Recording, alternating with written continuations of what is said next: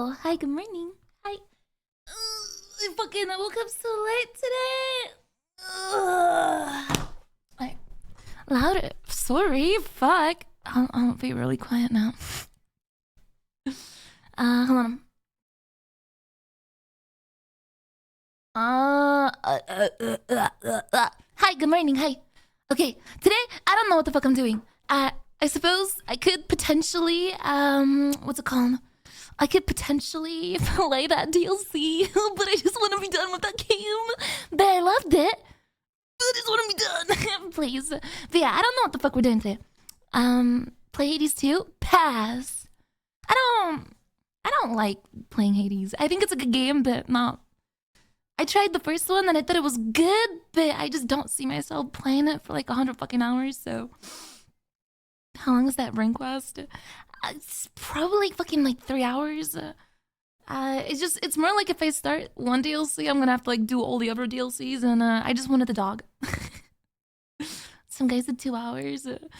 I'm gonna play Hellblade. What the fuck? What is Hellblade? Hellblade 2.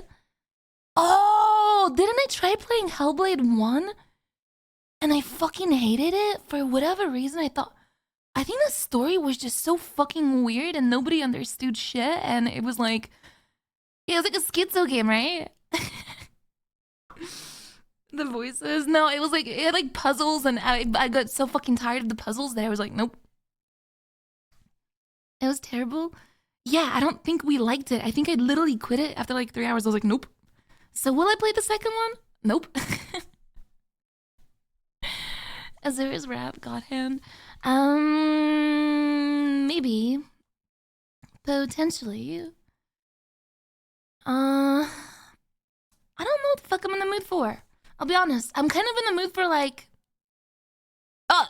What the fuck? I'm kind of in the mood for... No, not League, no. Disco Elysium, actually. I looked at the playtime and how long it's gonna take to finish it.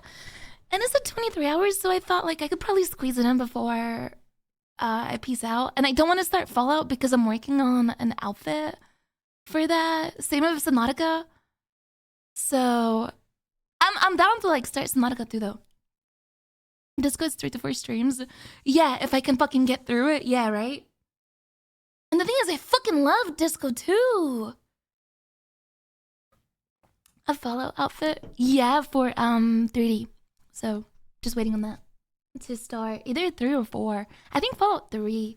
I saw Saru playing it. I think Nian picked it up, and I thought it looked fucking cool. I didn't see like the issues that people hated. But I mean, I haven't played it, so. Played Planescape. Planescape. Shit, my finger's going crazy! Planescape. Is a campaign setting for Dungeons and Dragons fantasy roleplay game. Planescape game. Oh, dude, it looks like fucking... It looks like Arcanum. Arcanum. That's sick. Planescape Torment. It's a CRPG from the 90s. It's the same engine. Yo, fuck! It's huge walls of text with no voice acting. No!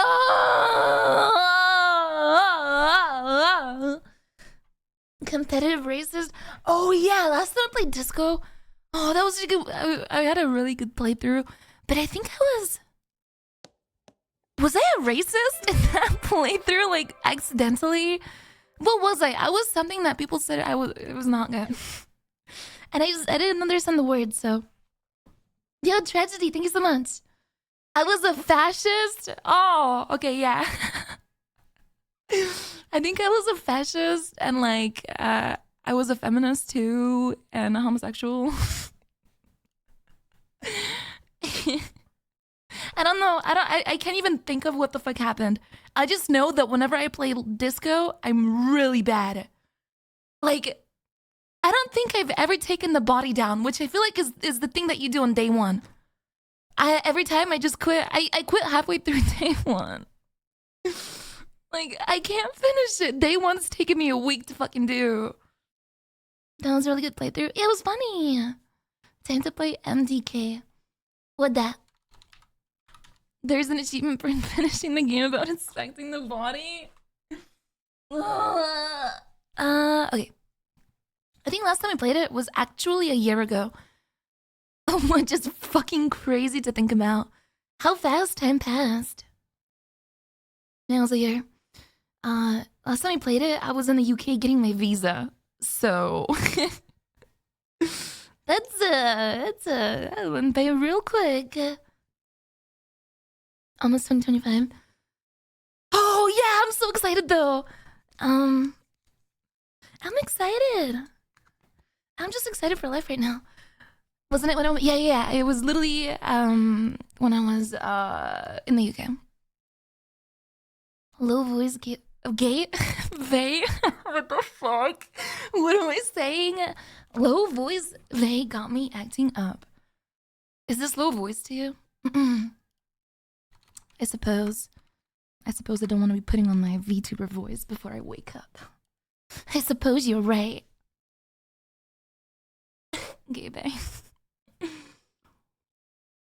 Oh my god, my real voice is coming out. I'm sorry guys, this is how I sound. This is it. You've never heard this before. Hanging out and having fun is based. Witcher playthrough? No. No. Does it sound like barking? Did I see Eurovision? No, but I did look up the songs on Eurovision. And people thought Croatia's was good and they got ripped, but I didn't like Croatia's. I liked Ukraine's, and that's not like me being political. I thought it was a cool song, but that's because I like Dark Souls and shit. I like the ooh, and it's like a fucking angel and like a boo. I felt sick, like I was doing a fucking boss fight. I like Swiss. I think I just like skipped through everything.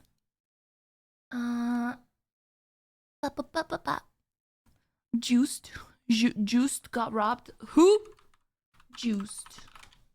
Ew, I just said robbed, not robbed.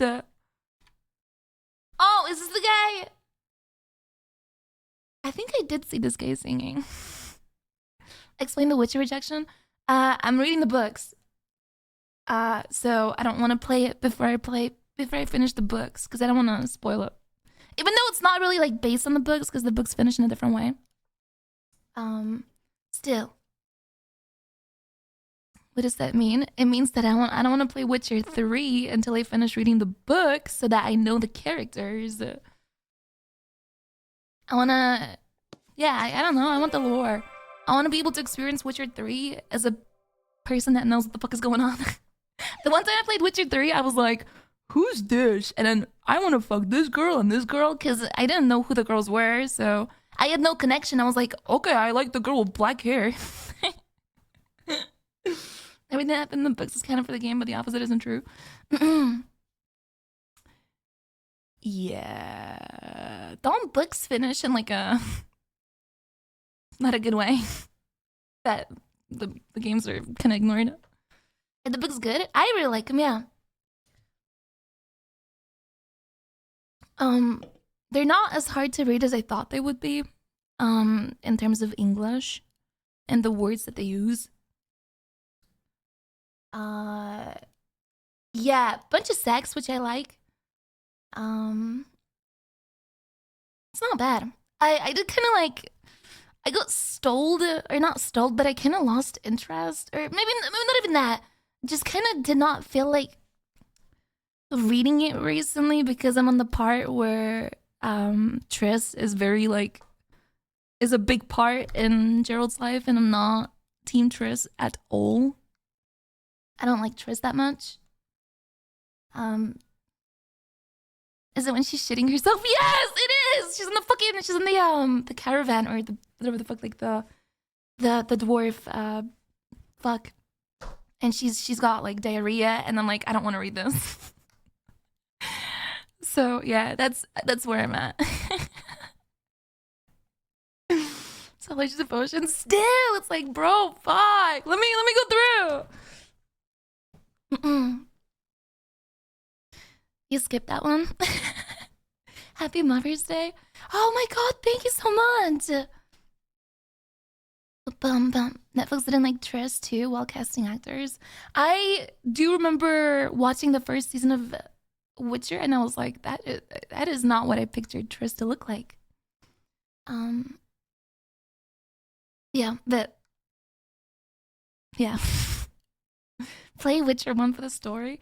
When does Witcher 1 take place when it comes to books? Because, I mean, I'm down, but I did hear that Witcher 1 is super fucking clunky. Oh, it's after? Wow, what the fuck? Do the books acknowledge what happens in the other games, like Witcher 1 and 2? That is so weird. How do you... What the fuck? No. Oh. That is weird. I always fall asleep to my streams. Not saying I'm boring. It's just your sleep schedule. I like that. I fall asleep to my favorite streamers too. Actually, no. I used to fall asleep to Trainwrecks when he like gamble on Twitch because it was so. It was kind. I like the consistency of the ding ding ding. It was so loud. How could I do that? I don't know. I mean, I used to fall asleep to Tyler Wan, so I just like streamers that when I was in EU, I would fall asleep pretty much around the time when, well, people like Tyler Wan would get on. And he'd stream League for 16 hours, so I had someone to fall asleep to. I like that. bonus. But yeah, I guess disco them today, unless we want to like try something else. I don't really have any plans for today, unless I just want to finish the DLC. Or start RimWorld. I don't know. Disco. Did I finish Kingdom Come? Yes, but not the DLC. So I kind of want to watch Kingdom Come Epilogue. I want to see the epilogue. Are you going to the meeting with Margaret? Since I didn't get to finish mine because I didn't want to get fucking DLC stalled. Here, let's finish the ending real quick. This is totally my playthrough, by the way. I'm doing this right now. As well. I am. Okay, so he rides it out. But that's I've done this. I've done that. What purpose does that Done this. serve? Okay, so this is what I didn't get to see. Instead of saving his drunken majesty, I'd rather find that whoreson who murdered my parents. What the fuck is he wearing? Get the sword back from him and skewer him with it. Cheer up, Henry. I've a feeling you'll get your chance one day, and it won't be long in coming. Whoa. Forward, men! Oh, dentist for Wait, so he doesn't die? What the fuck, bro? Dude, you were gonna make me sit through 3 hours to see this? I thought he'd get like not, I don't know, like dead or killed at the end because fucking, how are they gonna start the second game? That was so bad. But yeah, I did finish them. What's the trailer? Oh yeah, now I'm gonna understand what the fuck's happening. Okay, trailer. True. Here, now I'm gonna actually know what I'm doing. Whoa. Whoa.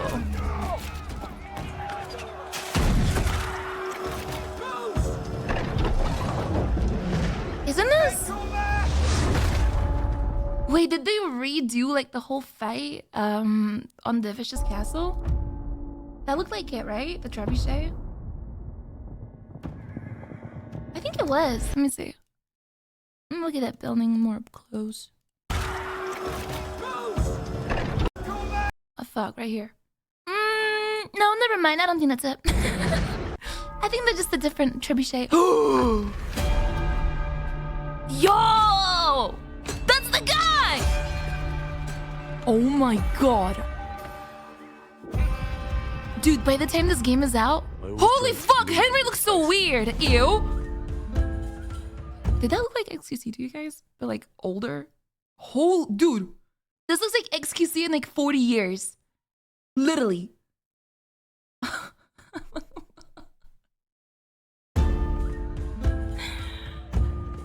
More like 10. Becoming My more than a god, this peasant. game looks so good.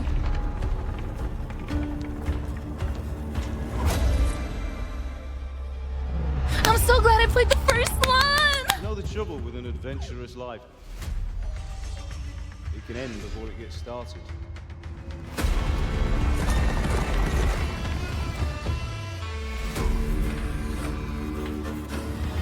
Holy shit.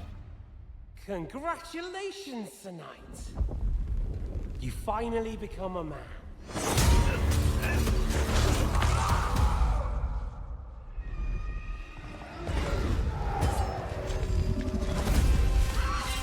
Wake up!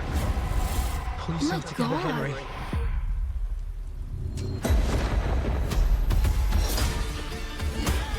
Damn, the combat looks so much better. Oh!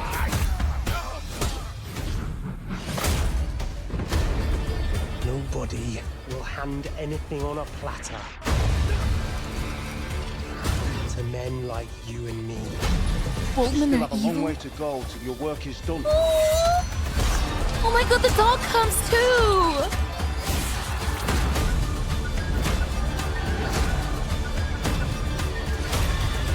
What? Who is that? Unless they revamped Teresa, I guess we're leaving her ass for another lady.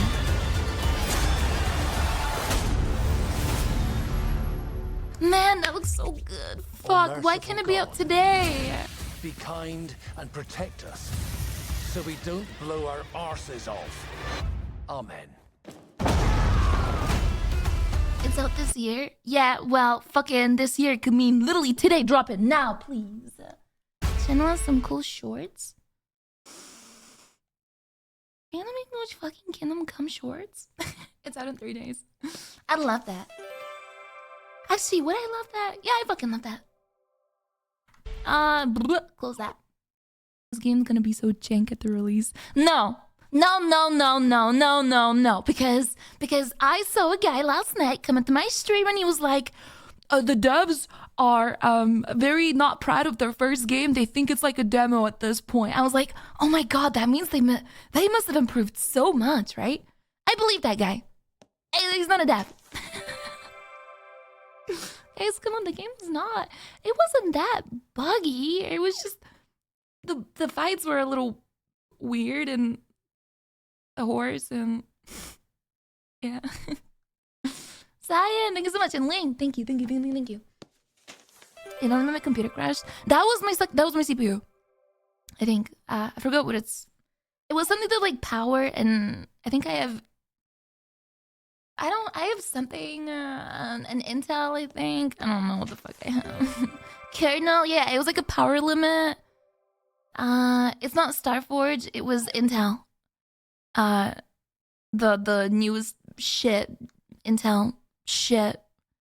Basically, they released a guide on how to fix it because it's so bad. First game had 14 devs. Now they have 100 plus. What? No shot. No fucking shot. I don't believe that. That might be the one guy that lied. Well, he didn't lie to me about it, but like, this might be the guy that's hyping me up to play it. Get AMD, all problems will be fixed. No, you're not fucking wrong. Like, if my shit fucks up one more time, yeah, I will. Red Bull? Ah, am I getting to finish Gollum? Oh no, fuck off about Gollum. Fuck. What flavor? Sugar free.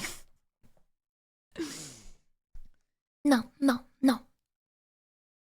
Fuck Gollum. However, I am down to explore things on Steam. If you don't want disco, but I think you do want disco. I think. Hello, long time no see you again. Aw, it's this guy's first message in my chat. Aw, I love that. I do, but I gotta finish it. I want it. I like it. But do you like it? I think we all like it, right? I know the Zoomers don't like it. And I know that fuck, as soon as they boot it up, people are gonna be like, why is there so much reading? Why do I have to listen for so long? I think that's why. I mean, I did like it. I loved it.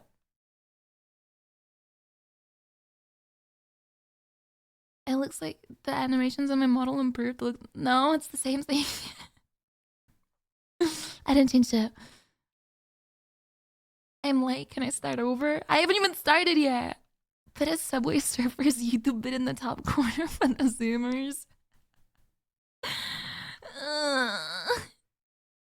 I even went average stats last time. Oh my god, you're right. Fuck, I forgot what it was, but there's the mechanic that like... Was it history? I just kept getting fucking information bombed by... I think it was like the history spec. Encyclopedia. Yeah. Holy fuck, that was bad. But then the second playthrough was good. I was just a schizo. I was a schizo and I was very confused and I loved it. Play it 2 times speed so you don't have to fall asleep. Wow, gorillas, wow. Why don't you go watch some You Laugh, You Lose? And I'll play some sleeper game. Island Empire equals schizo. You laugh, you lose. Here we go, guys. Let's react to YouTube shorts again. Oh, shit. What even is good on YouTube nowadays? I turned on YouTube today and I saw a Moist Critical video on Tyler 1. Streamer's so nice today. I didn't even roast that guy. I'm always nice. What is this soy shit? I hate this song.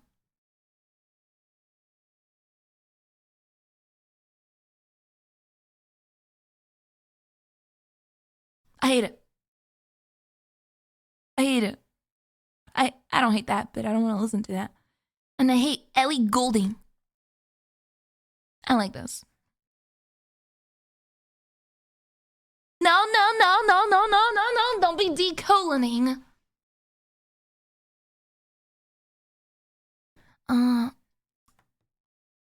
Alright, let's do it. Fuck it. Disco Elysium. Last time I played, 2023 July. And I've only played... Oh. I'm downloading it.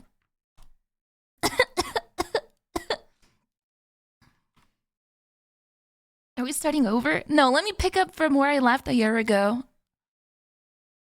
When I played for 2 days, I'm gonna know what the fuck's going on.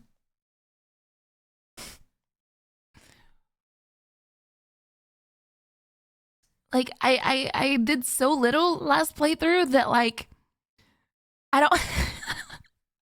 I'm just so bad at these games. Is it a puzzle game? I'm lagging! I'm lagging because I'm downloading!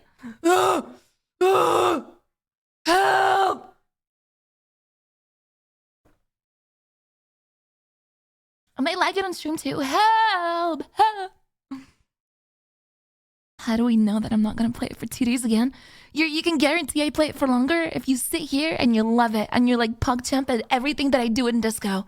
Then yeah, I'll stream it again. But if you're one of those people that comes into my chat and you're like, more dialogue, more everything, I'm gonna... You. Whatever that means. Not a threat. Permanent ban all the game complainers? I think I did last time! I'm gonna clap your cheeks. I leave when the gameplay starts. Dude, if Disco goes well and you guys actually like watching it, like full on, you do like it, I'll play Arcanum next. Arcanum. And I'll fucking love it. And I don't care how boomer that game is, you're gonna fucking love it too. More lies? I've stopped lying because I've started finishing games. I've finished every game that I did not want to finish.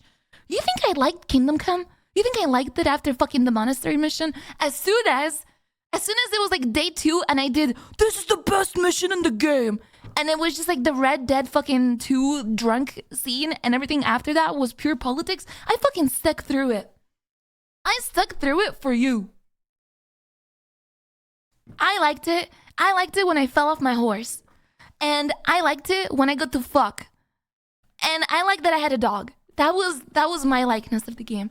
Politics? I fucking hate politics. And now I'm playing another fucking political game, and you guys are gonna be like, she's a fascist. And I'm gonna be like, what's a fascist? I don't know. I don't know.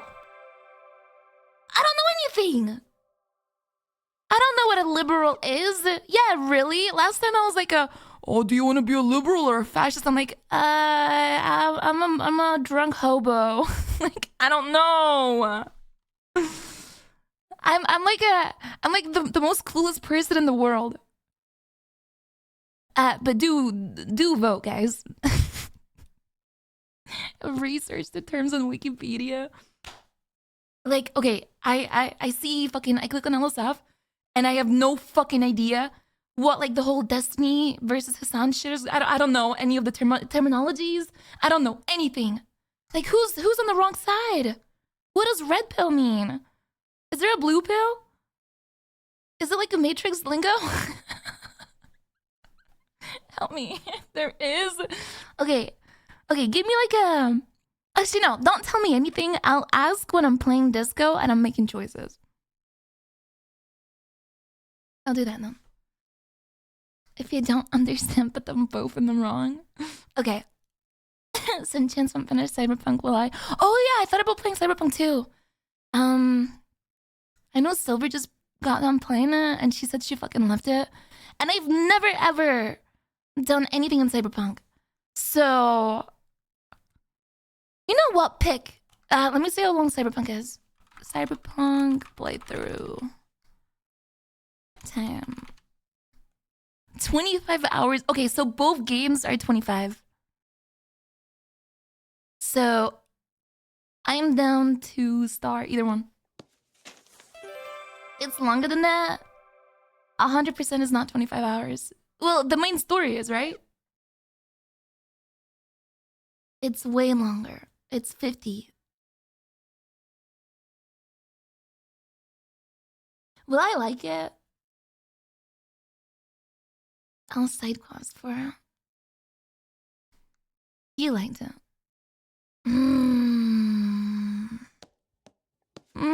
I like my tits on. The side stuff is the good part. Oh fuck, I don't know. But why did Chance not like it?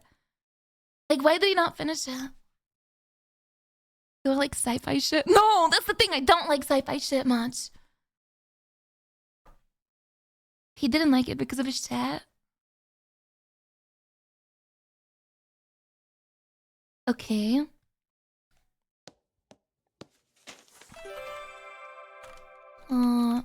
My only like worry about starting Cyberpunk is that I'm gonna have to use guns, and I don't really like using guns anymore. That sounds like whoa. That sounds really weird. Like I come from like a family of shooters or something. Like, I'm a retired killer. I don't want to touch a gun ever again. You can use hacks, hands, or blades. It's fine. I can do melee. Is it easy though? Yeah. Wow, I didn't know Cyberpunk had so many people speaking in favor of Cyberpunk. Because last time, it must have really improved, huh? Ugh. It's very good right now. It's one of the best games right now. Really?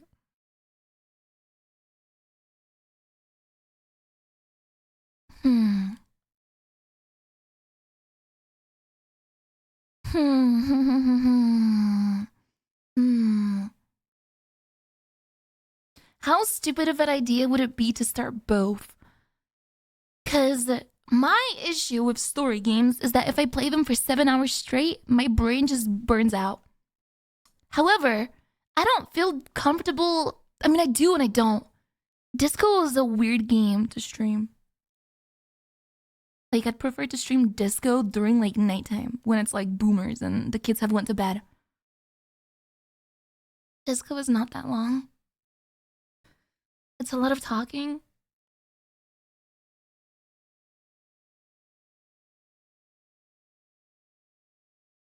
How long do I have left? That sounds so bad too. Okay, let me think about this. If I were to be consistent, I leave. The last day I'm gonna stream this month is the 27th because I leave in one of those days following that. So I'm gone from the 27th. Or I guess the Tuesday, so the 28th. I'm just out from Tuesday. So then if I take a Tuesday off, that's 2 Tuesdays. So I have 1, 2, 3, 4, 5, 6, 7, 8, 9, 10, 11, 12, 13. I have 13 days to beat a game. That's enough. And I've been streaming for like 7 hours a day now. So that's not enough for Cyberpunk. Yeah, that's like assuming I'm like consistent too. Cause I know I will not come back to Cyberpunk. If I start it and I have to leave for a week and a half and then I have to come back and finish it, I will not finish it. So probably not a good idea, right? Go for disco right now? Why do people get filtered by disco? Is it like... Because you don't even read anything in disco. You listen to voice acting. It's all voice acted. Sorry. It's an army filter. There's no gameplay. Well... Yeah. Yeah, there is. But yeah, it's a... It's wordy. People don't listen. Oh shit. It's hard to follow a story of a game if you don't watch every stream. True, but also like... That's all I do, is I do story games.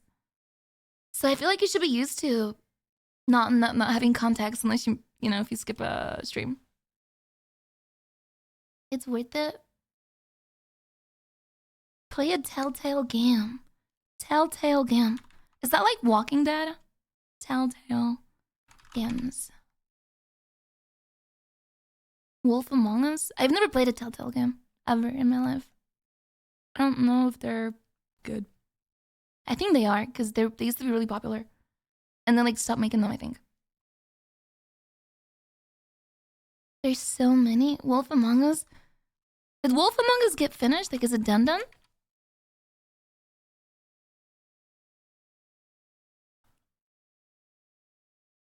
They had a Game of Thrones game too. Oh, fuck.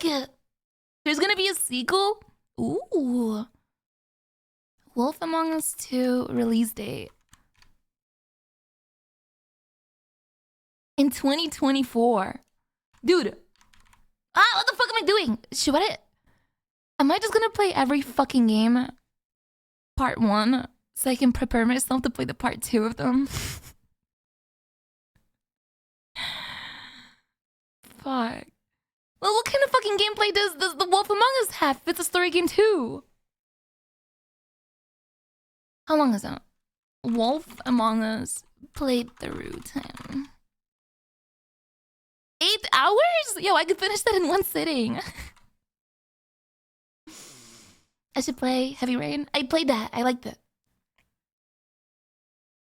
Elden Ring.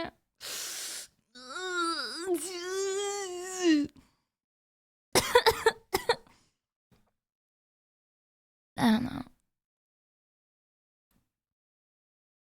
When is Elden Ring coming out? Elden Ring come out in time. June 21st?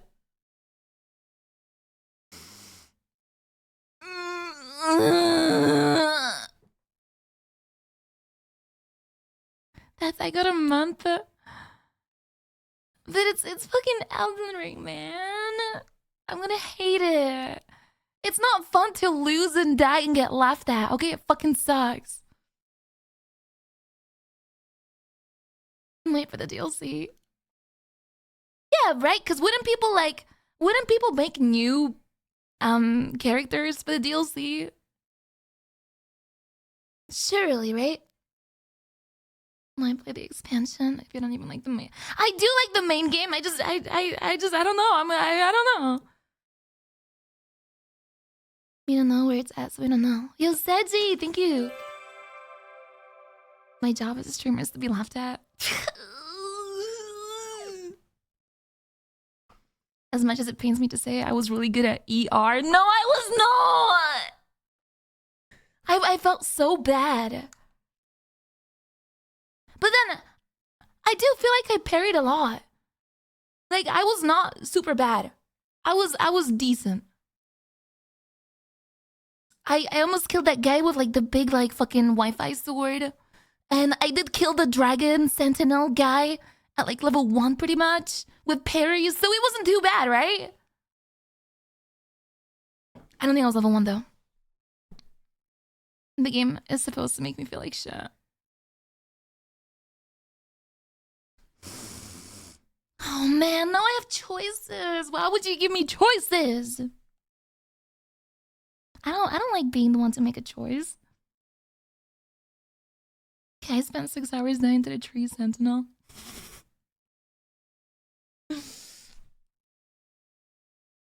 Did I play Armored Core? No, I did not. I don't like mechas and like armor suits. Tsushima in 4 days? What do you mean Tsushima in 4 days? Is it no... Wait, Ghost of Tsushima. Is this second game coming out? Or are they just bringing it to PC? Oh, PC release? Yeah, I don't care. I played it on I played a fuckload of Ghost of Tsushima when it came out. I think I did most of like the side story shit. My voice is so nice to listen to. Wow. Wow, what a nice guy. Okay. Hey, Teddy, shut up. Alright. Alright. Let me... What was I gonna play? Sorry, I keep flipping you off. Disco? Let's do it. Let's do it. Let's filter the normies out. I don't care if the view counts low. It's just not worth to give a fuck at this point. Alright, let's go. Ow, what the fuck is breaking my face? What? What? That was so weird. Okay, pause. Game. Is this my... That's not my resolution. This is... Yes. Music. Environment. Weather. Maybe not weather. Voice over. Turn that shit up. Nice. What monitor do I have? I don't know. It's called a... Ah, shit. I don't even know what the name of it is. It's something, though. Oops. Disco... I gotta go smaller. Ew, I have a hair in my mouth. What the fuck? Ew. Okay, I'm good. Ew, there was another one. That's disgusting.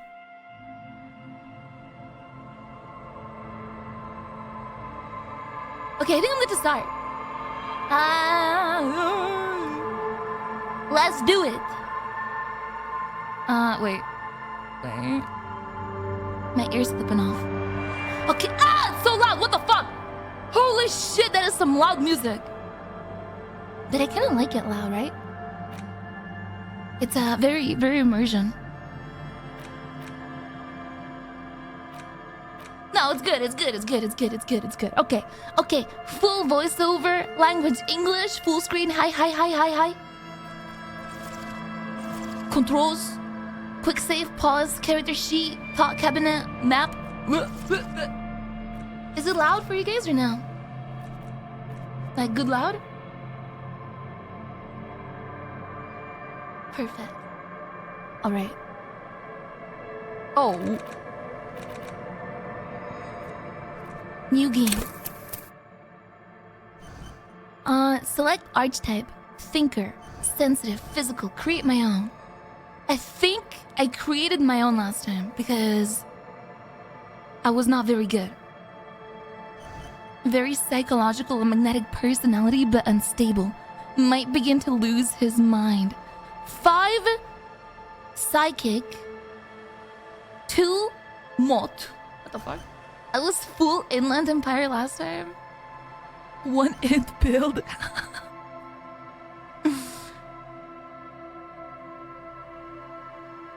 I'm so confused. Why is it 5? My capacity to reason, my power to influence myself and others, how well my body is built, how well I move my body. Should I just go like this archetype? Inland Empire is purple, Schizo Shivers is red, Weirder Schizo. Make my own.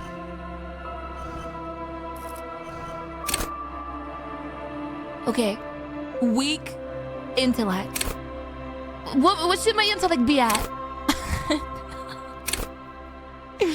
Wait, my UI is super loud. Oh! Oh my god. That was like actually super loud.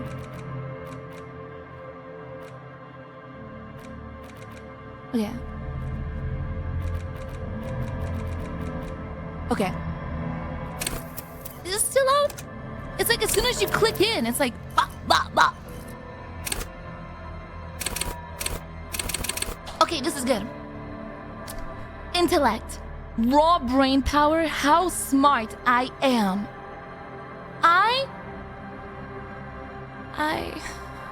I'm not that smart.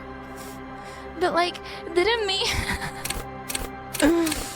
Great, I'm a genius. Okay, so 6 being max. Sensitivity, how emotionally intelligent I am. What does this mean? Is this like when I can pick up on people being sad? Empathy. Yeah, I'm empathetic-ish. Manipulation. Oh. I'm great at that. Physique, how strong I am. How agile I am. I want everything. Maybe like 2 maybe I'm like good at everything. How's this? I'm average physique, average motorics, motoric, and I'm a good psyche. Don't do balanced. Why? Why? It's meh. Okay. How about this? How about I'm a psych and I'm also strong.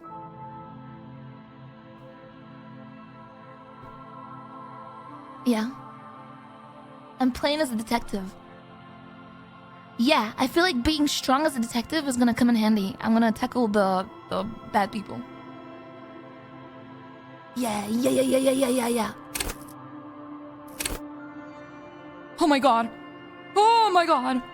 So, do I get like 4 points now to put things in? Oh. I remember-ish. Okay. So, 2 points in intellect, logic, deduce the world, wield raw intellectual power. How logical do I want to be? We don't care about encyclopedia. It's trivia. It is more lore. I do remember that. Practice the art of persuasion.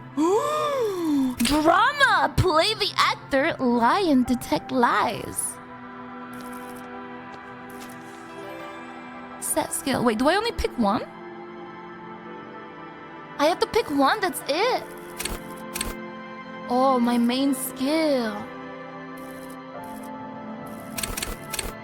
Empathy, authority.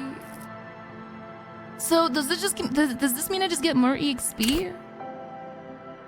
Also, doesn't this like Asmongold a little bit? Like all different fucking facial expressions.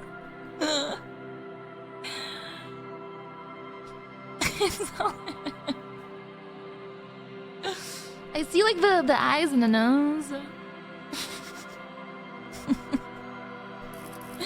Okay, I do know that I really liked Inland Empire because it made me a schizo. And I think like things talk to me. You see Tecton in the back? Bro, Tecton is right here. Right here, and then there's like 3 fucking Asmons. I see it. It's got his eye. It's literally got his eye. Okay, anyways,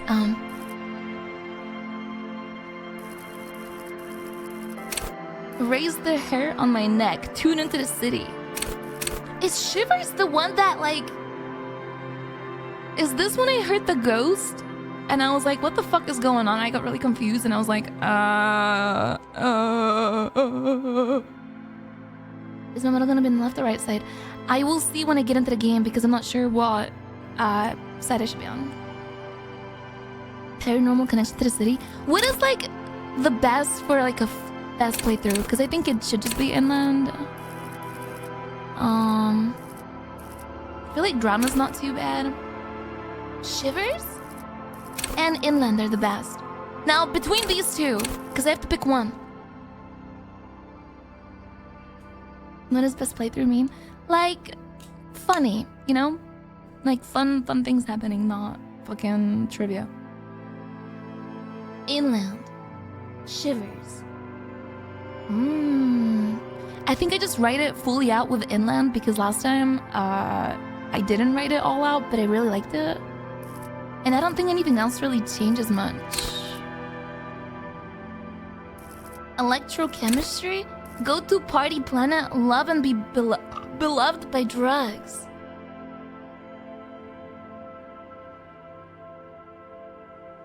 I feel like that's gonna grieve me. I'm gonna take cocaine and I'm gonna fucking die.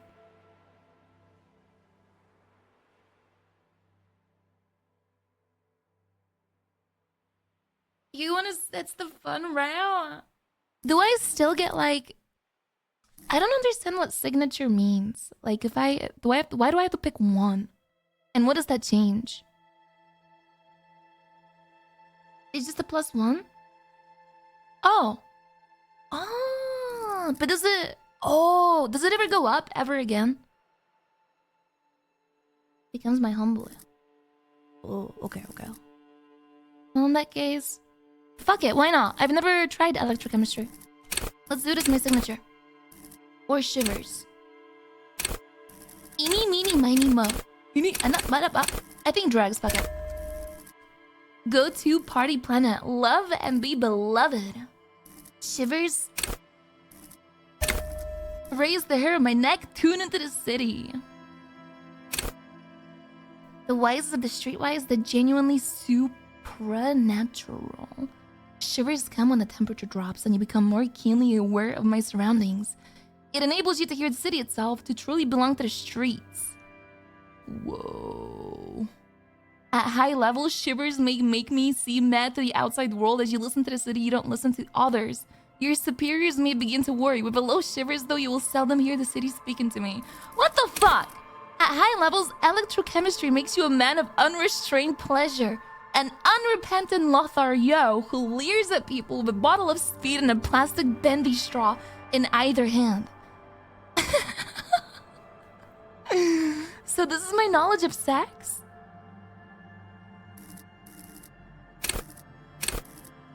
Whoa. Pain threshold turns in on itself in seriously unhealthy way with full-on self-destructive behavior. Ooh. That's kind of cool.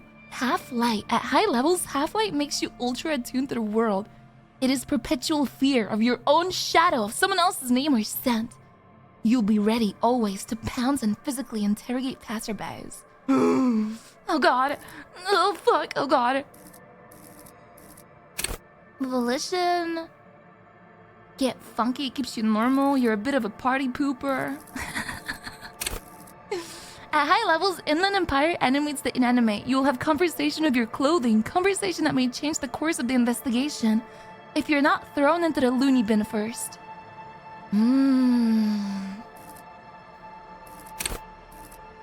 Empathy really puts you in other people's shoes. You'll cry for their sorrows, punch walls to relieve their angers, and be an even more unstable cop. That's kind of funny too. What is a spirit the corpse? What is the Asmon one? You'll be the very heart of the police force, not only willing to and be able, but obliged to take a bullet for my partner. Ooh. Does that be like a really good policeman? It's cop stories. Oh. Suggestion makes you affable to everyone and more resistant to their charms in turn. Oh, but all that schmoozing and oozing charm will make you slimy. And you know it, even if no one else does. Whoa, whoa, whoa, whoa. What's drama? Drama may render you an insufferable thespian. One prone to hysterics and bouts of paranoia. For to know the world is a stage is to know that truth is a vanity. Oh. Man, I don't know. All of these look so good. Fuck it, let's try Shivers. I've tried it. Inland, let's try Shivers.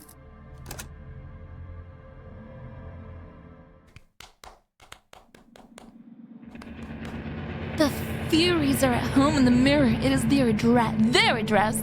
Even the clearest water, if deep enough, can drown. Whoa. There is nothing. Only warm primordial blackness. Your conscious ferments in it. No larger than a single grain of malt. You don't have to do anything anymore. Is it a good volume? I turn it down a little bit. Unless it's like, I think it's different for me and you, because I use a mixer. It was good. It was a bit high. Okay, I'll turn it down like a tad. There is nothing. Okay. Ever. Never, ever. Simply keep on non-existing. Never, ever, ever? Never, ever, ever, baby. Keep on non-existing. An inordinate amount of time passes. It is utterly void of struggle. No ex-wives are contained within it. Okay, give me some more. You got it, sweet brother. Nothing upon nothing upon nothing. I like nothing. I know you do, baby. I know. Oh.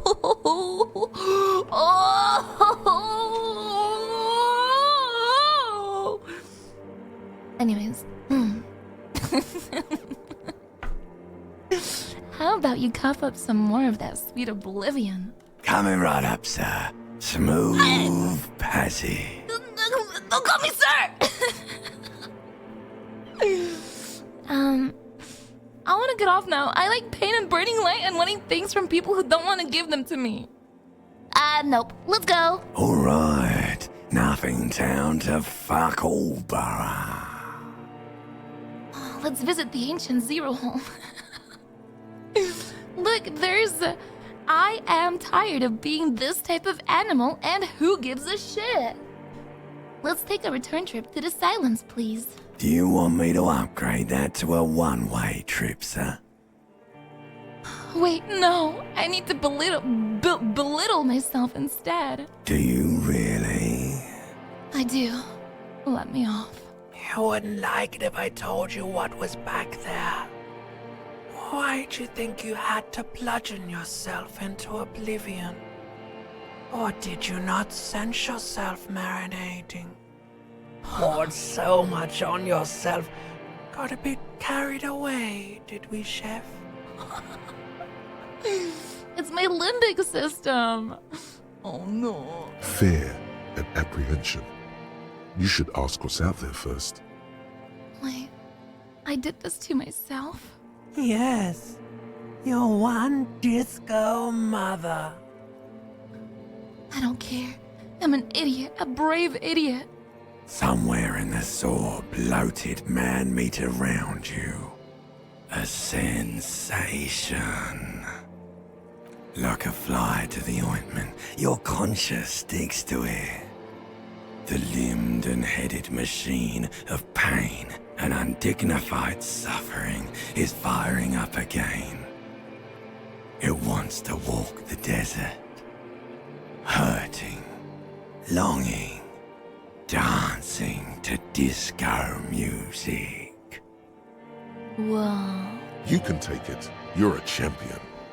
What does volition mean? Oh god. Oh god. Ooh, I don't know what that means. It's my willpower. Oh. Mother, help me. There's a head attached to my neck and I'm in it. No, I'm not scared. I'm a champion. Yes. The stench of liquor rises from your mouth, and with it, an ungodly headache. Help. Someone cut my head off. It's trying to murder the rest of me. A fiery streak penetrates your skull, trying to force your eyes open. It's a sound, a clarion call from hell. It sounds like a violin. What the fuck?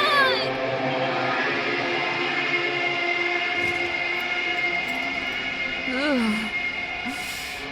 Oh, we're not looking too hot, boys.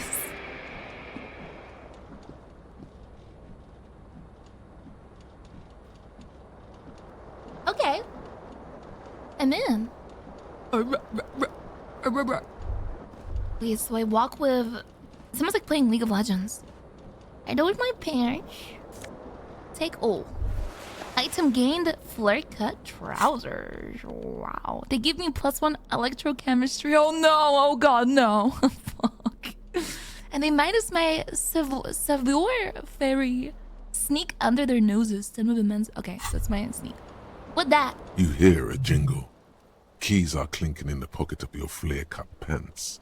Oh, fish them out. It says, whirling in rags, on the aluminium keyring. There is a single key on the ring. The number 1 is etched on it. It should open the door. Oh, I got keys, baby! What is this?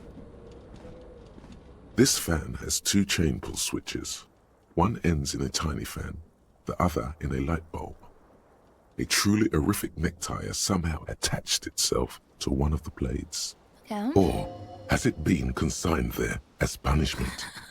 You feel as though this creature is your friend and wants to reattach itself to your neck so that you may continue your adventures together in this strange world. Oh, fuck. I need 10. I have 20% chance. Okay, grab the tie. You swoop up and catch the tie. Snap. It's released from the blade. Warning, warning. The necktie is no longer contained. Holy. What you have in your hand is a fantastically colorful tie with 4 or 5 different patterns. The knot reminds you of a noose. Oh. Pull on the light bulb. A terrible mistake. Turn the lights off immediately. You can practically feel the photons burning a hole in your brain. It's just a little hangover-induced photosensitivity. Don't overreact. Oh god. Okay, do I bring it on or do I turn the lights off? What if I die to fucking turning my lights on? Bring it on! Little black spots dance on your retinas. It's almost pleasurable. Pull on the fan. The blades come squeaking to a halt. Oh. Pull on it again. The switch must be broken because nothing happens. The air in the room is starting to feel like vaporized urine. It's disgusting. I got a disco ass blazer. +1 Esprit de Corpse. What this? This magnum-sized bottle of Commodore Red is empty. Okay, a wine bottle. Looks like someone tore out the tape while the song was playing. I think I'm crazy. Oh, my shoe! Green shoe, left foot. Oh, fuck me. Oh, why the fuck is there a one shoe option? This reel-to-reel tape player is still on, rolling empty. Okay. Do I have to pixel hunt for stuff, or is there like a way for me to hold Alt and see what I can interact with? Shoe on header. The window stands broken in its frame. Cold Tab? wind blows in. Look out. The morning light hurts your eyes.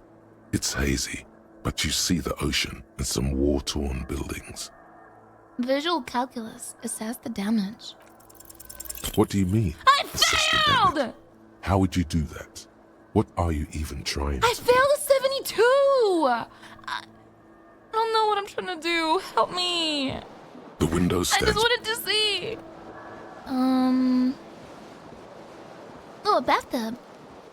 Oh god, my head kills. You see bottles in a bathtub, wine, beer, and sweet liquor. What that?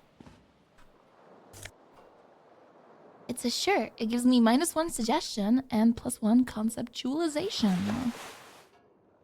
There's a door. It's locked. A mirror hangs above a bent and broken sink. In a fierce discharge of masculine energy, someone has ripped half the faucet off. What the fuck? Hot water sprays from the base, and steam covers the mirror. You cannot see yourself, just the outline of a man. Suddenly, you realize you have no memory of the face that awaits you there, underneath the soft vapor. What? Okay, wipe the mirror. As you slowly reach your hand towards the surface of the mirror. Abort. You clearly have not thought this through. You won't like what you see there, and you will never unbecome it. What? I don't care. I hurt myself. It's what I do. Wipe the mirror. Maybe I should touch it first. Make sure there's nothing wrong with my face. Okay, let me make sure my face is not like fucked up. Yeah, there is definitely something wrong with it. How bad could it be? Where to even begin? There is the bloatedness, then the swollenness. It's like there's an upholstery of alcohol underneath your skin. Oh god. I'm sure everything is mine. Touch my nose, touch my tongue. I'm scared. I want to stop doing this now. Wipe the mirror. Okay, let me touch my nose. It's not. Your nose feels like a small balloon in the middle of your face. It hurts when you honk it. It doesn't appear to be a particularly tiny nose either. Not with all the drinks it's absorbed for you. At least my tongue is okay. Touch my tongue. It's not. It's swollen and snail-like, wriggling between your fingers. Ugh. Oh god. Okay, like I'm gonna wipe the mirror now. Behold. Disgusting. Actually, I quite like that facial hair mustache thing. That don't look too bad. I remind myself of the guy from Red Dead Redemption. Arthur. Look, I have a beautiful smile. You have no idea who this thing is, do you? This is the face of a late stage alcoholic. Of course I do. It's is it some kind of superstar? I think I'm a superstar. Dear Lord. Dear Lord, help me. What is this? This? What is this? Whatever it is, at least it's dead now. What? There's clearly rigor mortis on your face. Oh wait, is that an expression? Are you trying to make an expression with that face?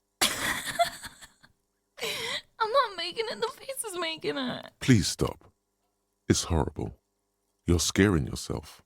No, keep making the face. You can't, can you? It's like it's not even voluntary anymore. You have worn that grin into your face, and now it won't come off. What does it even mean? What is the emotion you're trying to convey? I Superstardom. I don't know. It's indescribable. I think it's supposed to look suggestive. I'm afraid it's meant for the ladies.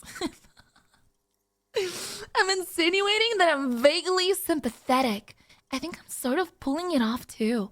In a said has been kind of way. There's some charm to it. Damn. I kind of want to be a sympathetic cop this time around. I've done the superstardom, but sure, I don't know. Do I look sympathetic or like I'm trying to rizz you up? Or like I'm in pain? An expression of pain. Sympathetic, empathetic? Yeah, I'm a sympathetic cop.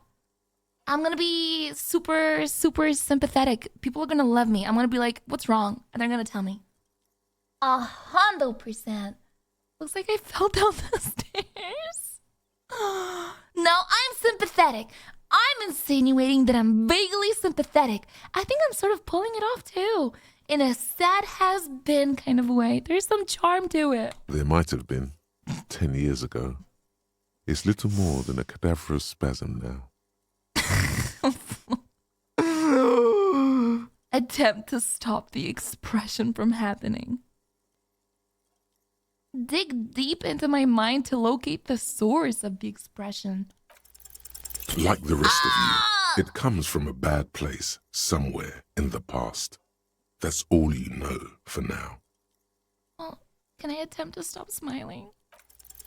It's too late. Like an image on film. The expression belongs to your primary motor cortex. It would take a minor neurological miracle for you to cease producing it. What the fuck? So what, I'm smiling and that's so bad?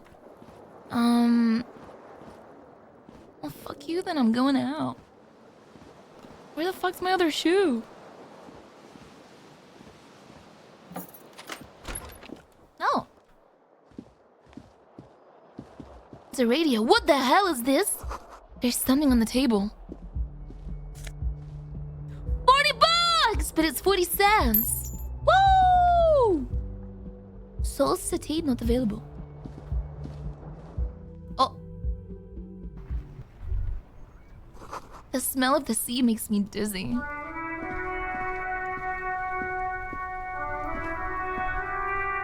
Whoa. My shoe! I got it. There they both are. Two identical shoes. Both copiously green and indiscriminately snakeskin. Reunited on your feet. How do they fit? Good. They're balanced. Comfy. Feels like the only good thing about you right now, truth be told. Damn! I got comfy ass shoes! Oh. Alright, now. What this? Hello, officer. The calendar says it's March. The year is 51. 1951! Hello. The young woman raises a cigarette to her lips. Officer, am I military personnel? No. Wait, I asked her this! She seems perplexed by my question. There's only one solution to this. You're a businessman. Yeah. Wait, I know I'm a businessman, chief executive officer, right? The young woman shakes her head slowly. Okay, chief technical officer? No. You're a police officer, sir.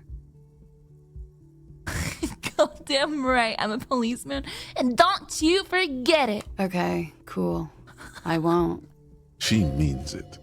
She wouldn't defy authority, however sweaty and bloated it may look.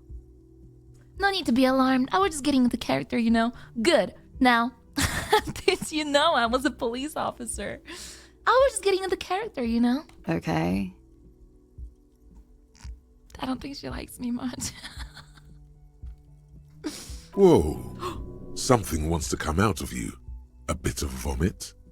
Thankfully, you keep it down, because your body does not control you.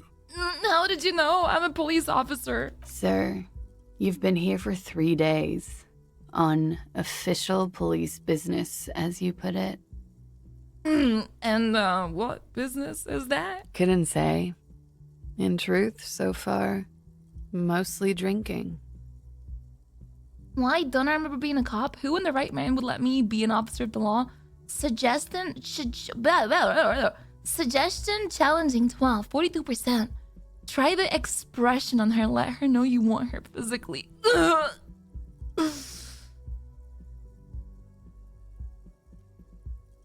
I'm just smiling, right? I'm just smiling. I'll smile. The words have already left your mouth. I wanna have fuck with you. What was that? That's not even how words are used. What did you say? Come on.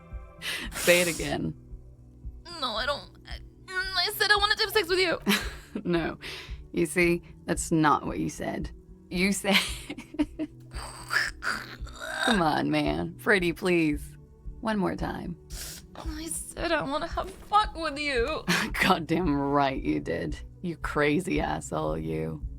What kind of cop are you? I'm a cop of the apocalypse. I'm a superstar cop.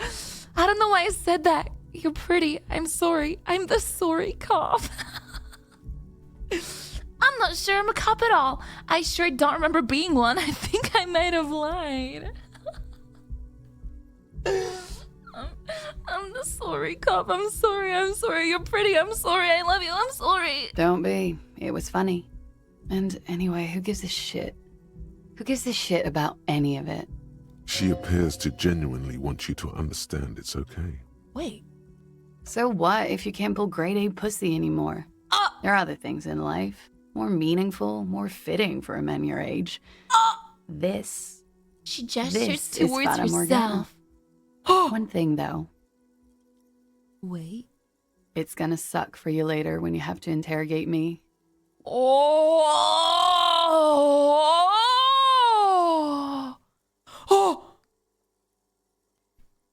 Don't leave. And for the record, no, I didn't do it. Oh. I want some grade A pussy. Looks like she left a nice long stub in the ashtray. It's still smoking. Grade A pussy? The door is closed. Try the handle. This door can only be opened with a key or from the inside. Knock. There is no answer. You hear the shower being turned on. Somewhere inside. A tremendous loneliness comes over you. Everybody in the world is doing something without you. Oh my god! I'm so alone. Why are you doing this? Don't do this to me. Beauty, don't abandon me in all this ugliness! The door does not care. The door probably thinks you're a has-been loser too. You feel your funny necktie becoming tighter and tighter around your neck. What the fuck? My necktie's talking to me! Knock again. Still no answer. Knock again, much harder. Still nothing. You should punch a fucking hole in it. Fucking whore! That felt good. Everyone is a whore. Now punch a hole in the door. Don't. Everyone is a whore. What does that even mean?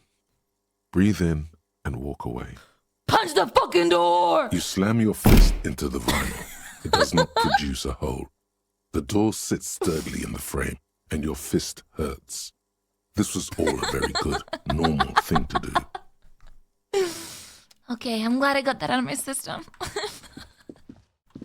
This is the weekend edition of the satirical newspaper Trump Le Monde.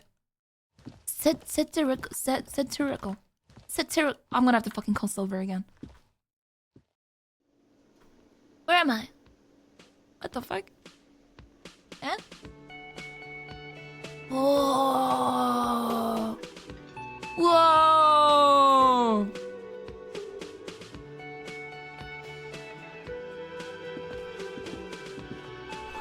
Summer door closed for the winter.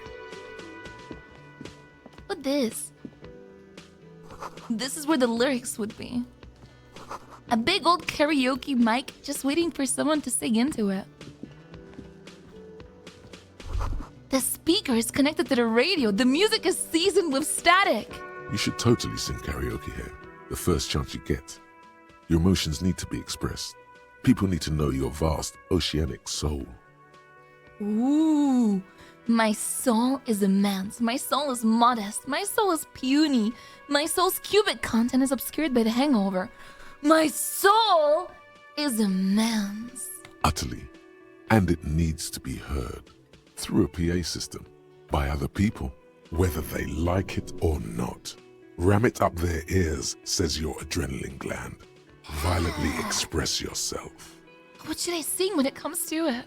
You have not yet stumbled on the right lamentation, but it's out there. It'll come to you. You will wreak havoc with it. Okay. Don't worry. I was thinking maybe I could sing something happy, get the people going. No. Oh. Don't sing the happy song. It's stupid. Sing the sad song. It's profound. Okay. You have to find something tragic to sing first, though. Alright. New task, sing karaoke. Alright, I got a new quest, boys. Hello? A man in his late 20s stands behind the counter, inspecting a stuffed seabird. As you approach, he gives you a sideways glance, then looks down again. That was disdain in his eyes. Even now he's purposely ignoring you. Something tells me you don't like me. Oh no, you're a hero. A real hero cop. Really? Could the massive property damage upstairs have anything to do with this? So not only am I a cop, but I'm also a hero? Yes, you are. A real decorated hero. What did I do? What did you not do? First you took the body down, then you solved the murder, then you didn't trash my hostel room. Maybe you even negotiated the strike. Oh my god, I did all those things? No, you see, actually, you didn't. You haven't done anything even remotely useful since you got here. What have I been doing then? Have you seen me around? No, I haven't seen you around. I'm not always here. He looks down again and keeps plucking at the bird. Look at it. A competent work of taxidermy. The white and brown seabird lies among piles of coasters and drying mugs. One of its wings broken. The man is trying to mend Maybe it. I can help. Looks like the bird was ripped off the shield that was used to mount it. Most likely on a wall. Something about it makes you feel bitter. Can I help you with that? Look, your buddy is over there. Huh? He looks at the doors where a man in the bomber jacket is tapping his foot on the floor. Why don't you go and talk to him, okay? I'm a cop and I talk to whomever I please. He pretends not to hear you, concentrating on the bird instead. Are you the bartender? No, I'm not the bartender. I'm the cafeteria manager. You look like the bartender. That period of my life is over. Not everyone who stands behind a counter is a bartender, okay? I'm the cafeteria manager. What's the difference? I have 3 cafeterias to manage. 3. Sylvie tends the bar here, not me. I'm only standing in.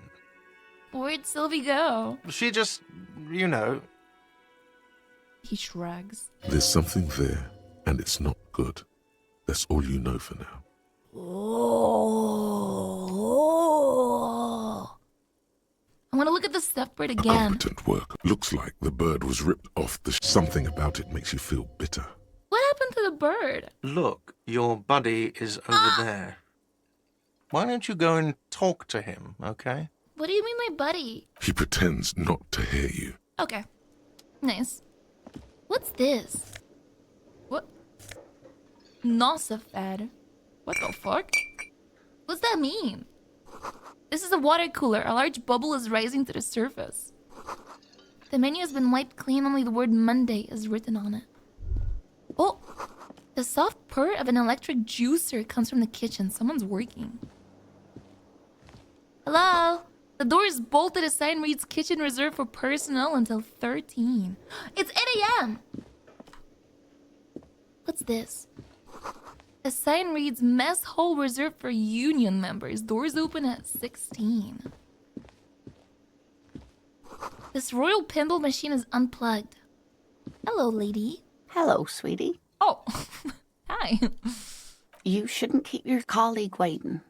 She nods toward the man in the orange bomber jacket. Okay.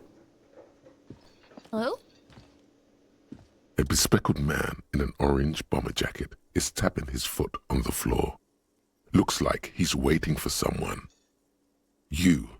As you approach, he narrows his eyes and extends his hand in greeting. If an assault were launched on this building right now, if the windows came crashing down and the whole world descended upon you, this man would hurl himself in death's way to save you. Whoa. You are sure of this, but why? Who is he to me? He is your half-brother. What? Really? Shake his hand. Hello.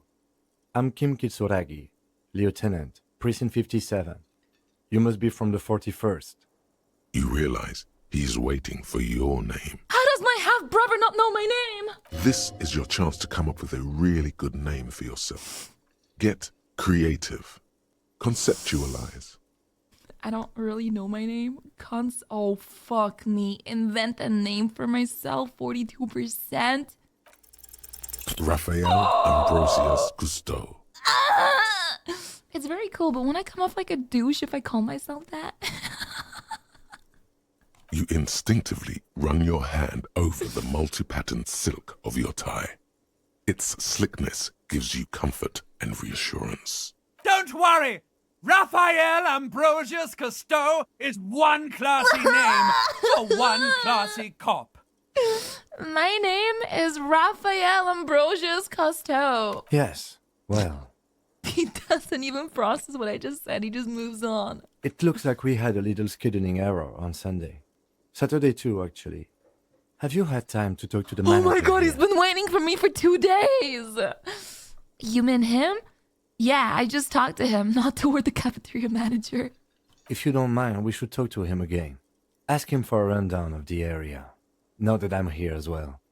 I understand the scene is out back, right? What? It also wouldn't hurt to assure him the police are finally here. In full force, I mean. Have you mapped out the initial interviews? Yes. The police. I'm aware. I'm a policeman. Right. And the interviews? He taps his foot more out of habit than impatience. What interviews? At the 57th, we like to prepare an initial list of persons of interest, and then just skim the surface. Prepare the field, get to know the players. You don't do that? Maybe it's not an inter-district practice. I haven't. Okay, we'll have time for that after we take a look at the coroner's case. Have you removed the dead body from the tree? Look, man, yeah. No. What fucking... I don't like dead bodies. Sure. But did you take it down from the tree? Completely. Completely. Does that mean you took the body down from the tree? Dead body? Mm-hmm. No. So, the body is still in the tree. This is the first time you detect a weariness in the lieutenant's voice.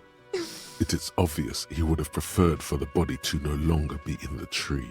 Where it has been hanging for 7 days. Oh my god! We should go there as soon as we are done talking to the owner. But, what if I told you I'm not really a police officer? We all feel that way sometimes. There is no such thing as a police officer, I'm afraid. What remains is that there is a dead body in the tree. Someone has to figure out who put it there. If we don't, no one else will. Okay. But first, we have to take it down. How can you be so sure I'm from the police? I was sent here to meet a detective from Precinct 41. You have the insignia of the Citizens Militia on your sleeve and on your back. Oh, he points to my jacket. Oh, shit. I suppose you could be impersonating him. You could have gotten the insignia from the black market or forged it. Ooh. But for now, I'm going to set those possibilities aside. I'm not from the Inspectorate General. You said insignia. These white rectangles, you mean? Point to my sleeve. Yes. But they're just white rectangles. They're not just white rectangles. They bear a halogen watermark with the letters RCM and a pattern resembling the street grid of Revachol West. What the fuck? Halogen? I would ask you to step into the headlights of my motor carriage, but again, it's none of my concern. I just need you to do your job.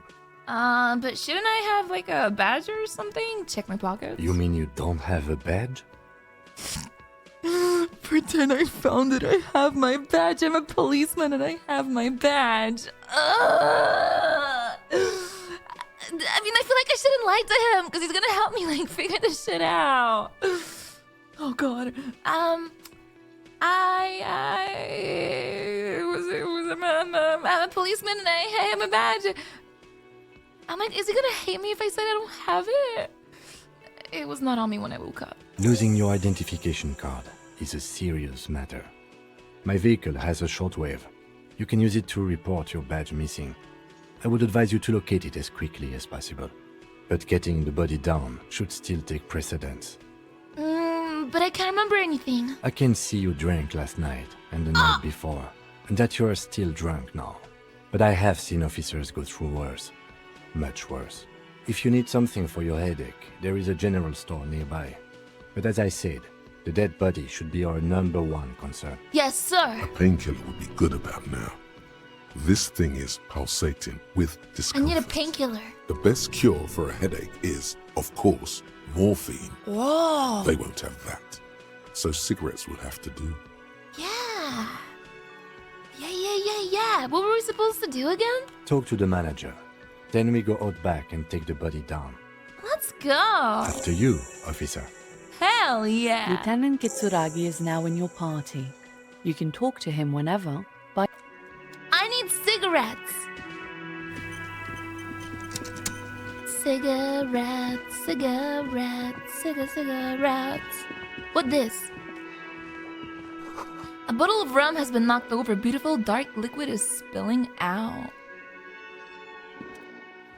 A man is sleeping at the table wearing a mud cake, boots, and rolled down overalls. The back of his shirt reads Wild Pines, encircled by a logo of a tree. On the counter, rolled out of his open hand, you see a blister pack of headache medicine. Pick up the pills. The man does not mind. You probably need them more than he does. you've just picked up some magnesium. This item is stored in the bottom left corner of the screen above your character I'm confiscating that. Use magnesium to heal your morale if you have morale damage. Oh. Lieutenant, who is this? No idea. Looks like he works for Wild Pines, the logistics company who owns and operates the harbor. But why is he sleeping during the day? Possibly because there's a strike going on in the harbor. There's not much to do aside from drinking and sleeping. Oh, number 42%. Wake him up? You gently shake his shoulder, but nothing happens. This man could probably sleep soundly in a ship's engine room. Let me try it again. I have to go pee. Hello, sir. I've cometh here with my officers, sir. Let me go pee. Wait. I'll go pee outside so you can listen to the music. Yeah, it sounds like I'm gonna go pee in my toilet, but I'm gonna go pee outside in the game so that you get to hear the da da da da da. Hey, where's the music? Okay, one sec. We're back.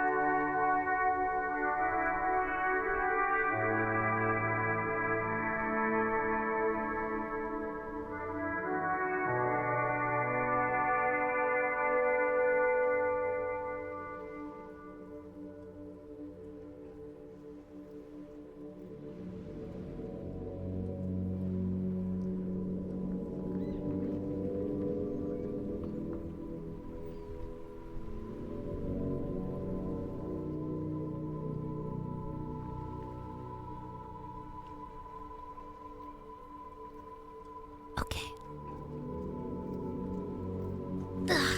Okay, I'm back. Back into the fucking... It's cold outside.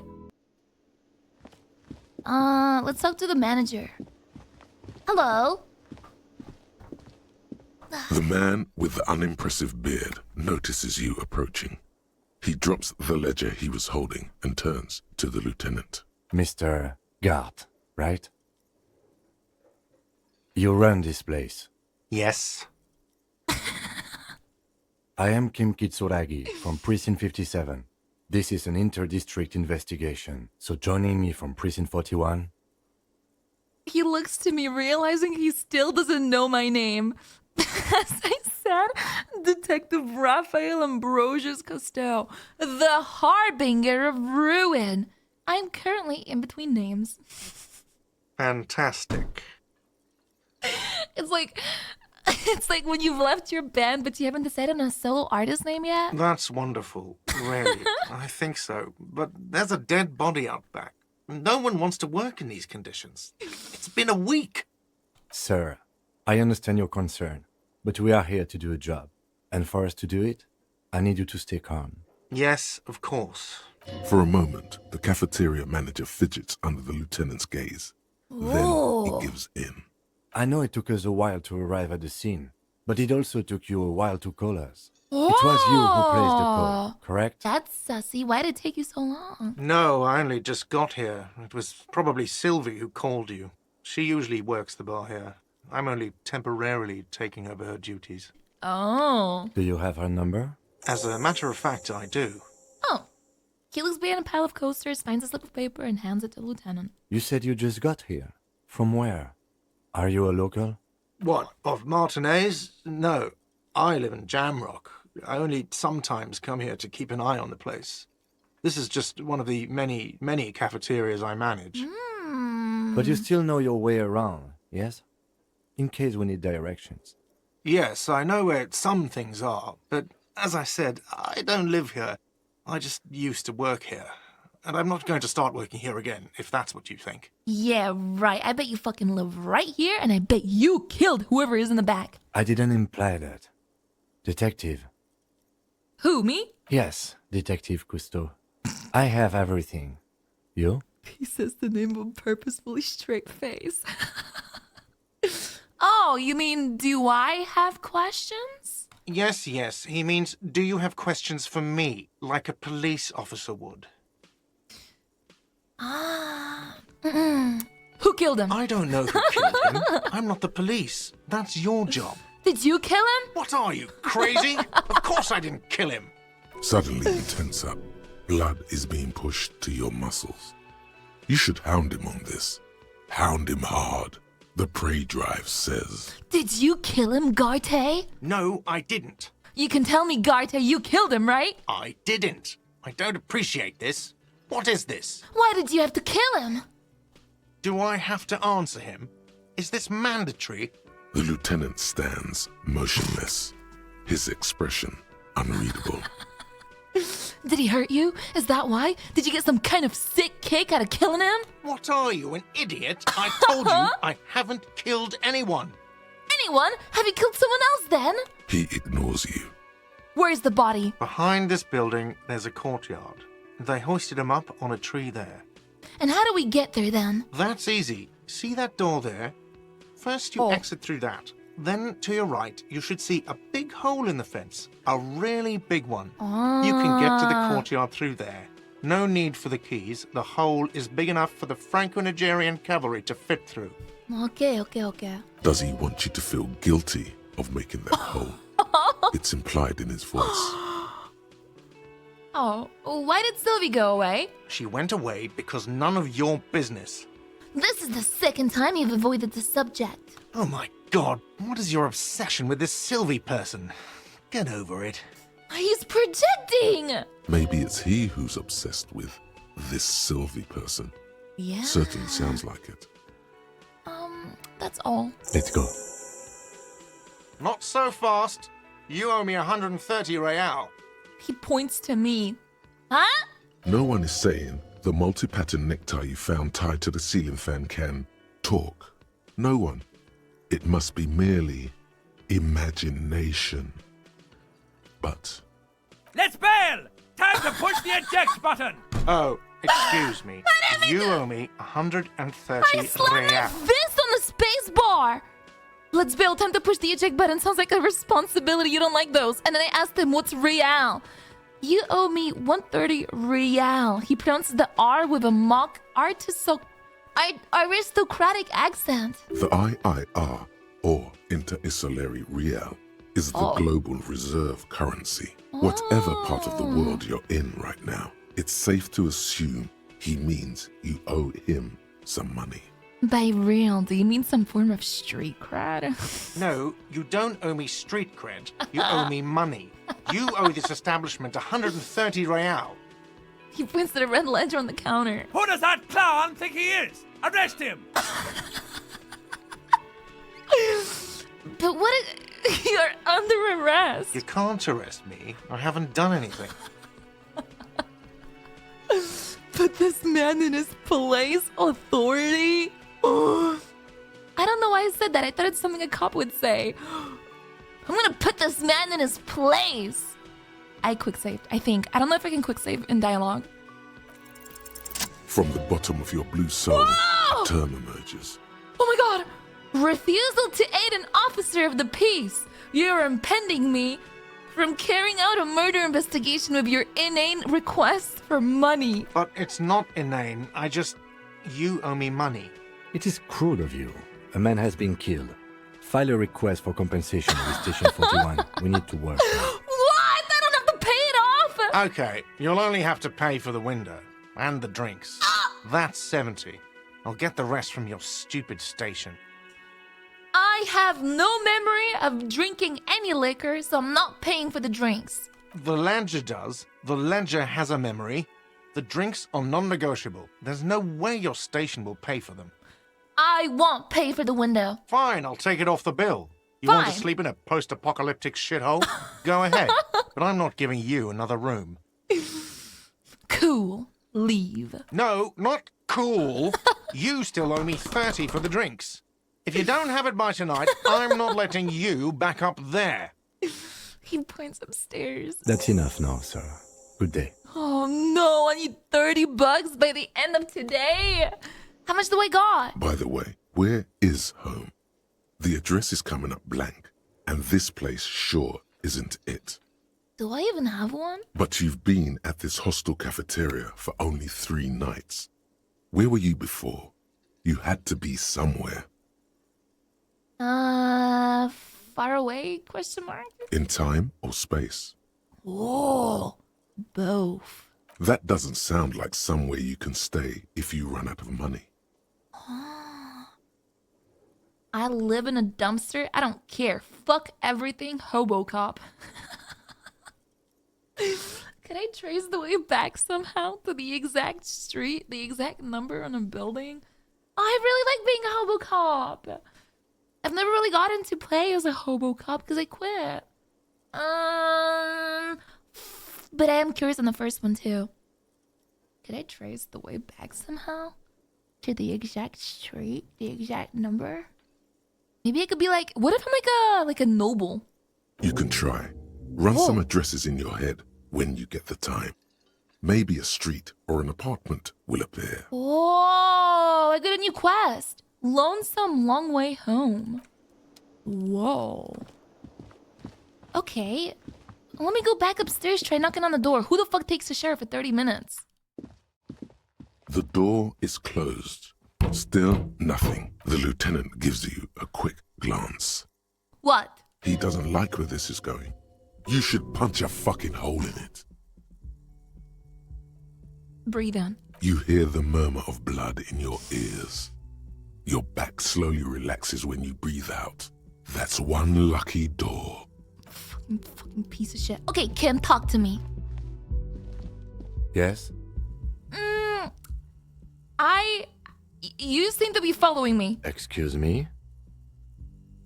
Nothing. It's just an observation. You have a distinctive way of walking. What? If I were to walk in front of you, we would surely collide. What do you mean distinctive? I hope you don't take this the wrong way. It's just a collegial observation. In the 57th, we call it the Jamrock Shuffle.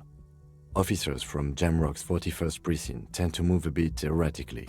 How's that? They say it's a scene-clearing technique developed by one of your lieutenants for gathering evidence. It's erratic, yet thorough. Prioritizes containers. Oh, that's racist. I don't prioritize containers. I'm sure you don't. It's just a stupid interdepartmental thing. I'm making assumptions.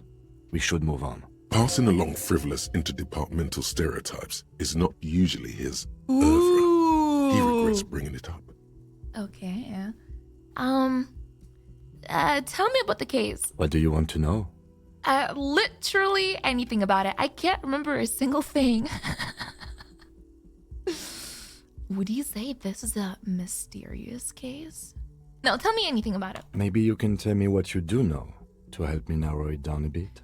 I know literally nothing about it. Only what you told me. Do you want me to brief you? Yes. 3 days ago, the RCM Emergencies Desk received a report about a security guard who was found hanged in Martinez. An anonymous caller said there was a dead body behind the Whirling in Rags hostel cafeteria. The cadaver had been there for 4 days. No one had come to investigate. Oh. During that time, the victim had been stripped of his belongings. Oh. The caller did not identify him, but used the word lynching. There is an ongoing labor dispute between the local dock workers and the logistics company Wild Pines. I was told we should approach the death as part of this dispute. Whoa! Does the briefing say who the victim was? A security guard or worker of some sort hired by Wild Pines. This was just hearsay from Martinez, of course. We need to find out the truth. Why don't we know anything about the caller? They didn't identify themselves in any way. The tone was muffled using a device of some sort. The desk could identify neither the caller's age nor sex. What? Why hide themselves? There's a strong prejudice against involving the RCM in what's seen as union matters. The dock workers' union is the de facto police in Martinez. Now it appears they've started executing too. We cannot allow that. Ah. And the RCM is? That's us, the Ravachol Citizens Militia. We're the police in this city. Let me just make this perfectly clear. Our job here is to find the killer. That's right. Oh. Would you say this is a mysterious case? No, it's not a particularly mysterious case. Why not? The deceased is a security guard for a corporation involved in a labor dispute. It doesn't take a DeLorean polymath to put the pieces together. I just don't see the case getting more mysterious than that. I was thinking something otherworldly might be involved, something supernatural. White male in his 40s, what more do you need? Personally, I think labor disputes are very mysterious. Okay, so the case probably isn't mysterious, but could it be sexy? There was some interest in this case at my station, but not for the reasons you have in mind. You seem to wish there was a... Cut this boring stuff off immediately. You know what this case is about. Ah, maybe there's a young woman involved. Yes, it just so happens there's a beautiful, blonde 19-year-old woman at the heart of this case. A rich one, in fact. Part of a murder sex cult. The wary tone is the surest indicator that the lieutenant is being sarcastic. Wow, really? That's mega sexy. No, not really. Was there anything else? He's basically challenging you to sex it up with some lurid twist. Don't get right into it. Sit on it a bit. Then hit him with it. Okay. If we're from different precincts, why are we on the same case? I'm afraid you and I are pawns in a pissing competition. His disdain is clear. This man would not use such an expression otherwise. What do you mean? You don't know? I assumed you were in on it. Tell me about it. It's just stupidity. We shouldn't waste any more time on it. What? If you want my take, ask me after we've inspected the victim. Okay. Was there anything else you wanted to know about the case? Can we go over the preliminary info again? You mean like a brief? Do you want me to brief you again? No, it. There's no reason to wing anything. If you didn't get the brief, that's okay. I did. No, it's okay. 3 days ago, Oh my God. during that Oh my time, God. the victim had been stripped of his belongings. That's mega cool. The I've heard caller enough. didn't- Okay then. Was there anything else you wanted to know? That's it. Good. Whoa! Inland and Pirate convinced Kim there's a sexy dark mystery twist in the case. I think I'll wait until it's higher. I want to talk about you. Me? Yes, you. I don't see how my life is pertinent to the investigation. Come on, Lieutenant, open up a little. If you insist. What do you want to know? Do you ever talk with yourself? What do you mean? You know, when you're thinking, do you ever have conversation with, like, your brain? I have no idea what you're talking about. So how do you, tap the side of my head? How do you think? So you're saying your brain never just chimes in with advice or warnings or anything? I can't say that it does, no. When I need to think, I just use my notebook. The lieutenant produces his small blue notebook and idly thumbs through a few pages. That's where his conversations with himself take place. You're super lucid, yet psychedelic. You don't need office supplies to connect to your nervous system. You're special. Oh my God, I'm a genius. Tell me a secret about yourself. No. Ask again. Your brain sends the signal to your lips, but they refuse the order. Something is paralyzing them. You're pretty sure it has something to do with the lieutenant's eyebrow. The eyebrow is exercising psionic control over you. What's happening to me? Something the matter, detective? This guy's got authority off the charts. With just the flick of his eyebrow, he's able to make you his thrall. What can I do about it? Nothing. You better hope he doesn't abuse his authority. There's a lot of it. I'm gonna accept my thralldom. He owes me now. Owns me. The lieutenant relaxes his eyebrow, and you seem to regain control of yourself. Well, I've noticed you're wearing glasses. That's correct. That makes him a Beano-clad. Completely uncopped material, if you say so yourself. I didn't know they let Beano. Should I say that? Is that bad? I don't know what that is. That sounds really bad. I didn't know they let those. That's a slur? Oh, okay. I didn't know they let those become cops. I'm not gonna call them. Glasses are cool. Are they? They're mostly just cumbersome. It's just French for a bookworm? Oh, it's like calling someone a four-eye? Look, I have glasses too. Say that. You could use a good, normal pair yourself. I need glasses to see things better. You don't look like other people around here. That's because I'm half Seolite, or quarter. My father's father was from Seoul. So was my grandmother, but from my mother's side. It's not an interesting topic. What is Seoul? Seoul? It's a part of the world, officer. A geopolitical entity and a geographic division. I told you it wouldn't be interesting. You're only making it sound uninteresting. I still want to know about Seoul. Okay, I guess it's not interesting then. I want to know. You're barking up the wrong tree. I don't speak a word of Seolite. I've never met either one of my grandparents, and I've never been to Seoul. I'm a regular Rêvacholière. Wow, he really is not proud of being a Seolite. That's all for now. Good. Let's change the subject. This is a white check. I may retry it. I think I should know that I can't remember anything. No response. He just arches his brow. I feel like I must repeat this. I don't remember anything. There was heavy drinking involved. Have you tried concentrating on something other than your personal affairs? There is a sudden, harsh edge to his voice, like he's tired of hearing about your personal affairs. Oh no. What's wrong with personal affairs? So what should I concentrate on? What's wrong with personal affairs? Not a fan. It's just the nature of lieutenancy. The RCM deploys a self-styled structure called the Decomptage as its chain of command.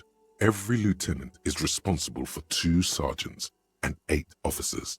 That means the average lieutenant has to deal with quite a few personal affairs.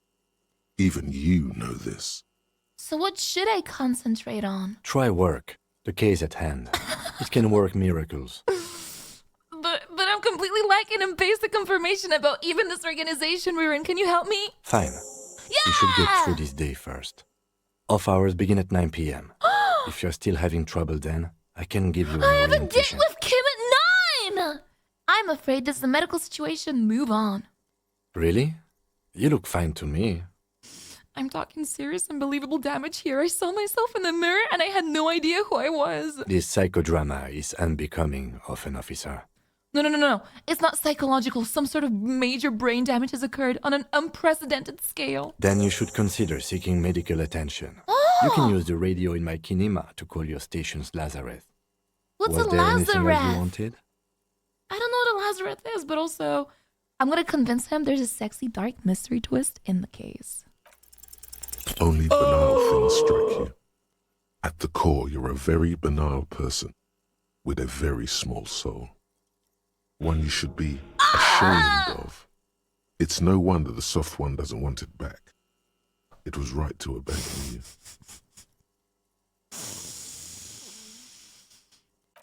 I lost morale for that. What the fuck? What if I... Oh, what's this? You should pick that fat, juicy cigarette butt from the tray. This tray? Light it up and smoke the living shit out of it. Am I a smoker? Who knows what you are? A monster, a murderer, the gnome of Jeroma? You feel like a smoker, especially when you look at that juicy, succulent, seductive cigarette stub, still smoldering deliciously. But she broke it at the filter. I can't smoke that. How very astute of you. This renders it ineffectual. You should look for a whole cigarette, or better yet, an entire pack. Strike that. A carton. Make sure they're all healthy and able-bodied.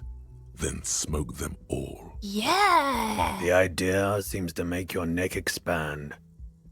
Suddenly, the garish tie feels very snug.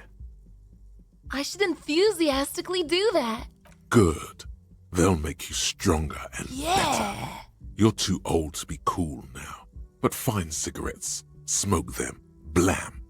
Instantly a cool renegade man. A mystical red dragon with smoke rising from his That nostrils. sounds so cool. Plus, smoking them gives massive bonuses.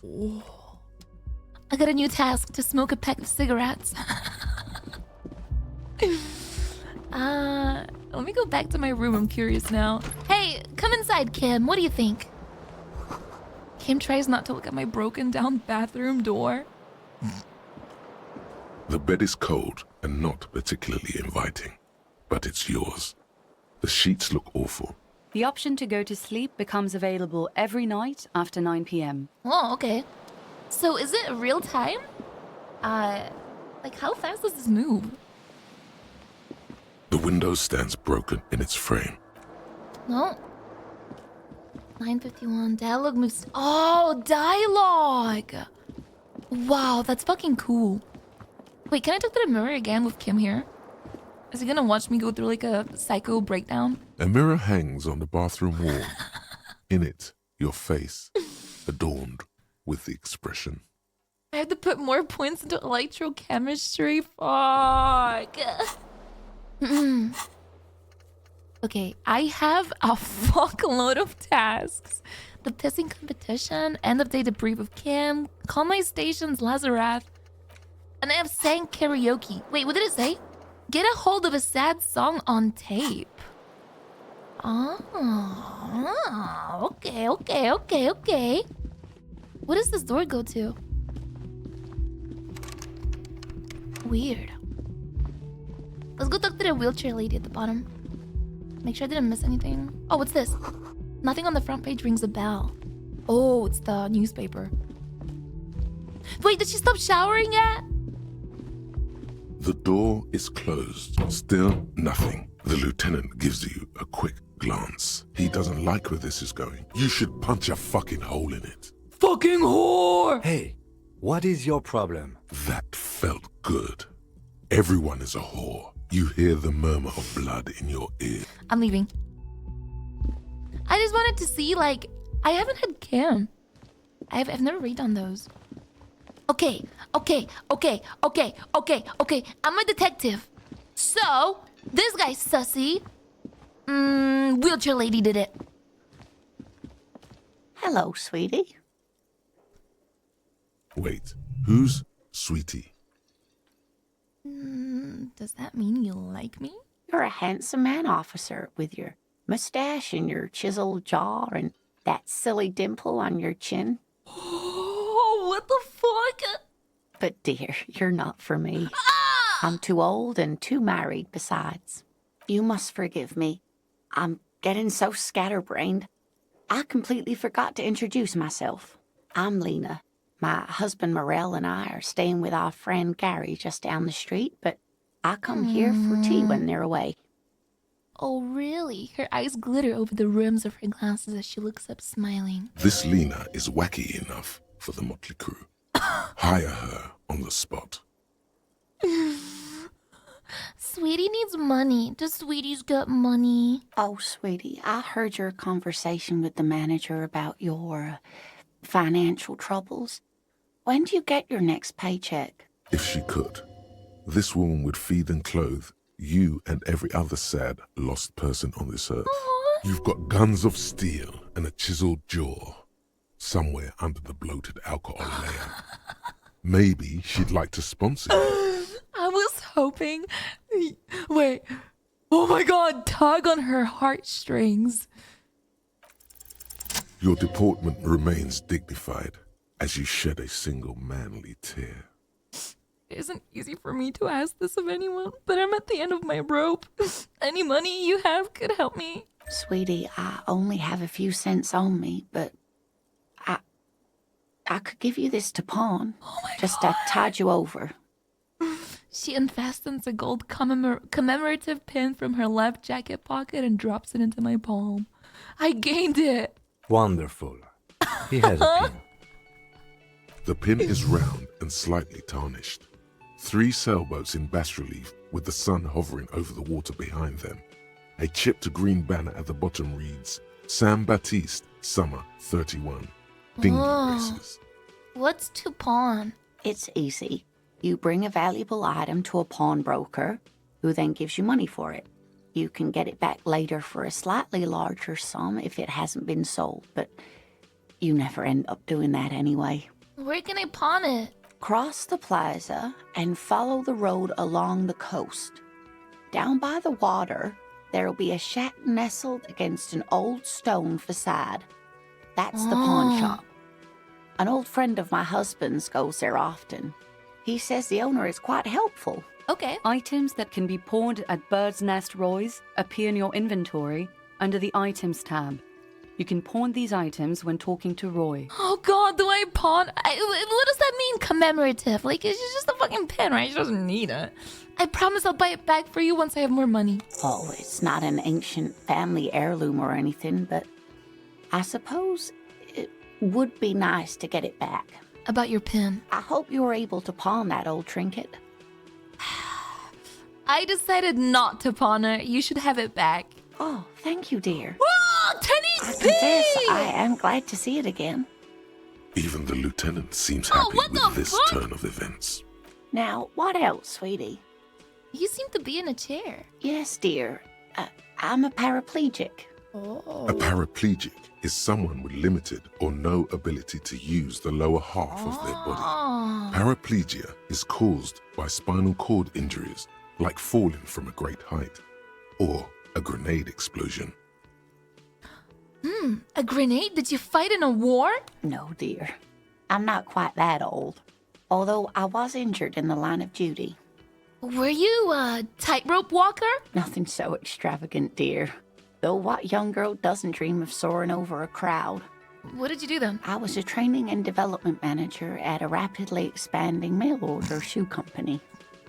How the fuck did you become a paraplegic? What? You'd think it would be a safe job, but I had to be everywhere, and, well, once I happened to be under some faulty scaffolding. You should sue them! Couldn't you sue people at work for that? I was lucky. This was almost 20 years ago, and I was compensated exceptionally well. One can only dream of such payoffs nowadays. She runs her hands over the chrome wheels of her chair. I'm sorry, it was rude of me to mention the wheelchair. Let's move on. Thanks for clearing that up for me. Let's move on.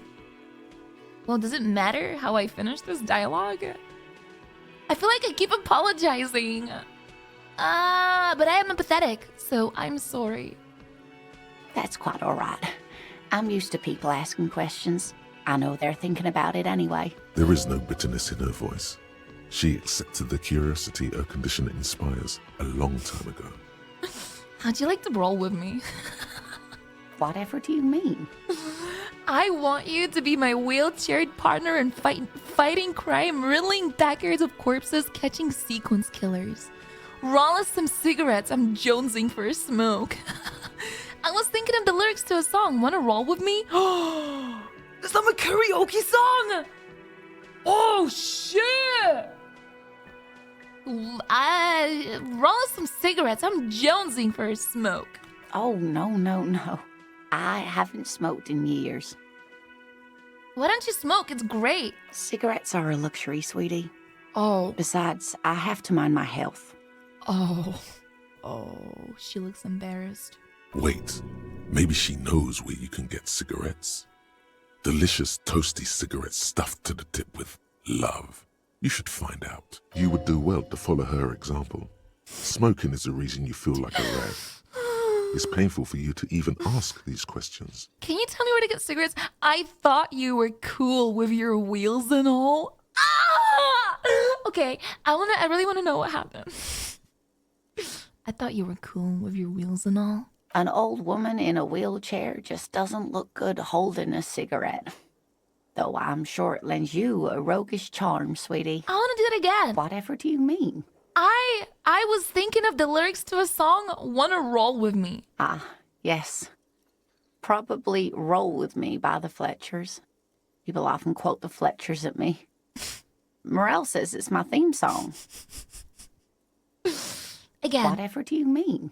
I want you to be my wheelchaired partner in fighting crime, ridding backwards of corpses, catching sequence killers. Sequence killers? Oh my. But I think you already have a partner, sweetie. A partner who needs you to help him get a corpse down from a tree. I know. But there are also side mysteries, sequence killers, and forays into the paranatural. I can assure you with absolute certainty, there are no sequence killings taking place in Martinez. Now, gentlemen, no need to squabble. I wouldn't be of much use to you anyway, sweetie.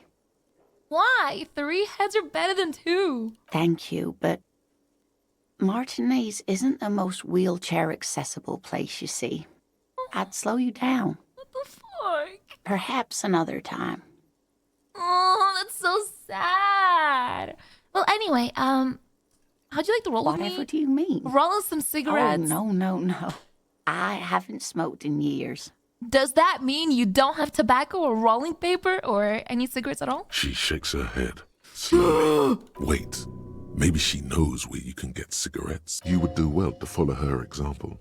Smoking is the reason you feel like a rag. It's painful for you to even ask these questions. Can you tell me where to get cigarettes? You should really ask someone younger and more mobile, sweetie. But you're the most mobile person of them all. I'm glad you think so, but I still don't know where you can get cigarettes. Okay, well, I don't know if you've noticed, but I don't know where I am or what I'm doing or anything. Yes, officer. You look rather dazed. Like a stunned fox. But surely things can't be that bad. Her eyes follow my movements with some concern. I hope you're right. I hope it's not too bad. I drank so hard I forgot literally everything. Oh my. You know where we are, right? The Whirling and Rags cafeteria. It was on my keys. That's right. And where is the Whirling and Rags cafeteria itself located? In hell. We're all in hell. We're in the city of Revachol, dear. She flashes me a worried look. Honestly, I don't know diddly squat about Revachol. What kind of place is this? How would I even begin to tell you? Revachol is the most beautiful city in the world. We're fortunate to be here, you and I. Oh. I haven't seen very many other cities personally, but everyone says so. Revachol is a rare jewel. This city used to rule the world, though it has seen better days. There's a pause as she studies my expression. You must look quite lost. Speaking of history, you know what year it is, yes? All I know is we're approaching the end times. It's a bad year in my late 40s or 50s. I don't even know how old I am. There. The year is 51, and spring has only just started. I'm sure there are better days ahead. The lieutenant studies you, rubbing his chin. Oh god, I feel like Kim's getting really concerned. I'm beginning to suspect that you might indeed be completely adrift in this reality, thinks the lieutenant. How can it be that bad? Never mind. We're in this now. Oh, I can hear his thoughts! Outside, the melting snow seeps into the cracks in the walls and the cobblestone streets, all the way down into the sewers. Above ground, the first May bells blossom. You can feel it, a great cold. Then the shiver passes. I just got chills. I can tell that this is taxing for you, so I'll just ask one more question. What regime are we living under? What mode of government? Cop. We're living under the cop regime. Radios are being used to control people's minds and distort our perception of reality, concealing our true masters, foreigners, and women. Oh no. Nothing like that, dear. Revachol is a zone of control led by an alliance of foreign powers called the Coalition. We have almost no government of our own, and certainly no matriarchy. She's trying to avoid the foreigner's part. This is because she's a woman. She may be lying to you. What the fuck, Endurance? If there's no government, how come there's cops? Wait, I don't even know what to say. I'm so disappointed. It is quite disappointing, yes. A lot of people would like some form of representation. There's talk, but for now, the RCM is all we've got. If there's no government, how come there are cops? Oh dear, this is troubling. You really ought to know that, being one yourself. There aren't any cops in Revachol. What? Not in the traditional sense. The status of law enforcement has been a complicated matter since the revolution. Whoa. But we should stop for today, sweetie. You look like you need a break. Besides, I'm not the best person to explain the big things to anyone. I'm not stupid. She's scared now. She's realized you really are brain damaged. So, how did I do? You didn't do too well, dear. It does look like you're having trouble remembering things. History and places. Remembering reality, in a word. It's very odd. A sigh. The lieutenant buries his nose in his notebook. He hates me. But maybe a fresh set of eyes is what the world needs. And while I'm no doctor, such bouts of amnesia are often temporary, so I wouldn't worry too much. Who could tell me more? Someone more educated in sweeping matters. Maybe you should ask. She turns to the lieutenant. No, I'm not an encyclopedia. I won't be a guide either. I'm a detective. Of course. Then I don't know. Someone rich, maybe? Wealthy people are educated. Though I don't know where you would find a wealthy person Get in a Martinez. reality lowdown. You seem to be in a chair. Yes, dear. I'm a paraplegic. A paraplegic is someone with limited... Right, no right. problem. There is no I'm leaving. written... Of course, dear. Good luck with your case. Wow. I've concluded nothing so far. Other than taking morale damage and picking on a person in a wheelchair. What this? Oh, it's fucking loud. Actually, no, it's fine. I just turned it down, man. A heap of snow melts in the thing. Pigs go home. The street name is legible. The street signs reads, "Fuck the police." The RCM in Martinez. What can I help you with? You sound surprised. We don't see a lot of police around here. That's all. I have some questions for you. Did you do it? Of course. What can I help you with? What is this fuck the police business? Excuse me? She doesn't understand. She's uncomfortable. Maybe you should drop this line of questioning. The street sign right here says "fuck the police." Point to it. Oh. Well, I didn't write it there. I'm just sitting here. What about the other sign? "Pigs go home." Who are these pigs? I don't know anything about that either. As I said, I didn't write it. Pig is a widely used term for members of the police. It's not loving. I'm glad they cleared that up for me. No need to worry. We are not saying you did. Okay. Well, I didn't. Who are you? Me? I am just a gardener. Good to meet you, just the gardener. Another question then. I am pleased to meet you too, officer. We need directions. Since the street sign's messed up? Okay. What do you need? I'm looking for a dead body. Oh, that's right there, in the yard. She's relieved someone has come for it. Finally. Where am I? What do you mean? Just tell me where we are, okay? We're in Martinez, sir. This intersection is called Roundabout North, I think. What is in the north? There's the pier, the Cape Side apartment buildings, some more tenements. Not a lot, really. What's in the east? The harbor gates. Some kind of commotion, I think. I don't follow the local politics. A fleet store, too. What's in the south? Some shops and a bridge. The canal bridge leads to the coast, but it's broken, I think. Some kind of accident, probably. Whoa, what's on the other side of the canal? Just coast. There's a little fishing village there, and a fish market. But that got closed down ages ago. Oh. Rows of stalls under a broad roof, where silvery fish were heaped on newspapers. Water everywhere, pouring from the heavens in the shadow of the old church. What the fuck? I'm crazy! What kind of a fish market is this? I don't know. The abandoned kind? It used to gather every spring, but there's nothing to do there now. Just drug addicts.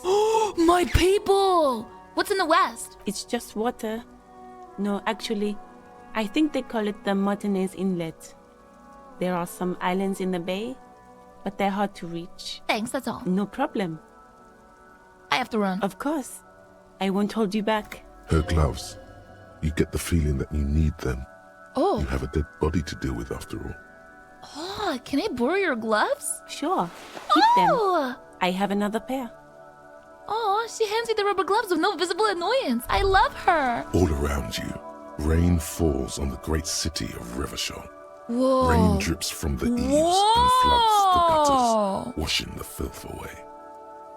Whoa. Yo, Paula Static, what the fuck? A 10 again today? You're crazy. Thank you so much. The spring thaw must be here. The snow is melting. Dude, I'm having like an out-of-body experience. What am I doing? Looking up at the sky, cold water dripping from your hair. What do I see? Grey sky like great battleships, clouds colliding with one another. Rain falls down on the world. How does it feel? Your shirt sticks to your chest. It was 12? The shoulders Oh, of your fuck, disco thank you. blazer grow heavy.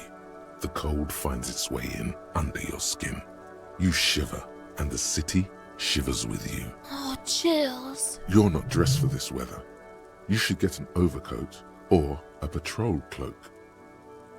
What's in the west? Sheets of rain over the water. A flight of stairs leading into the ocean. Wave after wave washing the coast of Martinez. With its motorboats and gently swaying reeds. The ruins of a half-sunken sea fort crumble on an inlet beyond the Bay of Revachol. Ghosts rise into the sky. What the fuck? Who are you ghosts? The skyscrapers of La Delta, the financial district. Faint golden light seeps from the office windows. Will you ever go there? Will I? No, you are just one of the hundreds of thousands who watch them rise across the bay from Martinez every day.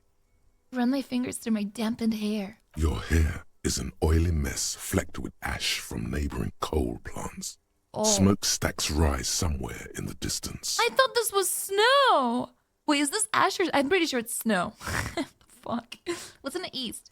There's a fleet on the corner. A plastic coat is folded into a small triangle under the counter by the window. Beyond that, the strike breakers have gathered. The great gates of the industrial harbour are locked. A chill runs down your back. You shudder like an animal trying to shake water from its hide. Shake my shoulders. You shudder, looking down at your feet. Dirty rainwater runs veins into the plaza's snow.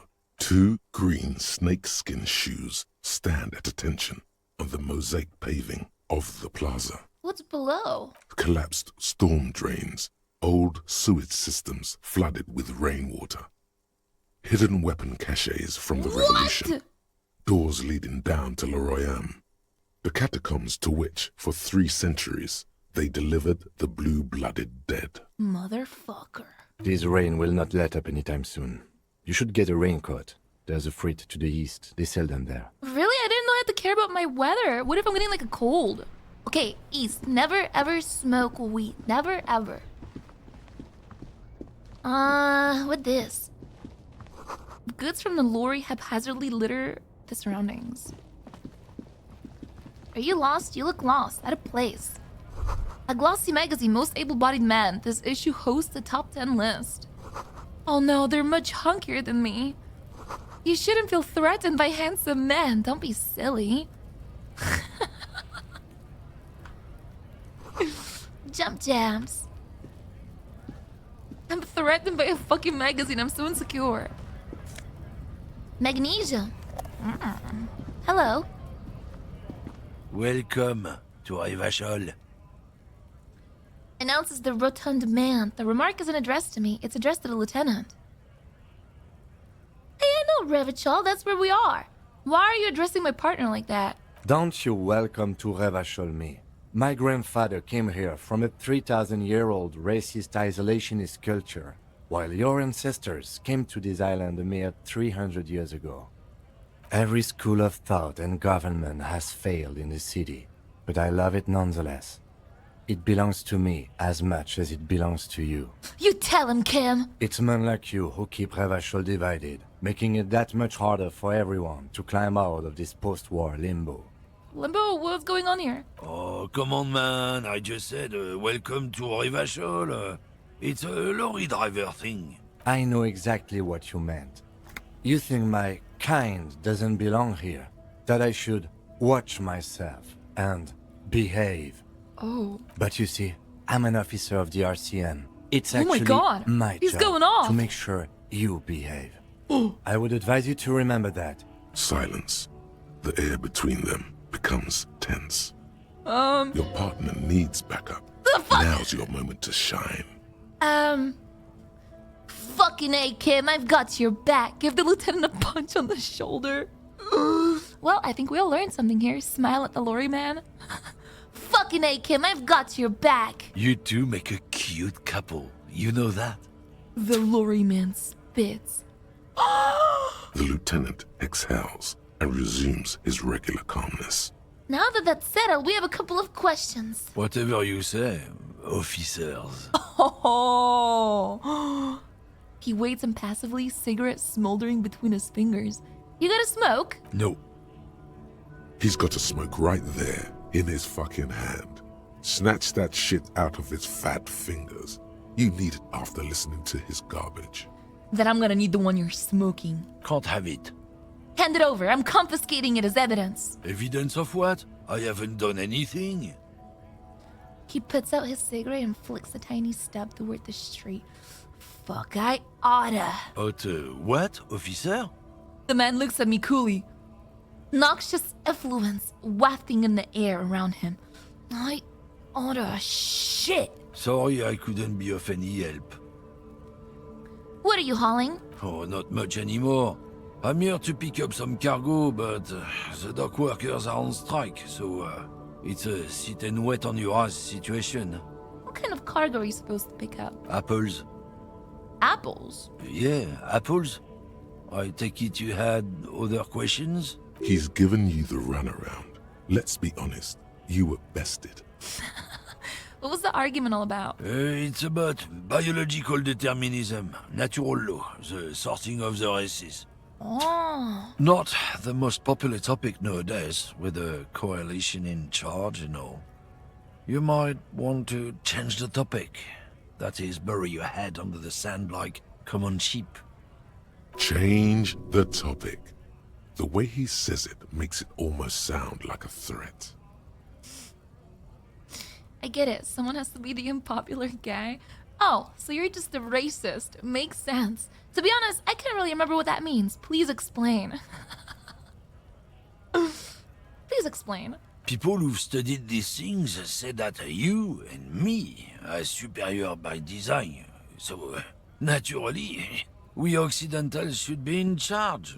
Obviously, you can see the merits in that. Okay, what else have you thought up? So, lately we Occidentals have experienced an unfortunate downturn when members of the superior race cease to believe in their innate superiority. They stop competing for resources. And? This concerns you, policeman, so you better be vigilant. The damn kips are showing up good lately. Same with the mosquitoes. And the other intruder species too. He throws a sharp glance They're at on the Lieutenant precipice of Kitsuragi. cultural victory. What the? Wait, what is this cultural victory? It's what the kips of Boogie Street are going for, right under our noses. And the others too, on the radio. Heard any chansons lately? Heard any motetos or leader? No. Dominating culture is how they plan to win. They say so themselves. Uh-huh. It's true. Also, you need to realize the dangers of mixing races. Who knows what might happen if people don't stay in their birthplace? You might end up with a new What the subrace fuck? with unknown characteristics, leading to extra competition. That's why you've got to control the offspring. Yeah, I think I can get down with racism. I'm not down with this. Why don't you go fuck yourself? Why don't you go fuck yourself? I'm with Kim on this. Don't push your luck, runt. The man gives me a disgusted look, then turns his attention elsewhere, ignoring my presence. My presence. What the fuck, brain? Yes? Nothing. Talk to me again. Looking for something, Runt? Come to tell me to fuck off again? Yeah. Fucking bastard. Oh, fritte, I can get a raincoat here. What's this? Yellow roses, dozens of them. Tulips, too. The tear machine stands in the corner. A sign says, 1 bottle equals 10 cents. What's this machine? Oh, that's the tear machine. Yeah, but what is it? It's a machine for tear. You know, you find tear outside, like bottles or whatever, and put it in the machine. Then it gives you money. Oh. And how do I pick up tear for the tear machine? You need a bag, I guess. We used to have some, but we gave them all out, so feel free to use it if you find a bag, though. I'm sure there are some out there, somewhere. Whoa. A melancholy pop song plays on the radio. Look at that hot babe right there. You see several packaged raincoats fill a low shelf beneath a display of puzzles and juice bottles. The raincoats are transparent, except for the big fritta slogan on the back. What's that? Point to the raincoat. What is what? It's a raincoat. If you want to buy one, then it's only 4 real. $4? How the fuck am I ever gonna get money? Maybe I can beg. Welcome to Frit. Feel free to look around or something. Everything is out on the shelves. What's that magazine she's reading? What magazine are you reading? You mean this? She looks at the cover boasting a colorful photo of two girls kissing. This is Pop Stars. It's got, like, famous people in it. It's not for sale. Looks like it also has something called Police de la Mode, featured on page 34. This speaks to you. I approve of this. Very futuristic. Tap on the girls kissing. She pops her raspberry-flavored bubblegum and nods. The lieutenant frowns at you before turning to the clerk with an apologetic half-smile. Sure. What is this Frit? I don't know. Frit? What is? A 7 to 11 grocery store. Why is it written with 3 T's? I think they think that the extra T makes it funkier. It doesn't. Let's proceed. I have some questions for you. Okay. I'm not really supposed to be chatting to anyone, but... Can you tell me anything about this reality we're in? Reality? You mean, what reality? Economic reality, or...? No, I mean the physical reality. I don't know. What about it? Where are we? We're in Frit. Where are we on a larger scale? As mankind, or as a nation, or... as a mankind. In a good place.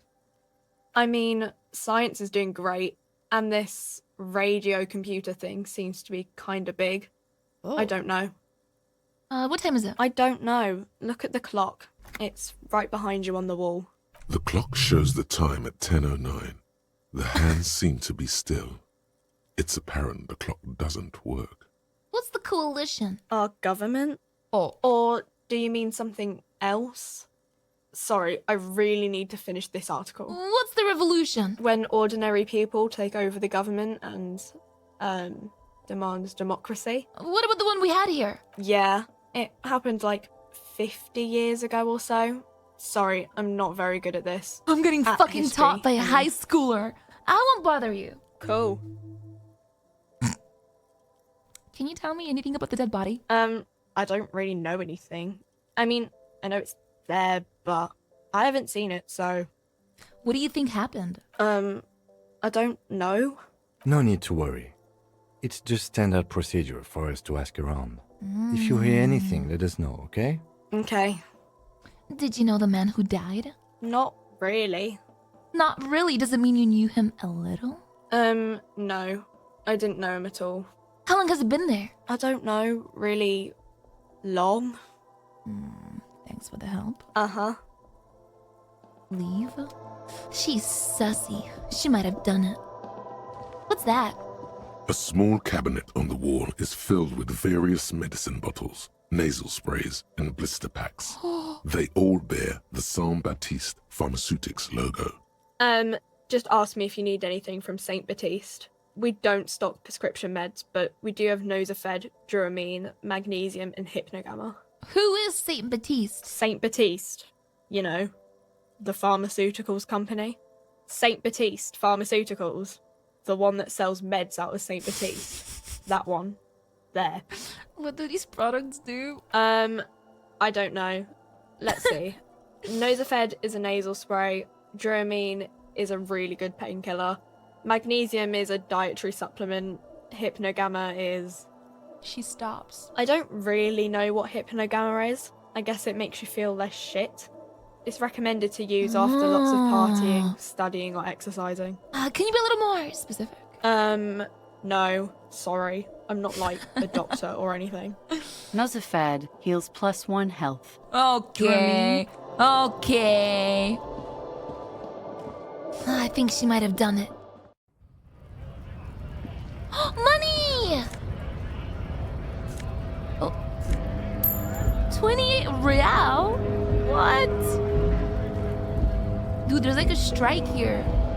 Wait. The dead body. Right. Let me start with that first. Dead body. somewhere through a hole that they implied that I made. Is my motion blur on? Why does skin look so weird? Why the fuck would what is streamer mode? Replaces certain copyrighted pieces of music with alternative tracks? Oh shit. Twitch integration? You guys can influence my gameplay? What? Fuck you. Dyslexic font. Whoa, this makes it easier for dyslexia? I had no idea. What this? There are bottles inside. You could pick them up if I had a bag. Where the fuck do I get a bag from? This Post Levantorie mail collection box has been heavily vandalized with graffito. A closer inspection reveals 2 bullet holes in the front. Good mail delivery box. Pat the box. Who's a good boy? Who's a good boy? The box seems happy. Eat shit, pig. Fucked by the coon. And St. G with a crown have been scribbled on it. Jenny is a whore. And best set mailbox also. Mail collection box? You should man the fuck up. I feel you, mail collection box. The mail collection box seems cathartic. Thankfully then, so do you. You shudder. Then you swallow. What the fuck? It healed my morale. And then suddenly, you see it. Over all the other graffitos, someone has, using the tip of a very sharp knife, cut the words, Revachon forever. Leave. Damn. Chills. Oh, what's this? Rue de Saint Ghislaine 8B. Okay, I guess this is the hole that I probably made. At least I implied that I made this hole. So then... this is the dead body. This is it! Smells like spoiled meat and curdled dairy. A human being decomposes. There are several footprints in the mud, left by work boots. Anywhere from 6 to 12 pairs have walked here. Oh, what kind of boots? Heavy workers' boots with reinforced toes and hobnails, all over the yard. Oh. Isn't this something an industrial worker would wear? Lieutenant, workers' boot tracks. Point to them. Noted. Visual calculus medium, get an exact count. What do you think you are? A super detective? You're hungover. These are just dents in the mud. No pattern emerges for the time being. Yes, sir. I'm not a super detective. I'm worthless. I'm worthless and I suck. Oh, $20. Someone is trying to grow herbs in his greenhouse. This kid's ladder is rickety but still climbable. The ladder is for kids. It wouldn't hold the weight of a grown man. The corpse looks at you with bulging white eyes. The face around them does not look human. It's swollen and ready to burst. His lips are fish-like and his tongue like a ball gag in his mouth. You seem to be holding your breath. Look down. A cargo belt twists his neck at an unnatural angle. The body below appears stiff. It's letting out an ungodly rot. The smell seeps in even through your clenched nostrils. What is that? Why is it so bad? Active decay. It's okay to throw up, officer. No one is judging. He's about to blow! Cop's gonna blow, Kuno! Let go of my nose without throwing up. The smell is repulsive. It pushes in from your mouth, more instant and more familiar than anything you'd expected. More fever than odor. It fills your mind, flushing you from within. Tried to walk away.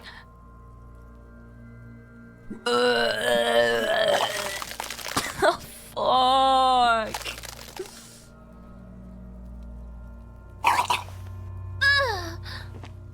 Too late. It's impossible to keep in. Your body curls and pushes it out, burst by burst, until a pool of vomit lies under your feet and your throat stings from the stomach acid. do I say I'm sorry? God. Fucking corpse. Keep it.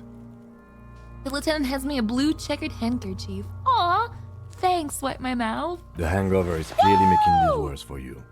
You could use some ammonia to clear your head. Where do we get it from? There's the fruit nearby. Maybe they have some in their apothecary.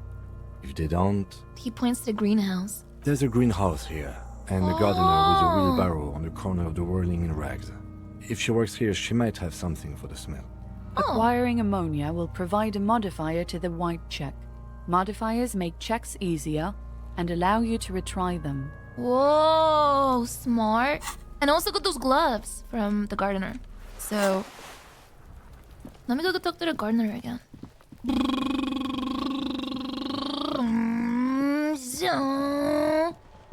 Hello? I can't believe it's snowing again. It felt like springtime just a few days ago. My partner told me you may have some ammonia. Can I have some? Sure. I'm done with it. Oh, she takes a small capsule out of her breast pocket. Go easy on that stuff. It gave me a terrible headache. Whoa. Whoa. Ammonia. Okay. I wonder if I have to pop it before I go in.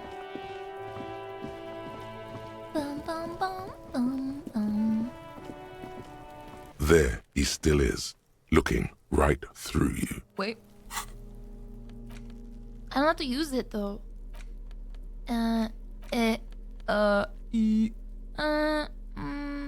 It counts as inventory? Oh. There he still is, looking I mean, right what the through fuck? you Look at this with shit! his white eyes. The body below is entirely dedicated to that corpse smell.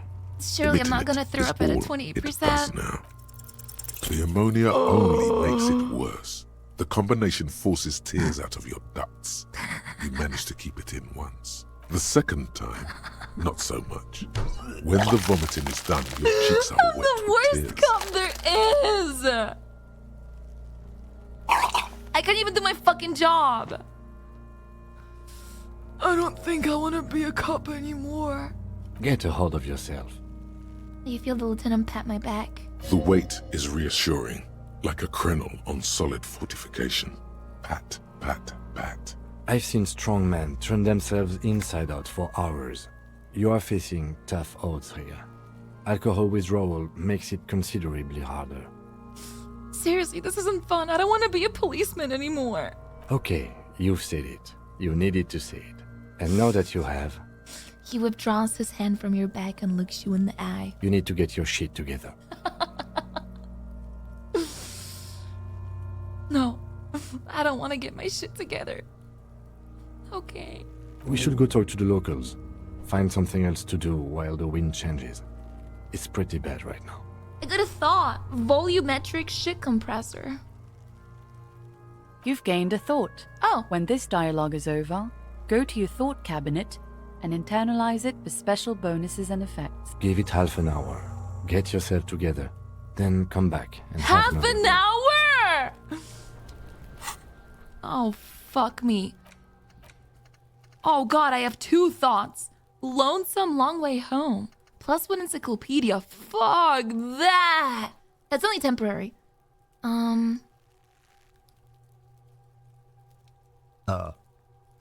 Volumetric shit compressor. Your shit is a part, and it's forever unbecoming of a cop and a human being. It's supposed to be the opposite of that. Together. Compressed in a small area to achieve a solid level of shit compression, squeeze my butt cheeks together for 30 minutes. Do something similar with the two hemispheres of my brain. Talk to people, maybe that will help. I'm gonna internalize my volumetric shit compression. What the fuck? It's like a fucking baby. Kuno? Wait, trash? The letter R wears a crown. On the ribbon below, a light bulb descending. This trash container is locked. The sliding lid has a padlock that says, whirling in rags. There's something in there, not necessarily connected to the case, but still.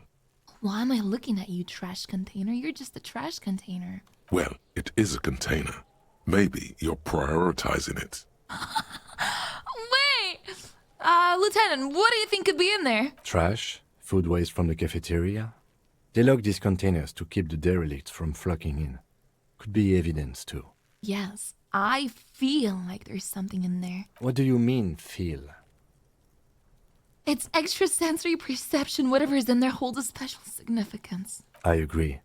We should get someone from the remote viewers division here. What is that? All the detectives from all the precincts who experience extrasensory perception go to the remote viewers division. Their work is invaluable to the force. What kind of extra natural abilities do they possess? None, because they don't exist. Oh, okay. We should still access this container. There may be evidence in there. How do we get the lock open? We could try using a pry bar. There's one in my motor carriage, Or? Or we could ask for a key from the manager of the Whirling in Rags. He probably has one. Nice. Kuno? Kuno's got this. The boy throwing rocks at the dead body can't be older than 12. Oh yeah, Nappa Gumpy, Kuno! Yells the other kid behind the fence. That one. Hey! Kid, word, police business. Right in the dick, Kuno! Get him right in the dick! The children ignore me. Love it in the dick. What the fuck? The boy is sweating profusely. Don't look at that! His eyes are like two black holes and his jaw is twitching as if trying to break free from the empire of his body. Stop using slurs at my crime scene. What does that mean? The kid is obviously high. Stop getting high at my crime scene! Fuck that! Kuno, yeah! Right in the mouthhole! They pay you no heed or pretend not to notice you. Shits himself? The rake, Kuno! You should throw the rake at him, Kuno! The fuck? Does Kuno know what a rake is? Kuno's not a gardener. Kid, you wanna hang out? I'm not a narc. Fuck no! Kuno doesn't buy that shit. Fucking entrapment shit. Are you guys siblings? The fuck are you talking about? He's calling us Kuno. He says we're fucking each other. Kid, what should we do? We shouldn't do anything. I don't tempt such forces. What forces? You will see. Look, I have questions for you. Alright, entertain the Kuno. Show me what you got. What you got there? What you got, huh? Show me what you got. Kuno, I keep throwing up and I can't investigate the body at all. Who is Kuno? Kuno's Kuno, pig? The boy points to his chest with both thumbs. Kuno. Primal. Violent. Oh, Kuno. Sounds like something you'd call a rabid dog. So you refer to yourself in the third person? Is that some kind of gang name? The fuck are you calling a third person? Kuno's the fucking first person? He looks slightly confused, but proud he came up with that retort. But right as he's getting distracted, you hear a malevolent hiss from behind the fence. Watch out, Kuno! He's trying to fiddle you! What? He's gonna put his hands on you! No! My hands are in the air! The thing behind the fence starts squealing shrill and violent like a fire alarm. Help! Pig's got Kuno! What? Right! What? The sound gets louder as the child shouts at the windows overlooking the yard. Help! He's got the Kuno, help! I'm not doing anything. See? Everybody, please! He's digging his dick out! What? Escalate, Kuno! His dick is out! You're afraid! Pigs in here, Kuno! Somebody, please! Physical instrument, shut him down! Oh my god, am I gonna beat up a kid? Is Kim gonna... Are you high right now? Help! Misters, help! He prances around, eyes bulging out of their sockets, rolling hard, yelling at the windows. Rolling super hard. Oh. He's having the time of his life. Total ecstasy. Fuck the pig. He's flashing Kuno! He's showing his Shut genitals! the fuck up! If you don't help Kuno now, it'll be too late! Who put you up to this? No one. Kuno's doing this because he likes it, pig. He whispers. What the fuck? This guy's fucking evil. This is where Kuno establishes dominance over you. Help! The pig's gagging him! Kuno can't speak! Someone put you up to this. You put him up to this yourself when you decided to talk to him in the first place. Listen to your friend. Wow! Cam, did you do this? Yeah, we're all in this together! The Banani Poiko's losing it. The lieutenant doesn't even shrug. Help! The RCM is trying to fuck us! You put him up to... Hold on. Listen to your Hold on. Did Garte put you up to this? Kuno owns the fat ass. Help! The RCM is trying to fuck Kuno! What is the sick charade? No! Get off Kuno, you sick fat fuck! 42%? Shut him down. I'm embarrassing. You didn't shut him down. Your fat fist didn't meet its target. Instead, it pulled you down with it. Say nothing, try to hold it together. Pig's trying not to cry. Kuno can't believe this shit. Can no one stop the Kuno? Pig, Kuno thought you had this. What happened? Kuno can't do anything now. Oh god, oh no. He's writhing with joy. Like the power you gave him is too much to take. It's safe to say he has established dominance. No! Fucked your shoulder, fucked your knee, fucked your fat body up. Cam, help me out. No.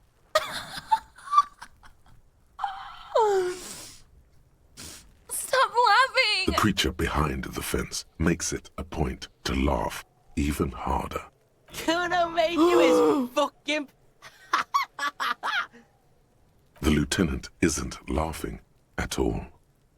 Someone call an ambulance. I think I really hurt myself. Officer, you need to get up. This is turning into a farce. That's what you get if you fuck with the Kuno. You get fucked up. Yeah, I deserve this. Yeah, you deserve this. Trying to show your dick to Kuno. Kuno was scared. Do you have any idea of the shit you just got yourself into, kid? Get the fuck up.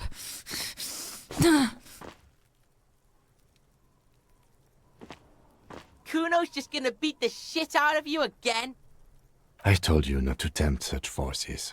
The annoyance in his voice is directed at me, not the gremlins. Now, how about we go and do something worth the public's time? Kim, you could have helped me. Help me up at least. It was really embarrassing. Kuno, the pig's getting pretty close to me. Come to snuff my shit out, I think. Take one step closer. Looks like it's time for me to go, Kuno. Pig's come to take me in. She means it. The fear is real. No, I just want to ask you some questions. I'm going away for a long, long time, Kuno. Going away for life. What's going on there? Fuck are you trying to pull, pig? Listen, child. What are those strange words you use, girl? Child, converse with me. Murder was the case they gave me. You fucking I'll bitch. die before I squeal, pig. Come on, that corpse made me puke twice, and I was wondering why you don't. Stay away from me, pig. You don't want to see what happens when you corner me. What the fuck? I'll die before I squeal, pig. What are those strange words you use, girl? I come from the woods, Gutta Vittu. You don't want to go there with me. You don't want to see what I've seen. I feel like I've heard Milena say that. Don't be traumatizing her. Get the fuck out of here. What I'll die before I about? squeal, pig. Hey, you be in the fence. You don't want to fuck with me. I got my hands bloody. I'm not here, pig. You're not seeing this. You can still see the top of her hat from behind the fence. Oh. Volumetric shit compressor. Oh. I compressed my thoughts. Bizarre scientific news from Revachol West today. where a police officer's shit has been observed at a pressure of around 495 gigadecimals. These metallic hydrogen levels of shit togetherness were thought to exist only at the center of collapsing stars, not law officials. It remains to be seen how long the shit singularity lasts. My bonuses from that? All endurance white checks unlocked. Learning cap for endurance raised to 4. Wow. So now I try again? There he still is, looking right through me with his white eyes. The body below is entirely dedicated to that corpse smell, emitting it. As you breathe in, the odor comes over you. It's a smell of the mind telling you to run, and your stomach to wring itself empty. With your hands at your sides and your eyes squinting, you stand in it. Do they always do that? They do after 7 days, yes. We are deep in decomposition here. Step closer. The man before you is naked, but for a pair of underpants and enamel boots. His skin is greenish, marbled with decaying veins, and blotched by lividity. A fading web of tattoos covers his chest and shoulders. The cargo belt used to fasten him to the branch above appears industrial in strength. Inspect the boots. The material appears to be ceramic. Its clean white stands in stark contrast to the decaying flesh above the knee. The man wore He's got thick like the fucking polymer power socks, suit armor. probably for padding. A fine array of interlocking plates covers them. Delicate and fragile, they feel alien to the world around you, out of place somehow. These are clearly not boots. Whoa! They're armor, possibly part of a larger set. The power armor! These are not just boots, are they? This is the armor he was stripped of. Indeed. Technically speaking, these are sabatons, not boots. What kind of armor is this? Ceramic plate. Zirconium dioxide, most likely. This is where the make would be. Where? Under the heel. Fair weather. Fair weather model T500 VE. I'm guessing that's vitreous enamel. This is advanced stuff. Whoa. Pull the boot off. This feels dangerous. Are you sure?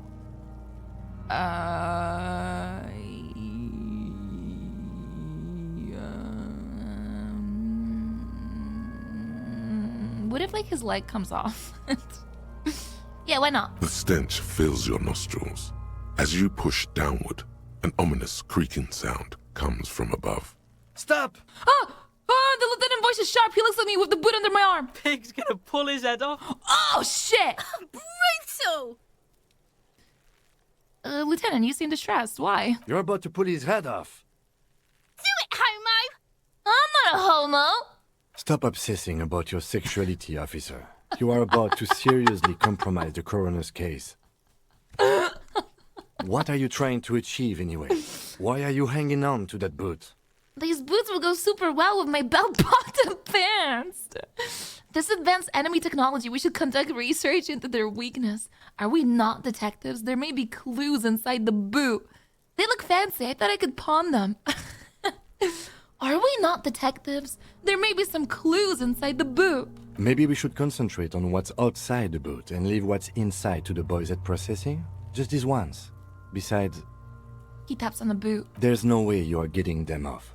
All the organic matter in his body has been flowing down into the boots for 7 days. They are fused to his feet now. Why do you think they are the only thing left on him? You're sure there's a way to peel them off, but first the body needs to be down. And second, it would probably be better if the lieutenant wasn't around. Ooh, sounds like a plan. Steal a dead man's boots, but that would be dishonorable. Refuse for honor. They want to be honorable or a stealer? Fuck honor? But like, wouldn't Kim like me more? Sounds like a The plan. anticipation makes you crack your fingers. Feels nice. Nice and cracky. What's gonna happen to the boots then? Processing will take care of them. With the situation in the morgue, it will yield nothing. But we must pick our fights. Should we continue? Knock on the boot. A small bell-like sound fills the air, like tapping on the side of a porcelain cup. Suddenly, your biceps coil up. Your elbow is sharp and cocked for a punch. What?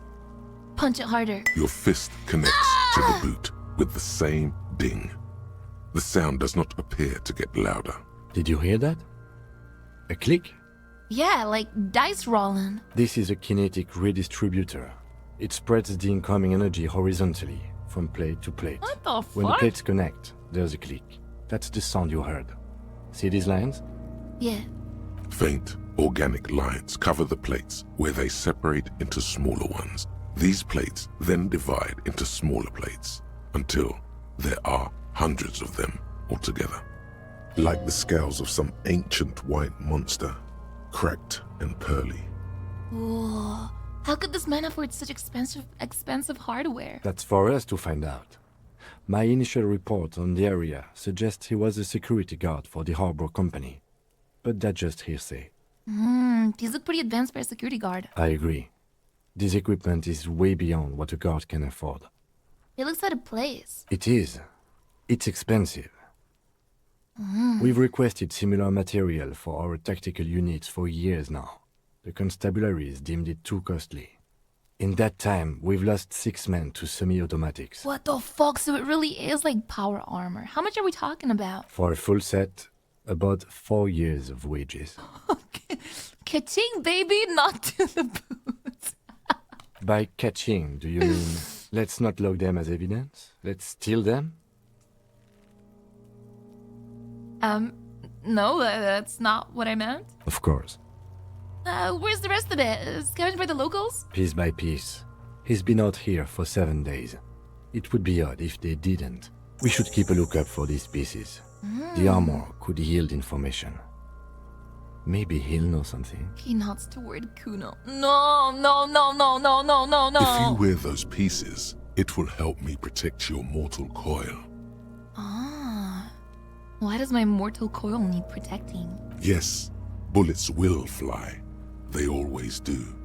And the coil is fleshy and mush and permeable. Cast it in ceramic shell. Resist death. Maybe he was just wearing these boots and there is no rest of the armor. No, he must have worn something precious underneath his clothes. They've removed all his clothes to get to it.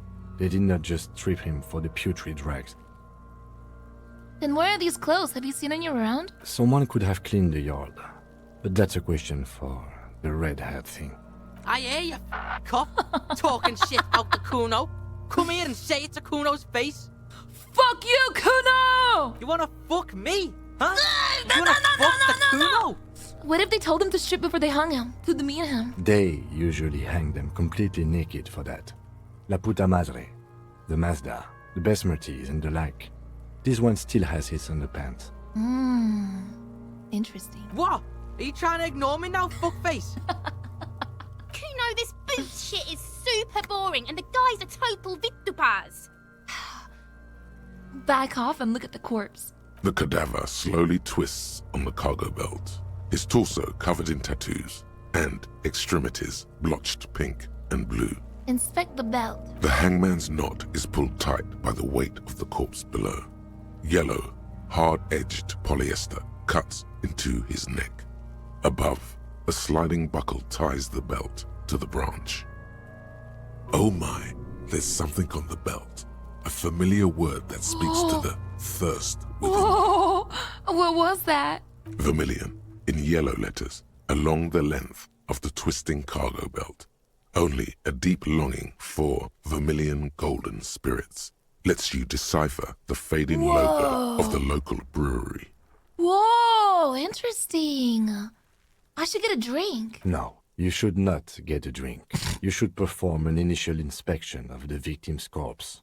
We are on the rope part. What kind of rope is this? Industrial strength. The kind used for tying cargo to lorries.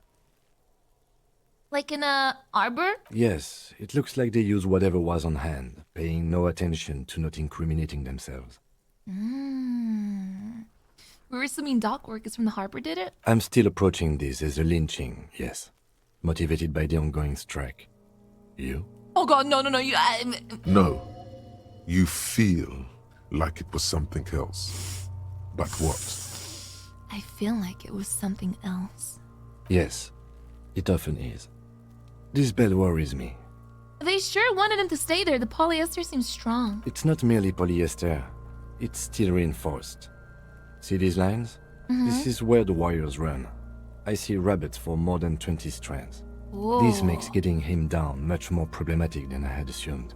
Then how did they even get him up there? A noose is one of those things that's easier to use one way around. Oh, yeah.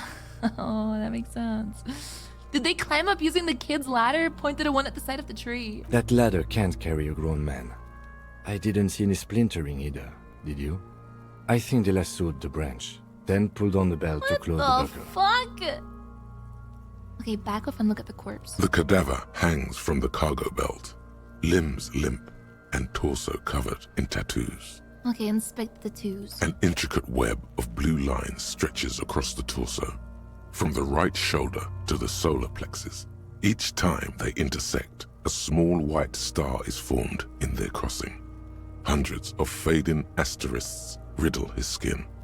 Their concentration is highest around his heart. Whoa. His corpse is marked by stars. What the fuck? What will mine be marked by? Alcohol and heartbreak. Oh. Oh, okay. Your fist clenches suddenly. It will be riddled with disco. Decay is creeping on the tattoo. Already, most of the canvas that's holding it has darkened. Now, it disintegrates slowly, letting out a stink. Is this a map of the night sky? A map of the stars. I do see some similarity to astronomical charts. Great Century Messinian, maybe. God, Kim is so But this hot. seems more particular.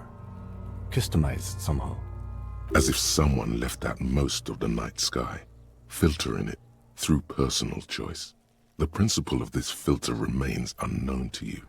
The thought dissipates, and you feel as though you were only No! I am missing something here. So am I. A sudden ringing fills the air as the lieutenant pulls down the zipper of his orange jacket. He takes a thin piece of milled aluminium from his coat pocket and pulls it open. Sounds like a sword being unsheathed. A small lens appears. Some sort of camera. What's that? A Trigat Sunshine. Mini. Shit, Kuno! What the fuck is that? Right? An instant color camera. Whoa! He produces two metal cap ampoules and clicks them into place on the side of the apparatus. A thin slot shines there. I have only 2 ampoules, so nobody move. I don't want to waste one. He points at the camera at the corpse, peering into it. The lens needs adjusting, then... A sound, a shrill flash, followed by the breaking of a small ampoule of glass. You see streams of color pour onto the thick, glossy piece of paper, rolling out. In case we need it. The lieutenant says and shakes the paper, letting it dry in the cold wind.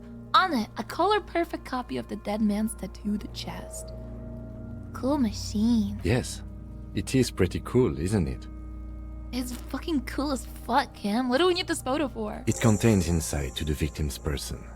By his build, I'd say this was a man of physical violence. The story he wanted his body to tell was important to him. It is his letter. To us. Someone should decipher it. We'll need to show it around. Can I have it? I should look at it later without the corpse smell. Sure. Woo! Just don't lose it. He hands me the piece of rolled up photo paper. It's no larger than a pack of cigarettes. Am I gonna fucking smoke it? The glossy-eyed corpse looks by, his mouth mute and his skin as colorful as the chemical rainbow on the photo paper, teeming with opportunistic organisms. You've acquired an interactable item. Investigate this item further by going to the Interact tab in Let your me inspect the inventory. tattoos again. An intricate web of blue lines stretches across Look him in the eye. torso. His eyes are milky white and blind to the world, protruding comically from their sockets. There is no one home, just subaquatic terrors There, dark brown hair grows on his head. His face is ready to explode from the organic processes inside. The death's head grin has passed. What remains is an unrecognizable mess. 72%. Tell me, who are you, dead man? I'm gone. I can see you're gone, but who are you? I'm a joke. Look at me. Fucking crazy. You are now, but who were you when you were alive? A killer. A motherfucker. And a killer. Takes one to know one. I have another question for you. Go ahead, Cobbo. Where have you gone? Into the wild pale yonder. Where's that? In the past. Way out in the west. What's happening? What do you mean? I'm talking to you. It's the power of your Black frothy liquid starts bubbling on his lips. imagination. Yeah, man! Don't be crazy! Inanimate objects and dead people can't really talk to you. Your wild imagination is doing this. Ask some more of those questions you love so much. Oh god, my necktie's going off. He loves those. Why do I love questions so much? Because you're a copperoony. Look at all of them go. Do you want more questions? Give me a comical amount of questions. Coming right up, copperoony Rooney. This is getting upbeat now. Is my name Rooney? Fuck no. You're no Rooney. Of course not. The name is Raphael Ambrosius Costello. I do strike myself as a Rooney. No, you don't. Between you and me, your name is probably Harry. Oh, why do I feel like I've forgotten something terrible? Wait, I didn't do this, did I? Because you have. Who killed you? Love did me in, Brother Copo. It was love all along. Wait, can you ask me a question? Sure, Lobo. I can ask you a question. Why are you doing this? What? Looking at my face, motionless. Looking into my eyes, standing here. Why are you investigating my murder? Well, because he told me to, not toward Kim. You're a lying sack of shit, Copo. You're doing this because there is nothing else to do. Everything else is over.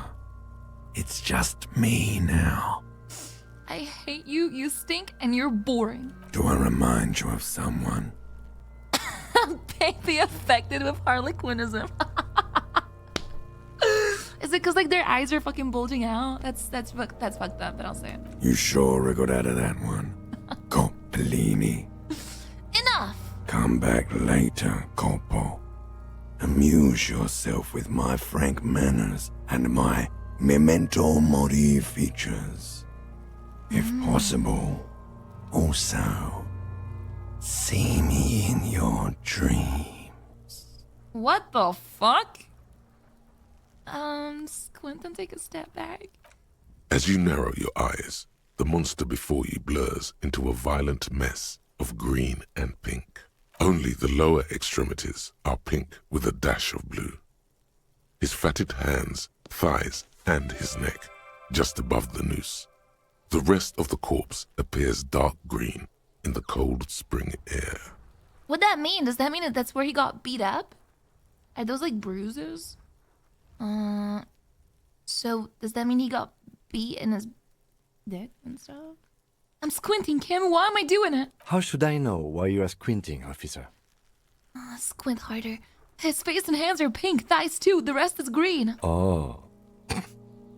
You are trying to assess lividity. Relax my eyes. The monster comes back into focus, an explosion of color, coursing with dark marbled veins. His stomach appears pregnant What the fuck? with something. Black liquid streams down his thigh and onto his boot. So, what do you think? I think he's dead. I agree. Totally dead. Dead. Dabba-doob doob dead. I don't know what to think. What do you think? I think he was upright immediately after death. Blood has gathered in his hands and feet, and his neck. Oh. The noose acted like a tourniquet, keeping the blood in his head. Oh. The hypostasis here is in tune with the hanging.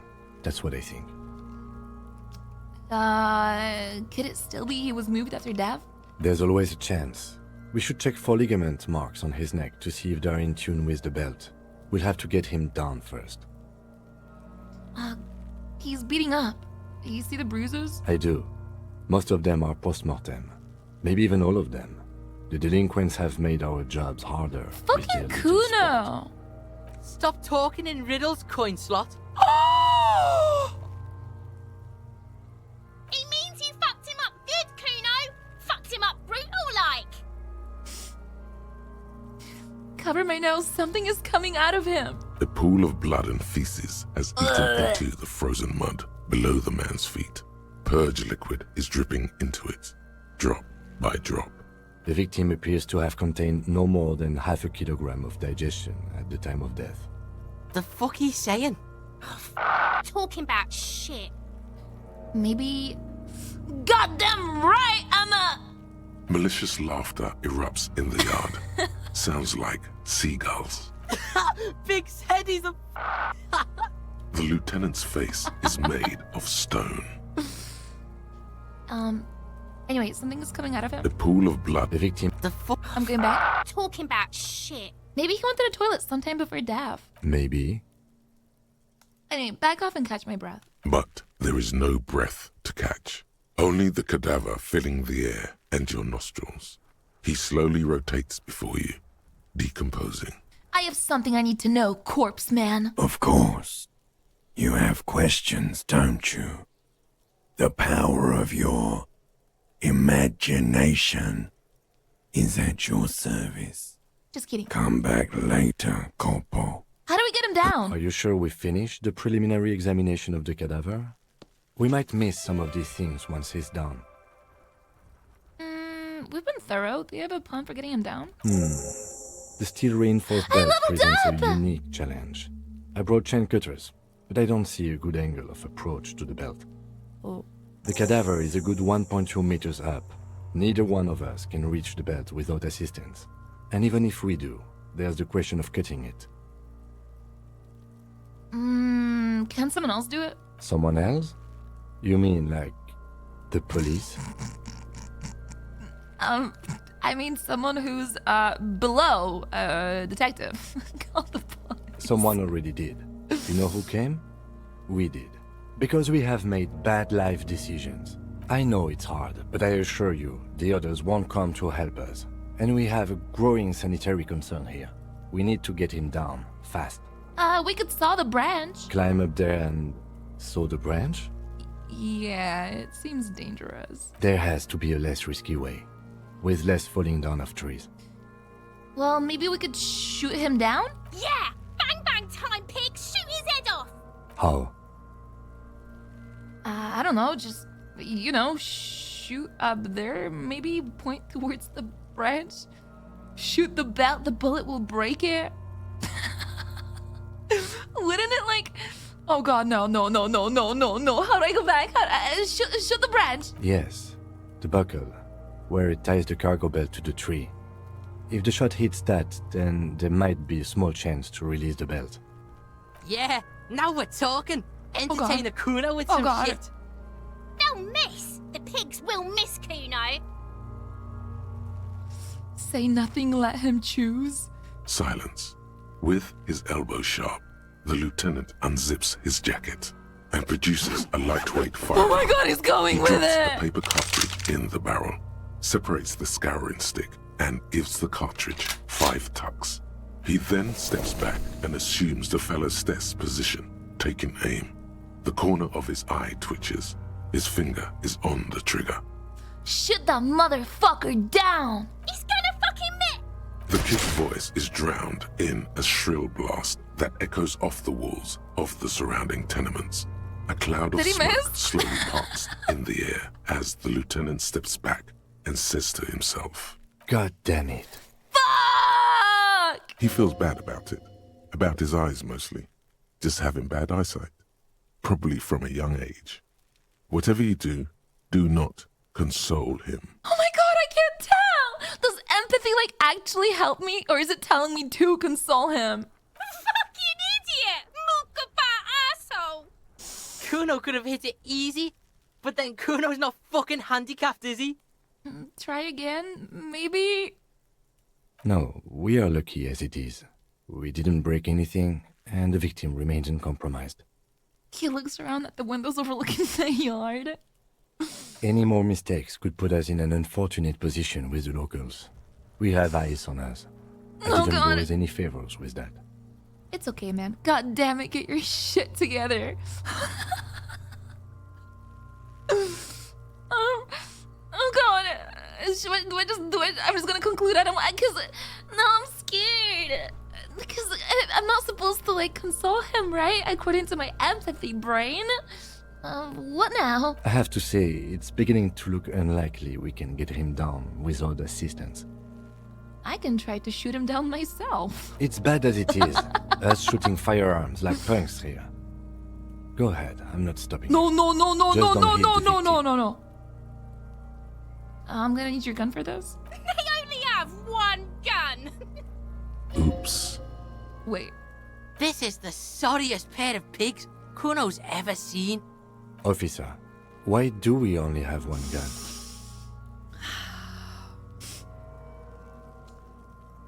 Remember when I told you I didn't have my badge or a uniform with me when I woke up? I didn't have my gun either. I think someone has stolen it from me. Stolen my gun. Gun is stolen. Extremely unfortunate. You need to contact your station about it as soon as possible. Try not to lose this one, please. Yes, sir. We're not off to a good start. This missing gun business is Oh, God. making your hand tremble. Oh, fuck me. Yeah, take it, you fucking banana boyka! Take it and shoot yourself in the mouth! What the fuck? Feel the weight first. The cold piece of bakelite and gunmetal is surprisingly light. Your fingers fit right through the guard, instinctively resting on the trigger. The fuck are you waiting for, Kuno? Tell him to shoot himself in the mouth! Kuno is silent. Aggression gathers in the air. The trigger feels delicate and ready to break under your finger. Wait, Kuno's silent. Why? Point the gun at the belt. The buckle comes into focus in your sights. You stand with your feet planted firmly in the ground and your left hand supporting your gun arm. Why don't you just shoot yourself in your mouth? At least you won't miss. Challenging, pull the trigger, point the gun at Kuno S? Close, say shut up. Or what? You gonna fuck me? You wanna fuck me, pig? Is that what this is about? Close my left eye first. Your field of view narrows. The branch slowly moves, becoming entirely two-dimensional. The metal buckle glimmers, slick, with the falling rain. The corpse slowly rotates. Look, he's crying. You gonna cry now, fucking faggoty? Point the gun at Kuno S. Do it! Set me free! What? What? You feel as though it would be dangerous to set this creature free to roam about the What cosmos. the fuck am I doing? Don't. You feel the lieutenant's hand on my shoulder. Do it! 40% fucking chance to kill her. Fuck you, you little shit! Put it right here, Mulka! Right here! Point the gun at the belt. Intense shit, copper. Wait, is that respect I hear? Fucker waved his gun! It wasn't intense, it was pathetic! I responded to provocation. It's even lower now. Okay, listen. I want to give the gun back to Lieutenant Kitsuragi. Clearly, I'm just not very good at this. I am a loser, a failure, and I'm sorry for even wanting to try.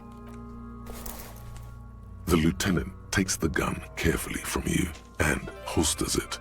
His eyes are narrow and he doesn't comment on your antics.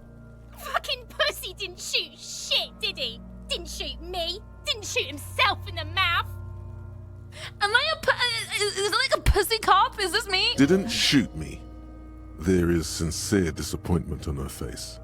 This kid was expecting pandemonium and release from her mortal coil. But what about the body? We need to access the harbor and ask the leader of the Union to have it taken down. They have the tools, and they have men. Oh, why don't we just begin with that? I did not want us to be indebted to Everard Clare. I wanted us to be able to deal with it ourselves. That is clearly not the case. We need help. Yes, we do. You need to suck my What the dick. fuck? Why the fuck am I still alive? Who's Everard Clare? The leader of the Union. A dangerous and corrupt man. One you don't want to be indebted to. Okay. But maybe Kuno respects me now. So you tried to kill Kuno's girl? What's up with that? You want to talk about it? Oh, shit. I didn't try to shoot her. I just aimed at her. What? Bitch! You fucking making excuses for yourself now? An imperceptible... What's this word mean? Imperceptible or not? Like he's imperceptible? Imperceptible. I'm sorry about that. I got carried away. I think we've all moved past that by now, Kuno. I can barely see. Oh, it's shit. We've all moved past that by now, Kuno. Not all of us. Acts like that stick with you for a while.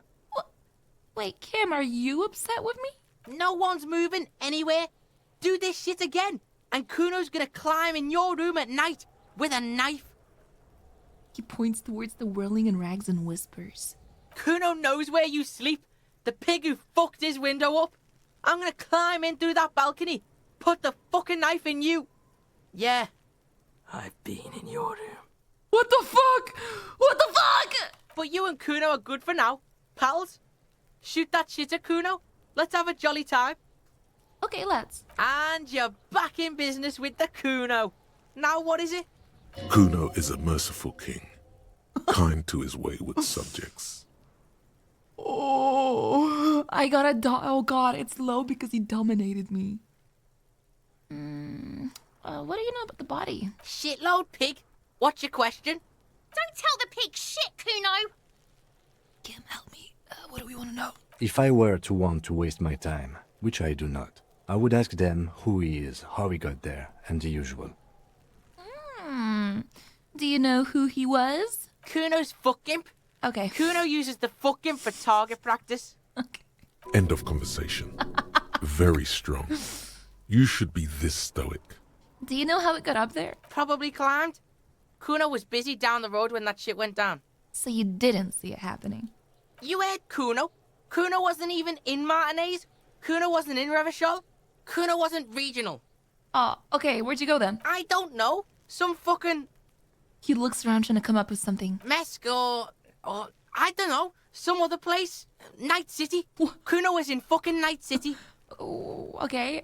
Where's Night City? Kuno gives this info out on a need-to-know basis, and you don't need to know. Kuno didn't smoke the gimp, if that's what you meant. Okay. Where's the rest of his armor? Kuno doesn't give a shit about the armor. How come? Kuno's fuck gimp's got one big thing wrong with him.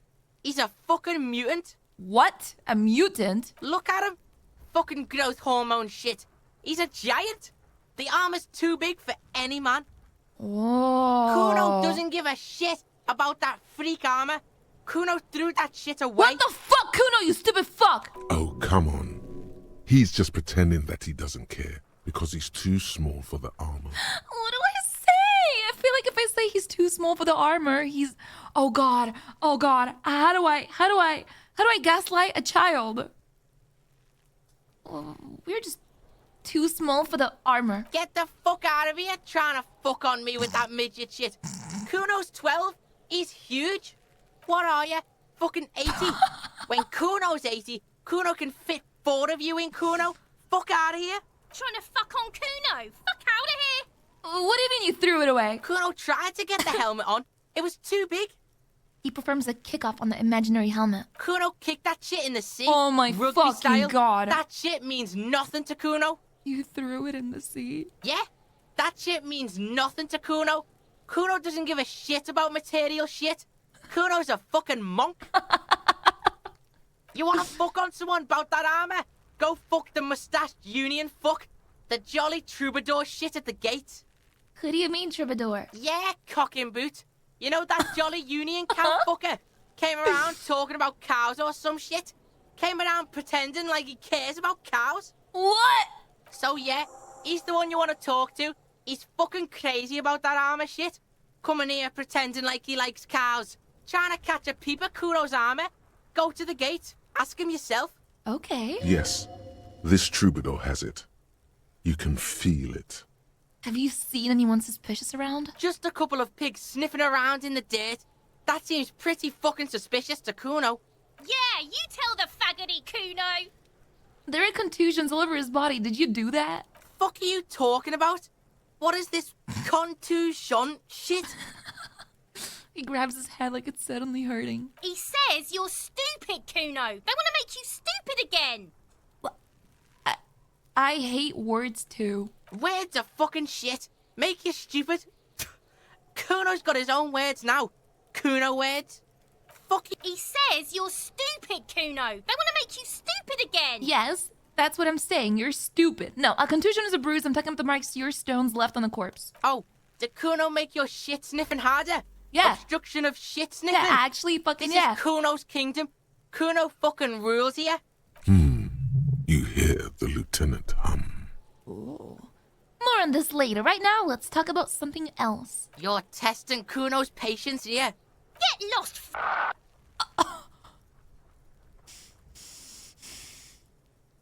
About the crime scene, you kids often play in this yard? Right, pig. This is where Kuno plays with his little wooden choo-choo.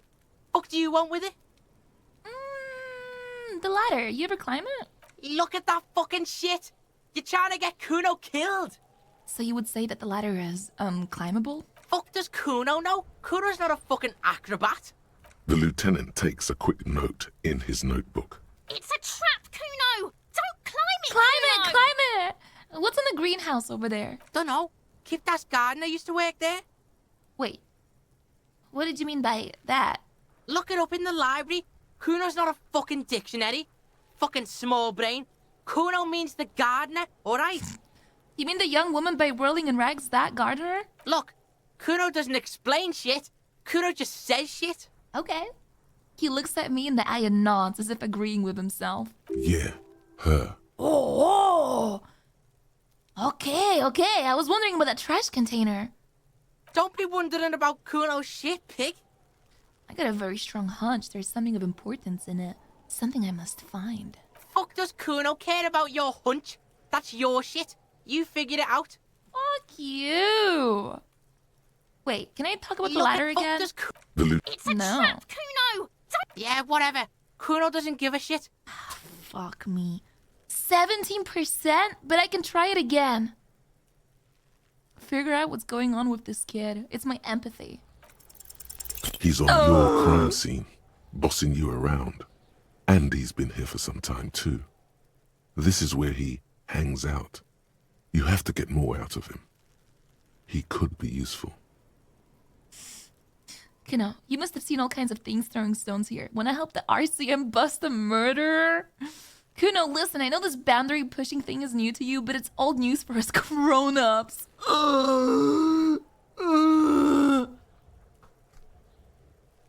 Let's talk like normal people. Trying to fuck at the Kuno. Trying to fuck at me. Trying to fuck. Kuno only gets higher.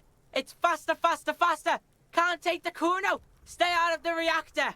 Kuno gonna fuck you up. Up. Normal is not what we got here. You've got to work with what you have for now. I want to discuss the body again with you. The fuck about it? Nothing. Get lost. I'm off. Kuno doesn't fucking care. Fuck you, Kuno. Fuck you, man. Fucking piece of shit. Just own me. Alright, let me go back to the gardener. Hello. It's raining again. It was clear just an hour ago. Never mind. Let me go get the keys to the trash can. Boo boo boo boo. Oh, what? That sugary black rum stain on the counter makes you teary-eyed with joy. It's almost touching how syrupy and sticky it is. How long have you been up already? An hour?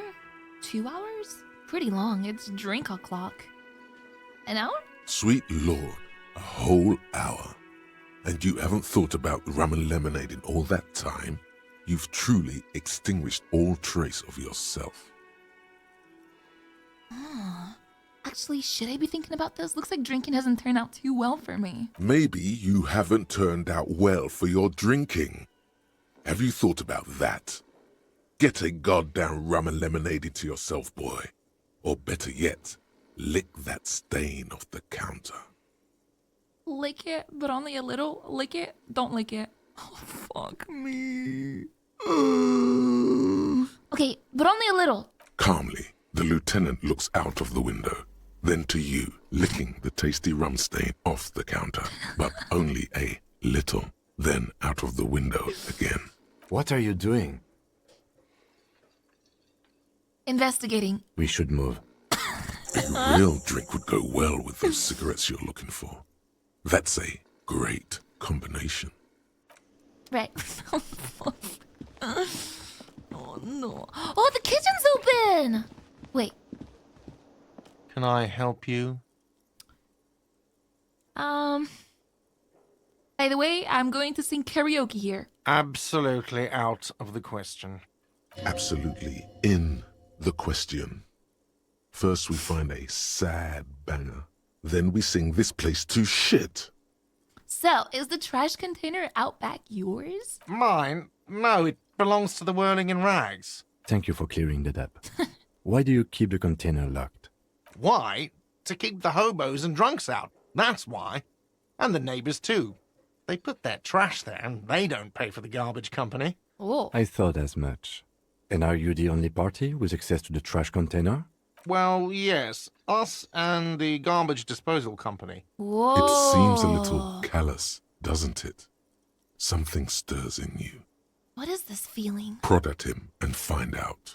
Doesn't it seem callous to you, guarding even your leftovers from the poor? Callous? What are you, Kras Mazov? Almost all establishments in Revachol keep their trash locked. The Whirling in Rags is not special in that regard. We need those keys. What do you need them for? It concerns the case. Please cooperate. Just bring them back once you're done, please. I need a drink. Can you pour me one? Do I have a shaker in my hand? Is this a shaker? He points to his empty hand. He sounds irritated. You sound irritated. Why? All I want is a drink. Am I wearing a little bow tie? Am I wearing a bow tie and doing this? He shakes the imaginary shaker furiously. Am I smiling? Do you see me smiling and shaking my little shaker? No. Do you know why? Why? Because I'm not a bartender. I'm a cafeteria manager. Oh. Is there anything else you wanted? Play it calm. This man needs to understand you need a drink to help the community deal with police stuff. I am an alcohol-operated detective. If you want me to clean up the dead body and solve the case, then you need to insert alcohol into my mouth. Oh, well, in that case, let me pour you a nice, big, refreshing marinella. Do you want that out of a glass or a pineapple? Pineapple. Don't be an imbecile. I'm not going to serve you a marinella. I have work to do and broken things to fix. If that was all, I'd like to return to it. I've seen something here at the Whirling Garte I think I need to talk about. What thing? I saw a sign that said the mess hall is reserved for the Union. Yes, not the whole damn Union, thank God. Just the nastiest and loudest faction. They come here in the evenings. Dumb, unruly types. Think they're big shit. But they're good customers. They place big orders and always pay on time. He hates the Union, but grudgingly recognizes its power over him. so he's directing his frustration at you instead. Retaliate. It's a shame you've got to suck up to the union to stay afloat. I don't. I'm simply providing a service, or really facilitating the offering of services to paying customers, and it doesn't matter. I don't have to explain myself to you. We should find out who this Lord faction is, occupying the booth. Loudness means talkative, and we need info. How do we find them? We don't. We have to wait. They'll show up sooner or later. Men get hungry, even striking men. If not today, then they'll be here tomorrow. There's something else I want to ask about. What? By the way, you should come back to this thing-based questionnaire if you see anything interesting in the whirling later. Oh. So about that money I owe. Yes. Have you got it? How much do I owe you again? For the drinks? 30 real. Let's talk about something else. Like what? Goodbye. Let's go to the kitchen. Whoa. The dishes are drying. The smell of chemicals and pine trees. Yummy. An aroma of spices, alcohol, and tomato hangs in the air. $1! Whoa! Hello? A thin man is smoking below an exhaust hood, occasionally sipping from his mug. This must be the Whirling's cook. Gorący kubek. Oh, my mom used to buy me those. Oh, fuck. I need some gorący kubeks. As you step in, he nods toward the table and says something in a completely foreign language. The only words you can make out are Goranci and Kubek. It must be his name. Goranci. Goranci Kubek. Sounds representative. Mr. Kubek, I'm here on official police business. The man puts his cup down and replies something, his left hand drawing arcs in the air. Oh, you've got some impressive pots here. He smiles and bangs his ladle against each of his pots in turn. Is it gorący kubek? It's a hot, like, mug. Hot mug. I don't think I need anything else here. Stay masculine. No, I do! The man ponders his cooking utensils and gives you a little nod, acknowledging your presence. Never mind. Okay, this guy... What's You this? see a heavy steel door with a prominent dimple lock. It's painted blue. You immediately feel drawn to the color. Whoa. Blue is for mystery. Touch the door. The cobalt blue surface feels rough to touch. The stainless steel door is flush with its frame on every side. I wonder where this door leads. You do? It's a door in the back of the kitchen. Why do you care where it leads? I'm drawn to its cobalt blue. It is quite pretty. I suppose we could look into it as a side investigation. The door and the main investigation will merge into a stereo investigation. If you say so. Gart is the person to ask about this. The cafeteria manager. Pushing the door. The door does not budge. Oh, fuck me. Garte, I saw a door. Can I help you? Another thing. Great. I love those. There's a mysterious blue steel door in the back of the kitchen. Oh, yes, that door, sure. There's nothing mysterious about it. It's just a door. Do you know what's behind it? Do you have... No, I don't have a key. I don't know how to get there. What? And I don't care either. It's not like I've been wondering about it for 10 years. It's just a frit warehouse, probably. That's... How do you not have a key to a... What the hell? Or some boring storage space with a bunch of old junk and dust. That's Junk real and sus. dust. He's attempting to maintain an air of indifference. It's absolutely not convincing. I think you'd like to know what's back there. Fine, okay, a little. But my job doesn't leave me time for wondering about one locked door in one of the cafeterias I manage. So I haven't opened it. I have cleaned the whole place 100 times over, though, after the animals. And I haven't found a key, so good luck with that. Yes? Are you sure? I don't quite agree, though. But I do see it. Is that money? Whoa! What the fuck? $50! But not really. Okay. So the union opens at fucking like 4 or something. Maybe this guy can wake up now. Hello? Is in a deep slumber. Perhaps he's on his way to where you just came from. Into the primordial I darkness. made a ruckus talking to Gartes and I have a 58% chance to do it. Wake him up! There is only one way to wake this bone idol from his slumber. Roar like a hurricane. Rip the buildings from the earth. No words, just a primordial scream. Why the yelling, man? The 30-something man slowly lifts his head and gives you a pensive look.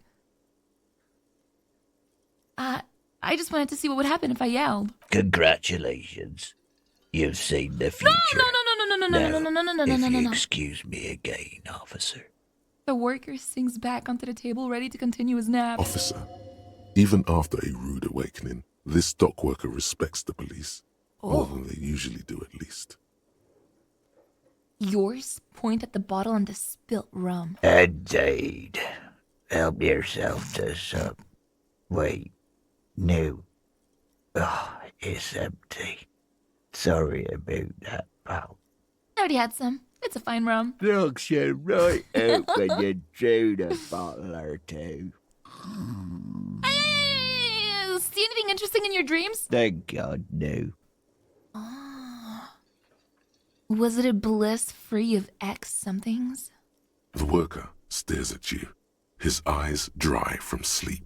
A web of wrinkles covers his tanned forehead. I don't know what you're talking about, kind sir. But when I'm out, then I'm really out. No X anything.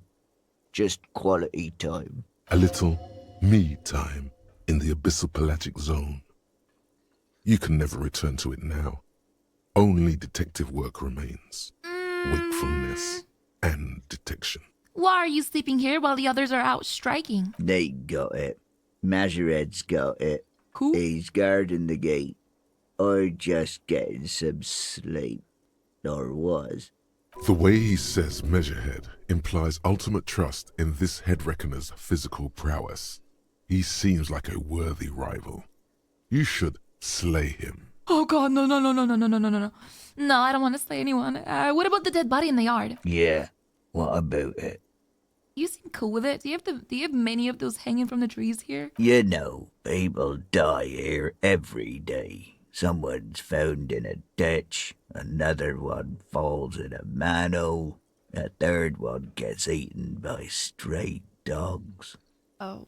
If someone has decided to die on top of a tree, then how is it my concern? Someone has to look into it. Looks like I'm that someone. Tell me what you know. I can tell you this. Trouble's ahead. You have a pretty solid feeling that the man's not just mouthing off. He's strong, but even he has reasons to be cautious here.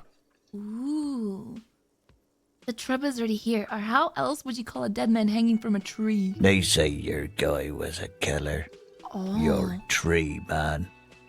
He has friends, same as him, killers.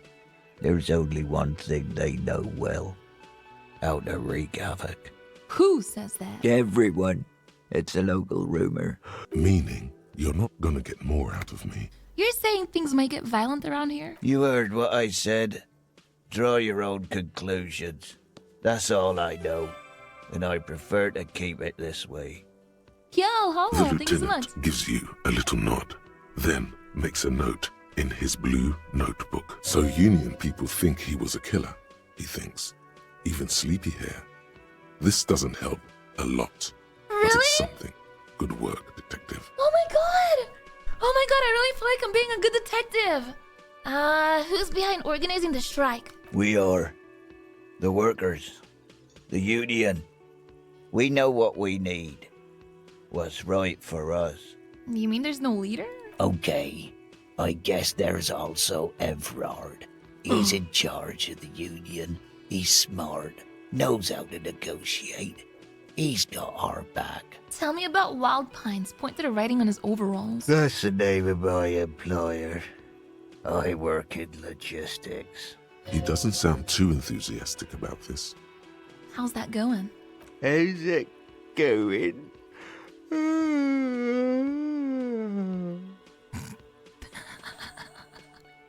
Haven't you noticed what's going on outside? I've almost never been outside of this building. Good. We're in the middle of a strike down at the harbour, trying to force some sense into the executive board of Wild Pine. So it's not going well. For one, I could use some more shut-eye in the morning. He's making me Right yawn. to work. Right to sleep, I say. Alright, I'll let you sleep. The dock worker doesn't answer. His head is already back down on the table, in sweet sleep. I leveled up.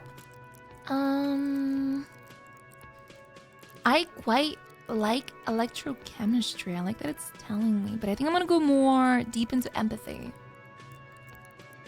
Hey, what's that sound? Ooh, suggestion. Charm man. Do I want to charm people? Maybe I can charm Kim. Neurons are firing off. Is that actually what it is? What is say savoir faire? I have 0. Sneak under their noses, stand with immense panache. It's because I think my items are giving me -2.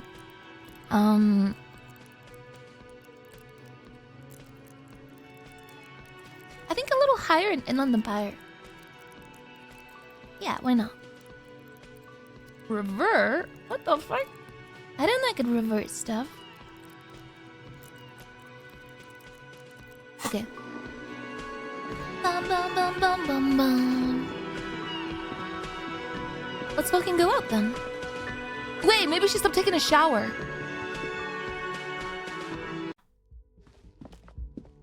Hello? The door is closed. This door can only be opened with a key or from the inside. Still nothing. The lieutenant gives you. He doesn't like where this is going. You should punch a fucking hole in it. Punch the fucking door. You slam your fist into the vinyl. Wake it does not up! produce a hole. The door sits sturdily. Stop that.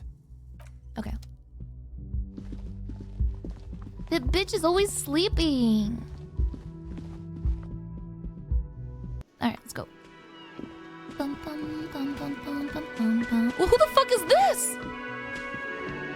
It's all about money, you know. I can't talk to him. You gotta spend money to make money. Money is what really matters. They say money can't buy you happiness.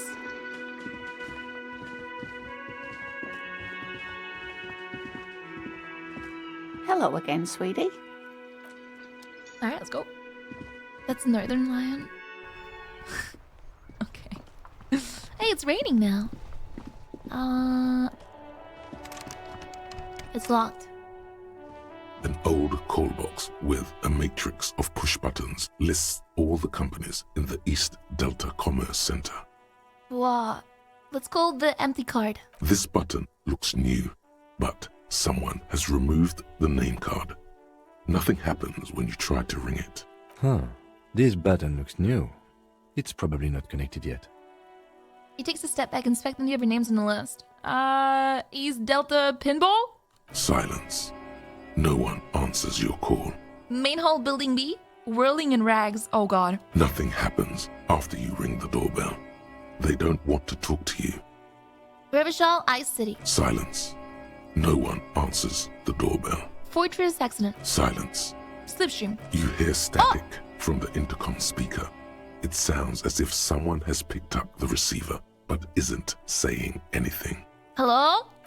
Yes, hello. This is Tricentennial Electric. Have you come to place an order? Yes, can you let me inside the building, please? My God. The lieutenant exchanges a look with you. Sorry? It's you.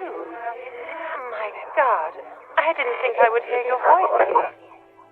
It's a woman, and she knows you. Your heart beats faster. No, something's wrong here.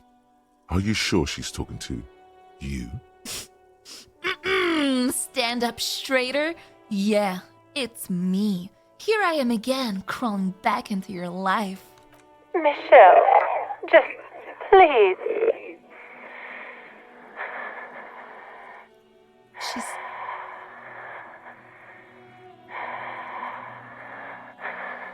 Sounds like a ghost. Wind blows through your clothes and you feel detached from your surroundings. What the fuck? Inside the building, a cold memory hangs. Why did you even call? I don't understand. You've been gone for months. I thought you didn't care. Of course I care. I've been gone, going through some tough time. Ever since I came to live here, it's been different. As if my mind's been wiped clean. A spot of static overrides her words. When she speaks again, it sounds like she's submerged. It's so nice. Is she fucking dead? It's so nice to be able to finally forget. Forget about what? She sounds like she's about to cry. The cold is deep under your skin, as if you were talking to someone who's 100 years away. Somewhere inside the building, water is flooding the cellar floor. Oh God, please don't cry. She doesn't answer. You said it was nice. What's so nice about forgetting? Silence. The only thing you can hear now is static and waves washing ashore on the bay. I get it. You don't want to talk to me. No one ever wants to talk to me. Another seagull passes by. It's getting cold standing here, staring at the silent call box. It must have been some kind of faulty wiring. We should maybe stop playing with this doorbell. It looks ancient. Fuck! Hang up the call. You press the number sign on the keypad that terminates the call. 12 name cards on the call box read. One? An off-key melody starts playing after you ring the doorbell. Oh. Then a woman picks up the receiver. Kuno, please stop calling here. Grown-ups don't have time for your stupid games. This is the police. Please open the door. Oh, I'm sorry, officer. I thought you were... But the doorbell is broken, and the bookstore shouldn't even be on the list anymore. So I can't help you. Please don't call here again. Thanks. Oh. A single beep indicates that the line has gone dead. Andro Orlando? You ring the door. Just seeing the words, Andro Orlando, gets your hackles up. Its very existence is a threat to your masculinity, to say nothing of your hair. What the fuck is Half-Light? Are those my insecurities just fucking coming in? Do I do like an insecure build? Number 3. All you hear is static, but no one answers the Number call. 4. You ring the doorbell. 5. You wait for 6. a minute. Looks like someone. Fuck this place. No. An old call box with a matrix of whatever she says. It can't hurt you. You're a different person now. Stronger, healthier. I called again. All right. Maybe not healthier, but it's a bonus that you've drunk so hard you can't remember any of your past relationships. Oblivion's the ace in your corner. Color again. There's a light buzz as you press the doorbell, waiting for her to answer the call. It's cold outside, and you can hear the wind blowing into the speaker. A strange metallic taste fills your mouth as you stare at the intercom. Yes, hello. This is Tricentennial Electric. Have you come to place an order? Ooh. Can you let me in, please? I need to get inside this building. My God. Here come the bad vibes again. Relax. Distance yourself from it. Please don't hang up. I just want to explain myself.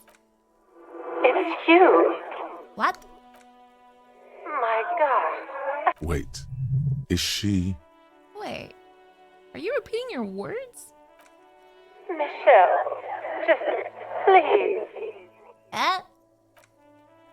Why did you even call? I don't understand. You've been gone for months. I thought you didn't care. Do you think it's funny deceiving a police officer? The voice from the intercom doesn't answer, but you can hear her breathing. Wind blows into your microphone again, crackling and echoing in the box. Your hands are getting cold and your breathing becomes visible, forming small silvery puffs in the air. Thank you. Now tell me, who's responsible for this joke? Ever since I came to work here, it's been different. As if my mind's been wiped clean. Say nothing. It's so nice. And then it hits you. You're a recording. She tries again not to cry, and still doesn't succeed completely. Her quiet sobs sound old and distant, as if her voice is being played off a wax cylinder. Why? Real or not, your mirror neurons react. It feels painful to be listening to this. Anger boils up in your chest. Just a recording, and here I thought. Her sound melts into the static from a long-distance phone call.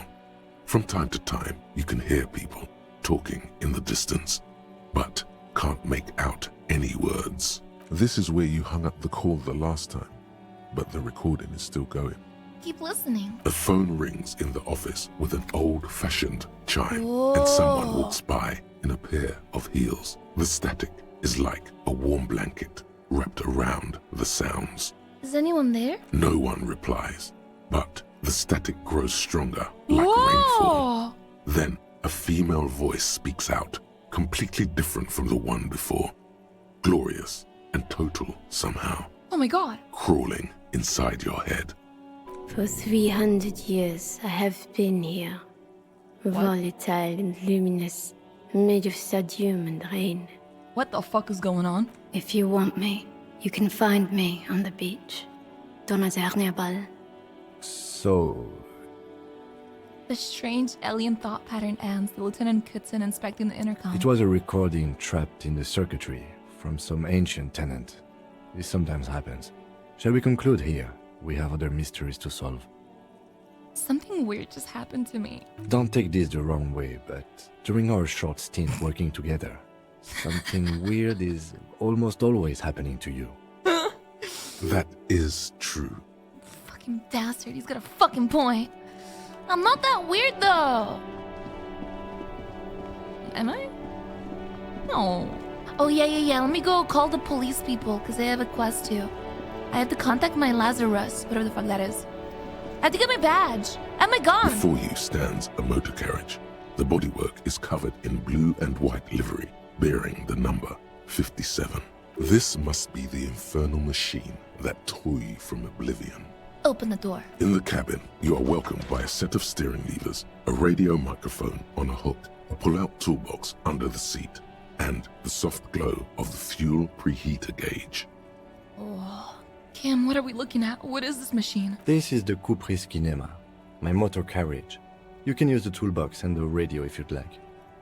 Motor carriage, motor carriage. Something bad with a motor carriage.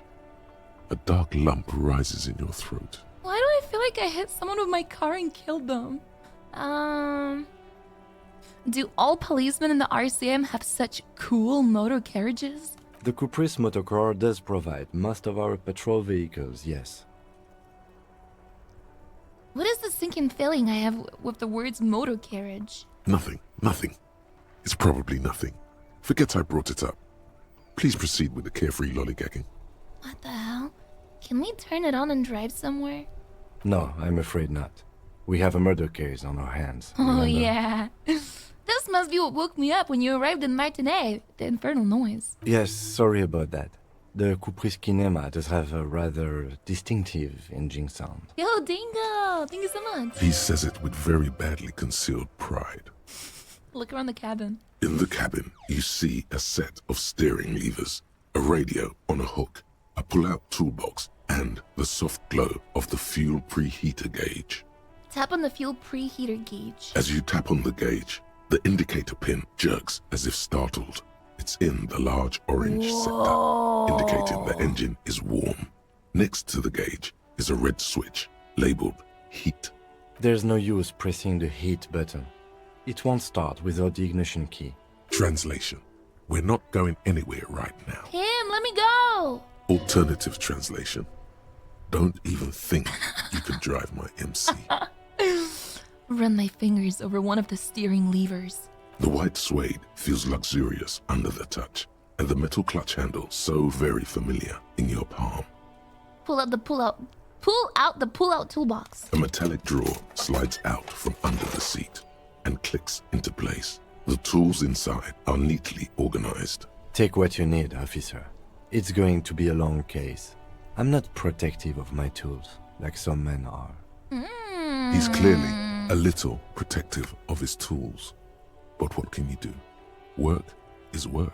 Take the red tit pry bar. The pry bar feels nice and cold in your hand, heavier than you'd think. Cold and heavy, like truth. You feel like you're reunited with truth once more. Useful for opening all sorts of doors and lids. Take the rubber-handled chain cutter. The handles are long and sleek. Snap, snap, go the cutters in your hand. Take the hand-cranked flashlight. It's robust, weatherproof, and well-made. Police issue. Blue.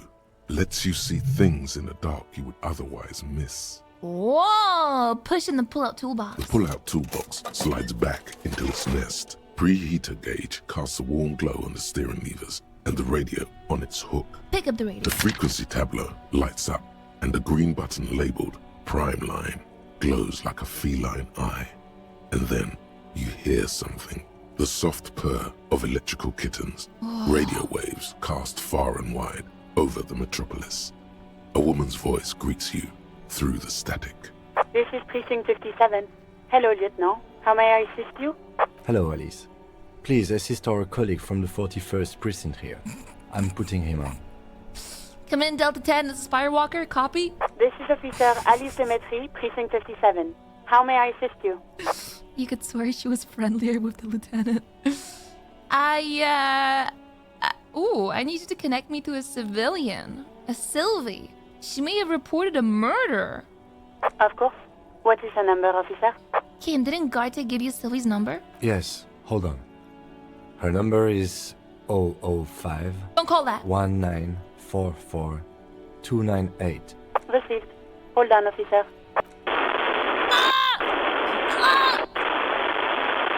Start slapping a marching rhythm on my thighs. Give it a minute. She might be busy at the moment. Takes a bit to get to the phone. Officer, I have Sylvie Malaika on the line for you. Yes, hello? A female voice greets me through static. It sounds like she's a million miles away from here. Sylvie, I believe we've met before. This is me, a detective. Oh, God.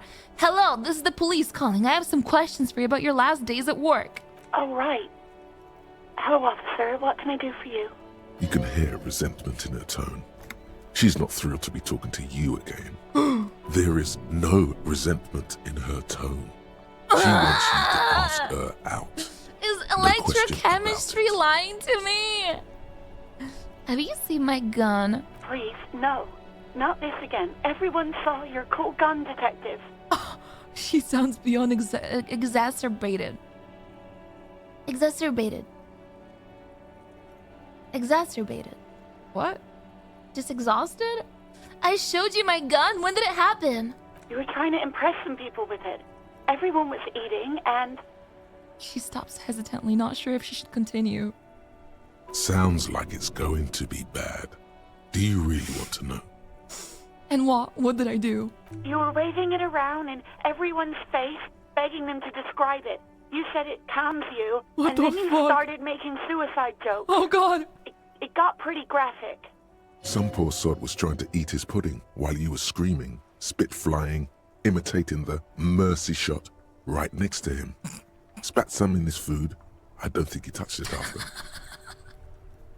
People tried to back away from you or even slip out of the door, but you screamed, "I am the goddamned law, and you have to listen to me.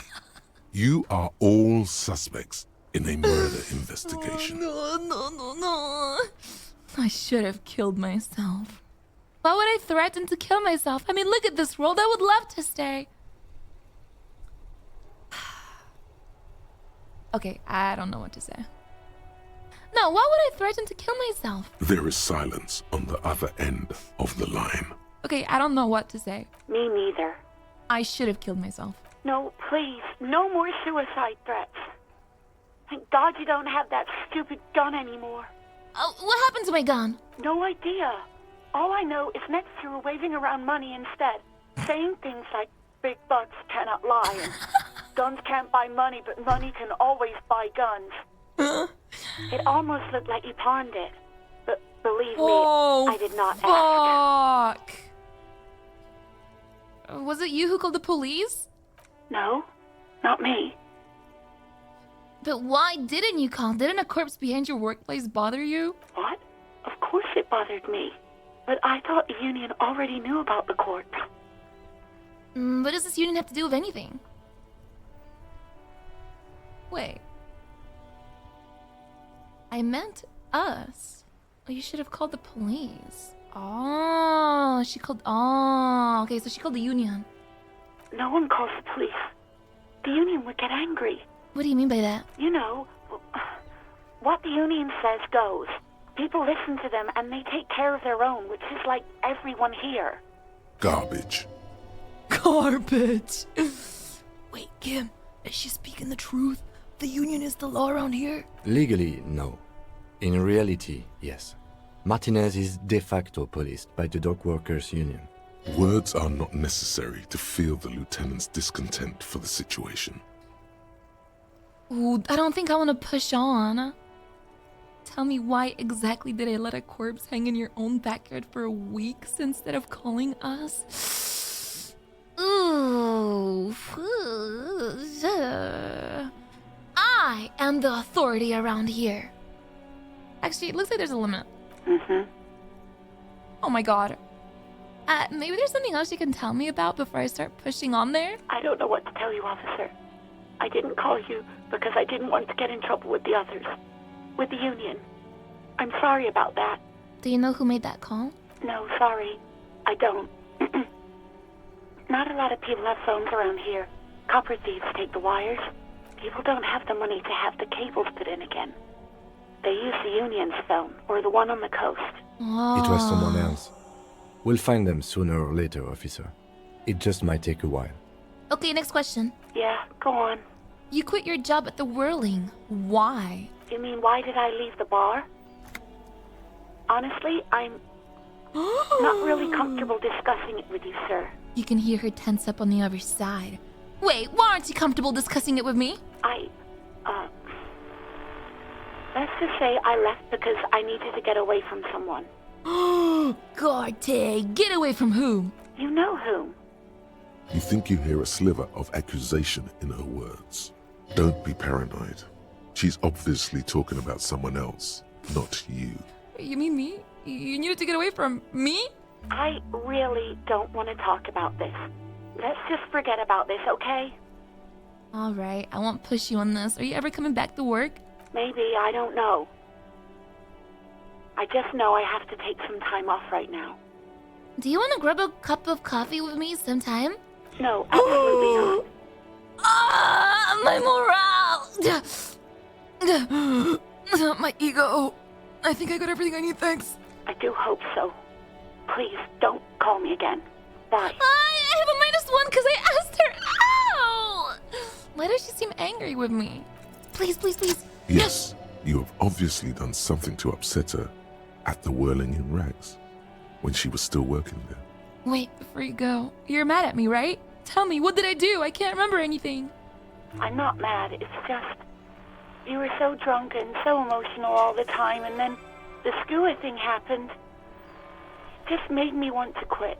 What skua thing? The stuffed bird. The great skua. You threw it against the wall while screaming, "Fuck that bird," and laughing like a maniac.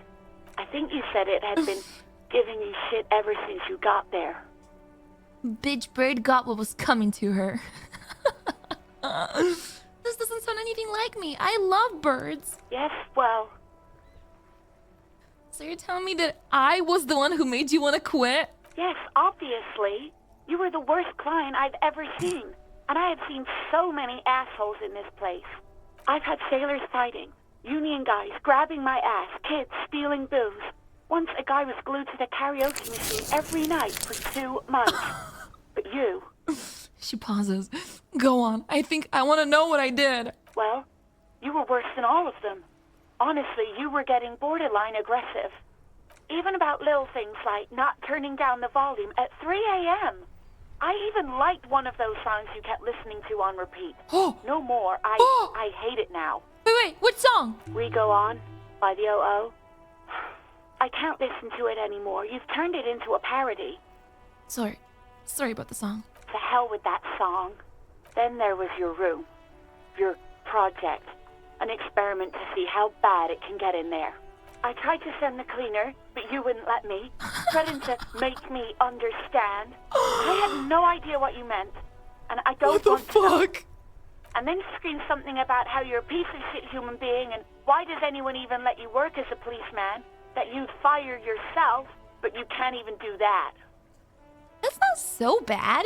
It sounds intense, though. And then I had to deal with your toilet. The one you clogged with police documents causing water damage downstairs in the kitchen. I won't even mention you waving your gun around, harassing customers, threatening to sing karaoke, threatening to kill yourself. Wait. Police documents? The ones I had to wrench out of your toilet. What happened to them? Damn it, I don't remember what I did to your damn papers. I don't remember every little thing I do. Resentment gives way to concern in her voice. She's worried she might have accidentally done something bad. Then she remembers it's you.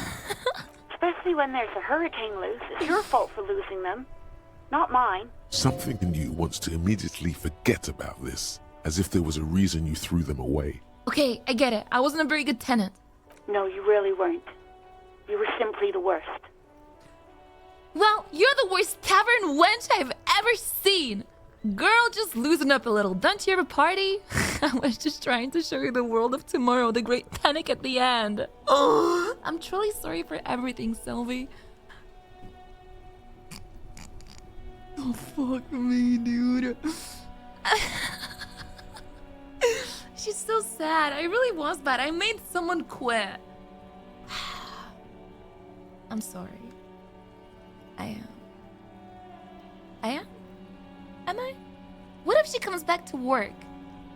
God, I knew I shouldn't have brought it up. Just try not to call me again, and let's pretend it never happened. Wait, what else did I sing beside the O? I'm looking for a song. All sorts of things. From disco, rock too. So much disco and rock. Wait, maybe you can help me identify this one particular song. Which one would that be? One that was really sad. Sad? I think the one you mean is the smallest church in Saint-Saëns. Oh! Butchered that right up. Interesting. You still have to find it, however. Right, well, thank you for talking with me. You hear a sigh of relief on the other end of the radio. Wordless, the call breaks. Then, the already familiar voice.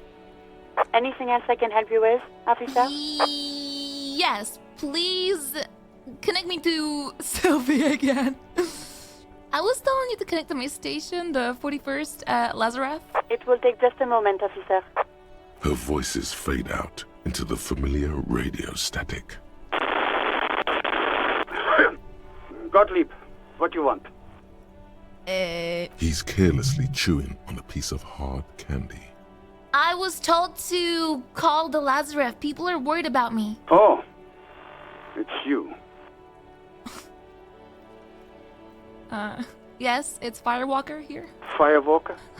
Oh, yes, you are. Just don't breathe in the general direction of your fire feet. Wait, what? Actually, wait. Do exactly that. Put yourself out of your misery. Take a deep, diaphragmatic breath in and... A glorious sight.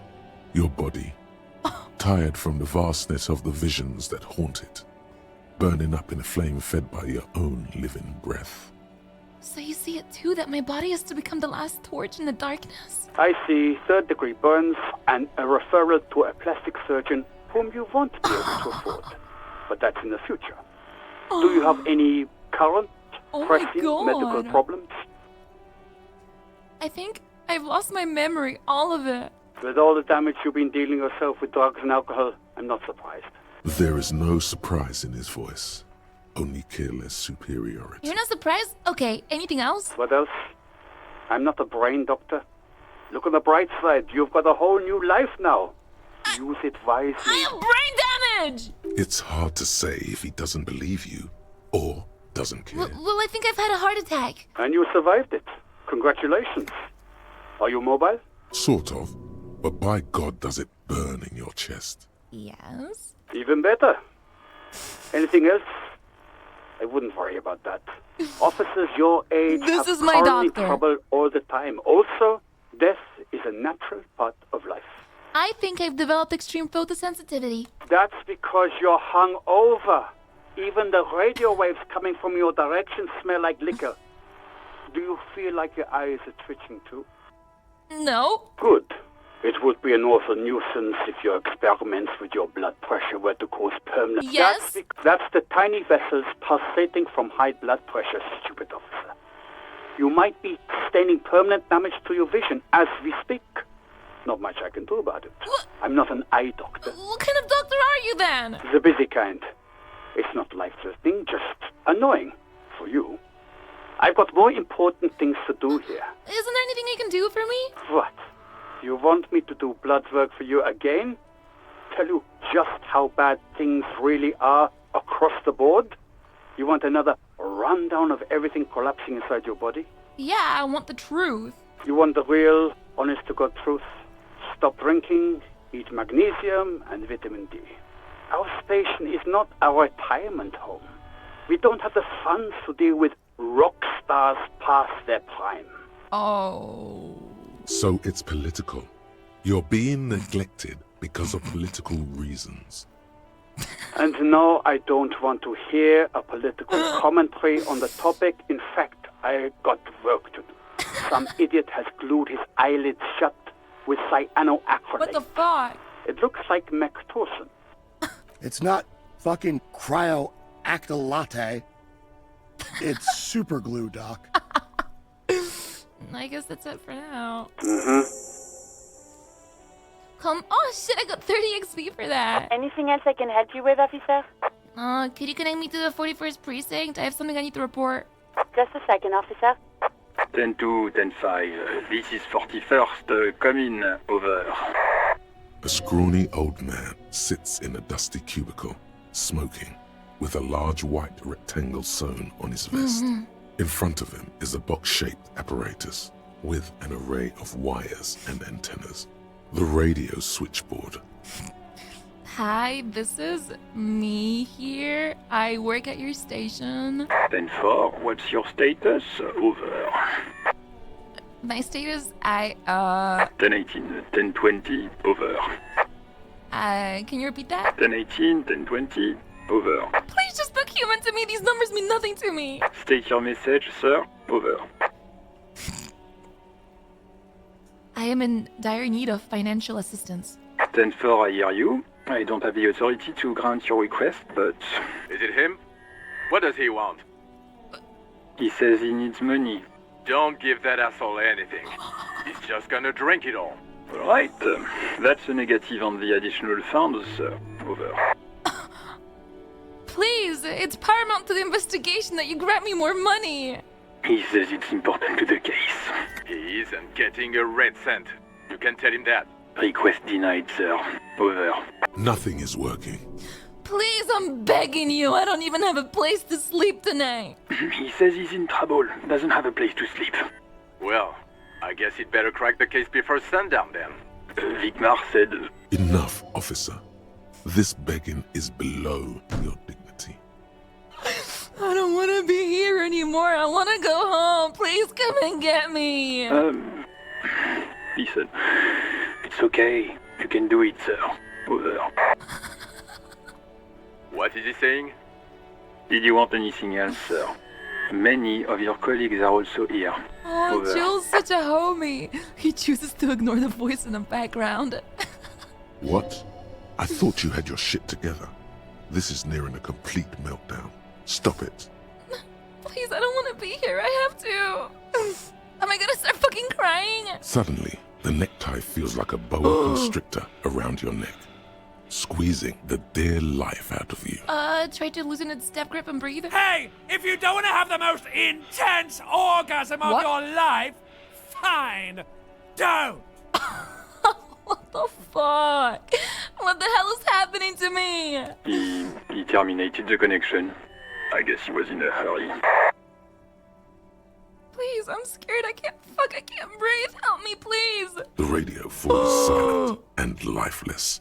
The communications officer has disconnected the call. Oh God, my morale. What was that? It's okay, detective. We call it subterfuge in the Force. Never heard of it? Wipe away tears.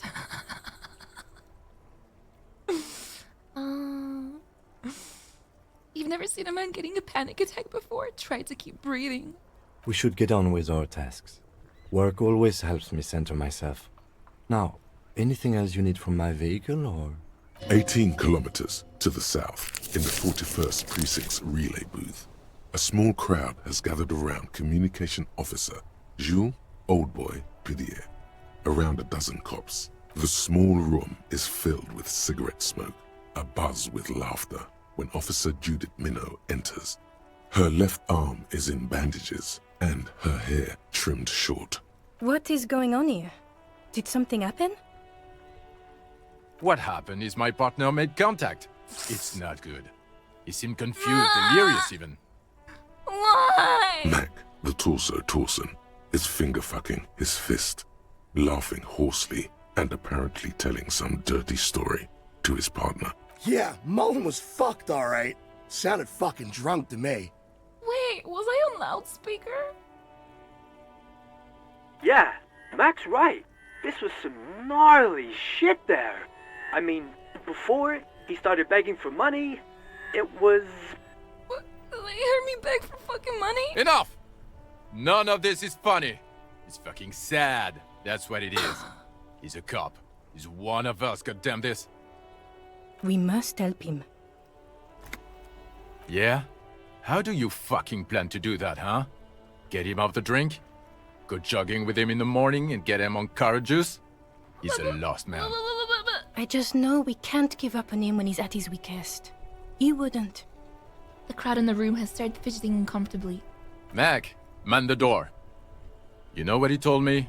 I don't want to get better. I want to get worse. I said that! Those were his words. But wait, do I have problems? Should I not have went deep into drugs? This shit does not leave this room.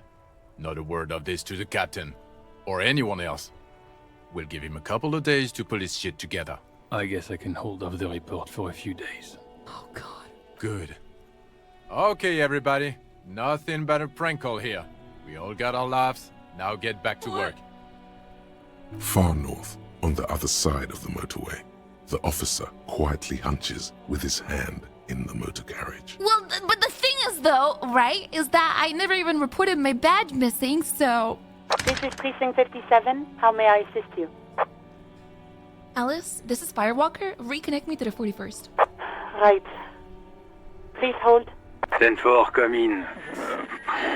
Fireworker, over. I need to report my badge missing. 10-9, repeat message, over. My badge? I can't find it anywhere. It's gone. 10-4, message received. This is a very serious situation. I need to 1022 the captain. No. 1022, the captain. No. This sounds bad. Bad and scary. Like being called to the headmaster's office in school.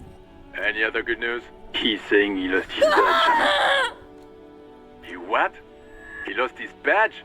Who lost his badge? Dick fucking Mullen. Who do you think? It's Officer Dick Mullen from the bestseller Dick Mullen and the Lost Identity. Dick Mullen is not your name. It's the name of a fictional detective who would not lose his badge. Right. Defend yourself. Immediately. They're laughing at you. Ha, officer. Has lost his badge, haha, like I'm the first cop to ever misplace his badge. He says this has probably happened to other policemen before him and laughs sarcastically. Oh goddamn it! Is he fucking kidding? The whole station's gonna be dicked for this. Satellite Officer Vicmar is wondering if you might be joking and adds that this tarnishes the reputation of the entire station. Over. Mullen dicked us.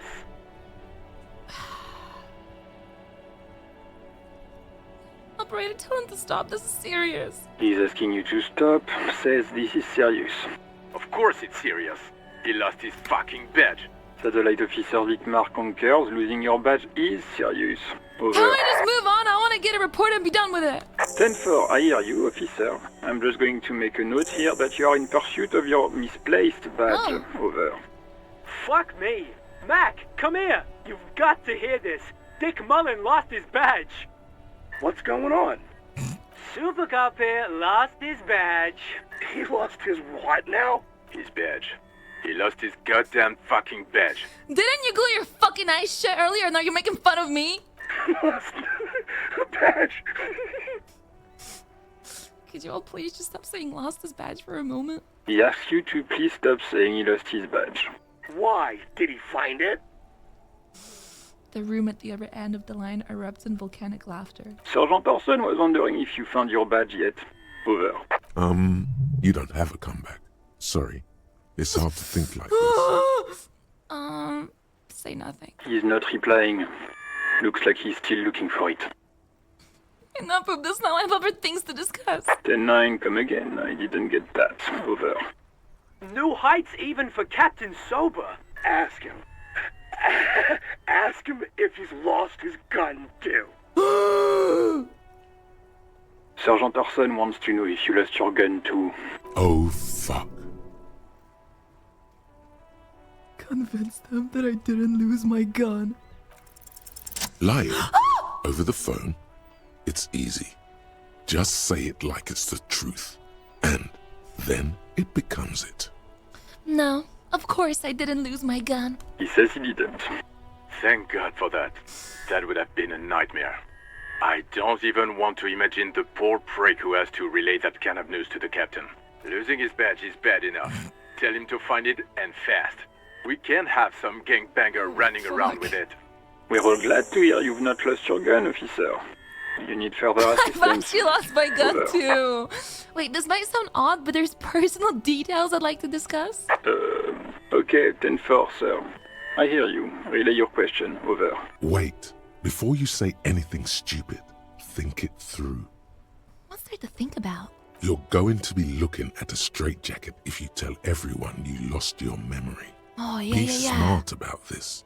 Ask if he's there alone. 10-4, sir. I'm not hearing your question. I wanted to know if you got my badge's description right in your report. Could you read it to me? Name, rank, date of birth. Ah. Yeah, are you alone in the room? I need some confidential information about myself. That's a negative, sir. I got a 10-12 here. Over. Well, I wanted to know if you got my badge's description right in your report. What? What is it? He's still on the line? He wants to verify the information on his badge. But of course, it says Dick Mullen, High General of the Revacholian Fuck Cavalry you! Tell him to stop wasting time. What do you need, sir? Over. Please refer to me with my full name in the future. 10-9, repeat message. I didn't get that, sir. Over. Stop calling me sir and just use my real goddamn name, will you? What? What is it? What can he possibly still want from us? He seems intoxicated and keeps asking me to call him by his name. Mullen's drunk and emotionally aggressive. That's new. Wrap it up. Don't indulge in his drunken antics. Any news about my family? 10. Excuse me, sir. Over. You probably don't want to continue on this road. I just thought you might have heard of them, that's all. No, sir, I haven't. You're not really keen on mentioning your home life, so I've always assumed things weren't that good on that front. Over. Have I ever told you about my life before the RCO? 10-4, well, that's, Does he actually want something, or is he hell-bent on disrupting our work? He asked if he ever told me about his days before joining the RCN. For God's sake, cut this shit out! Tell him to stop wasting time and be a goddamn policeman for Oh my god, I've been on the phone for like 5 hours, it's 4! Sir, Satellite Officer Vicmar says... I heard him. So, was there anything else? Let's wrap this up. Understood, sir. Over. That's all for now. Roger that. 10-10, over and out. Goodbye. Oh my god, this is fucking terrible. Kim, it's not looking hot. Yes?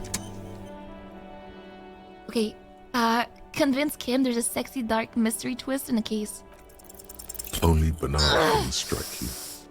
At the core, you're a very banal one. You should be ashamed. ashamed of. Nothing. It's no wonder the soft one doesn't want it back. Nothing. Oh god. Oh god. Oh god. Oh god. Oh god. Oh god. Oh god. Some great tectonic force has cracked the pavement like an eggshell. The worn and beaten wooden planks of the bench do not look overly comforting. We can sit on benches after we've solved the murder. Let's go. You can revisit the bench if you ever need to pass the time when Lieutenant Kitsuragi is gone. Gone where? He's not ever gonna leave me, right? The dented yellow mailbox greets you with I love you, mailbox. I do. The box seems happy. Alright, let's go down. Oh, no, let's go open the trash. I've never done that. Bing, bong, bong, bong, bong. Oh, I can hold to run. Feels like I'm controlling Kim because he's in front of me. This trash container is locked. The sliding lid has a padlock that says, whirling in rags. Open the padlock with the key. With a well-oiled crack, the lock pops open. It should now be possible to simply raise the lid. Don't. Maybe you shouldn't. What? Didn't I just have a premonition that there is something in there? There is, but you won't like it. Sweat forms on your brow. Your hand is still on the lid. Open the lid. The smell of rotten food rises to greet you. You see soggy cartons, dirty rags, and organic waste. We're just in time. This hasn't been emptied for over a week. Whoa. Look under the boxes of carton. You see milk and egg rest with one broken egg in it. Some pasta wrapper. Picking up the soggy packages somehow feels familiar. A box falls into pieces in your hands. Batiste Soleil cereal. There are plastic pasta packages below. And turbo noodles. Nothing of note. Turbo noodles. Take out the rags. Among the threadbare kitchen towels, something catches your eye. A pair of denim trousers. Whoa, grab them. As the legs of the slime-covered jeans begin to unspool from the garbage, a rank corpse smell fills the air. The victim's clothes? Oh. Cadaverine odor is faint. If these belong to the deceased, they were removed when he was still in the early stages of decay. Can I just wash him? Drop them in here, officer. The lieutenant produced a black plastic bag marked evidence from his pocket. Guitar marked blue jeans. Pockets empty or emptied. He wore them with a belt, too. A white belt. The loops appear stretched, but He looks into the container. the belt is missing. That's it. Do you see anything else in there? I have another bag here. Something slimy catches your eye. Reach for it. A drab, long-sleeved shirt, olive-colored, appears from the food waste, dripping with pus. Bag it. This is a military-type overgarment. No label or serial number. This is the kind of rib-knit shirt that's worn over light armor to conceal it in an urban scenario. Anything more? The rest of the rags are just kitchen variety waste. A yellow old mug that catches your eye. But other than that... A thrown-out towel, a mug, that's all. All right. We should go to Gart again and ask if he knows who put the clothes in the trash. It could be as simple as someone from the hostel cleaning the yard. Or that one. I'd advise against confronting that force. He nods toward the red-haired boy behind him. Yeah, we need to ask the kids. You think someone from the whirling might have been involved, maybe? Not really. All we know is the victim's clothes are in the trash. The lid was locked, and his establishment had the key. It's just a small loose thread. You're right. How else would anybody trash shit in there? Okay. The lieutenant nods, then looks back into the trash container. Search the food waste. It's just organic waste, cold and slimy on your hands. Apple and potato peels, mostly. Unidentified sludge, and the occasional chicken bone thrown in for good measure. But hey, yes. Nothing. It's nothing. Nothing more to see here. What's this? What? A blue piece of plastic sticks out from the apple peels. It's shiny. Looks like the corner of something. Pick it out. Something larger. A clipboard. A blue plastic clipboard with moist papers hanging from it. They It's look my badly shit damaged, that I but threw you in can the still make toilet. out forms and notes written in a man's handwriting. Officer, is that your paperwork? No, it can't be. Yes, it is. Look. This plastic has the RCM street grid on it. You've even got an autopsy form. Oh! If you don't mind my asking, how could you have let your paperwork end up in the trash? It must have been cramping my style. It has a foreboding quality to it. Maybe I needed to lose it for the great bloodletting to begin. What the fuck am I saying? I think I didn't want to be a cop anymore. That's why I tried to flush my cop life down the toilet. What the fuck?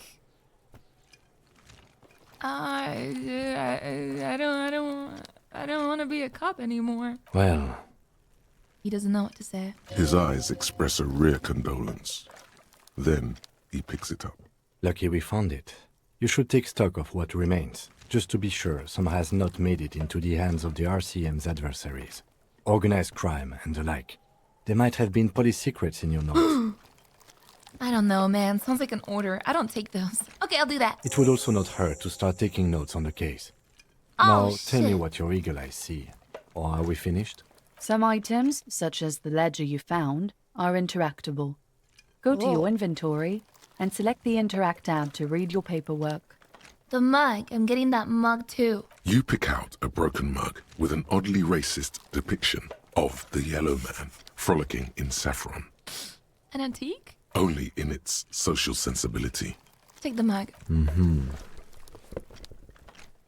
The lieutenant briefly glanced at the mug, then returns his sight to the trash. I don't think you like that. The container sounds a muffled gong. That's one thing off the list. I think we got it all. Hey, so we've been monitoring you internally, and now we know your copo type. What? There's copper types? Yes. Guess what's yours? A cool cop? No, you're the sorry No! cop. The cop who's sorriest. Let's make it official. I'm empathetic. It's different. Huge lack of enthusiasm going on in No, fucking, they should be sorry. Yes, impotent rage and lamentation. Let's wrap it up? You know what? Actually, I'm not sorry. I changed my mind. No, you don't. Come on. You'll be back to saying sorry in 2 minutes. Stop wasting time and begin the repentance. But won't the other copper types be jealous? What? Jealous of the sorry cop? I think they'll be fine. Don't worry. They'll be super fine. It'll be totally okay. You can dual copo type from sorry to anything. Okay, well, what's the other couple types? Oh, you know. Apocalypse. Apocalypse? Superstellar. The advanced interesting cop. What? Liquid shadow. What? But you're too sorry to say those things. So, here we go. Opt in? No, I'm really not sorry. Fuck off. Opt out? I don't know what sorry cop is. Well, they said I can have other ones, so I'm sorry. Of course you are. It's okay. See if you can get something out of this, like info. Or maybe every time you say you're sorry, you get $1 million. Oh. That won't happen. Aww. Well, I did level up. I really like Half-Light. I don't know what the fuck this is, but it keeps pitching in and it makes me fucking laugh. Half-Light makes you ultra attuned to the world. It is perpetual fear of your own shadow, someone else's name or your scent. You'll be ready always to pounce and physically interrogate passerbys. Oh god! So it's... That's my instinct. Those who respect violence will not respect me. Oh no. I do like it though. I leveled it up. Now, I got Lieutenant's handkerchief, tools, a flashlight, chain cutters. Could I chain cut the guy off of the tree? Oh, the photo of the tattoos! An intricate web of blue lines stretches across the torso of the hanged man. from the right shoulder to the solar plexus. Mhm. Each time the lines intersect, a small white star is formed in their crossing. Hundreds of fading asterisks riddle his skin. Their concentration is highest around his heart. It still kind of looks like a map of the stars in the night sky. But something's not right. Who are you? Gone. What's the meaning of this tattoo? For you to discover. You've gotten as far as you will without assistance. Oh, okay, put the photo away. Now let me look at this mug. It's just a racist mug. What's there to read here? Not much. There's quite a lot to read into here, actually. Look at all that content. I don't want to do it next to Cam. Right? He's gonna be like, what the? I'm gonna read my ledger. It's the ledger you found in the trash. A pitiful cabbage of white and yellow papers hanging from plastic board, barely held together by a metal clip. This sad display is made complete by the faint smell of urinal cleaner. Anything else? There's a piece of toilet paper, or is it cleaning tissue? No, it's toilet paper, desperately sticking to the back of the blue plastic clipboard. It's a metaphor for you. Below the pathetics, terror. Do not look into its blue heart. Smell the ledger. The acidic stench of rotting food is rubbed off on the cellulose. It now forms the base of the experience. This base surrounded by a faint air of spoiled meat, the stuff of death itself, and then sprinkled liberally with the citrus zest of toilet cleaner. Inspect the toilet paper. It's just toilet paper sticking to the back of the plastic clipboard. You can take it off if you want. Maybe it's kitchen tissue. They look exactly the same. If you want it to be kitchen tissue, it can be kitchen tissue. Whoa! It's not, though. It's toilet paper. I'm gonna leave it there. It's cool. Cool toilet paper. I mean kitchen tissue. Let's look at it. It's made of dark blue plastic, hard enough to beat someone to submission with. What? The edges are rounded, however. The U4 size board feels thick and heavy in your hand. Light shimmers on its wet surface. On the back, you see the embossed letters, RCM. What did you say the color was? Blue. I love blue. The blue heart. Don't look into it. Shake the ledger. Something rattles inside, ever so lightly. Is there a hidden compartment? Peek inside. The plastic shimmers like lapis lazuli, but it is not see-through. You cannot see to its center. How do I open it? With your hands, U4-sized pages hang from the clip, screwed to the top of the board. This is a white check. You may retry it. Lonesome long way home. -1. Open the hidden compartment. What the fuck? Inspect the clip. An aluminium block runs the width of the board, biting down on the paperwork. Its crocodile teeth are the only thing keeping the papers together. A regular pencil, the tip worn down to nothing, has been attached to the clip. Run my finger across the aluminium. The surface is interrupted by a silvery sticker. It's rectangular, sparkling with iridescence. You don't know how you didn't notice it before. Lieutenant, is this one of the hologram watermarks you mentioned? What? Yes, halogen watermark used for adding information to RCM property. How can I read it? Any capable light with the right wavelength will do. Like? All RCM vehicles have had lights designed to reveal halogen watermarks. Mine too. This means you can read the watermarks if you just turn the lights on. What kind of information? It depends. Aside from an anti-counterfeiting stamp, mine has my station number and address. The information varies by date of issue. How many years you've been on the force, he's thinking. It'll have that. Your kill count. Yours will surely have your kill count. That's all, thank you. Okay. While a bunch of sodden papers sag from the clipboard in your hand, it's a sorry sight. Let's go look at it in the car.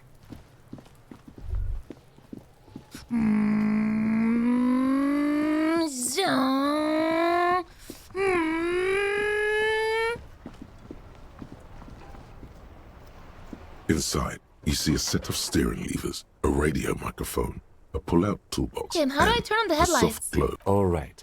Ready? I turn, you press start. It's next to the preheater. He's downplaying his excitement. The lieutenant is more than happy to show off his precious carriage. Press engine start. The dashboard lights up with orange glow. The rounds per minute gauge jumps, and the engine of the Caprice Canema comes to life. What the fuck? Press the button labeled headlights. The lights unfold with a little click, casting electrical light onto the ground before the vehicle. There you go. I'll turn them off from the remote once you're done. We just need to stand in front of the machine now. Whoa. This is crazy in depth. As you hold your ledger's clip under the headlamp, an iridescent hologram appears. A street grid and the veins of a great river. A familiar sensation washes over you. Do I find out about me? There she is. Revachol West. Around the borders of the watermark are dozens, no, hundreds of micro-perforations. Look at the shimmering street grid. The rectangular watermark is overlaid with the logo of the RCM, and yet the major arteries of Revachol are all recognizable. They shimmer in the Canema's headlights. Look around me. A rat brazenly darts past you and disappears amongst the stopped lorries. In the distance, a child somewhere shrieks. A woman reprimands her in a voice no quieter than the child's cry. In the middle of a broken plaza, in a cone of light, barely visible in the daytime, two men, one slim, the other sturdy. They are on the city stage, but only one of them knows his lines. Oh, they're talking about me. Ah, Martinez. Where are we on this? Let me see. Right here. His finger near the top of the map and a segment of coast jutting out into the great ocean. Seems nice. No, it does not. The rectangular water, a rat in the... Ah, let me see. Right here. Seems like a shithole. It has its problems. Look at the perforations. There are many of them, and they are divided into 3 separate rows. Tally of different rows? The first row has 18 dots. What about the next one? The next is the longest. It runs all the way around the border, and then some. Count them? There are so many, it's hard to count. More than what the 150. Fuck is this? At least. Maybe even 200. What about the last row? The last row has 3 perforations. 3? That's it? That's it. Hey Kim, what do all these holes mean? Point to the dots on the watermark. Those are perforations. They represent your record as an officer of the RCM. They are your statistics, as it were. I should have guessed you'd keep a record. Officers often do. Let's take a look. Son, here is where we score your life performance. Oh my god! You better hope it's good. The first row represents your years of service. 18 years. Okay, not bad at all. What did you do before you volunteered? I walked the land telling whores and liars of the end to come. There are 9,855 days remaining.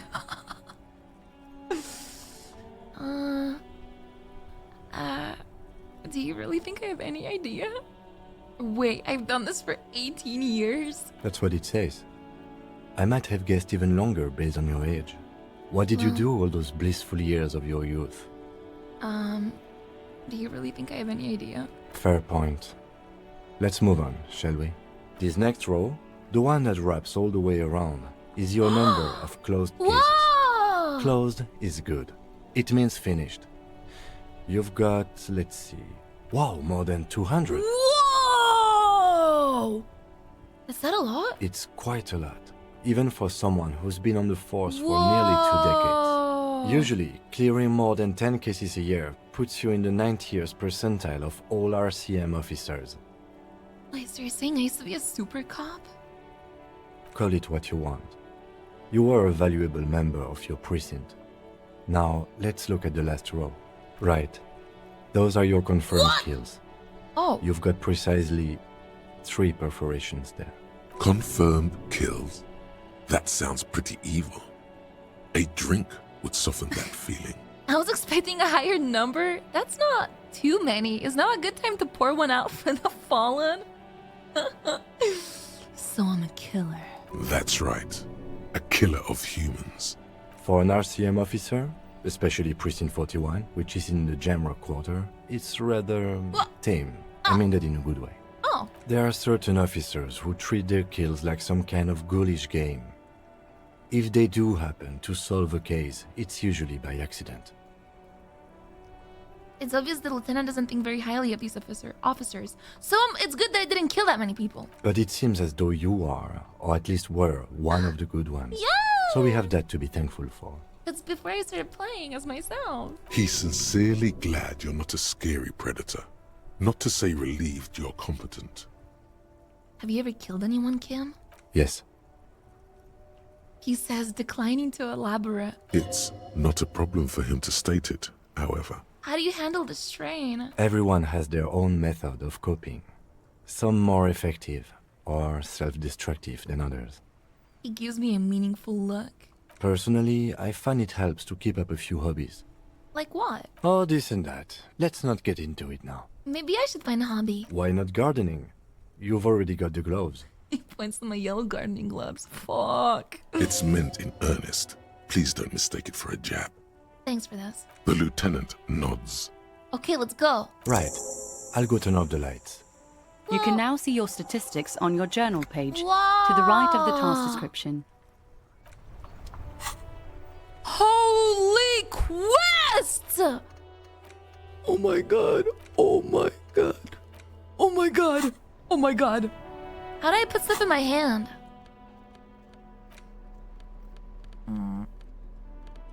Oh. Well, I haven't even read it yet. It's the ledger you found. Oh, and an incredibly cool piece of kitchen tissue is stuck to the back. Browse the white paper. They're not exactly white. They're yellowed in patches by sunlight and alcohol and covered in dense blue handwriting. Okay. Ink escapes into watercolor Don't pattern. care. Once in a while, there's a red stamp that exclaims, "Case files, commit to paper." The case files themselves are plenty. You count more than 100 sodden, crumpled up, earmarked pages falling apart in your hands. What is in They there? What appear are to they be about? Work, strife, poverty, the Jamrock Quarter. These are handwritten logs of investigations dating back to January 51 Whoa. this year. The exact number is hard to estimate due to missing pages and an odd naming convention. But there are at least 20, maybe 30 cases undertaken, not completed, mind I you. didn't finish them! It's the middle of March. You have attempted 2 cases a week on average. What the fuck? Is 2 cases a week a good caseload, Lieutenant? Huh? 2 complex cases to undertake is a lot, yes. You really have to push yourself. I would not suggest it, lest you start making mistakes. 2 cases a week appears to have been my load, Lieutenant. I'm not sure I completed them, though. That's a lot. This kind of caseload would explain your solved cases tally on the watermark. I didn't mean to say you are making mistakes, by the way. That was presumptuous of me. I burned out. That's okay. We all do, Aw. sooner or later. Oh, I love Kim. Like a fan of girls, the checkered papers dry in your hand. The handwriting is extremely dense, There if was a- mostly illegible. There was a mention of a naming convention. Yes, it appears you employ a, shall we say, robust yet literary system. Each investigation has its case number written on the margins. Yet, still more tellingly, most are accompanied by a name. My name! Oh my, and they're written in capital letters, too. Yes, all caps. One is called The Next World Mural. Another, The Square Bullet Hole Murders. Oh. Another yet, The Unsolvable Case. More? Others appear more light-hearted. The guys on a couch in an unexpected location, and the murder at the Uka Parlor. Even the rare article-free collapsing tenement. Murder features prominently throughout. You like this grimy murdering, don't you? What's happening? It's going to take an effort to piece these case files together, but it can be done. Once you're done inspecting them up close. Kim, my cases appear to employ some kind of naming convention. You mean the alphanumeric? Officer, precinct, time of arrival at the scene? No, I mean a non-numeric one with titles. Oh, you mean the titular? Yes, yeah. well, so do I. In our defense, almost everyone in the RCM does. Why? It's a holdover from the early days of the RCM, right after the revolution, when the organization had little idea how to do things. It persists in an unofficial capacity. Officers use these titles to refer to their work among themselves. I seem to have named a case the Square Bullet Hole Murders. Again, in your defense, I seem to have named one the man with the hole in his head.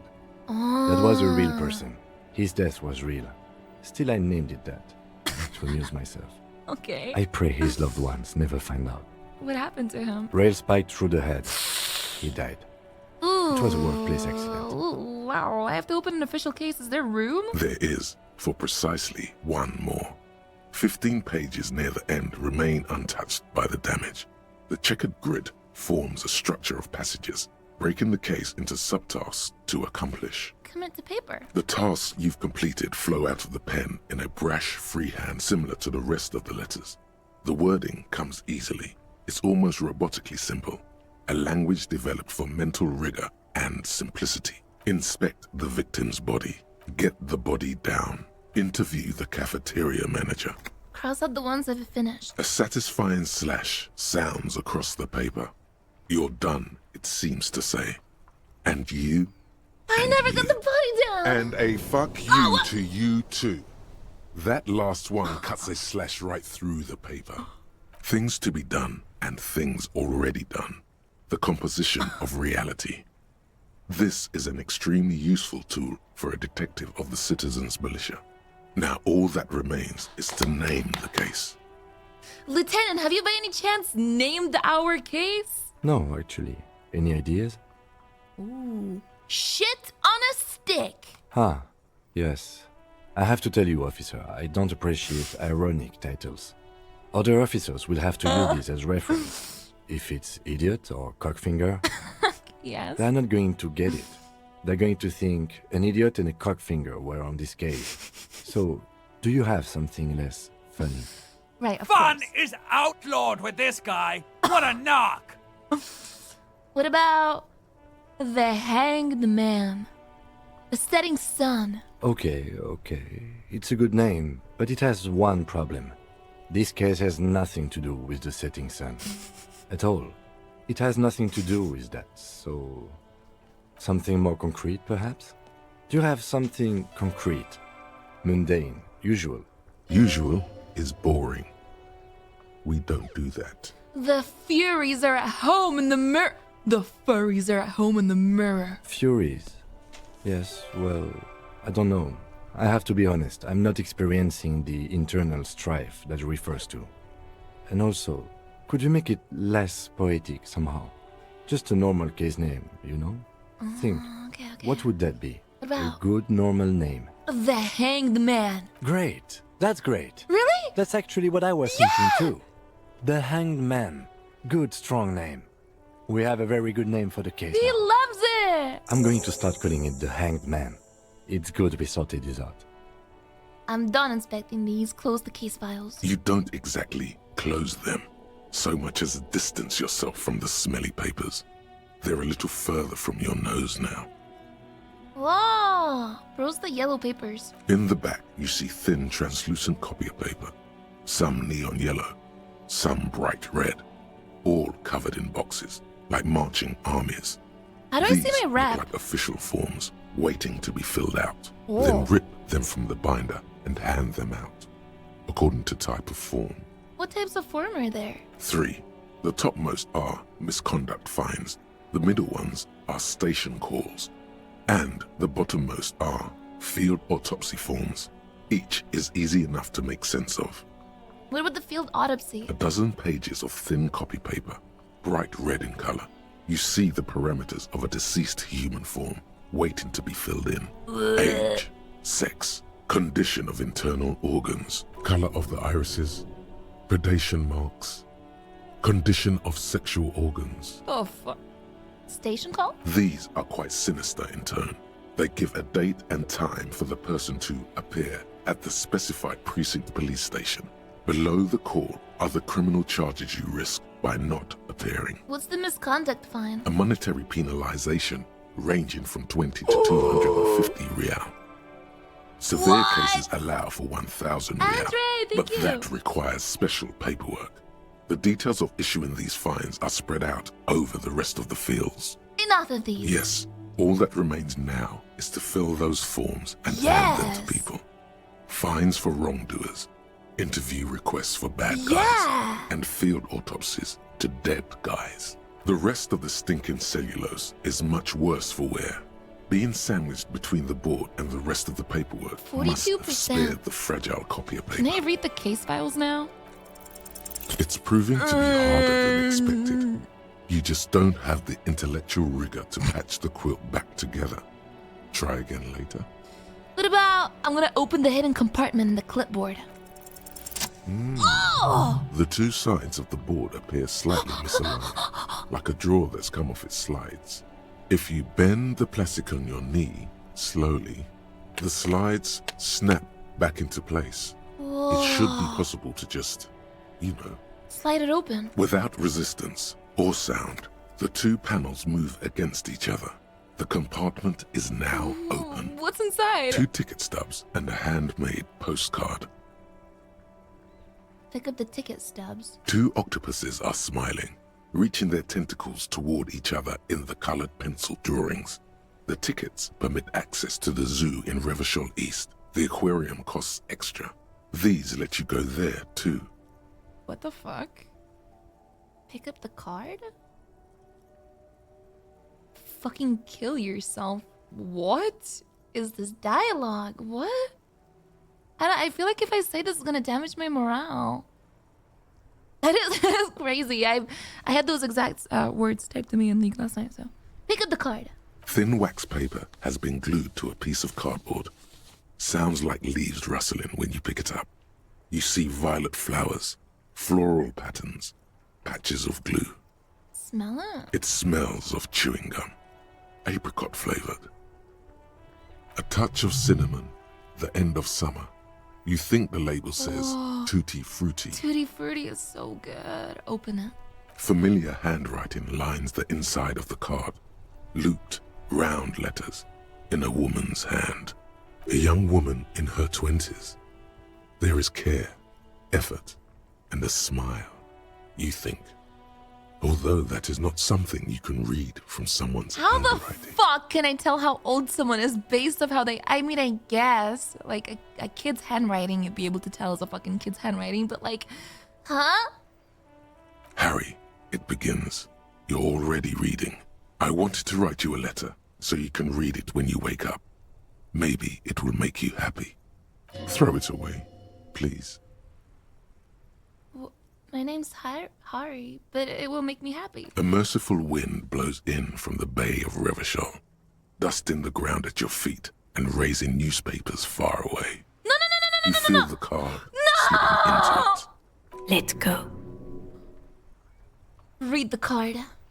Your hands shake, holding onto it. Every morning when I step out and you're asleep behind me, it says, I find a little piece of sadness in me. I carry it in my chest, down Voyager Road. Every step I take, it grows. By the time I reach the fuel station, it has filled me entirely. I step onto the light rail and look back. Sparks fall from the bow collector. I know it will be like this until late afternoon, when I get off the 42 and walk back to you. What? Keep reading? You. Every step I take will get lighter. It almost makes me run. Sometimes I do. I can't believe I met you. I can't believe the happiness I feel with you. Whoa. You have a vast, vast soul, and I will always, always, always come back to it. Keep reading? Kisses, kisses, kisses. You feel the air sucked out of your lungs and the blood sucked out of your head. Everything around you gets dark. Small white dots appear. Am I having a stroke? You feel the ledger slip from your hand. What? No. Hold on. Hold on. To what? There's nothing. Detective, is everything alright? Fall sideways. What the fuck happened? He probably... oh my god, he probably... what? Huh? Wait, what the fuck happened?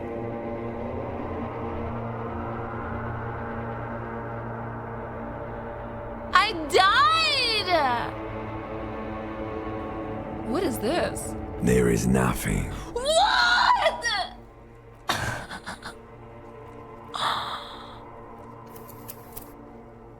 Oh my god.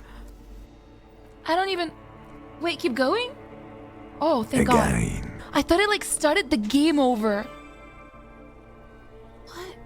Nothing? Nothing sad, brother. No treachery. Just blackout. Just lie there passed out. I fucking passed out. That's not as bad as dying. I thought I died of a heart attack. Almost nothing. There is the ground below you. That's still there. And the small light that's on, fluttering, somewhere in the basal ganglia. Who's that? That's me. Blue eyes, that's me. And who was that? Who was what? He speaks of the sickening longing, the unwell emotion. Even in the darkness, he's grasping for it. Still trying to hold on to the great sorrows slipping in the water. Slimy. No, I was cool. I'm cool. The cool when you're dead, brother. Here in the paleo-mammalian cortex, we call it the shadow. Because it's always there. Where's Voyager Road? There is no Voyager Road. There are no roads, no houses, no lights in the windows. It's all on pause. Was that the X something? The... Bloated corpse of the past resurfacing. No, it was beautiful. Beautiful. Believe me, stupid ape. Its lack of beauty was not the problem. Enough. Just lie there motionless. You think they would let you? Until you disintegrate into biomolecules? No. Someone is breathing on your face now, inspecting your pupils, stupid idiot. What is that? It's cold. Yes. They're pouring something on you. It's in you. And It's delicious. Huh? Glowing lights on a dashboard emerge out of nothingness. Whoa, what the where am I? The upholstered cabin of Lieutenant Kitsuragi's motor carriage, seated in the driver's basket. The air is thick with leatherworks and heavy fuel oil. Cold water runs down your chin. Drink. Water. Drink. The water is cold, silvery, the stuff of life itself, as it pours down your parched throat. The pounding in your head recedes. The darkness parts. Drink. You haven't drunk water in 2 days. Did you know the human body is not made to survive on alcohol alone? You need a secondary form of hydration. Drink. With greedy gulps, you down half a liter of cold water. Some of it spills on the driver's seat.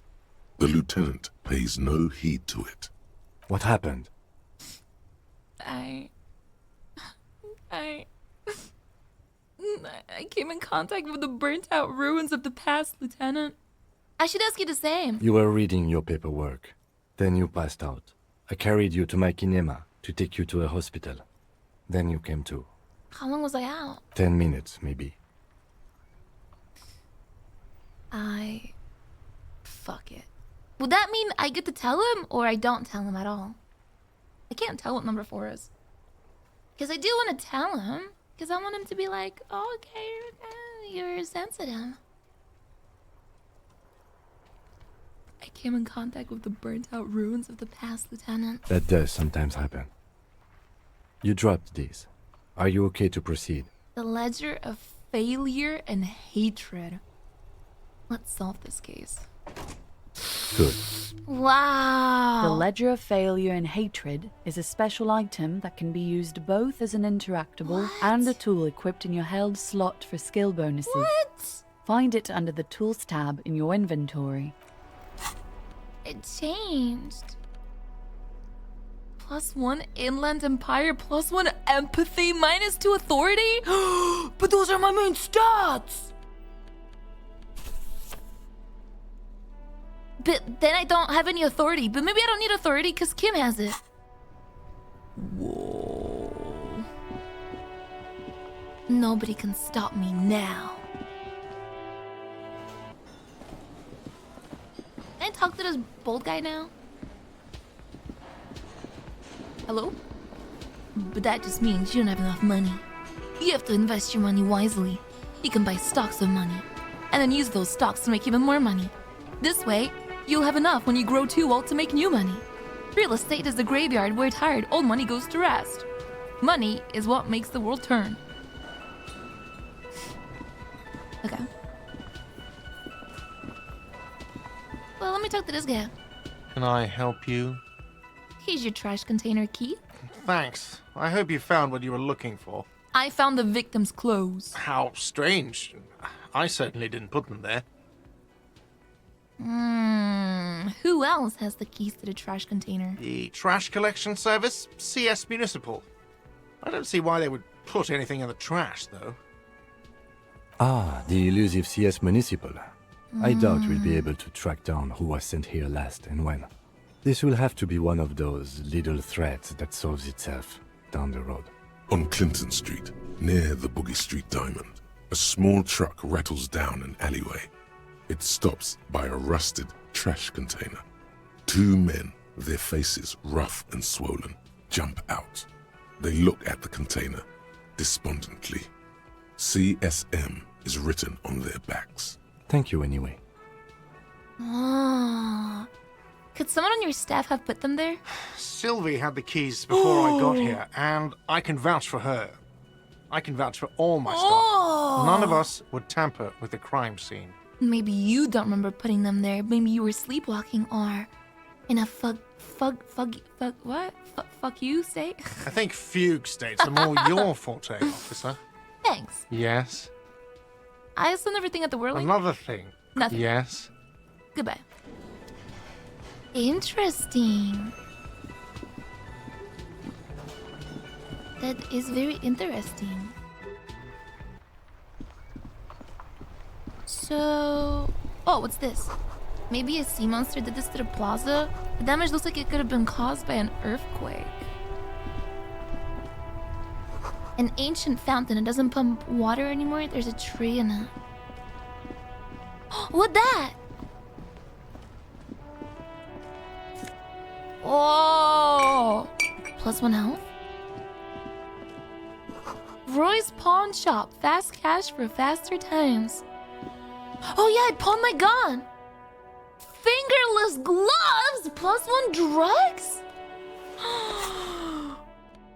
Whoa, give me those. Oh yeah. I look cool as fuck. Waterlock out of order until Wednesday. Hello?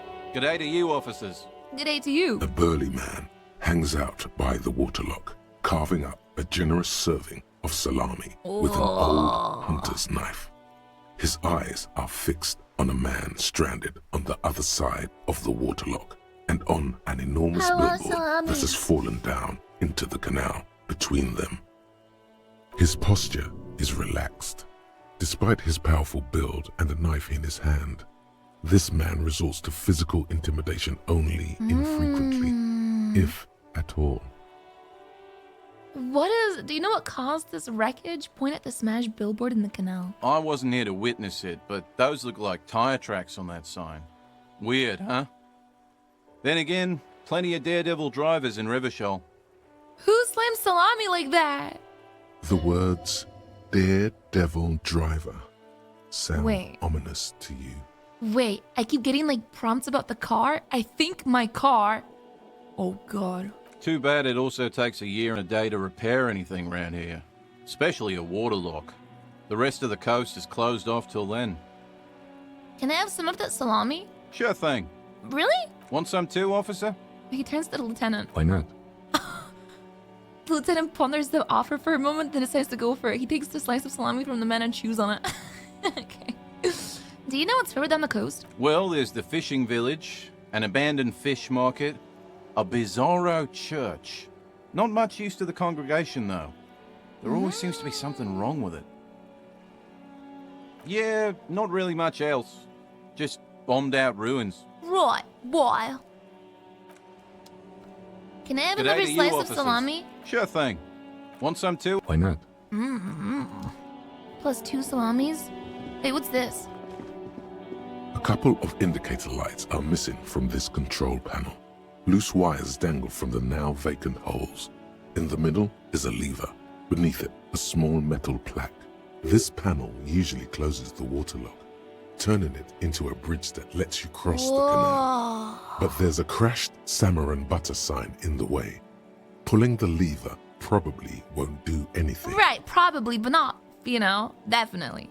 You pull the lever all the way up until the metal clicks against the contact pins. You hear a soft clunk.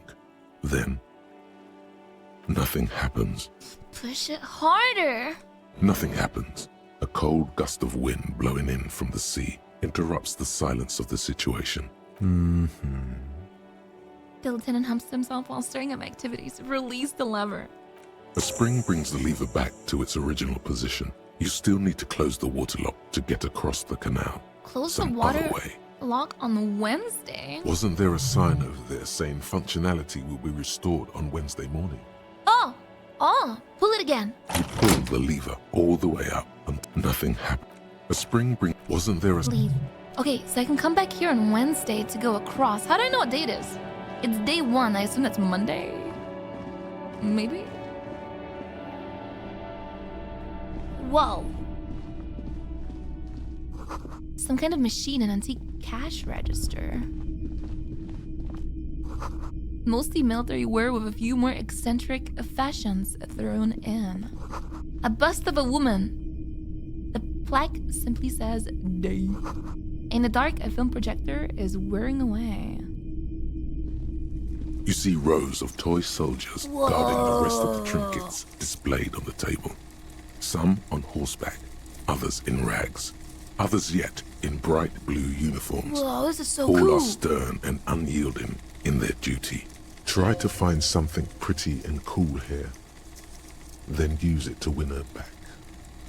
Win her back, question mark? Yes. Buy something nice. A figurine. Dig up a truly cool figurine in the box under the table. Everything you pick out seems faded, chipped, and sad somehow. Most of them are just broken toys. Inspect the knights on horseback. Big men on big horses, clad in lamella armor and carrying flintlocks, the kind that would mow down a line of enemy soldiers in the blink of an eye. Who are they? Franco-Nigerian knights. I used to be very serious about these guys. Do you want one, Cam? A long, long time ago. Oh. Inspect the blue uniforms. They're not all blue. These figurines also wear gold coats and caps, complemented by orange trousers. They are variously posed, wielding swords and rifles with bayonets. What are these? Which ones? Oh, what the fuck? Royalist soldiers from the time of the Revolution. The uniforms are painted a bit too brightly, I suppose. I inspect the figurines and rags. This set of soldiers isn't meant to look impressive. A few have rifles, but most of them carry pistols. Some even shovels and tall sticks. Are these even soldiers? You're probably talking about the revolutionaries, yes? Yes, they are soldiers. Revolutionary soldiers. Oh. I think their poverty has been exaggerated for effect. When you place them next to the royalists, it doesn't seem like they could possibly win. It is impossible to win against the cohorts of capital. Ask my friend Garte, whose bitch it made me. Oh, fuck. Okay. I don't like either set too much, to be honest. He seems to have his own take on the conflict played out in perpetuity by these toys. Might be interesting to find out what it is. If I put on my gloves, would that let me try this again? I don't know. Let me try it. You see rows of toy soldiers. No, I think I have to level it up. Right. What is this? A typical Martinez streetlight sits among assorted floor and table lamps. Is that a streetlight? Yes, officer. As you see, it's in perfect working order. Where'd you get this? It was brought to me to be altered. We are not here to investigate the theft of city property. Oh, okay. You have to admit it's rather clever what he's done with it. True. Let my gaze run over the streetlight. The light pole, has been carefully cut, and the wiring has been redone and attached to a standard indoor plug. The light buzzes faintly, but persistently. How much? 700 real. A bargain, I dare say. A bargain? What the No, fuck? it's not. He's trying to sweet-talk you into buying trash. Even taking into account the risk of obtaining the light, that seems a bit steep. 700 sounds about right. I imagine it wasn't easy sewing off that street lamp. Hey, I don't know where it came from, but it's not every day you get to buy and sell something so extraordinary. Fucking god. Why would I ever buy a street lamp for 700? There's nothing else. What's that? The boomboxes on the shelf look well-loved and well-traveled. Chipped, dented, they stare at you with the unblinking eyes of their tape reels. Stand on the tips of my toes to see more. One especially catches your eye. Deep gold and amber plastic with a big old handle on top. A classic boombox that says, Stereo 8 approved. This is you. Golden orange. A sunset suite. Yes! Just make sure it works before you buy it. Shopkeep, this Stereo 8 approved machine here. Is the Harman Welsh W2. Made in Vespa. Designed in Seoul. Plays all reel-to-reel formats. 2mm, 8mm, 12mm. It's even got a little radio in there. It'll set you back 12 real. What I really want to know is, could this device come handy in my police work? If police work means playing tapes, sure. You can use it for that. Tapes? Or any other time you'd need to play a tape. Like a beach party. With sand and sun and seagulls dancing on the breeze. Turn to Kim. Theoretically, could I bring it to a beach party? Theoretically, yes. But we don't have time right now. It's generally murder investigation first, then beach party. Actually, it doesn't have to be a beach. With a boombox like that, I'll bring the party into the streets. You can play it any way you like. And I guess since you're a police officer, no one can arrest you for it. Are you sure this is all in working order? Absolutely. I've tested each one myself with recordings of speech, found sounds and music from a variety of genres. Even though I don't really like music. $12. Alright. Is there a way for me, like, to check how much I like or how much Kim likes me? Self-critique? You're one sorry piece of shit? A cop? Oh, God. Well, I wanna... I guess I do wanna research these. -1 authority, you're passed out. Solution. Alright, I'm gonna internalize these thoughts. Although, wait, can you remove thoughts? Oh yeah, you can forget. So it doesn't matter if I remember stuff for now. Self-critique? Lonesome long way home. Oh shit, wait. Okay, I'll do it after. Oh wait, talk to the guy. Yo. It's not often that I see officers from the RCM in my pawn shop. What can I do for you?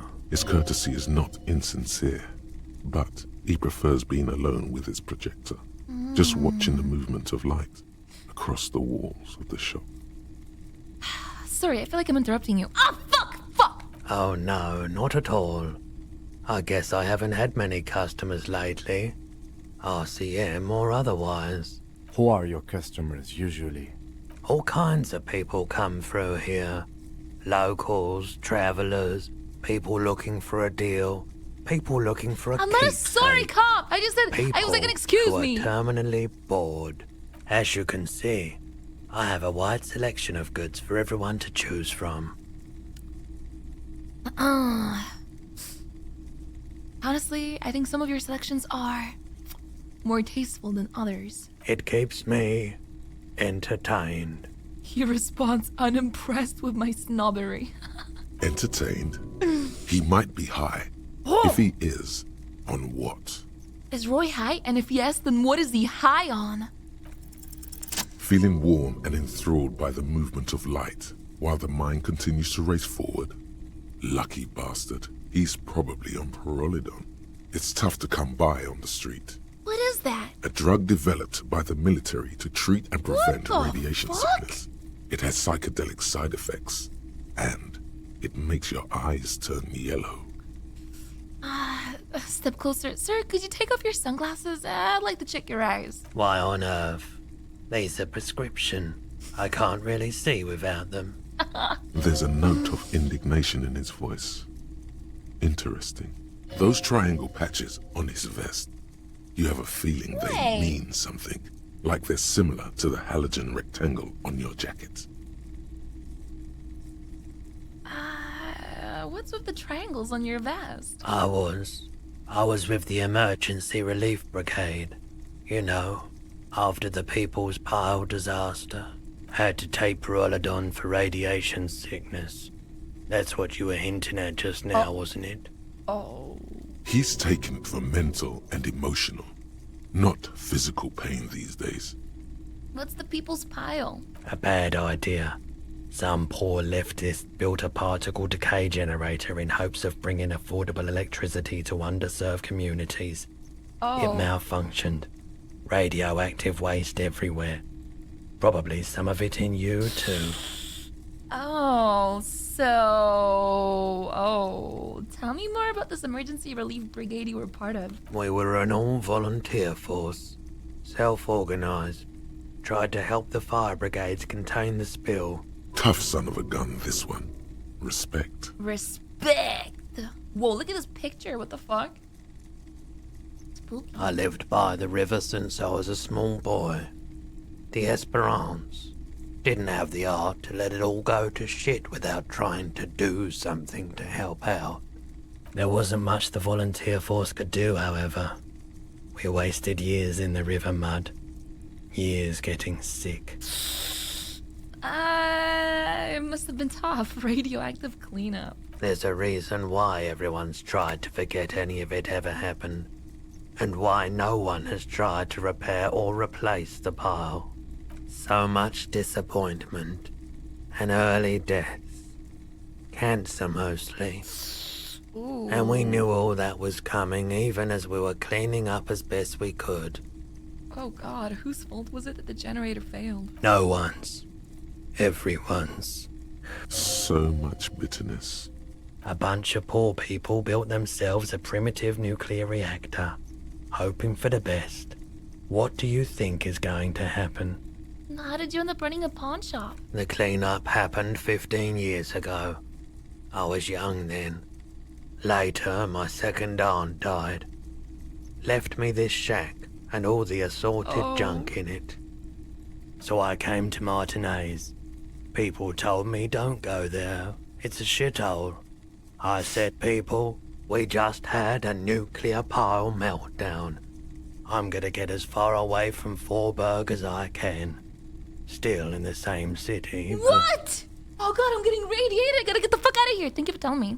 I like the theory more than the story. Outward movement, not vortices. Can you kiss me? Yeah, get close to your monitor and start fucking kissing it. Right now. Yeah. I'm right here. You gotta get in on those vortices, my man.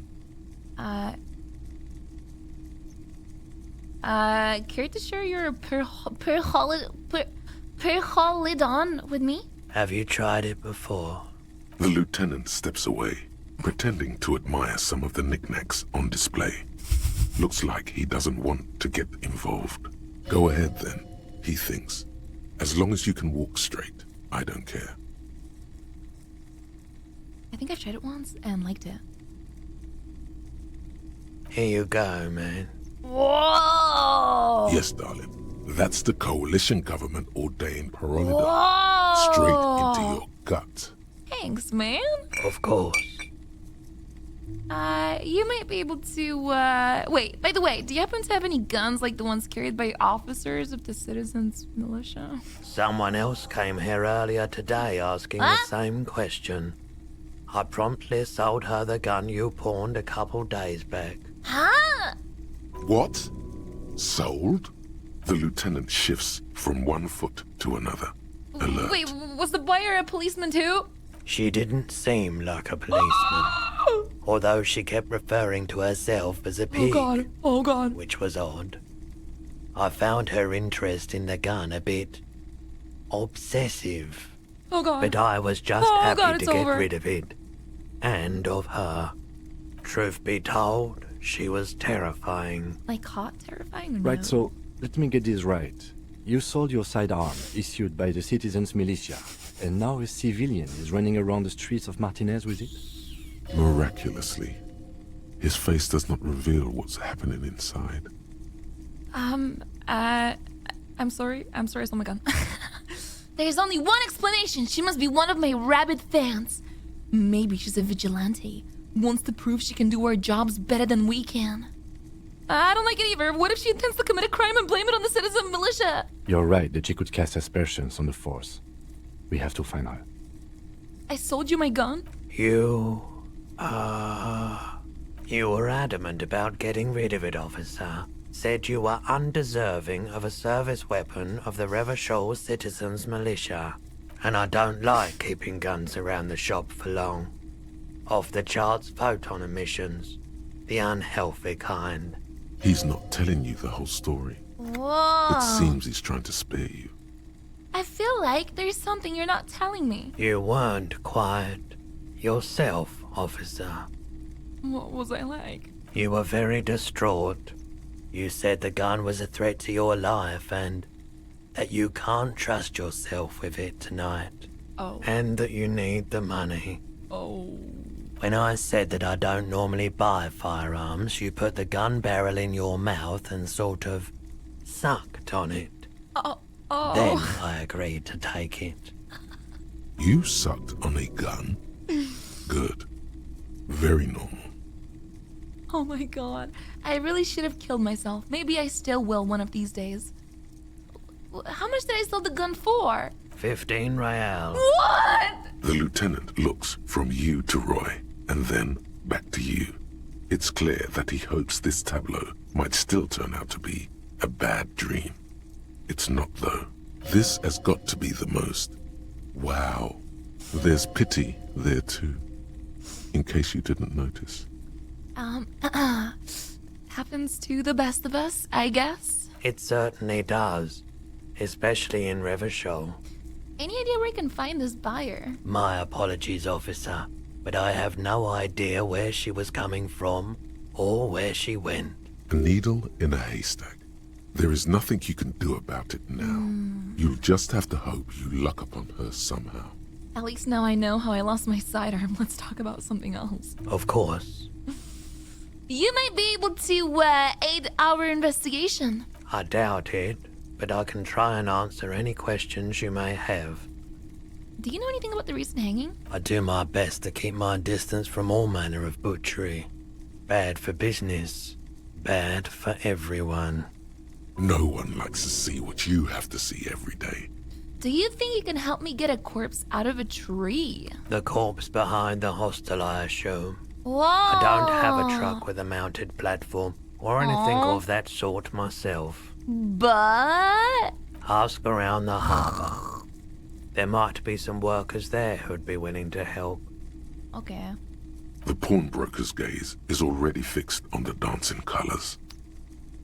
I don't want to sell anything right now. Okay, bye.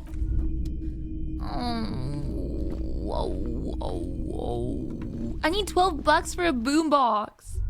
But also it's 6 p.m. I forgot when the union meeting starts.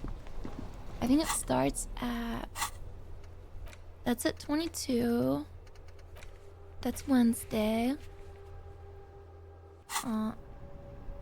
16? Oh, shit.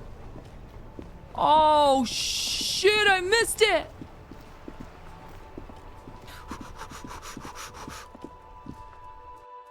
Wait. Oh, fuck, you're right. I am about to be homeless, too. Oh, God. Oh, God, oh, God, oh, God, oh, God, oh, God, oh, God. I need money. I need money now. So I'm going to start... What's this? Stop. Between those trucks down... Between those trucks down there, smokes?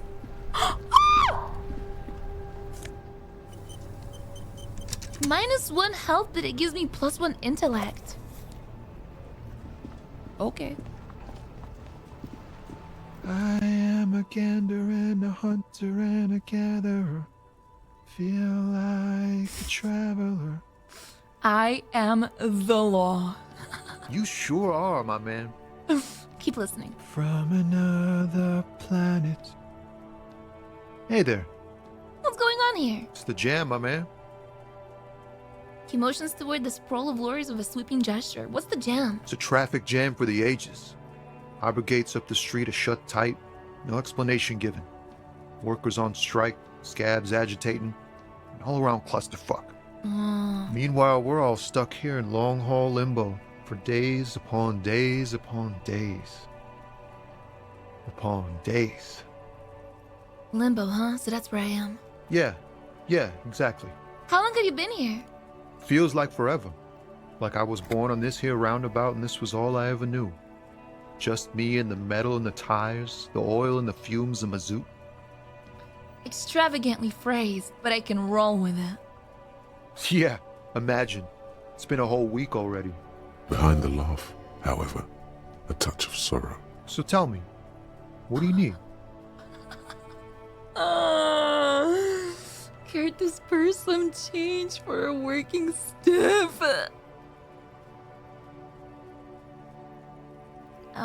Do you know anything about the dead man, the one hanging behind the hostel there? He ain't one of us drivers. I know that. All accounted for. Otherwise, I haven't really asked about that. Been wasting time right here. Keep him busy. It's easy to see he's telling the truth. He's kept his nose out of the dark stuff. Alright, never mind then. The man taps his fingers rhythmically against his Tell me arm. more about the strike. It's like, whatever's going on over at the docks. Workers got a blockade set up, making demands. No way in or out. Okay, what are they demanding? Some pretty wild stuff, I hear. Like a giant new power crane in half the company? I forget what exactly. Good on them, I guess. I've heard talk there's a company rep in town, too. Like, a strike negotiator type. Whoa. They know what's up. Precise demands and so on. Ah, yes, from the Wild Pines. We'll meet her soon enough, I'm sure. Maybe she's the one that bought my gun. What do you think the company wants? They want to keep that money flowing in, my man. Ka-ching. Ka-ching! Anything else I should know? Anything else? Yeah, this ain't really my area of expertise. I just do my job and get paid. I have things to do and places to be. All of us do. All of who? Us lorry drivers. Camionneurs. You still hang around here waiting for this mess to end. Most have scurried off somewhere to get drunk or high. Oh. Or laid. Not that I blame them, really. Not you? Not my thing. Chasing transient pleasures is a drag these days. I prefer the examined life now. Thinking, reflecting, observing. Damn, I bet this guy does like the fucking no-cum challenges. What's better than chasing transient pleasures? The more transient, the better. When one's ended, you can get onto the next one. Yo, you got any smokes on you? Nope, don't smoke. Some of the other drivers do, though. There's still a few around, waiting for the jam to disperse. Or waiting for the sweet release of death. Yup, nothing wrong with that statement. Your senses have nothing to add. You'll have to ask around elsewhere. I guess I'll ask around then. You could also check the kiosk down the street. Frit. With 3 T's. Rebishaw's weird. What are you hauling? Oh, high-grade narcotics. Hey, he's illegal fucking firearms, smoking. Stuff like that. You're under arrest. I've always wanted a friend in the underworld. Ha! No, I'm joking, my man. Found runs a nice, clean business. This haul of cargo is mostly sporting goods. You know, tracksuits and that kind of thing. They usually get shipped to Grad and the Occident. Though we've been making headway in the Il Moran market lately. Can I get one of those tracksuits you're hauling? We're pals and all, but I can't just freely hand out the merchandise. Please. The bosses won't be happy. So there's nothing illegal in there? Not unless they've illegalized sports equipment while I was on the road. That's your machine behind you? This rockin' beauty. Sure is. Like a rash you can't get rid of. You interested in heavy-duty cargo machinery? Yeah, these lorries are pretty neat. Neat. For carrying large quantities of cargo a long distance. These found tracksuits need to find their way to the kids way out in Wamrau and Loran Bird somehow. What the fuck? There it is again. A little touch of sadness beneath his cool. He thinks he's spent too long in this lorry. Right, I had another question. The man taps his fingers rhythmically against his arm. Whoa. Care to spare some change for a working stiff? Nope. Wait. Some of the other drivers do, though. Yup. Nothing wrong with that statement. I can't Your senses have perceive nothing to add. this. You could also check the kiosk down the street. Care to Brit. spare some change? Huh? Oh. No, I ain't got any money. They don't want to pay for unfinished work. Who? The bosses, man. Makes sense. First work, then pay. I don't know who these bosses think they are, but that sounds like a good arrangement for them. Yeah, it sure ain't good for me. Or you. I'd spare a coin or two for a city cop down in his luck. If I had, say, 4 myself. What do you see in his eyes? Ease into it. Don't go too far. This seems like a personal matter. Man, you look sad. What's going on with you? Hey, Tommy, spill the beans. What's troubling you? My man, I want to know about your soul. Tommy. Okay, 3. You really are the law, aren't you? I get that being bluntly observant and inquisitive comes with the territory, but it certainly doesn't help with your conversational skills, does it? Just like that, he slips out of your reach. It is possible the yelling didn't help. I'm good for now. Good talk. Don't be a stranger. Shit. Shit, guys. It's, not good. Where the fuck am I? A bold slogan, Humanox, covers the track. An old monument stands in the middle of the traffic island, pointing toward the sea. It looks as if it's been reassembled piece by piece, secured and mounted in the air with the aid of numerous ropes and rods.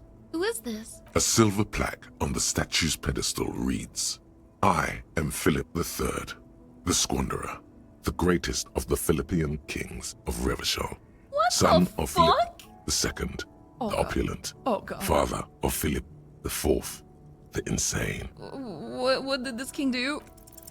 What did he do? You have no idea what you did a week ago. How would you know what this guy did many centuries ago? I don't know. High above you, the king stands triumphantly oblivious to your memory trouble. I'm not dumb, okay? I am just the cop, and I have so much on my mind that I don't remember what I do. Ruins full of snow and no one lives here anymore. Maybe if I take out my, flashlight, I can see better. And guys, I ain't seeing shit. What about this? Oh! Physical instrument, white tank top!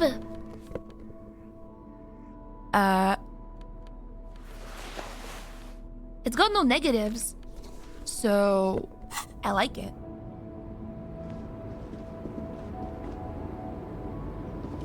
What's this?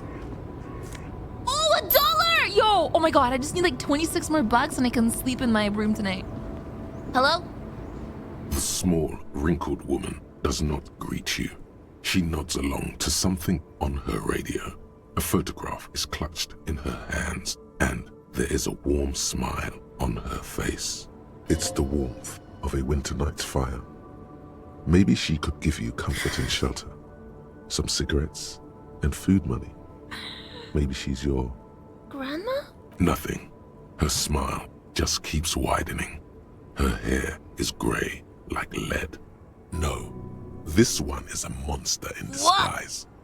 Excuse me, ma'am. I'd like to ask some questions. No response. Wherever this woman is, your words fail to reach Snap my her. fingers in front of her face. Wait, The lieutenant stops me before I can snap. she's just a distracted old woman. Better to leave her alone. Why? Why? I just told you why. Fine, if you say so. Jeez, Kim, what if she's the killer? Now we'll never know.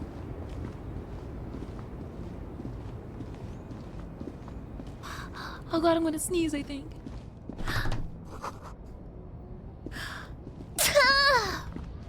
Money! Are those cigarettes? No, I think it's an empty box. The lorries probably stored fuel here, and now they store booze. A booze. A lorry stuck in the traffic jam. This big, heavy Grad-made machine is well kept for such an old machine. Look in the window. The windows are clear. They've been recently washed. You can see a lorryman's cabin with personal belongings, stickers, insignia. What kind of stickers and insignia? The driver has adorned his space with a substantial collection of peculiar paraphernalia. Proclamations about honor, strength, and purity are glued Is it to the various racist panels. guy's truck? What about the back seat? The back end of the cabin has a small perch to sleep, large ashtrays. There are several suns and wheels sewn into the curtains. Racist nationalist paraphernalia. Not unusual in this part of town. This is our guy. The lieutenant nods towards the racist lorry driver. You think this lorry belongs to our tough guy? Likely, yes. This guy's proud of who he is. Drapes it all over his machine. Can I key the car? He was acting tough before. This probably scared him a bit. Who knows when it will come in handy?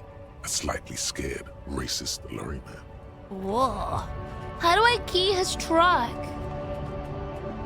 A lorry stuck in... Okay, so like, this is the strike. Right to work. It's our right. It says G-R-I-H brain. Who's this guy? He looks scary. Hello? Bastards! We have a right to work! The man yells toward the harbor gates. His voice is the loudest in the law and oddly screechy for a man his size. I am the law. Hold up and stay frosty, everyone. Cops are here. The broad-shouldered alpha male turns to me. You here to fuck with us? Beat the honest worker down. Why should I? We're here to fight for a cause. Stripes usually have problems with people who have causes. Oh, then yes.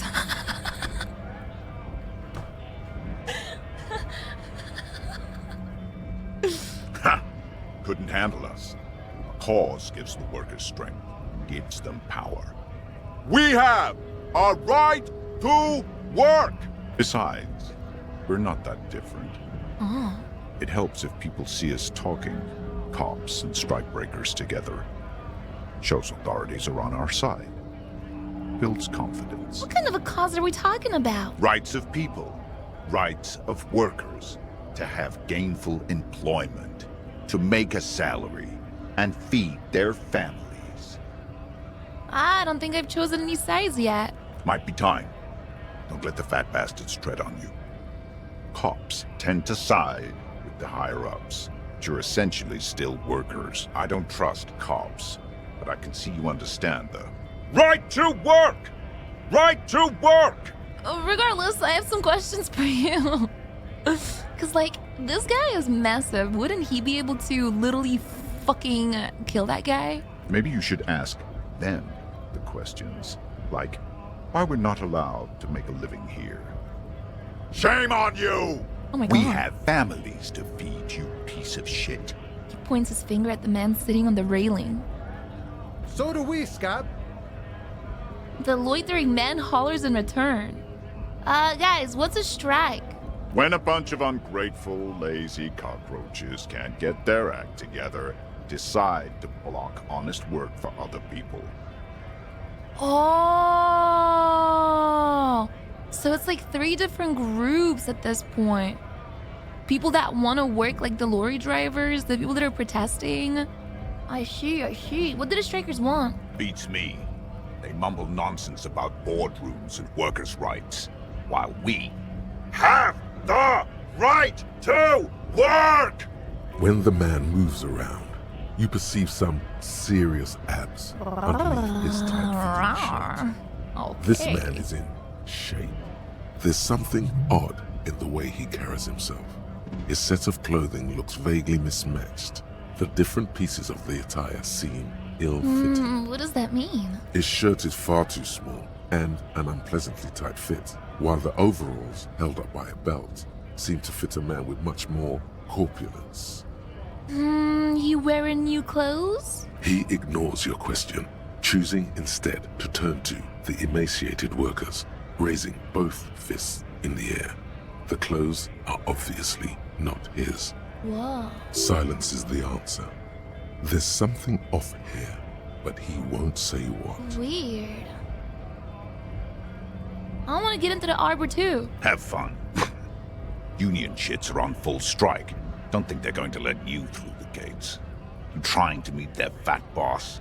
Oh, whoa. I'm interviewing people about a murder that took place here, behind the hostel cafeteria there. I know nothing about a murder. His reply is snappy and terse. Ooh. The mention of a killing sends a barely noticeable shiver of tenseness through him. Interesting. Why so tense? What are you talking about? I'm not tense. Yes, he's tense and dangerous. Somewhere below it all. Right to work! It's shameful. Cops doing nothing. You should bring backup. Open up the gates for us. Blockading gainful employment for workers is a crime. Sure, why not? Why not? I see numerous reasons not to pick a side in this local matter. Pity. Let us work! You've been talking to him for quite a while now. Something is off with this guy. Ask him where he's from. Okay, I gotta ask, where are you from? What's it to you? A routine? Am I a suspect? Done no crimes. I only fight for the rights of people. I already got that. I'm interested in your background. We're all workers, right? Workers stick together. Came from the eminent domain, in Jamrock. Backgrounds in odd jobs, I'm from... heavy lifting, cargo hauling, bouncer work. I know the drill. A bouncer where? I frequent a lot of bars. Maybe it's one I know. Sweet, I know bars. Been thrown out from several. I frequent a lot. Where? Worked at Territorial. Ring a bell?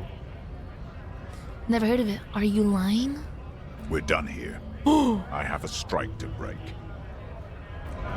That was weird. Right to work! Right to work! Tough guy? Shame on you! I have more questions. Things are busy enough. You going to waste less of my time? We'll see. The hulking man oozes stark skepticism. Who are all these strike breakers? Honest men and women with rights to work, to be useful, not toys for corporate interests. Oh. We came here to help the harbor run smoothly in time of crisis. If union fucks don't want work, they ought to let in those who do want work. I have a question. Oh. Why do all these men follow your leadership? You think they follow because I'm big and loud? No. Yeah. They follow the rules of the market, the rules of the economy, because they were given a job to do! What's your goal here? We were promised work. We'd be in there, working, if the bastards hadn't shut the gates. And you're unable to breach the entrance? Main gate's locked. Would take heavy ordnance to bust it open. Could try to get in through the secretary's office. Door's locked. The guard's blocking the way to the access panel. And I don't mean the scrawny mess punk either. I mean head measurer. Or whatever he is. What's a head measurer? Why don't you just talk to them? Like civilized folk, you mean? These native fucks don't understand civilized. Hey! It would be better for the neighborhood if you went home, at least for now, if you can't get in anyway. No! They will give up eventually. Or get drunk. Leave the button unguarded. Then we charge. I'm leaving. Oh my god. I have a thought. The Greater Revachol Industrial Harbor. Okay, this guy I can talk to. But now I'm looking at the time. It's fucking 7! Damn, that felt good. Your heart's pounding nicely. You should tell people to fuck off more often. Kim, I think I should tell people to fuck off more often. It felt really good. Not as a general rule, but that one was justified. Better to get the lay of the land before telling people to fuck off. Fuck yeah, motherfuckers! That's the spirit. Never forget. The whole world's a wooden house, and you're a goddamn flamethrower. Whoa. What's happening? Why is my camera out? Well, that was weird. So, it's 7, and I still don't have any money, and, I'm not anywhere close to even taking the body down because I don't even know how to take the body down. Kuno? Look, see? It's the fucking war pig! Try not to knock yourself out. I've come to ask questions. You belittled yourself before the Kuno. Now you must seek his forgiveness. What the fuck? Look, you're at my crime scene. I can't have uncooperative civilians here. Whoa, whoa! What's this psycho shit? You're gonna pretend like nothing happened? What? He's trying to forget it, Kuno. Don't let him forget it just like that. I didn't do anything. Reminisce with Kuno. First, you try to fiddle this, then you punch yourself in the face. Okay, I did do that. What was up with that? Yeah, Kuno, what was that? How are you gonna make Kuno forget that shit, huh? Check out this bizarre drug I found. Let's rip some tar, Kuno. Hold out the pack of cigarettes. But I could give him that drug. I just feel like if I do this, Kim's gonna fucking hate me. Put it away. The information here isn't worth it. Back off, fuck eyes! Kuno is a man. Kuno can smoke if he wants. The lieutenant doesn't like this. Oh, God. It may be less destructive to your working relationship to just come back alone later. You're right. I shouldn't give smokes to a child. Fuck you too, Piggo. Fuck you and your four-eyed friend. Thought you wanted to make this right with Kuno? What can I offer you, Kuno? Please don't waste time on nonsense. Oh, fuck, right. The lieutenant does not... Don't listen to the blind fuck, Piggo. You're doing the right thing here. Trying to get Kuno to like you again. You can pay tribute to Kuno with drugs, or cigarettes, or some wheels. Kuno could use some wheels. Motorized carriage shit. Whatever then. What are you doing? Nothing, Lieutenant. I don't want to get into this. Okay, I will wait until Kim goes to bed. In the meantime, I will look in the garden. What's this? The winch mechanism has been oxidizing for some years. Bucket! How'd I go there? Eh? An inconspicuous pile of the roofing material, Eternite. What's this? It's nothing. Someone just left some roofing material slanted against an old shack. Why am I looking at this pile of the roofing material? Because there's a secret door hidden behind the panels of Eternite. What? That's why they're too orderly. Pull the panels aside. There it is. You see a shabby little door. Whoa. What is this then? A tool shed? Let's investigate. Whoa. I'm at 7 Inland Empire. It's fucking crazy. I almost feel like I should go more into motorics. They're quite good for me so far.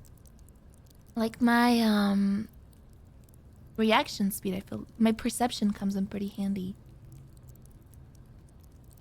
I have 0 authority because I'm -2 from items in my thoughts right now, but I have 4 typically. Is it okay for me to like spread my shit? Like even if I'm low down there?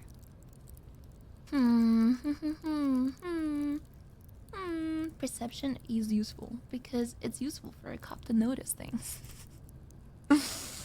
I think I'm gonna keep pumping my inland and my shivers because shivers did help me with that guy. It was very interesting to see. Oh, I have one more. I'll do a I'll do perception. Or empathy. Or physical instrument. Flex powerful muscles. Oh shit. Oh shit. I can save points, I can reroll checks. Oh, what? I didn't know that was a thing. What the fuck? Okay, I'll save a point. What's in here then? Whoa. An empty tube of magnesium, magnesium supplement. Wait, that's a ladder. Can I not take... Eh? Oh. Cured pig's head. It looks mummified. A silver plate with traces of bone yellow powder. Be still, my beating heart. It's amphetamine. Sweet amphetamine. The lieutenant isn't studying the powder in the mirror. He's studying you. Someone has taken narcotics here. Perhaps the police should interfere? I wasn't thinking about taking it, I swear. I was thinking about justice. I've heard amphetamines make you a really good detective. Are you a really good detective? No, I'm just a regular detective, thank you very much. I wasn't thinking about taking it, I swear. I was just thinking about justice. Of course, detective. Swift justice. Don't worry, we don't have to investigate every trace of narcotics. Yeah, swift, lightning justice. Faster, harder, justicer. See that ladder there? It's probably another way into the industrial harbor. Yeah, for sure. Yeah. The secret path the local kids use.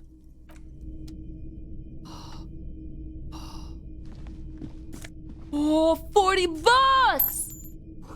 The poster says get out of the way or get fucked up. Alright, let's take the ladder up. What that? These barrels are half full of rainwater. Okay. Oh! Oh shit, I'm going around. This doorway is going to collapse soon. Restoration pillars keep the ruins together. Money! What's that? Postcard. Grand Couronne 37. Okay. So then up. Well, the audio's kind of fucked up here.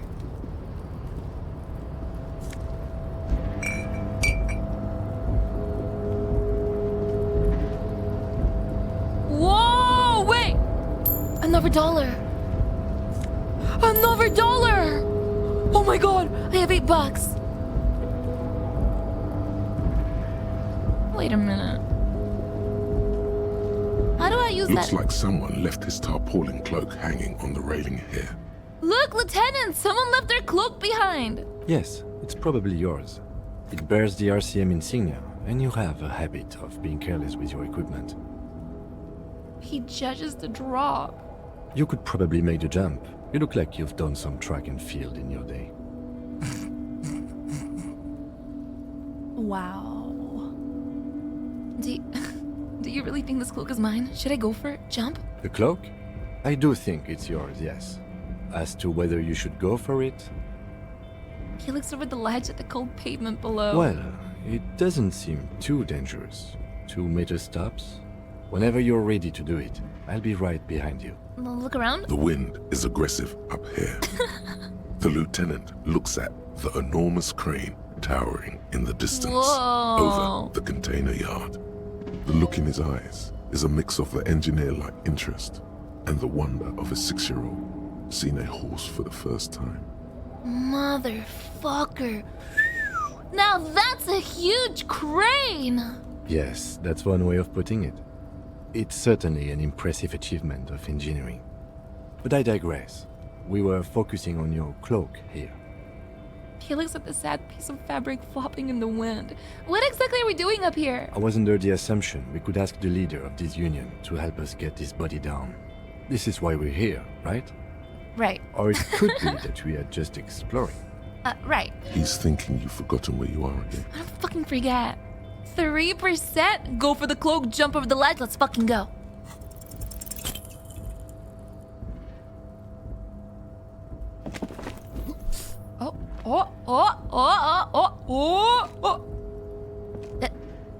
Nope, no. That's still too high. What were you thinking? You're not a gymnast. You're a boxer. And you've climbed way too high up here.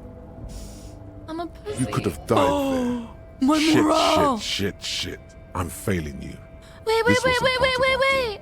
I got you, Bertrand. Let me just adjust your breathing a little bit. There, isn't that better? Takamai, I can't breathe at all. Stop doing this to me. Necktie, you were supposed to be a friend. Hey, what's happening? You okay? I'm alright, Kim. I can't breathe. It's okay. You're just having a little panic attack. Try to breathe as slowly as you can, alright? The necktie lets go a little. Its vicious grip easing around your neck. Colors return to the world around you. Thanks, I think it's working. Good. We can always come back when you're feeling better. It's just a cloak after all. Yeah, not right now. What the fuck? I'm never gonna get that.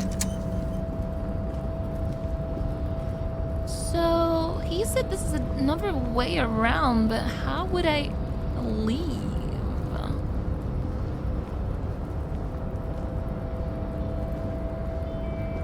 I don't think I can walk on the ledge.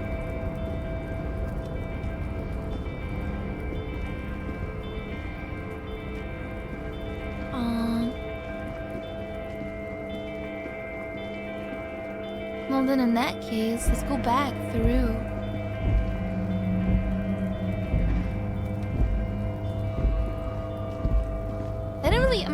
How the fuck did that even get up there? God damn it. What's that? I think I'm too far away to look at that. Hi, I'm Brazilian. I don't know what I'm doing here, but happy Mother's Day. Nice. Thanks. I've given birth to many children over the years. I really appreciate that. Okay, it's 7. God, Kim, you're walking in front of me.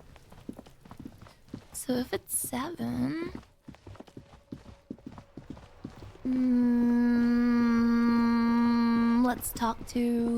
oh, holy fuck, this map is massive. This book has a rose, a pistol, and a half-naked dame on its cover. On the cover stands a very muscular man surrounded by flames. This is a book about Petty?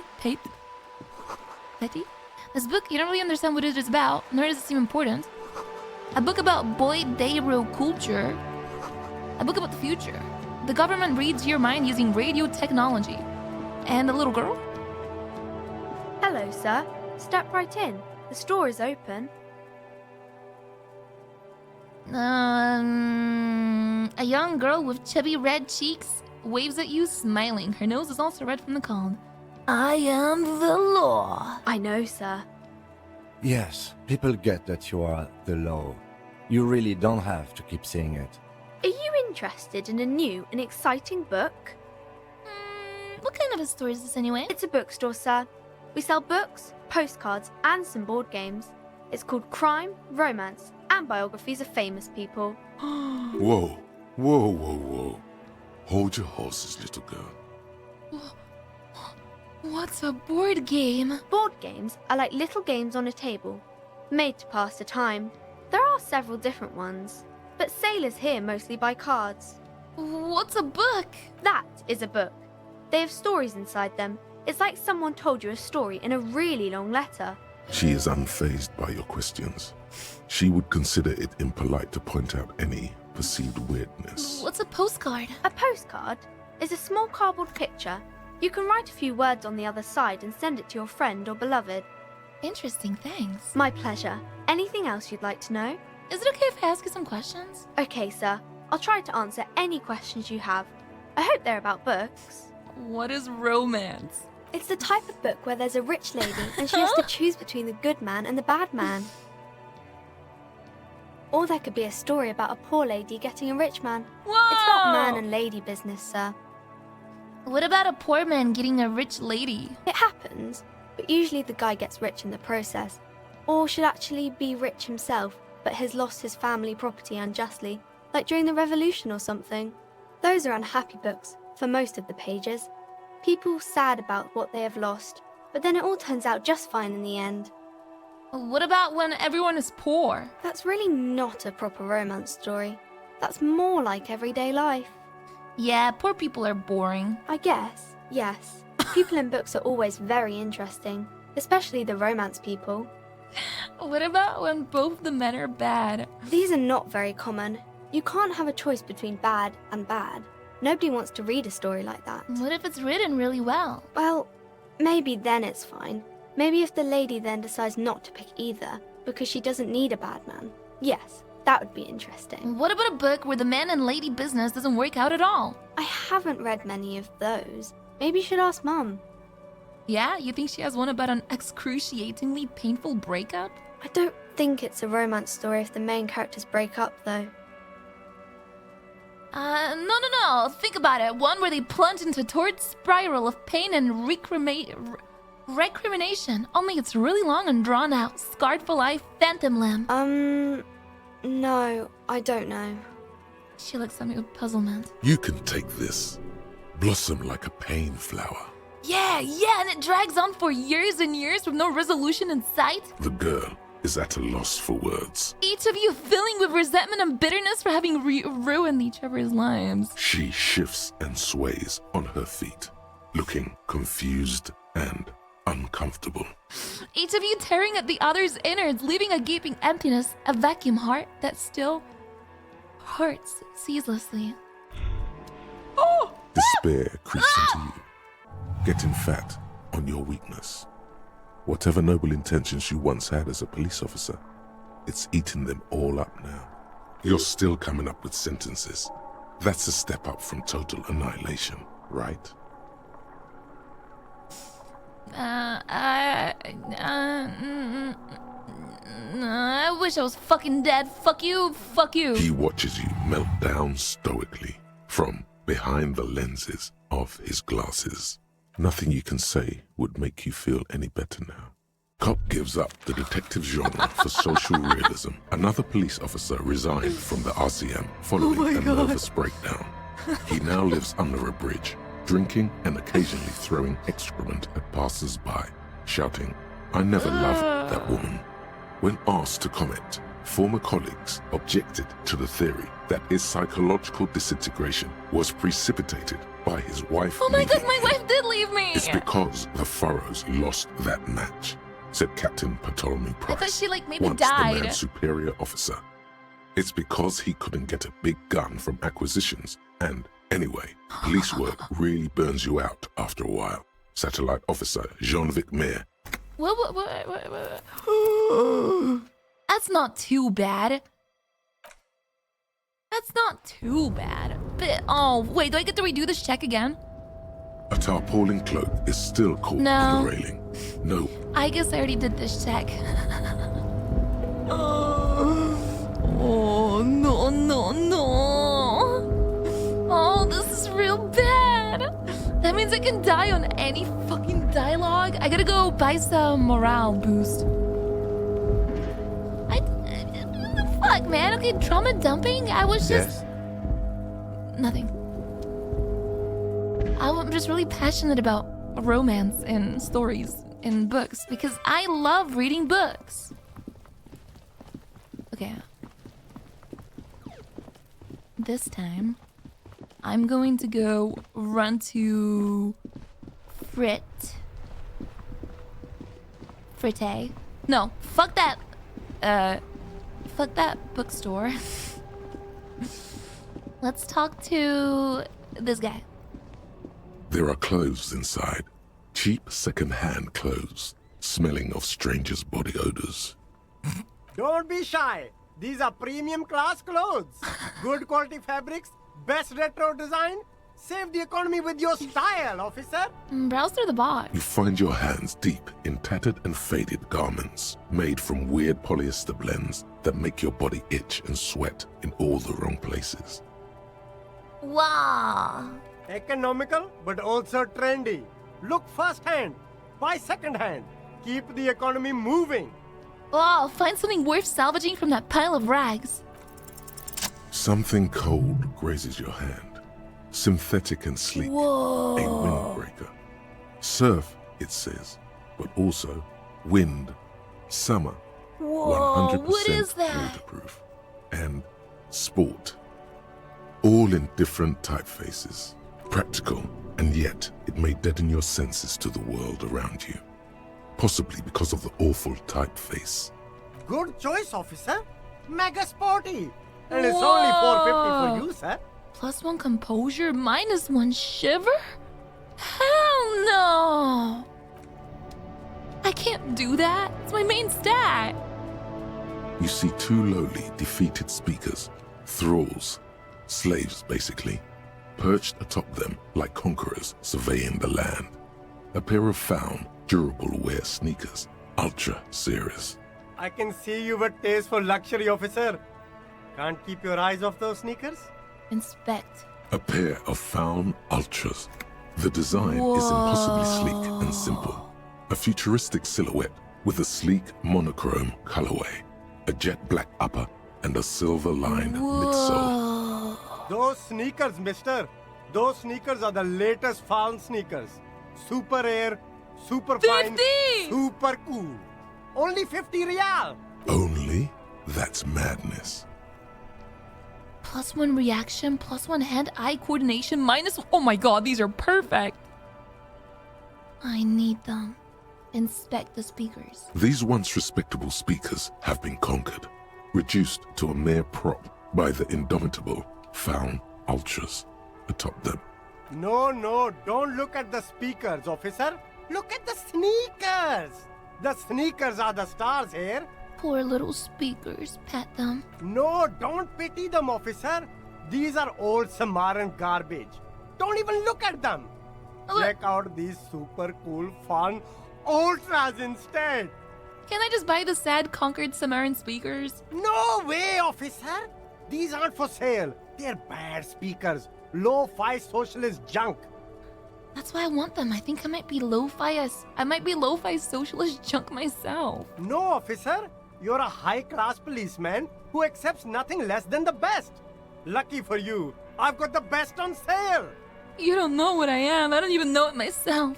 I want the speakers. Well, if you want them, but see, they are the pedestal for my sneakers. If I let go of the speakers, where will the sneakers go? I can't leave premium lifestyle sneakers on the ground. If, on the other hand, you wanted to buy the sneakers too, I could maybe throw in the speakers for a little extra. I hate you. What's this? There's a pile of cheap sunglasses in a small box, a variety of shapes and colors. You like sunglasses, officer? I've got the latest styles right here. Try the shades on. Abort.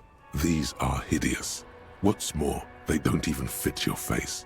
You can feel them pinching your nose and chafing against your brow. Damn, officer! You look like a mega secret spy. Very secret. They're practically made for you. I'll let you have them for $2.50. They're perfect for concealing your bloodshot and baggy eyes. No, you are definitely not buying those. You're right. I'm too sensible for those. Are you sure? But they look so good on you. You should think this through, officer. I'm gonna keep rummaging through. Oh, +1 drugs. Shades of self-destruction. Maybe there's something else. These are all boring. Boring third-rate ho-hum sunglasses made of cheap Syrahese plastic. The kind of plastic that melts in the sun. These are all first-rate sunglasses. Premium design, super material, very cool. UV resistant. These will definitely keep your eyes safe and cool while doing your dangerous police work. Hold on. I have a shirt that's gonna make me... The shine on these sunglasses Here we lasts go. a lifetime, officer. Try again. Maybe I can find some 100% interesting guaranteed. sunglasses. No luck. All you find is this lime-colored cellophane visor, produced by a bargain sportswear brand called Amphibian, apparently. There's a malformed green frog on its bent cap. Oh, that visor is perfect for you, officer. It'll definitely keep the sun out of your eyes while you're shooting criminals. Bang, bang! And all for a mere 6 real. Kim, are firefights something we should be prepared for? I hope not. You don't like it? Sure, Square Joe. No problem. Let's get you some real shades. Whoa, $6, but I only have 8, and I need 30 for my room. I'll be back. I'll be fucking back. I know I will be back, and I'll get that cool cap. But first, I need to find a bag so I can start picking up trash.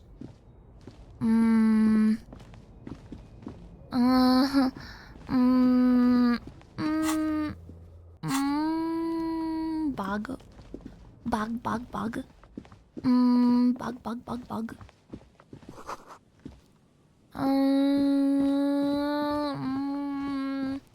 That room seems expensive. Whoa, what's that?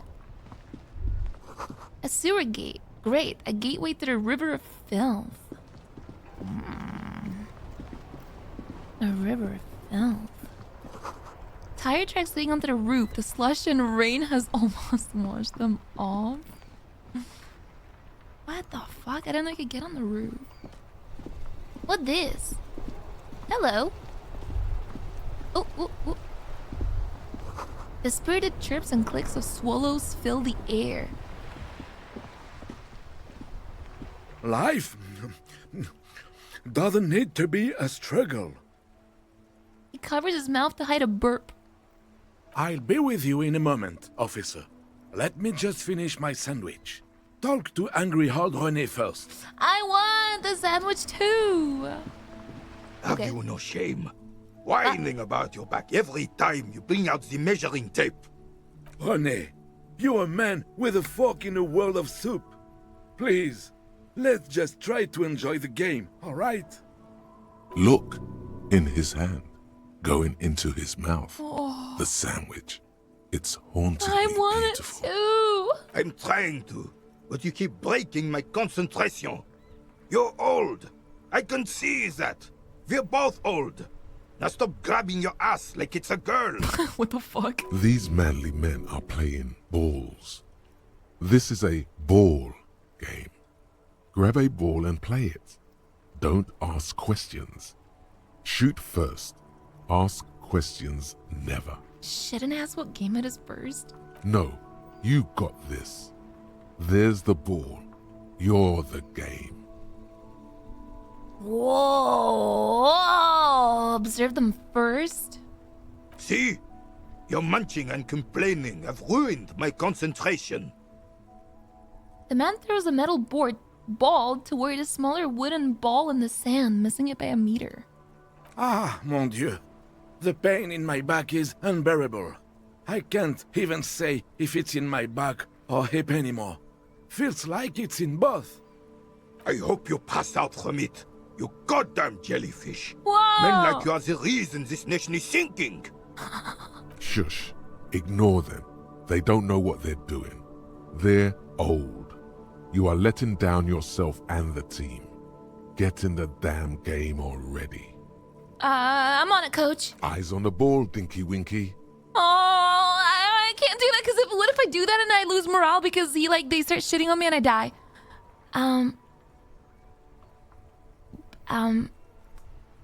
I will not get involved. I will not get involved. I will leave you to it and then save. Can you please stop and whining? René, you are the angriest man in the world. But I'd hate it if someone came up and ruined my game. I don't want this guy to be mad at me. What if they're the guys that help me take down the body or something? Moment of your time, fellows. Don't get involved in a game. 42 is high as fuck. Are you crazy? Sure, officer.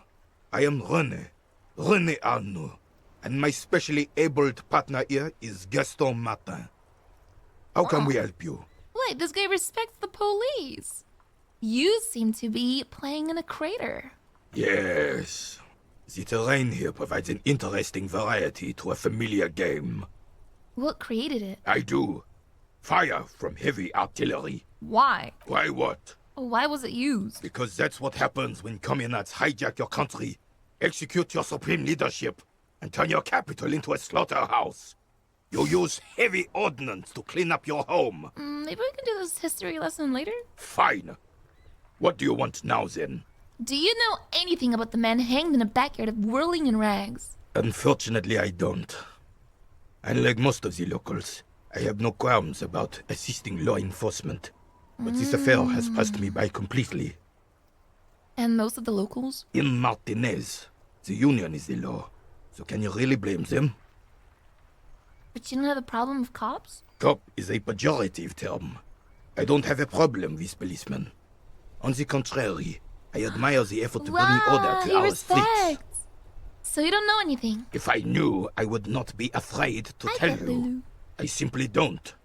I'm an old man, not a coward. The daily business of the riffraff no longer concerns me. This is a man with a lot of past, but little present, and almost no future. Oh.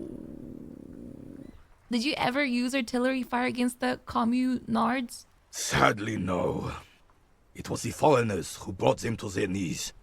We fought valiantly. Too valiantly. So valiantly we got licked. Should have fought dirty, like they did with their suicide sex cult propaganda and mad anarchist women strapped to shrapnel bombs. We didn't though, and we lacked caliber. God bless him, but the suzerain's cannons simply weren't big enough.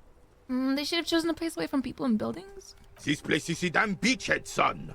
They had to soften the commies up first. The beachhead? Yes. The military coordinated amphibious landing to take back Revachol. What? Martinez was used as one of the 3 footholds in Revachol during Operation Deathblow in 08. The other 2 are off in Stella Maris and the Delta. Not thoughtfully and turned to look northeast. This here is Blood Ground, where coalition boots first made landfall and cleaned those rabid dogs out. Most likely, we're playing pétanque on their mangled corpses. Pétanque is what it's called. Blood ground. You got old René going there. Like he isn't hungry enough already. That explains all the war damage. Damn right, son. They laid the fire of hell on the city before they stormed it. And it worked, too. He approves of this radical approach, knows it was necessary. Okay. The rest of the city got cleaned up, but Martinez they keep as a monument. And now the Union Socialists are practically running the place. Well, it's your own damn fault. You, we, the coalition, Revachol, whoever you want to blame, never finished the job. Officially, the party never surrendered. Of course they still hold influence. You don't even begin to truly understand the players at the table, let alone the specific circumstances surrounding them. What do you think?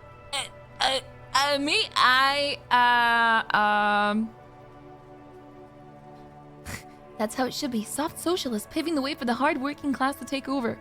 Foreign powers cleaned up our mess and now they rule us. Oh god. Commies just don't understand how money works. Nothing.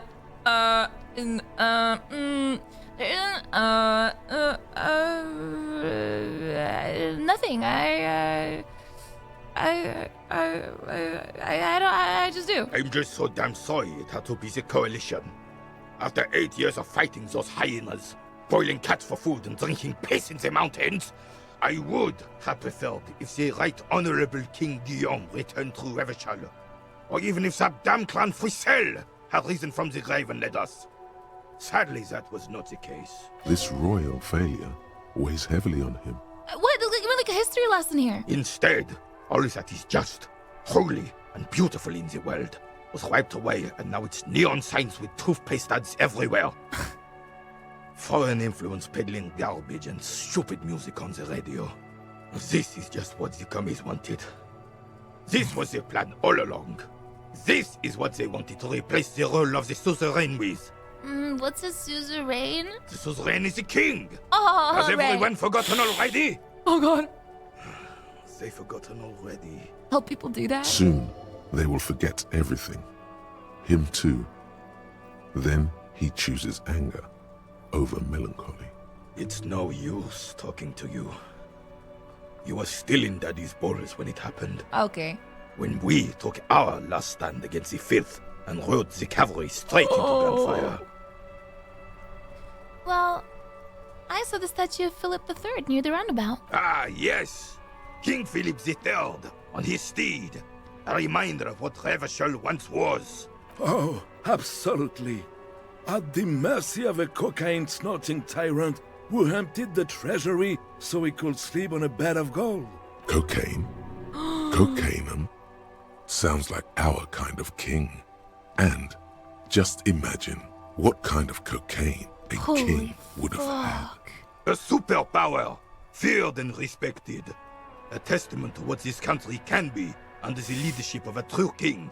Someone who knows how to rule. What was that about cocaine? Oh, old Philip was a big fan of the purple-nosed candy the nobility loved so much. A cocaine connoisseur of sorts. His egocentricity is borderline legendary. I didn't know cocaine was purple. You can't even take the responsibility for yourself. How could you fathom the responsibility weighing on the shoulders of a ruler? That's why the Philippian kings use cocaine. For clarity of vision. To aid in their work. Regnum cocainum. Revachol's finest years. I'm satisfied with this explanation. Me too. Of course. Clarity of vision. Awareness. Philip III was even brought into this world with the help of cocaine. The court made him administer the dose to his mother when she was in labor. And it is well known that with the help of cocaine, only the purest, of course, he was able to connect with higher realms. Higher realms. Of course. It all makes sense. What was that about higher realms? Sounds interesting. It's really not. Please, do spare us the cocaine fairy tales. Yes, indeed. We're not here to investigate the drug trade of centuries past. Right. Let's talk about something else. Right. What is it about the soldier that makes him stand so proud? 8%? Wow. Let me just make sure I save. I like playing in the dark. Sharpens your nocturnal... All you observe is a veteran refusing to let go of the past and his old uniform. True. This is not uncommon. This is the uniform of the Royal Carabineers in service of Frissel the What's First, a carabinier? Guillaume le Lion, and the valiant King Philip V before him. Don't you mean Frissel the Fan? You do not speak his name, Craven, although he was a clown. But he was our clown, ours to ridicule and to mourn. There's something you missed. You will get to it. Don't worry. Well, I need this guy to finish his fucking sandwich. I have really outdone myself. This is divine. Yes, that's what you need, Gaston. More padding on that fat ass of yours. I hope your heart gives out. René, it's a little pleasures. Life doesn't need to be a struggle. I like how he doesn't go... Hello, officer. How might I be of assistance on this fine day? It looks delicious. Point to the sandwich. Can I have a bite of that? I'm sorry, officer, but I really don't share food. Nothing personal. It's just a principle. The only one you have. Please, man. Can I just have a bite? Believe me, officer. I wish I could help you, but I need this sandwich to keep my blood sugar stable. In my age, you need to pay attention to these things. You can barely hear him. The sweet smell of pickles in harmony with garlic butter and marinated onions emanating from the sandwich is driving your mind in a singular direction. It must be yours. Please, friend, let's just share it. Fuck off! It's mine! He jerks away, immediately startled by his own reaction. Sorry, officer. I'm sorry. I didn't mean it in a bad way. But the sandwich is mine. I'm not gonna share it. When the dissidents come to rape our country, he hides. But try to get a bite of his dear sandwich and he gets claws? We are a special kind of vermin, Gaston. 3% to fucking convince him to relinquish his sandwich? Brother. What ended up with the dead man? Let me think. I heard someone was hanged and left on a tree for a week. But that's all I know, really. Really? You know absolutely nothing. No, officers, I'm sorry. And I really would like to assist. You are both good guys. I can see that. Then help them, you wimp. You have plenty of shoulder with the ghost caviar in the Union. Whoa. Someone must know something. I wish I could, but I just don't know anything. I always keep my nose clean and don't gossip. Everyone knows and respects that. Respects? Sounds a bit like you're holding back. I'm not. I'm not even anyone. Of course he's holding back. His mouth is so full of Union prick he can't even speak properly.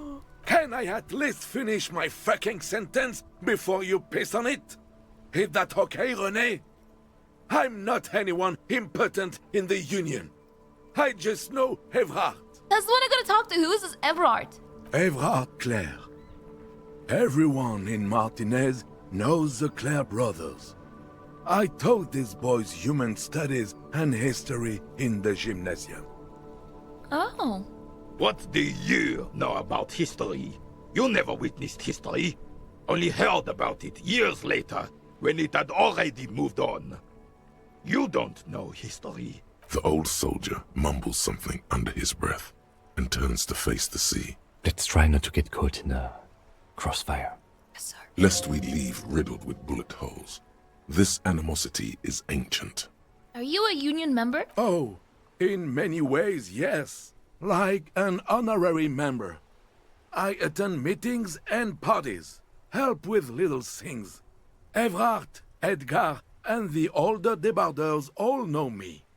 In many ways. Oh, yes. But you're not an actual member? Not in the technical sense. I don't have a vote or a membership card. But Evrard keeps me on the payroll, just for the little things. Of course he's not a member. He's not a member of anything. I knew that. He's a Veibae. Turns to where the wind blows and tries to look important. So they're best friends? I hate this socialist rabble. But even siding with them is better than living your entire life on the fence. Damn! Never committing to anything. Pick a damn side already. Damn, this is very meta. It's like he's been fucking reading all this stuff. What are the little things you do for Everard? Writing work mostly. Occasionally, he needs something written, and I happen to have a way with words, people say. Like what? Oh, nothing official, I assure you. Just essays for the newspapers. About Martinez and how things are and how they could be. Evrard and I have these long talks where... Yes. Well, he tells his little pen man exactly what to say. It's commie propaganda, plain and simple. You should be ashamed of yourself. Thanks, that's all. No, thank you. For being consummate professionals. You'll have this case wrapped up in no time. What are the rules of this game? Oh, the goal is to throw your bull. As close to the cochonnet as you can. What's a... Oh, that little thing. That's the cochonnet. Interesting. Tell me more about it. Well, first, you draw a circle about a half a meter in diameter. We made ours out of rope. Okay. Then, the order of play is determined by a coin toss. You win it.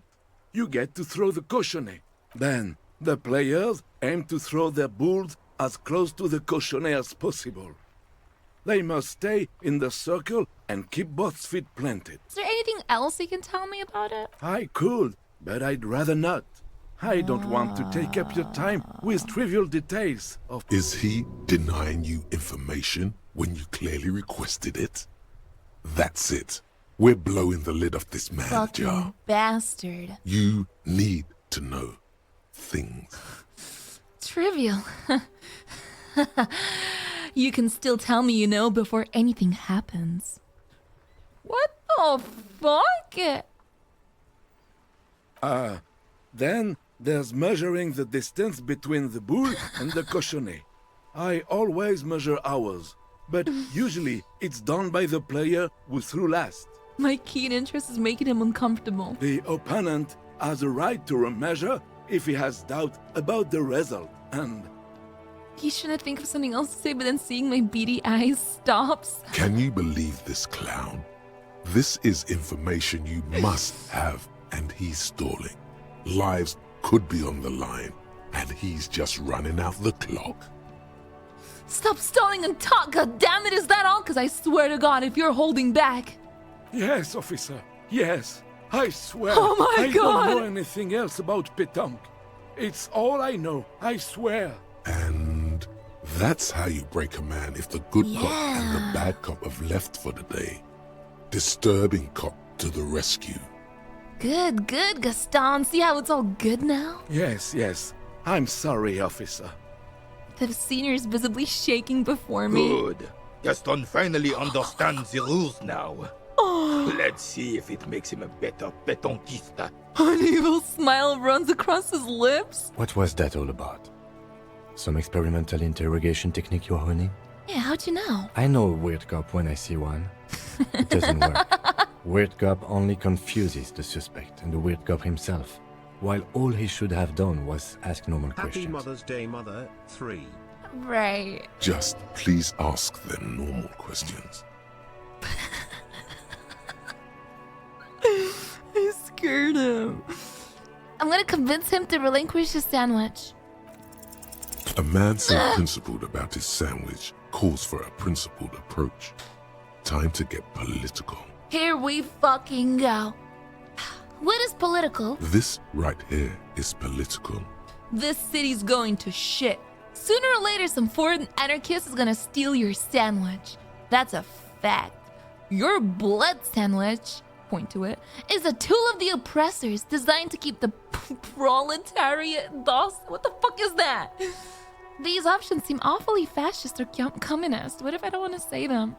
So I have to pick, pretty much, unless I say 3. Say one of these fascist or communist things or fuck off. Oh.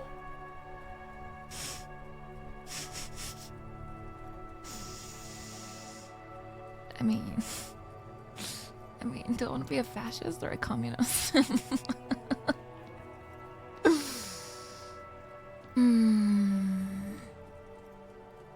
If I say the first one, the guy's gonna side with me. This city's going to shit.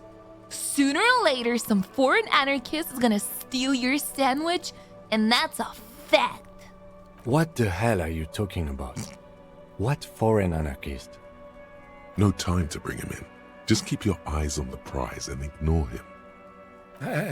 I don't think that's gonna happen. Why would you even... First, they take our jobs, then our woman, and when the sandwich is all you have left, the anarchist will come for that too. He won't kill. As long as there's food in his fat belly, he'll lick any boots that's kicking it for him. Good. Rene's on board too. Time to take back the streets. Right-wing populism, here we come. Don't you guys get it? Us, local boys, gotta stick together, make the people feel safe again. Ravishal is calling. She needs us. Not tomorrow, not soon, but right now. Let's take our home back. I don't know which one's better. I feel like they're pretty both good. Now you are talking sense, son. All 4 of us working as a group. We can make a difference. Yeah! I'm actually already a member in a group tasked to keep the streets safe. You are too. We call ourselves the police. Kim, I got this. Wink at him. Are you sure? 'Cause right now, it looks like you are organizing a vigilante group. Then, let's review and possibly redistribute our resources. What do you mean, officer? There's a look of suspicion in his eyes. We will be Unit 1, Ghost Dogs. You and Gaston are Unit 2, the Royal Hounds. Agreed. What about the whole group? I propose a pair de la Corne, Swords of the Crown, in honor of my old unit. Oh my god. Stop this scheming and just demand the sandwich. That's too old school. How about it's got class and roots? I like it. Oh, but I could suggest something else. No, I like it. It's dignified. We need dignity. And you, get excited. All right, all right. I have a bad feeling about this. Good, good. Now that this is done, give me the sandwich. Just one small thing. Your sandwich. I want to hold it for a moment.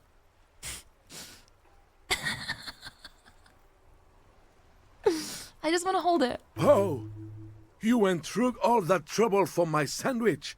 I'm flattered, officer, but my answer is no. Now, how else can I help you? Drafted him into a vigilante group? Shit. Shit. I like playing in the dark. Sharpens your nocturnal instincts. Feels like being on recon again. Oh, but I can try this again!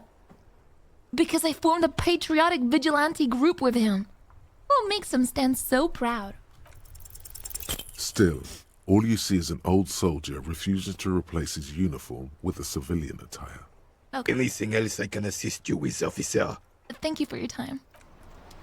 You fucking sandwich, give it to me! It is such a pleasure to see you again, officer. Huh. How may I head the citizens' militia on this fine day? I wanted to ask you about the union again. Sure, officer. No.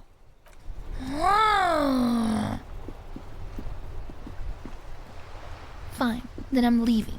It's fucking 8. It's almost 9. Bag!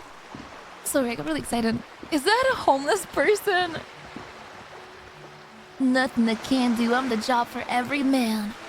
Listen, boy, I don't start trouble, I fix it. I've been kicked out of every joint in Ravishon. Come on, the night's too young. Give me that.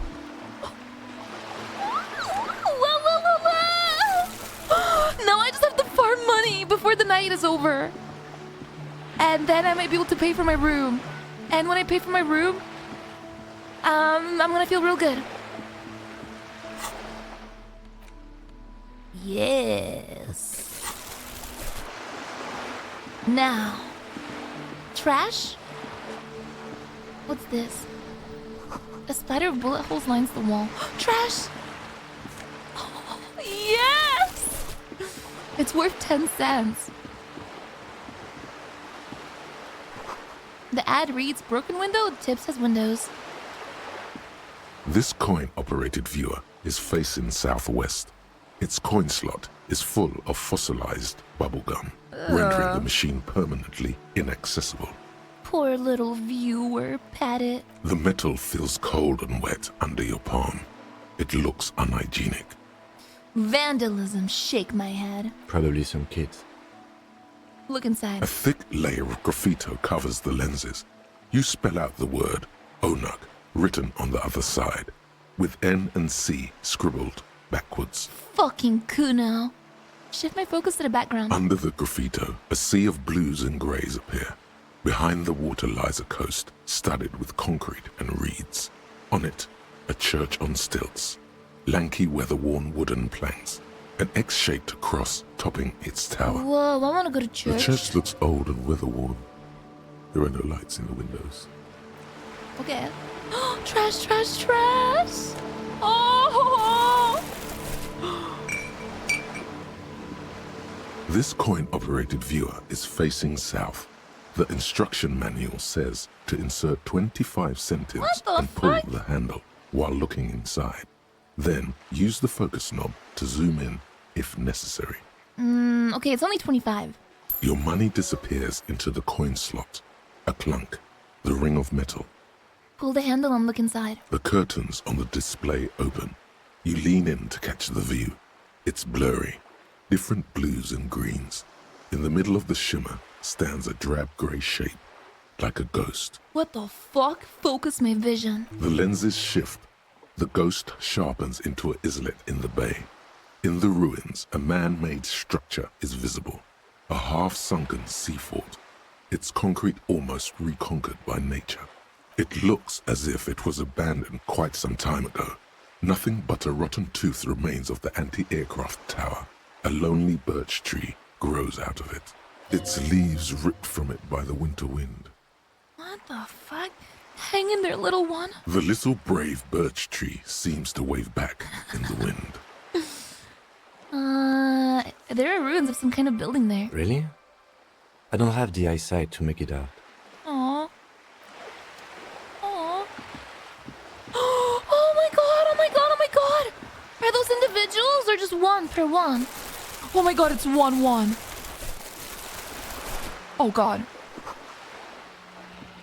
I need money bad. We rich? Not yet, boys.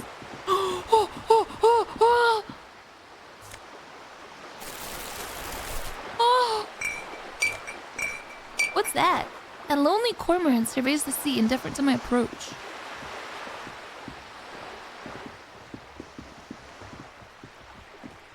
What's this?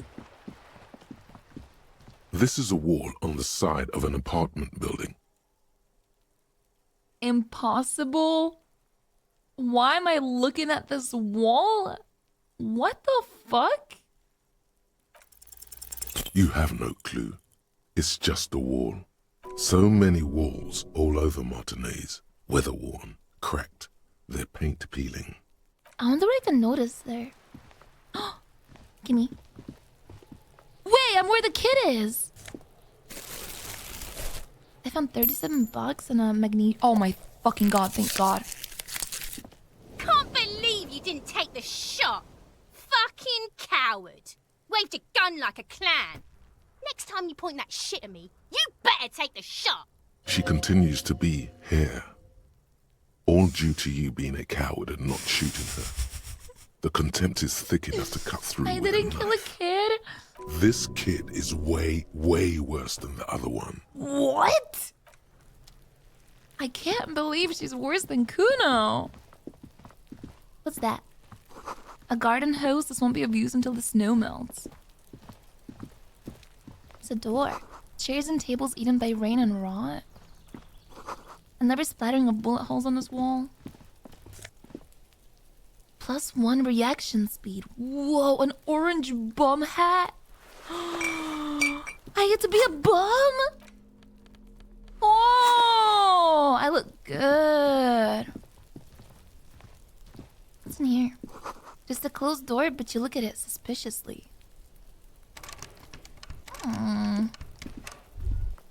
The spread pattern of these bullet holes makes your chest ache. Your breath grows heavier. Examine closer. You peer into the faded marks in the stone. They peer back like an endless row of tiny black holes. Sweat starts trickling down your brow. This is bad mojo, man! Fucking horrible mojo! The end draws near!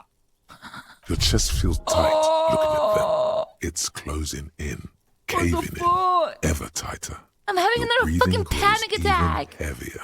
You okay there? Man, I started feeling really bad for a second. Might be the after effects of your past escapades. What are you looking at? What's with all these bullet holes? I've seen a lot of them around. Remnants from the revolution. These are over half a century old. Is there something we should do about these? No, we are not constructors and renovators. And these bullet holes do not warrant an investigation. What can you tell me about the revolution? Not much. I don't have a fresh perspective on it. Should we go? Yeah. Let's go.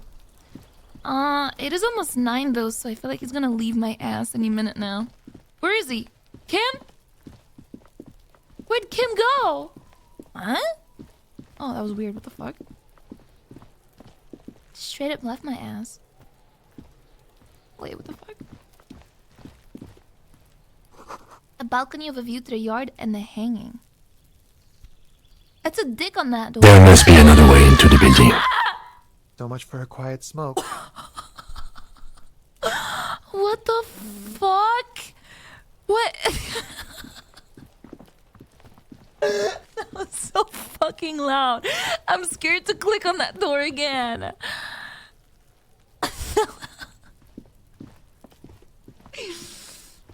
god. I did not like that. It felt like... it felt weird. I missed the bottle. Nice. Ding, ding, ding, ding. There's so many bottles right there. I gotta go. I gotta go.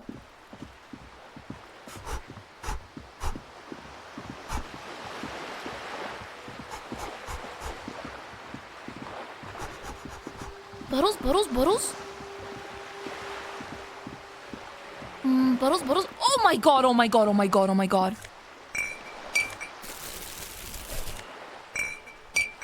How many bottles do I need for 30 bucks if they also sell for 10 cents and I have 8? Oh my god, wouldn't that be like 200?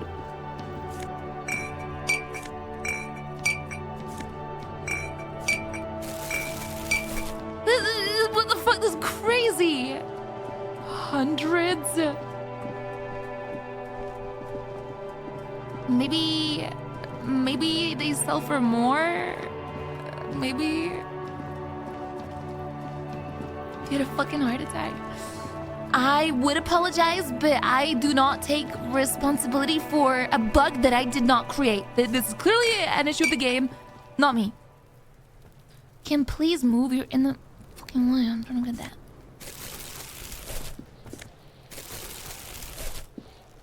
The trash container. The smell of rotten food rises to greet you. You see soggy cartons, dirty rags, and organic waste. Oh. The container sounds a muffled gong.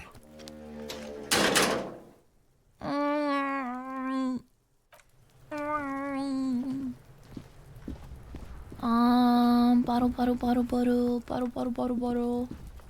A bottle. Bottle? Feel bad, Charlotte? What the fuck? Thank you so much. I feel like I remember there being bottles here. No, I lied. No, I think at the very top. Your pea-polished cat ears. Life could be a dream. Do-roo-do-do, red-sage poop. Pull... What the...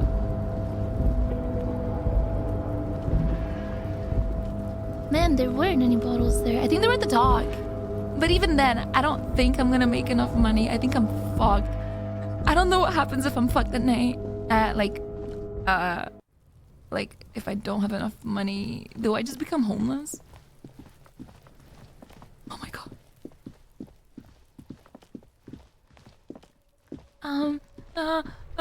Trying to think. Oh god. Thinking. I need money, and I need it bad, and I will get that by... Yes.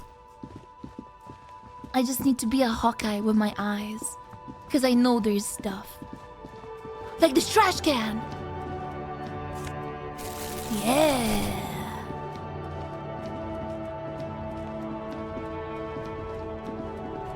Yo, good night, Jessam.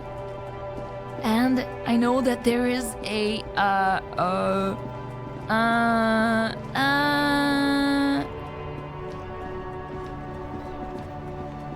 this carton of milk that I can't pick up. Why?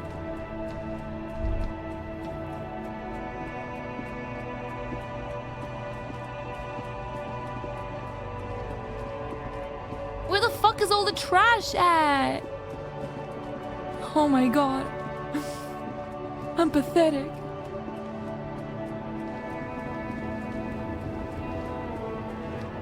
Trash? Trash? Trash?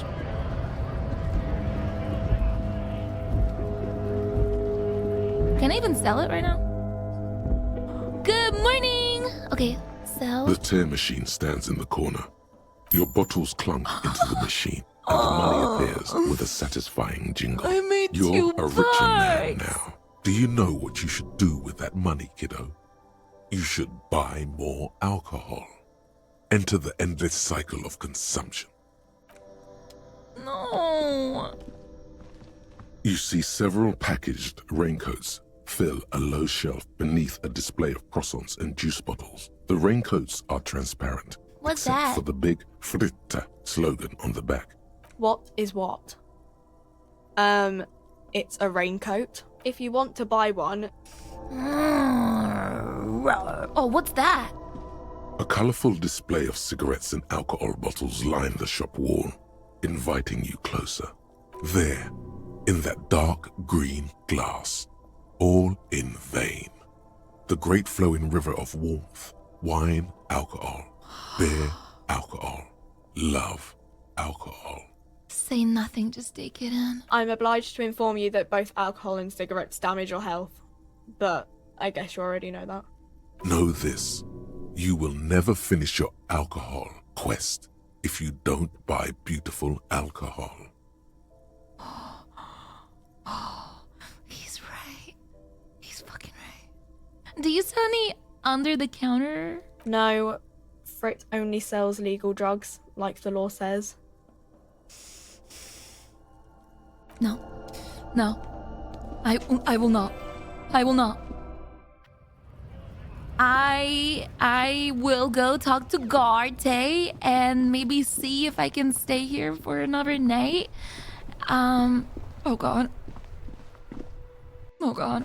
Oh god. Oh, what the fuck? There's a party happening up here.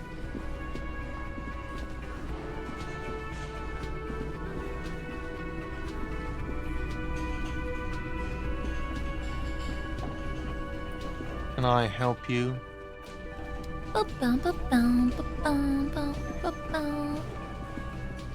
The man ponders his cooking utensils and gives you a little nod, acknowledging your presence. Do you know what's behind that door? Point to the blue door. He looks up at you, then looks away quickly, shrugging and muttering something to himself. Shrugging is an international sign for, no, I don't know what's behind that door. Really? Oh, sure.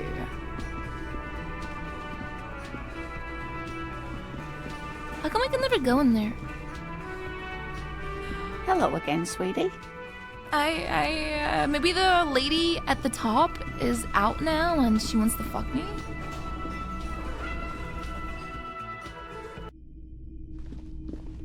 The door is closed. Still nothing. Let me The lieutenant gives you a quick glance. He doesn't like where this is going. You should punch a fucking hole in it. You hear the murmur of blood in your ears.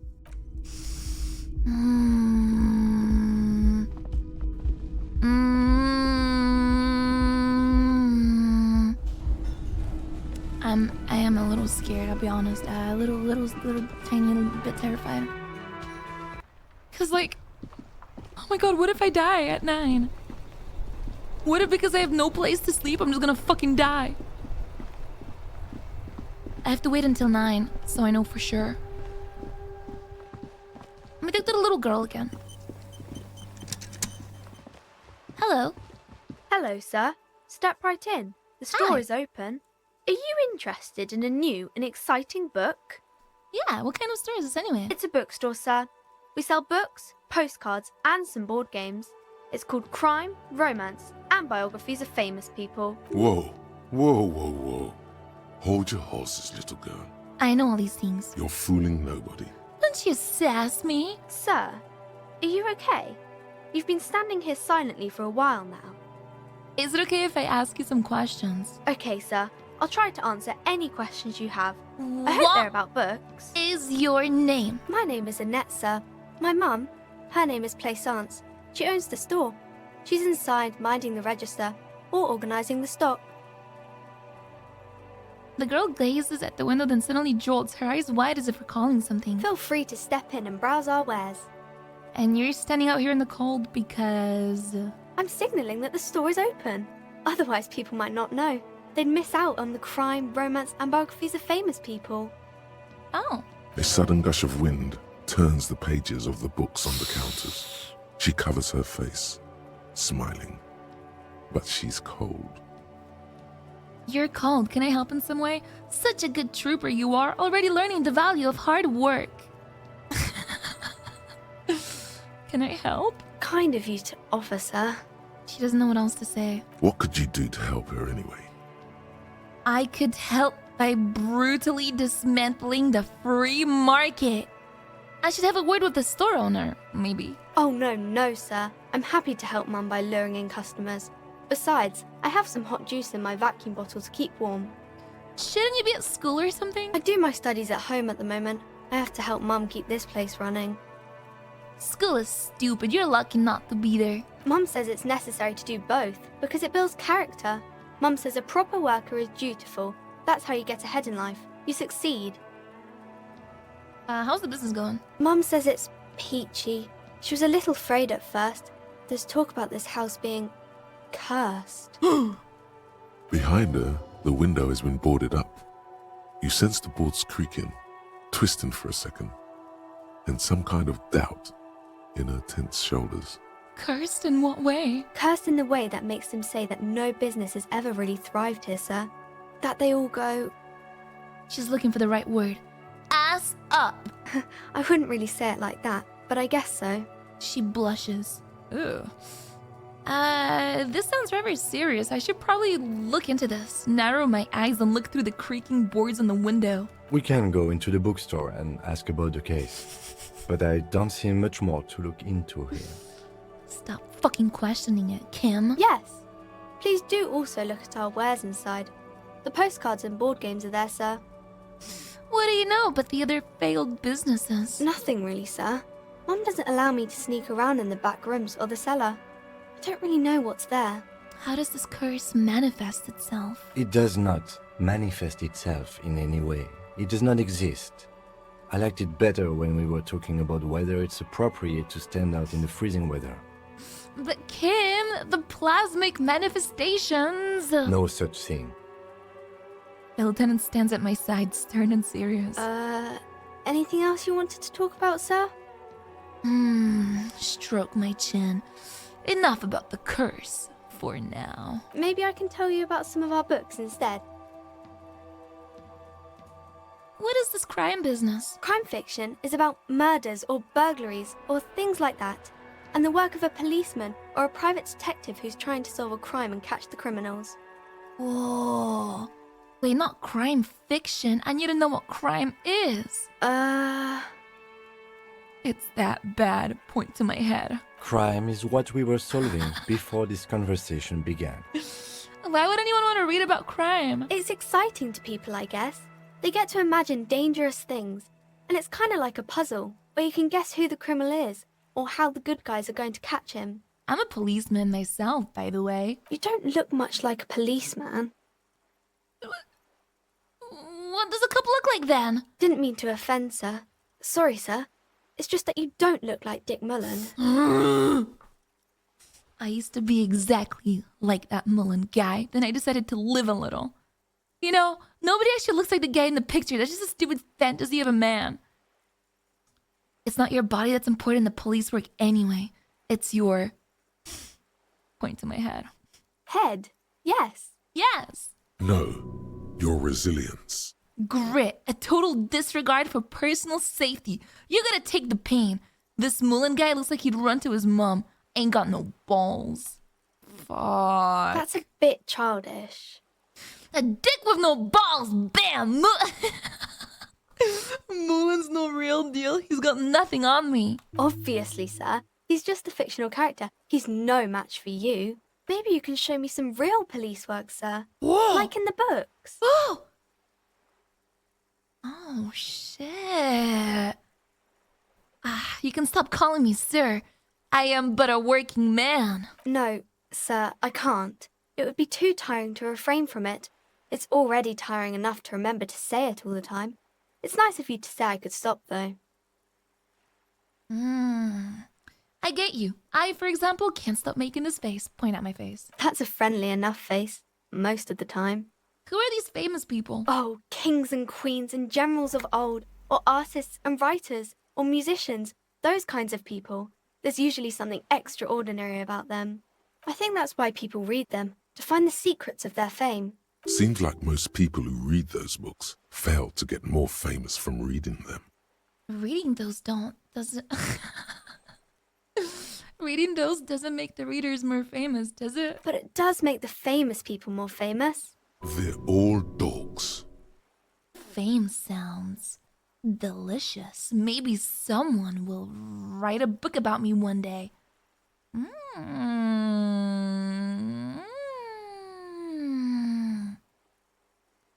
I want to be famous or do I want to call them a dork? These famous people sound like a bunch of dorks. Annette's expression remains ever so helpful, but she doesn't say anything. Yeah, you heard me. Only losers waste their time with that garbage. Isn't that kind of a childish thing for a grown-up to say? What makes you think I'm a grown-up? You look all wrinkly and hairy, like an old person. I'm not that old. I'm doing just fine. Thank you very much. If you say so, sir. What's romance? Fuck me. It's the type of book where there's a rich lady and she has to choose between the good man and the bad man. Or there could be a story about a poor lady getting a rich man. It's about man and lady business, sir. What about a poor man getting a rich lady? It happens. I've done that. Those are unhappy. I've done this. These are not, well, maybe then it's fine. Maybe What if the lady... about That's this? really not a proper romance story. Yeah, poor That's people are more boring. like I guess, yes. People in books are always very... Maybe some about other books. Here, 58% composure, but first... It's not gonna get any higher, is it? Oh, fuck. Oh, shit. 58%? That's not too low. The lights are so pretty when it gets dark. Wait, sorry, not now. I have a thing mission at 22, and then I also have a on Wednesday. Okay, so I have 1 more hour.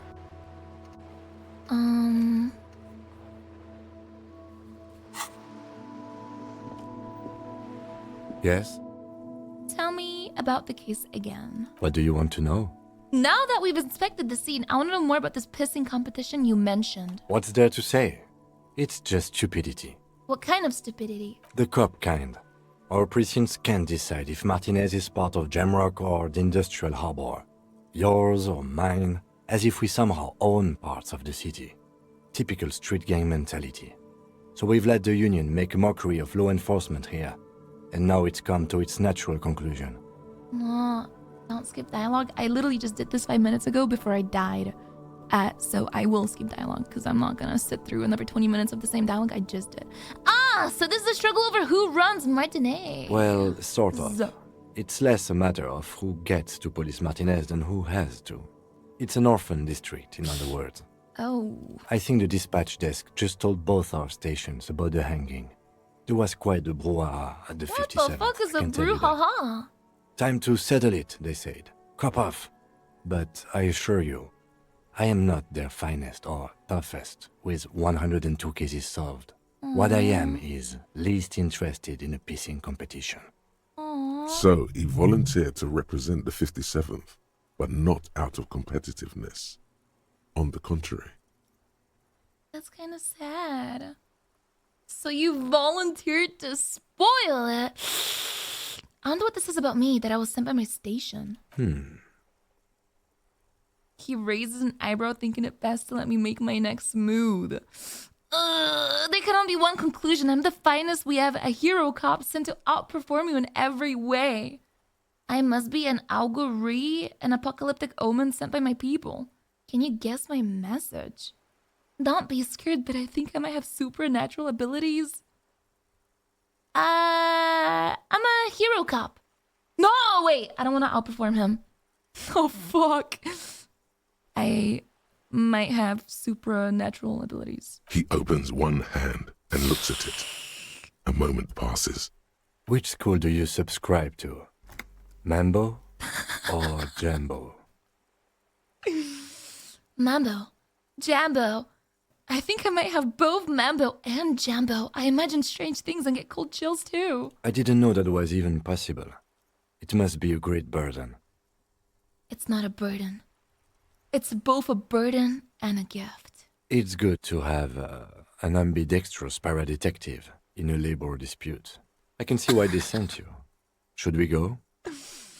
What's special about Martinez? Martinez? Nothing. It's just a puddle at the end of some drain pipe. No one cares about this place. They care about sports. Most of our colleagues don't even know how to get here. North of the interchange doesn't exist. A tremble comes over you. Whoa. Another after effect of ethanol poisoning, perhaps. What the fuck? Feels like leaves do when they rustle in the breeze, somewhere far away, below the turbine. The 41st and the 57th. The lieutenant was right. It's not about who gets what's north. It's about who doesn't. I'm scared if I see the first one, he's gonna not be happy. But okay, so you volunteered to spoil it. Yes. I'm an unrepentant spoil sport. Oh, the lieutenant appears pleased with this. Okay, enough with the competition then. Tell me something else. Yes, it's a wholly pointless Whoa. matter. Forget I ever mentioned it. Oh, logic, formidable. Why did the 41st send me? And I have a +1 because Sylvie's suicide jokes. Because you're the best qualified. No, that doesn't seem right. I'm exceedingly qualified. If you're so well qualified, why can't you remember why you were sent? Anyway, don't keep the lieutenant waiting. Well, I want to talk about What you. about me? Never Good. mind. Wow. Wow. I really do feel like I'm gonna come, like, my character, I've never gotten past day 1, so I am very curious about what the fuck happens. Anyway, let me go talk to your mother. Oh! She locked up, but you're still in, what the fuck? The lights are so pretty when it gets dark. Okay, well, I'm gonna deduce something now. The girl keeps her hands folded, hidden.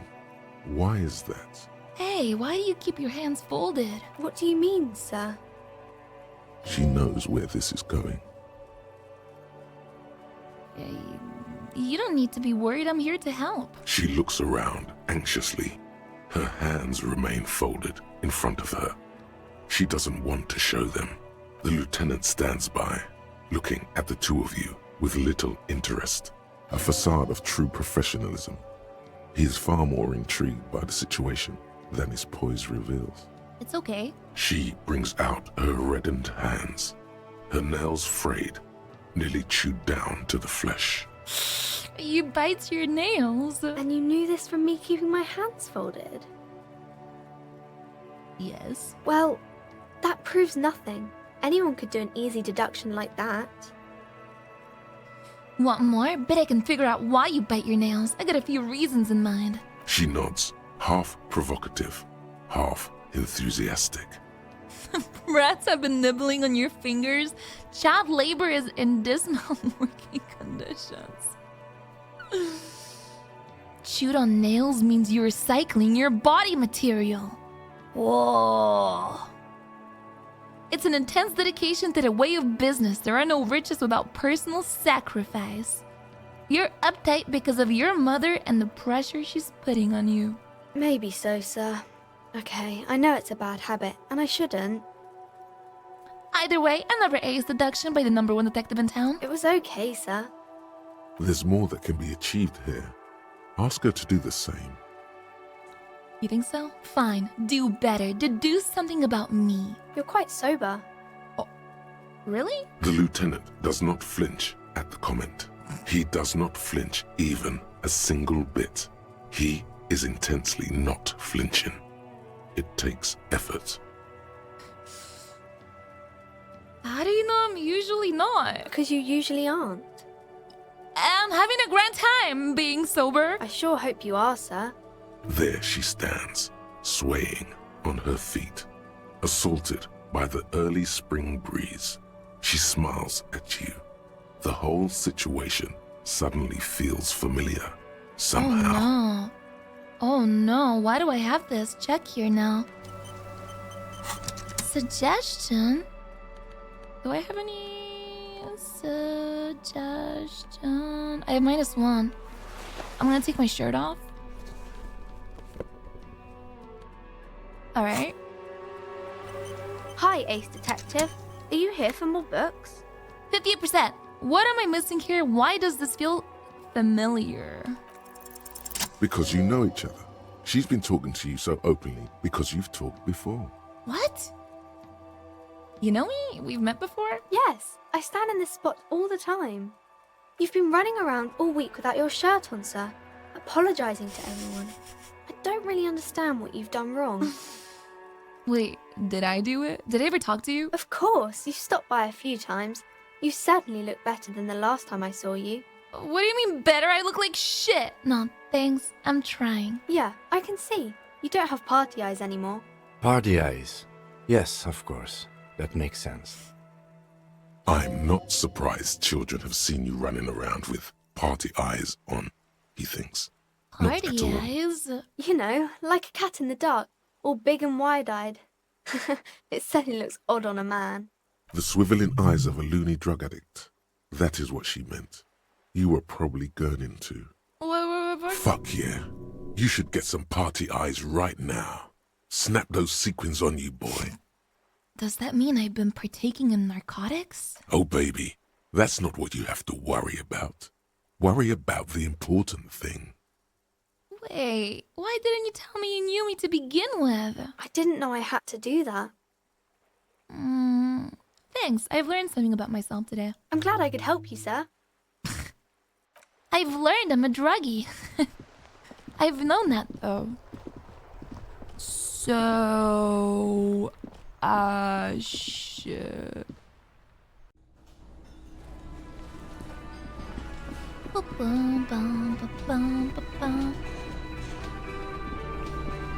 Can I help you? So about the money I owe? Yes. Have you got it? How much do I owe you? For the drinks? 30 real. Fuck. Yes. Wait, for the drinks? So if I don't pay for the drinks, we're cool? Let me check if the people leave the union at night. Bum, bum, bum, bum, bum. I have to burn time until 10. And after that, I can talk to Kim. And after that, he's gonna kiss me. Clothes for winter, please use the main entrance.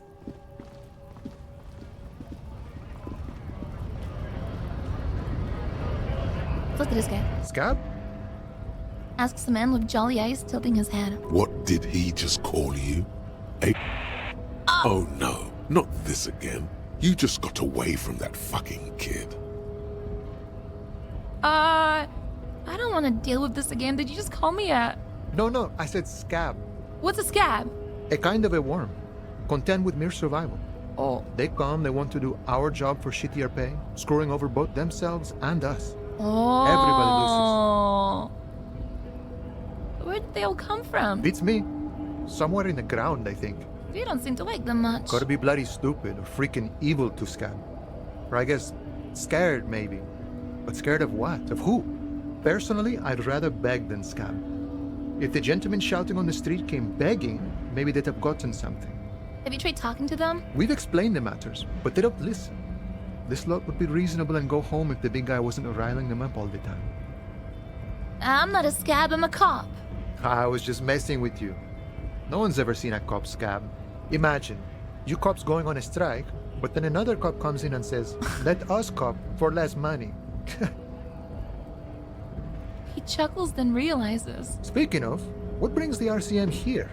To the Wild North? Come to see the strife? Wait, you're the man in boots at the gates. Kuna said you know about the armor. I'm a bit short of money right now. Can you give me some of it? Sure thing, my friend. I can help you out. Try to catch it. The coin narrowly slips by your outstretched fingers and falls to the ground. Oh, I'm sorry. Didn't mean to throw it like that. It's a thing we harbor folk do, passing around cargo and such. Was not meant as provocation or ridicule. The boyadero stares at you with respect, then gestures towards the trickles of blood adorning your clothes. What? Appreciate it. Right, always glad to help out the RCM. We're on the same branch, you and I. He gave me Humans, $1. I mean, not slithering scabs. Yeah, why was like a blood on my clothes? I've come investigating a murder. Murder, huh? That sounds like a lot of hard work. You'd never see me investigating a murder. Whisper, I have no idea what I'm doing. That's okay. I have no idea what I'm doing either. I don't even know what day it is. Don't tell me. It's a better day that way. Well, I'm looking for assistance with a dead body situation. Body still hanging in the tree? Hey, that's a rough pickle. Can't help you with that, sorry. Well, why? I'm not really an admirer of dead bodies. Might be someone else from the Union can render assistance. Does this mean you can let me through the gate? I don't operate in that capacity. I'm not a granter of passage. The passage grants itself. That's simple, I just walk in? Aye. Walk right past Measurehead and go in. Past Measurehead? Yeah, the 2.5 meter tall Semini supremacist there. Walk right past him. Right. Then press the button to unlock the door. Uh-huh. Then go past him again. Oh, okay. And you enter the arbor through the office. Está. I think I have some questions for you first. The man whispers a jaunty tune. A coastal breeze ruffles his hair. You're the man in boots at the gates. Kuna said you know about the armor. The little boy had the good on his promise. His promise? To get me into trouble. To sick the pigs on me. Pardon the choice of words. Not mine. What happened? I was asked to look into that armor situation. Official Union probe, you know. Track it down, see who took it. Did you? At first I thought, why not? Maybe the pieces can feed the strike. Buy us a few more days under the sun, you know? So I went to this boy. He said he'll make me his prison bitch. What the He's got eyes everywhere, and the cops in his pocket, and he's the king of Jamrock. Serves me right for doing menial footwork. I dropped that probe right then and there, and it still got me into trouble. One bad move is all it takes. Wait, so Kuna used this to what? Scare you? It's a minor nuisance. It's all good. He thinks, not yet. Better to get this business out of the way. Sweeter then. The probe into the armor, what did you learn? I learned that people don't want to talk to a drunk Union man about some armor. What else? Not much. Technical stuff mostly. That was the interesting part. What sort? I did some research into this armadura. Let's say I have friends at the library. I didn't get into the material science, just how it comes off. How does it come off? How does it come off? In parts. 4 in total. The helmet was the first to go. The kid says he tore it off and kicked it into the sea. Oh. I believe him. The boots were still on the guy last I saw. Too hard to remove. So, as I count, there are 2 parts missing. The gauntlets and the cuirass. This is where I left off. Too much hassle. More like a job for some militia. I'm ambitious. I'm going to find all of it. All the pieces. All of it? There are junior officers out there, eager to prove themselves. I would leave some for them, but okay. Let's... A mesquite epic then, all across Martinez. I hope it will be a real bonanza for you. Thank you for the cooperation, sir. No problem. If you see that kid, thank him from Call Me Mañana. Thank him for showing me the way. What? That is He is sus. sincerely grateful he is not tracking down pieces of armor right now. What's the strike about? You know, serious business. I'm sure the big boss will be glad to tell you. You'll have to ask him first. He's a chatty guy. Wants to talk about the strike. Return once you've met the union boss and are on a better footing with the organization. Okay, well, I gotta get moving then, huh? At 5.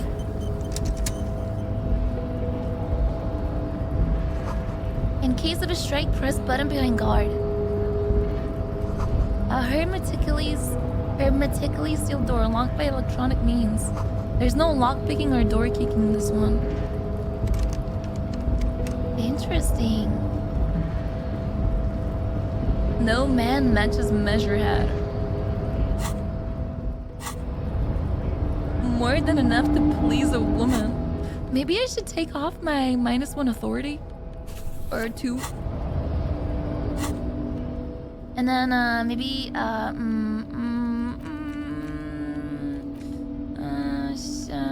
fuck me, maybe, shit. Hello? Nobody betrays your degeneracy. Yeah, Measurehead. His body totally betrays his degeneracy. Say nothing. Size him up first. Are you admiring my morphophysiology? A ripple of muscle passes underneath his skin. He lets me look. It must be frightening to stand in the shadow of this racial pinnacle. Be calm, Sandwich. You are not in danger, because you are not a threat to me. Puff out my chest. Say nothing. What is this androgynous display of sexual maturity? Merely standing up makes you sweat profusely. Your breathing is erratic. Your own heartbeat in your ears grows frantic, and you feel your blood pressure rise. Stop it! You are embarrassing yourself in front of this woman and your pedomorphic friend. This display of weakness may appeal to older women with a stronger maternal instinct, but it is a liability here on Battlefield Martinez. Jean-Luc, his body is betraying his degeneracy pretty hard. Maybe you can ask him to leave. My body does not betray my degeneracy. You have succumbed to Al Ghul. His face contorts in disgust, as if he were smelling a dead rat. You reek of it. An invisible sword of Al Ghul emerges from your throat. What? You cannot see it, but others can. It is making the woman in my company sick. Smell my breath, Kim. Is it really so bad? It's not good. It's like a rat crawled into your stomach, got drunk and drowned. You're right. I'm an alcoholic, and I need that dead body to no longer be in the tree. No, you don't. You need to get another drink. Occidental Haplogroup B4 is done giving orders around here.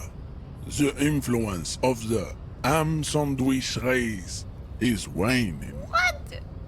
The race stuff is unimportant here. I just need you to help me do my job, please. Begging for help. Attempting to pass fear for cooperation. How far the Occidental Haplogroup has fallen. You were once a noble and powerful race. You gave the world eugenics, electricité, and powerful weapons of war like missiles and aerostatic aircraft. You made great gains in metallurgy, race theory, and statecraft. You dominated lesser cultures, like the deformed Hemians and the inexplicably potato-obsessed Quakers. But now your ascent to the genetic summit has halted. You are obsessed with sadness and with frivolous pop culture. Whoa. You will be superseded. Isn't that right, babe? Babe. It is, baby, yeah. You know it. There is a button right behind him, just out of reach. It must be the one that opens the door to the harbor. This man is not budging. Let's hope his superiors inside are more cooperative. Well, it was your people who put that dead body up there. Your people should help me get it down. Or, you're right about all this. Now I need you to help me get that corpse down from the tree. Enough with this begging. You should leave the stage of history with dignity by inviting the other races to a great world war. Bring your troops to the Seminine Islands and to Boogie Street, and we will pulverize you. When you are gone, we will build a museum for you. The walls will be lined with bottles of Al Ghul, your beloved beverage. Inside, we will store the odes to homosexuality you call art, and your microcephalic skulls. This is your chance. He's talking. Rip into him with a punch and catch him off guard. Yeah. No. Don't No, lean no, to no, anyone. no. You're sensitive. Yeah. Communicate. Oh, fuck me. Subscribe to his advanced race theory. You serve the Union, don't you? Aren't they, white? Don't be vulgar. White or not has got little to do with this. The race enigma runs much deeper than that. Well, I'm sorry, of course. I understand now. Deeper. No, but you still serve them. How does that factor into your life? Mr. Clare is a man of vision and means. He has the will to confront polycultural capital. Something so your some race white people are okay. communists never did. Also, to serve is noble. It takes discipline. Your petulant individualism has only contributed to your race failure. It is lax and moronic. I'm no communist. Communism is cool. Individualism is my jam. My jam is a mysterious fourth thing. Ooh. Jam. Individualism. You have gotten these ideas from degenerate youth culture, have you not? You have picked them up from rock and roll songs? I have gotten it from disco, actually. Offshoots of the Seminoles people invented disco while having sex under the influence of cocaine. It is a shame upon my race. But what is done is done. I am not surprised you enjoy it so much. This has happened to many of the side products of the inevitable cultural victory of the Seminoles race. Okay, I'll ask. Who are the Seminoles? The South Island race, haplogroup A4A. We are the rightful masters of the Insulindian archipelago. We descend from the Areopagites of ancient Pericarnassus and arrived here 4,000 years ago. That's what Kim said. We are the future. That is all you need to know. So you were born and raised in the islands before you moved here? Oh, fuck. I am a descendant. Oh, no. The narrow streets of Ulimbuir are with me in my genetic dreams. I see young Seminoles women walk into the grey mass on Ile de Fantôme, waiting on immaculate conception from the pale. So you did not come from the islands? No. I have heard about it on the radio. What? He would be appreciative if you did not further chase this line of inquiry in front of the women. So you're not really Seminoles, you're just from Revachol. I'm from Couronne. And no, it is not just in Revachol.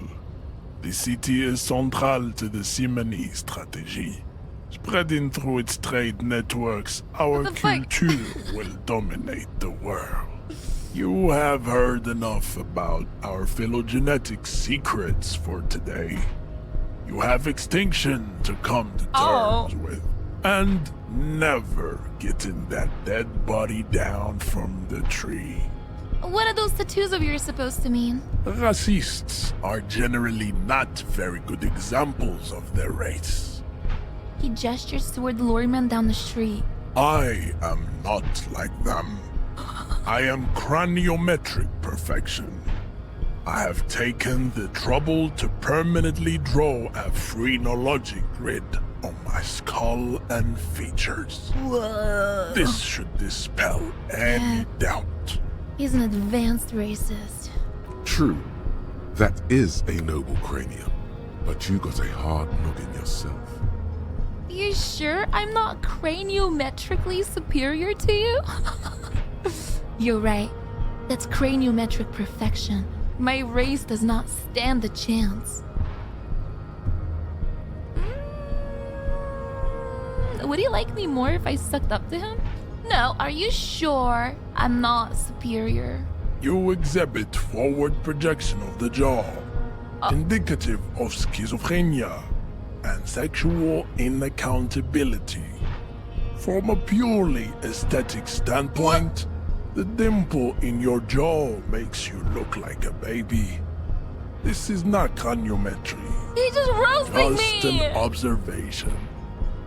What else? It is impossible to see any more of your bone structure. It is covered in the ravages of Al-Ghul. From what remain of your features, I can see fleshy lips, baldness of the head, and long arms relative to lower limbs. This leads me to conclude you are not a police officer. You are a common criminal, an offspring of murderers and sailors from Sur-la-Clé and Vesper, and possibly even the degenerate sheep herders of Ubi. Interesting. So one of my ancestors was Sur la Clef and the Upper Vesper? Your racial heritage is uninteresting. It is the same as all Rivasholians. Your parents and their parents made the decision to reproduce while under the influence of Al-Ghul. That is the only reason you are here. Call me an alcohol baby. He's right there. It's almost impossible to get it on unless you're both drunk. It's too scary when people are sober. Kim, what do you think about this? I think this racist is better than the last. But the next racist will be the really good one. How do you know there'll be a next racist? There always is. Oh. Race is reality. Do you know anything about this mug? He does not so much as glance at the object. You put this into the trash lately? Stop showing me your pathetic cup. I have no interest in it. Does he strike you as the kind of man who puts mugs into trash? No. Oh my god! 28%? Let me... We still need to get into the harbor. We need help with the tree situation. There must be another way. His gaze wanders over the whirling roofs to the yard. I don't want to be a racist! Your race descent. Oh, wait. We should think about calling it a day, maybe. The nights are still miserably cold this time of year. I haven't paid the cafeteria manager for damages yet. You should take care of that then. But I don't have the money. Let's talk to him anyway. An officer of the RCM shouldn't be sleeping in the streets. We'll figure something out. Okay. Though he finds this situation frustrating, he is doing his best to not make you feel any worse than you already do.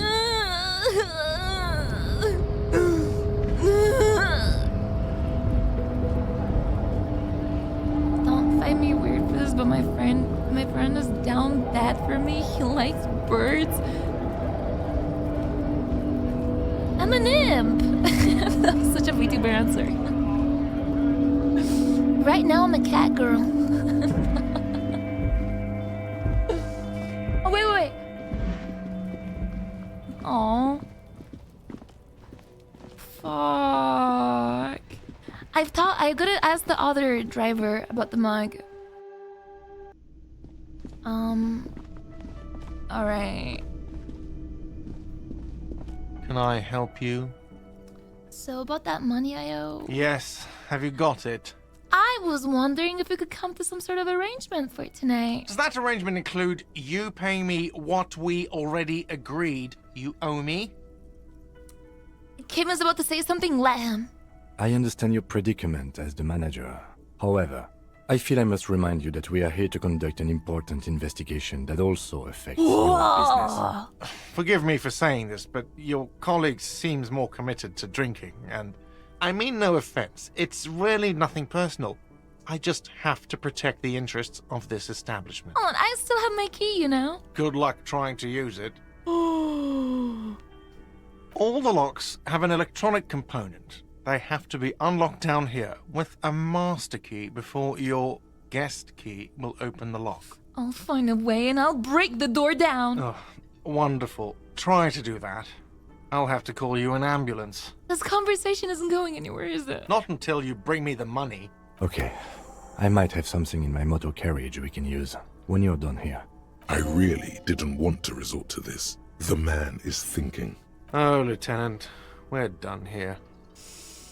No, Yes. no, no, Have you no, got- no, Yes. no, no. Yes? No. What?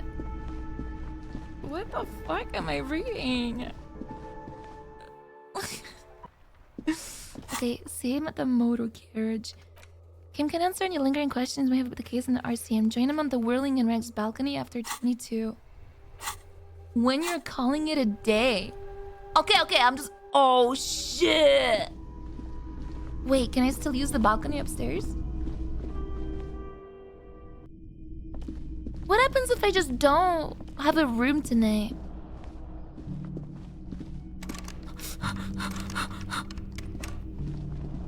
I lose?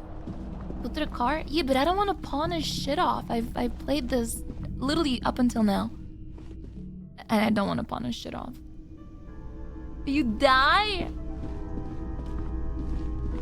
You sleep on the streets? I'm okay with sleeping on the street. Ish.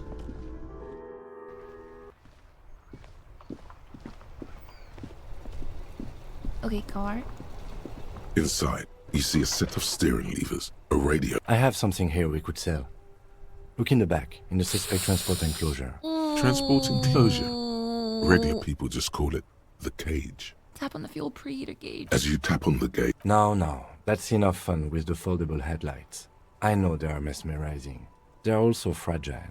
I'm not going to turn it on for you again. Look in the suspect transport enclosure. the cage at the back of the motor carriage looks rather uncomfortable.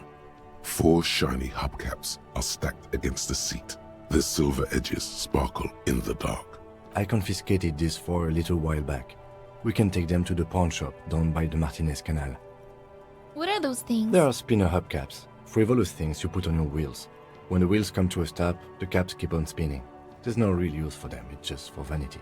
A vanity he wouldn't mind. What do you mean you confiscated them? A couple of weeks ago, I stopped a young man for going slower than the speed of traffic.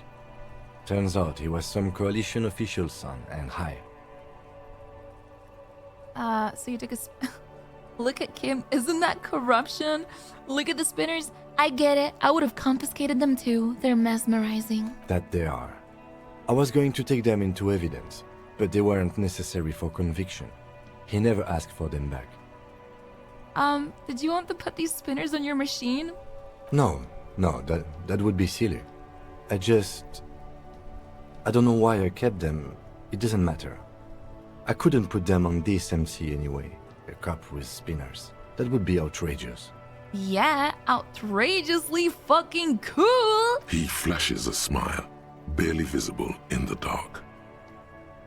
Say nothing. The spinners shine so bright they reflect on the lieutenant's glasses. He doesn't say anything either. I can't take them. It wouldn't be right. All right, let's not take them now. Then come back once we realize we have to. Have this conversation again, and then take them. Oh, no. No, because, I could totally use this bench to sleep on it. But first, let me go have a conversation. With you. Maybe this is where we bond. Maybe this is where him and I have our first kiss.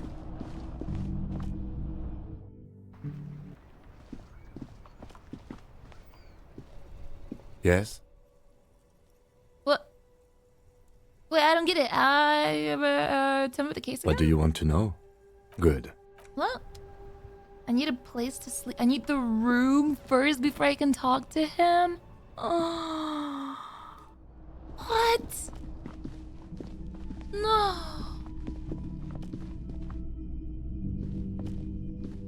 So, if I just go to bed right now at the bench, would it trigger? Maybe?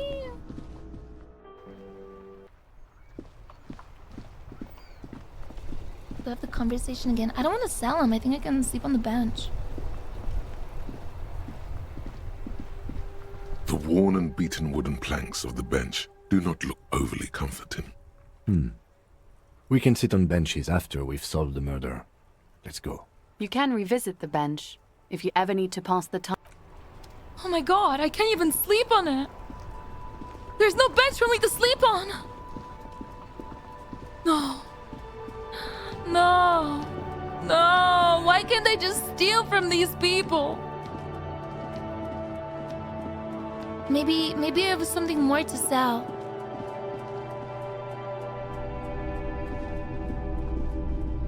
Hello. Let me have a look. I have a fascinating photo of a corpse. Oh, no. I don't like those kinds of objects. No sale. Do you know what the tattoos mean? Aphotic paths, counter-radiance networks, anti-magnetism. It's darkness. That's all I know. I'd like to sell my Sell me clothes. something lighter. I'll check my pockets. Anything else you're thinking of selling? Fuck. I like to sell my clothes. I'm not purchasing any more clothing at the moment. And especially that tie. It swallows photons around it. I have no need for necrotic objects. Your mother is a necrotic object! I'm fun! Look at me sparking in the light of the projector! I don't have anything to sell. Another time, perhaps. Fuck! Let me see if I can do this prompt You see again. rows of toy soldiers guarding the rest of the trinkets displayed on the table. Some on horseback, others in rags. Everything I you failed. pick out seems faded.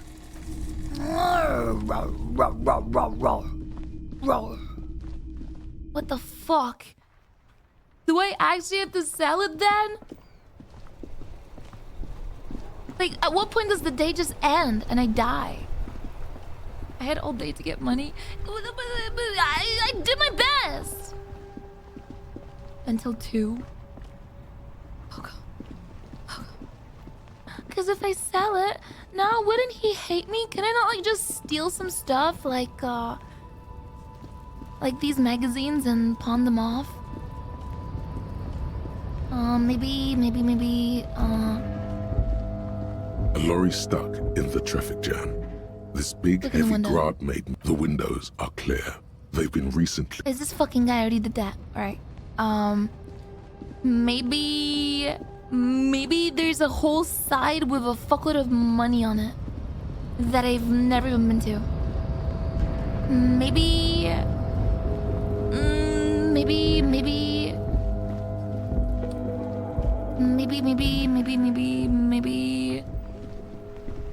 I didn't go there? Where? Yes? Sorry, nothing. Is there a way for me to look at the map? What the fuck? What are these? Maybe I have not explored the whole map. Let me check. Bum bum bum bum bum bum bum bum bum. Oh, it's white checks I didn't clear. Oh. I've definitely been here. And I know that this curves. And I can't go here. Maybe,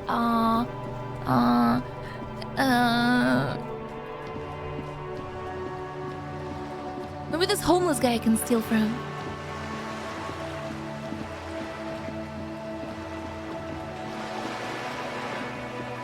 Maybe... Oh!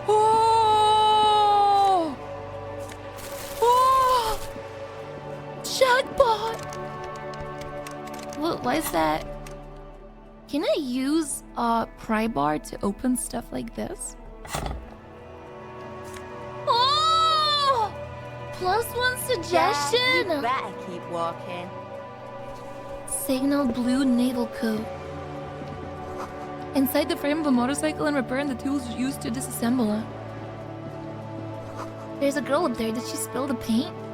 Hey! The streets will flow red once more. A great torrent rushing down Rue de Esperance. You wait and see. What? The streets will not flow red with anything. Who are you? I'm Cindy the fucking Skull. What else do you want to know? Date of birth, blood type, The last time I was tested for Hep C.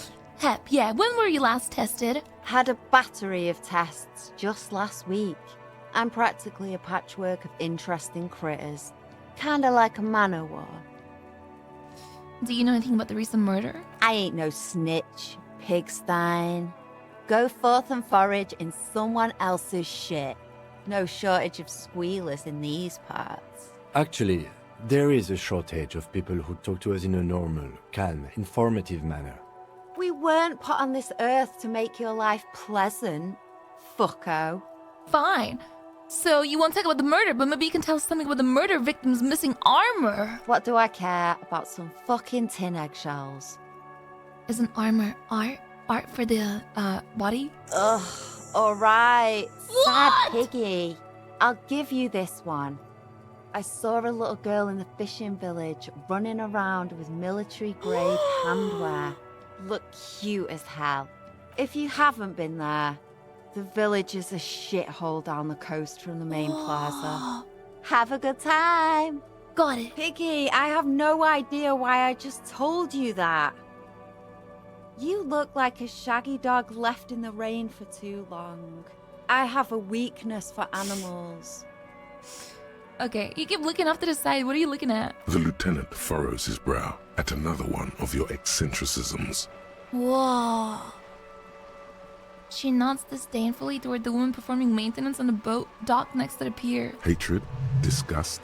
It's difficult to tell which of the two is more present in her girlish features. The woman on the boat does not notice her staring. Wow. That is on her. Someone's got to keep an eye on her. Who is she? Probably the Wild Pines rep. We should talk to her. She's a professional negotiator, though. I have the feeling she will be very cooperative while telling us nothing. You should take the lead. Ask her unexpected questions, you know? Do your thing.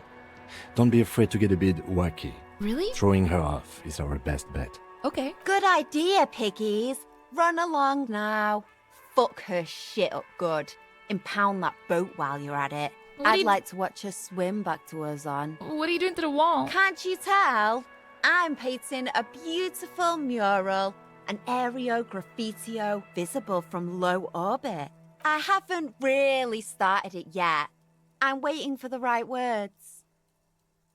So you don't know what to write? Have you ever tried your hand at graffitio? When faced with a blank wall, most people write unimaginative stuff, like pigs go home and Mona was here. We rarely see pigs round here, though. Just union cards. And my name's not Mona, so... She wants it to be something true and total. I have an opinion on this. Wanna hear it? Yo, Veggie, thank you for the prime. Yeah? I love public art. Don't mind us. Keep doing what you're doing. I'm gonna have to stop you. This is hooliganism. Let's be realistic. What are you going to do? Climb up there? You heard your partner, Piggy. I'm unstoppable. I don't condone the idea of using physical force on her. She's a girl. Right. Stupid girls. Catch you later, Cindy. Watch your back, Ungulate. You've got eyes on you. I don't know if I like that. A sturdy metal door guards the southwest entrance to the apartment building. It's locked. The door rattles against your knuckles, but there's no response. Hello? The door rattles again, but this time you hear an elderly woman's voice calling out from inside. Stop banging on the door! I'm not letting any more strangers inside. This is the police. Open the door. The police? Everyone knows the police don't come round here. Please let me... I'm not joking. No, I already told you. I won't be responsible for any more strangers getting into the building. Go check the backyard door. Maybe someone there will. Backyard door? There must be another entrance to the east. Tim, tell her. Madame, I assure you, we are real police officers. There is no reply. Just faint, sweeping sounds inside. God damn it. Well, at least I got bottles. And magnesium. The belly of this boat shines like it was recently painted. Docking reserved for residents of Rue de Saint-Ghislaine.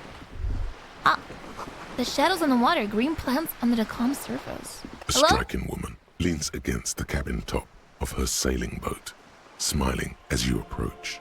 Her green raincoat glistens with droplets. A silk scarf is tied around her throat. Good evening, officers.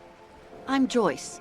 Joyce L. Messier. I represent the board of Wild Pines, the owners of the harbour. You gentlemen must be from the RCM. She steps closer and holds out her hand over the railing. What exactly is the RCM? I remember hearing it from somewhere. I meant you, the Revachol Citizens Militia. The police. What gave us away? Nothing, honestly. I've said it to every drunk in town, and you're the first one who's responded. Fuck! What does the L stand for? Beaton, my maiden name. Her bony hand dangles from the sleeve of her oversized raincoat. I mean, it'd be a good thing if I shook her hand, right? I shook her I'm hand. glad to see you here. I was dispatched to handle a strike, not a lynching. Anything I can do to assist the RCM in this matter, I will, gladly. That is good to hear, madame. My colleague will take the lead on this interview. I should let you know that he is recovering from an unusual medical episode. Very unusual. But I can assure you of his ultimate competency. Don't do that. How interesting. I wish you a swift recovery. In the meanwhile, you have my full cooperation, and the full cooperation of the Wild Pines group. It's hard to get a read on her precise disposition, but she appears helpful. You seem rich. Can I have some money? Is what you want to say, but it isn't that easy, is it? Why not? Look at that lady. Take a gander. Squint your eyes, bub. What nice fabrics. What lustrous hair. A well-kempt, yet tastefully short bob of dark hair. Despite the first hints of grey, she's elected to keep it au naturel, shaped into a permanent wave, late 40s style, while dull orange pearls hang from her earlobes, red from the cold. Her light green eyes scan you, full of knowledge and worry. Wealth and all its possibilities. Yes, so? Now look at you. You misery-clad simian. Barely able to tie your own laces. Your armpits are laced. A scythe of booze precedes you. Your hair sticks to your forehead, and your underwear feels uncomfortable. You're poor. Poor as balls. You can't ask this person for money. No. You're too... I'm too ashamed, as I should be, for even considering it. This is a woman and I'm a man. No. I'm a goddamn working man and I'm not ashamed to shake this leech for some dough. You think your little communism protects you from this feeling? No. The more demeaning it is to grovel at her feet. As I was saying, if there's any way I may be of assistance, please don't hesitate to ask. What is volition? Is that intelligence? Can I have some money? I am sorry. It just doesn't come out of your mouth. What does is... Money! Excuse me? I didn't hear you. Did you say money? No, I didn't. Let's talk about something else. Of course. Skill points into volition. I saved one. Alright, 42%. Wait, do you know something about these photos? Tattoos? That's the man who was killed. I'm afraid this is a discussion for once we've cleared the lynching question. Oh. So you know something with the tattoos? Better not tie the forestay to the backstay on this. I hope there is something else I can help you with. She wants to answer the question. Protocol keeps her from it. 42%. I mean, I should just... Of course, detective. I could just F5 and, like, scumload it. Psst. Who, me? Yes, you. Word on the street is you're ready to start building communism again. How come there's a word on the street? You keep saying things like Down with the bourgeoisie. Eat the rich. Sodomize the landowners. I had Impale to. all people who have more than 25 real in their pocket. Literally murder all human beings, regardless of their political beliefs. That kind of stuff. I've said some mildly left-wing things, but none of those. Oh yes, the mask of ambivalence. Don't deny it. You're about to rip it off and reveal the monstrous seven-eyed lamb of global communism that would devour and masticate mankind. Everyone can see that. So tell me, do you have any questions before we fire up the big communism builder? Or do we get right down to it? Roll up my sleeves and start building communism. I mean, I feel like people would like me more then, right? But I mean, I don't. It's casserade. There's only one option. What is it about? Failure. It's about failure. What failure? I don't do failure. Of course you do. You are failure. You are communism. Absolutely vanquished, beaten, curb stomped, shat on. While everyone else is out partying, having a callous laugh, you will reverse the fortune of the workers of the world. You alone, against every living thing, against every human alive. 800 trillion real in the hands of an impossibly well-organized ruling class. Towering city blocks of bankmen who have the ears of prime ministers. Million-headed armies of nations and the love of your own mother. You against the atom, the charm and the spin. Where the whole world failed. Matter failed to bend to human will. Human will failed to get out of bed and tie its laces.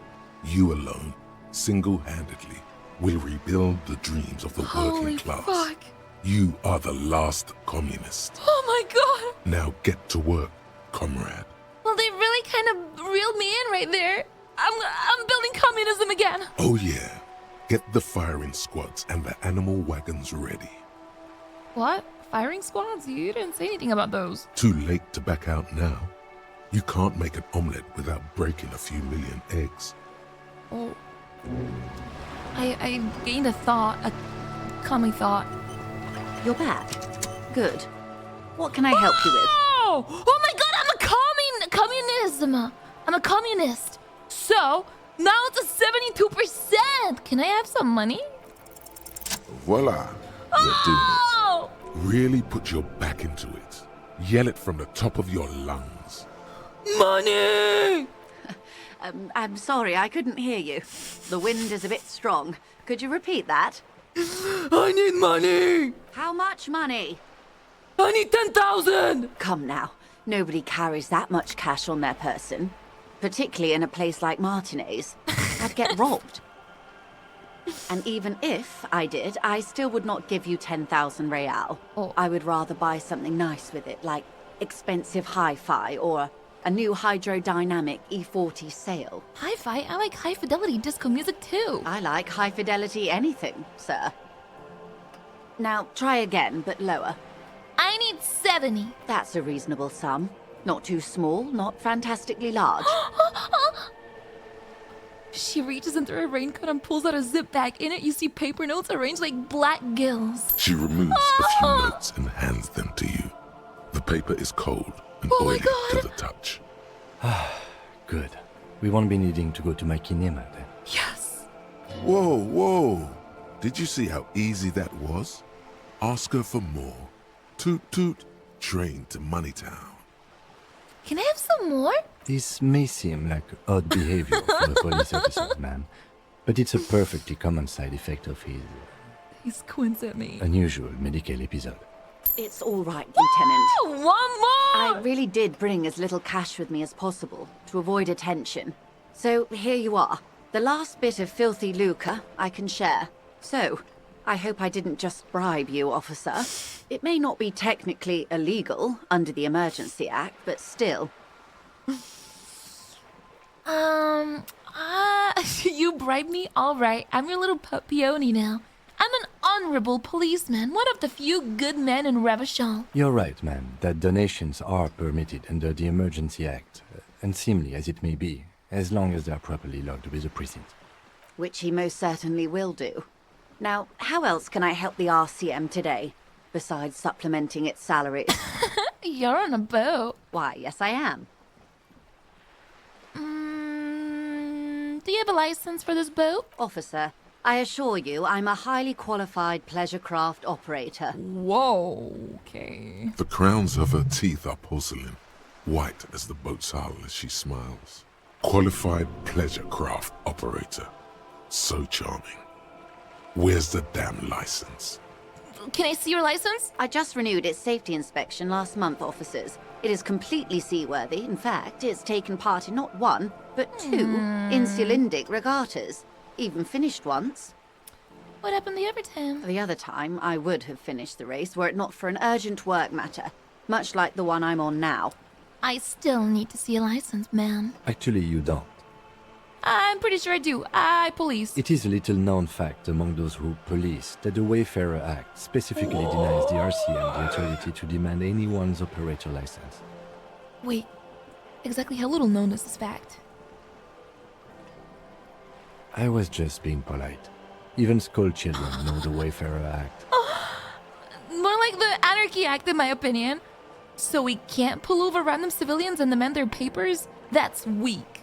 Unless it's their passport. No. Do you want to ask for the lady's passport? Yes, I'm going to need to see your passport. Of course. Look at her passport. The woman is silent, smiling while the waves lap against the hull. In your hand, under the plastic, a light blue passport saying, Republic of Vespa. The coat of arms has a lion and an ostrich. Seagent. Look at the photo page. The woman, born in the year 3 in the commune of Revachol, smiles at you. Face adorned with frown lines and crow's feet. The photo is recent. The name So she's reads, like 48. Rejoice Leighton Messier. Your name is Rejoice? Yes. But please don't call me that. Why? Joyce is much more efficient. She doesn't like it. Probably a bad memory. Mean girls at school or some ancient lover. Ooh, you're from Vesper. My husband is. I have dual citizenship. A Vespertine is handier when traveling. Well, everything appears to be in order. Give the documents back. She nods and returns the plastic bag to her coat. Does your boat have a name? The boat? No. It is called Cordelati 19 because that's the type of sloop it is. The word it feels strange. Such a beautiful boat deserves a proper name. A breeze ripples through the sails and tugs at your hair. Below, the sleek, fish-like shape of the hull parts the water. Beneath that, a resounding darkness. You're reminded of something. Or someone. Cool, but your boat really needs a name. Okay. How about Cordelati 19? Why? Because it was manufactured in Revachol East by a company called Cordelati, and its hull is 19 paces long. How about Dolores? Why Dolores? I don't know, it feels pretty. Well, it means nothing to me. I think I'll stick with the factory name. But thank you for the suggestion. Okay, but... Okay. Because it was manufactured in Revachol East by what a company about- called Cordelati. What and about its hull is sleek 9... fish? What? Because it's sleek and fish-like. I think I'll stick with the factory name. But thank you. Okay, but what kind of boat is it? It's a pleasure craft. A 19-pacer. It also happens to be rated for Category 1 racing. Though these days I mainly use it for business. How do you like it? My sloop? I like it a lot. It's the eel's hips, baby. I'm enjoying this part of the interview. It has so little to do with the murder we're investigating. I really do, the lieutenant thinks. Is she thrown off yet? He's looking at the woman, Wait. assessing her. Wait, he does like it. Not a lot of people on boats, are there? Of course there are. We're on an archipelago. How else are you supposed to get around? Wait, what do you mean, archipelago? I mean, we are on Le Caillou, are we not? I thought we were in Revachol. We are. And the city of Revachol is on the island of Le Caillou. Still, I haven't seen anyone else sail a boat around here. I haven't seen anyone else drive a souped-up Capri Kenema motor carriage either. Oh my god, Kim. Actually, that motor carriage has been specially issued to serve as a patrol and pursuit vehicle. It's for crossing long distances in the greater Revachol industrial harbor. It's not a toy. Neither is this. A toy, I mean. It's a machine for crossing long distances in the Bay of Revachol, between the city and the islands. I think I have a handle on the boat thing. Good. What can you... You seem smart. I need someone to give me a lowdown on this reality we're in. This reality? No time to explain, just give me the lowdown. No, but please. A little context. We're not in such a hurry. I got so drunk I forgot literally everything. What? She chortles, nearly spilling her tea. A supernatural event took place, point to my head, within my head on alcohol. Such an acute encephalopathy. Just doesn't seem possible. Surely you're joking. Don't be phased, madame. He functions perfectly well. He only needs a lowdown on all of reality. We may be here a while then. Ask away, officer. I'll help however I can. All right, we're in. I know these all look good, but begin with the first, okay? Okay. What is this? Spread my hand. A bird? A sphenicid? A flightless bird of the polar regions? Keep guessing. Some sort of krill hunter? No, wait. You're an ancient ruin. A symbol of hubris and decay. Half submerged in some salty sea. Hey, are you saying I'm ruined? Of course you're not, my dear. I'm just terrible at guessing games. Well, I meant, what is this place here? Ah. This is the pier of Rue de Saint-Ghislaine, 33A, where the tenants have been kind enough to rent me a slot. Or two. What is Rue de Saint? A pre-revolutionary tenement. Old buildings are called tenements, you see. Whoa. And new buildings, bâtiments. I didn't know that. After les bâtiments nouveaux. But 33A and 33B are not nouveaux. They're old. This one used to be 8 to 10 stories tall. A real high-rise by the standards of the last century. Built to mirror the skyscrapers across the bay in the Delta. That was before the war, of course. Who lived in them? Mostly the urban middle class, I believe. This was once primo real estate, before the cannons lopped 4 or 5 stories off. Splat, splat. Wonderful. What is that? Point to Cindy the school. The girl in the old lady rags? Yes. Looks like a sullen and rebellious member of a teen infraculture. Infraculture. Yes. You and I belong to the supraculture. We're common, the herd. The music on the radio, the food in the chain restaurant, those are all too popular for the girl in the old lady rags. She prefers a fantasy world, an infraculture with its own dress code and vernacular. It is an illusion, I'm afraid.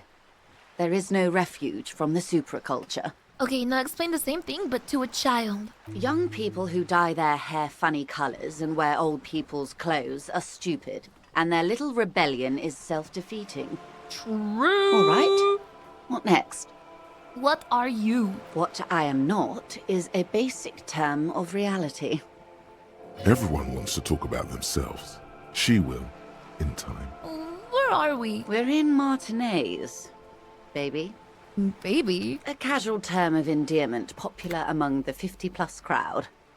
It's a disco holdover, pay it no heed. I'm a disco holdover myself. Aren't we all? And what is Martinez? Martinez is a district of Revachol. A very small district tucked away near the industrial harbour. North of the 881 and Jamrock. You would be excused for not knowing about it. Unimportant, they say. Forgotten even. Shelled to smithereens during the revolution. Whoa. It has its charms, just not this time of year. You mentioned a sea. What sea is this? It's not really a sea, it's the Bay of Revachol. And the bay feeds into the ocean. Are we near an ocean? Yes. We're on an island in an ocean. The world's largest body of water. The Insulindic. Vast, lukewarm, and unknowable, flowing in and out of sight. Tell me about another, perhaps even more fundamental aspect of reality. I would be happy to. What is a preposterously expensive education for, if not sharing? What times are these? These are unimportant times, Detective. Whoa.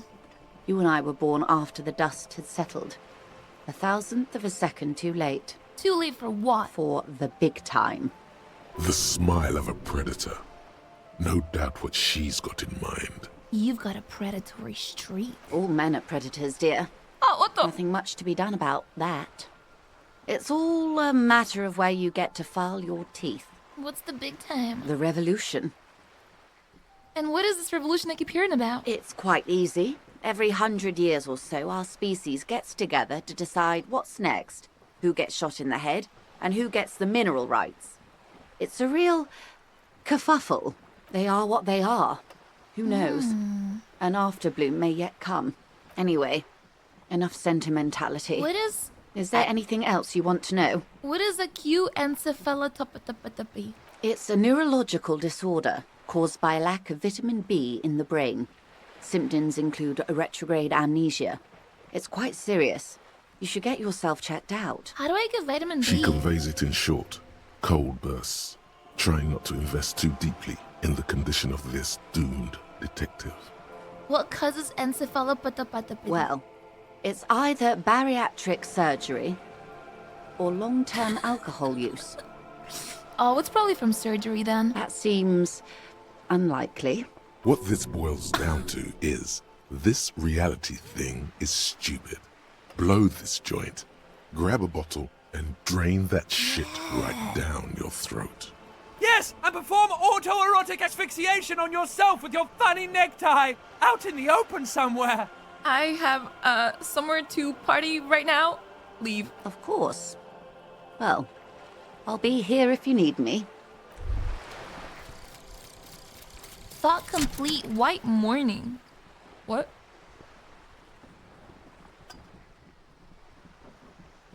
Look. And the little gate gets smaller and smaller as you rise above the dollhouse world. You see him out in the snow, on the streets, in the shop on the corner, and family in the matchbox house. Sitting by the window, white flowers in the windowsill. You can smell them from up here. It's awful. A white morning, a modern death, divorce, or something similar. All you can do is put more distance between you and him, make him smaller, make him less you. 20% zoom out distance! I don't know if that's good.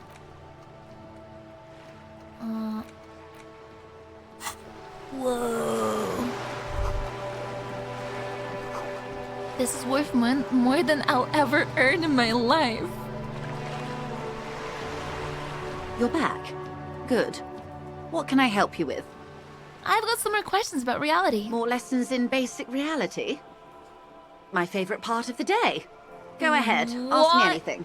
What is... Think of something close to me. It remains a mystery what you mean by this something close. This isn't about you. It's about reality. What is reach for something fundamental? A strange coldness comes over you as you look at the world. The waves sway the sloop. That's all. Glad to have been of assistance. The little that I know. Tell me about Wild Anything Pines. else? What do you do? What we do? I'm afraid I don't speak for Wild Pines as a whole. It's a giant undertaking. So what do they do? The Pines' core competency is logistics. Container shipping, freight, that sort of thing. See those airships there, blinking? Those are the shipping side of things, and that is the terminal. Another subdivision deals with energy, oil and gas exploration, offshore platforms.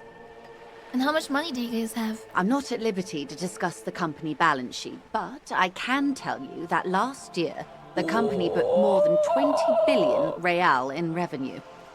A billion? What exactly is a billion? It's a number, officer. A big one.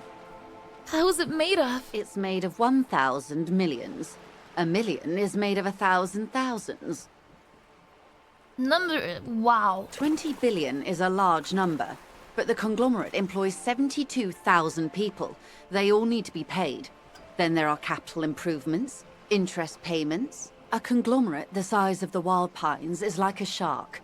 If it stops moving, it will die. Then what becomes of those 72,000 families? It's a tremendous responsibility. Where do you guys get all these billions? They started as an exploration and cargo fleet conducting trade between the Samaran and Insulindian Easterlers 250 years ago, when pine ships explored the South Seminese and charted Lomantang on behalf of the suzerain. Centuries of care, deliberation, and madness have gone into this endeavor. Vessels pass through the great unrest to re-emerge with apricots in tow. The logic of the system is totalizing. It's taken everything from its employees to build it. What does such a huge system want with a place like this? Look around. You mean aside from being the terminal's legal owners? Who are responsible for moving 8% of the world's cargo? Whoa! You don't keep it moving, the workers do. The company's nothing without them. We built this district. All the best parts of it. We built Rue de Saint-Ghislain, with its bastions. The plazas Meteor and Mosaic. Even some of the old street lamps have been put back thanks to the investments from the WP. Before Martinez was swallowed by the industrial harbour, even before it was part of Revachol, long before Terminal B was erected here, the Pines built it as a resort for its Revacholian employees. A company getaway. For a weekend or a summer holiday. Then came the revolution. But that's another matter. I'm here to make sure the Pines can fulfill their responsibilities to the place they built. With your help, hopefully, says her warm tone. Oh, what can you tell me about the lynching? Quite a few things, I'm afraid. The information I'm to share with you includes sensitive trade secrets. For the sake of my employer, I have to ask for your names and badge numbers. Of course, ma'am. We should have introduced ourselves. I am Lieutenant Kitsuba. Wait, what's my name? From Precinct 57. And this is my colleague from Precinct 41. I'm afraid he doesn't have his badge at the moment. I hope mine will suffice. How curious. Why is that, Detective? Awkwardness washes over the conversation. The woman doesn't like this turn of events. Remember when I told you I literally cannot remember even the most basic facts about reality? How can I forget? One of those facts is where my badge is. Another is my name. I was hoping your condition was rhetorical, Detective. A questioning technique. Perhaps it is, but it's also true that I don't remember where my badge is. I have sympathy for your highly unusual condition, Oh. sir. And I believe you. But as it stands, I cannot share any confidential You information bitch! until I've seen both your badges. I understand the dictates of protocol, ma'am. But is there no way around it? I'm afraid not, Lieutenant. These are my employer's orders. Hang on. She's a professional negotiator. She should be open to some sort of mutually beneficial arrangement. How do I negotiate my way out of this? She's a negotiator. Just float a favor at her. Insinuate. Surely there's some other way to demonstrate our law enforcement credentials. I will be frank with you. If I'm going to break protocol, I need to be able to justify it to my superiors. They're going to want to see something very tangible. You're in, but expect her to drive a hard bargain. Like what? Reports from inside Terminal B suggest it's a hub for the local drug trade. This is an open secret in Martinez. The Union controls the terminal, so it goes to reason. They're profiting from this trade. The company has tried looking into this matter before, to no avail. Perhaps someone with your authority and resources might turn over the right stones. Or you can recover your badge. Though if I may be blunt with you, it sounds like that may be a lost cause. No, it's not. Detective, a word in private before we continue. Excuse us for a moment, madam. What? This is not going quite as I hoped it would. Why not? How did you hope it would go? Honestly, I was expecting you to use your unorthodox technique to keep her off balance, and not volunteer us to be her henchmen. Really? I thought it was going super well. This woman is running circles around us. She might have known about your misplaced badge all along, or she's simply an adept improviser. Either way, we've played straight into her hands. No. He doesn't let it show. But there is a limit to how much the consequences of your unprofessional behavior can cost the investigation. We could just, find my badge. Oh, that would be fantastic, but do we have the time? The world is large and your badge is 8 by 6 centimeters. You could request a new one from your station, but that would literally take months. What do you propose, that we don't investigate the drug trafficking? No. If there is reasonable suspicion, we must investigate. Otherwise, she could claim we are siding with the Union. Or that we are on their fucked tail. up. We'd never hear the end of it. What I propose is, we ask her, then we investigate, briefly. But do not share the outcome of this investigation with her. We tell her it's done and demand for her information on the lynching. I'm sorry for putting us in a situation. I'll handle it. It would not hurt if you tried more in the future, yes. Let's get back to her then. You're back. Good. What can I help you with? Okay, tell me about the strike. Everything. Right up to, but not including, trade secrets. What if I want to hear about trade secrets? First, you'd have to repeal the Emergencies Act of Trade and Aliments. That gives me the right to silence. It's quite the octopus. An octopus? I will slay it. Good luck. It's only kept in place by the vested interests of half the civilized world, including your own.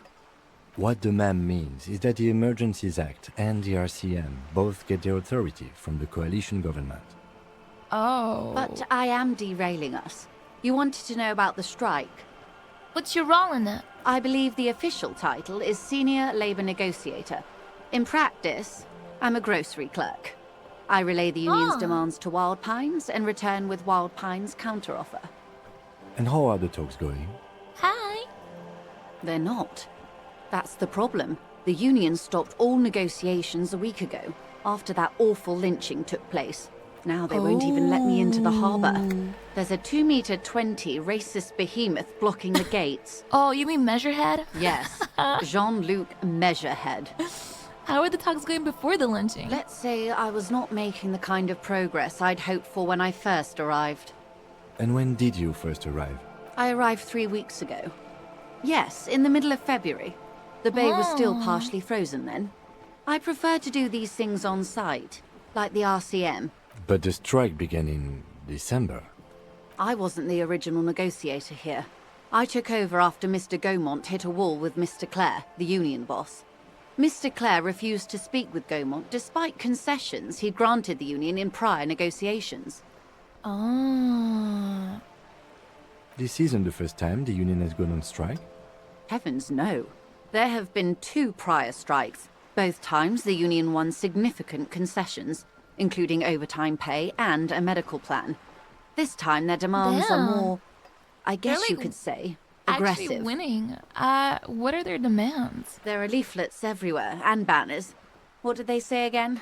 Oh yes, every worker, a member of the board. I don't know what to think about that. What if I, start going back on being a communist? Over-aggressive commie posturing. In its defense, another said, demand democracy. Pretty tame stuff compared to every worker, a member of the board. Yeah, most of them probably don't even know what that means. Fortunately, they explained it. Every time the Wild Pines group makes a decision about anything, it needs the signature of each of the 2,200 workers in its Martinez terminal. That's not bad. Just so you understand, this is but one of 22 terminals owned by Wild Pines.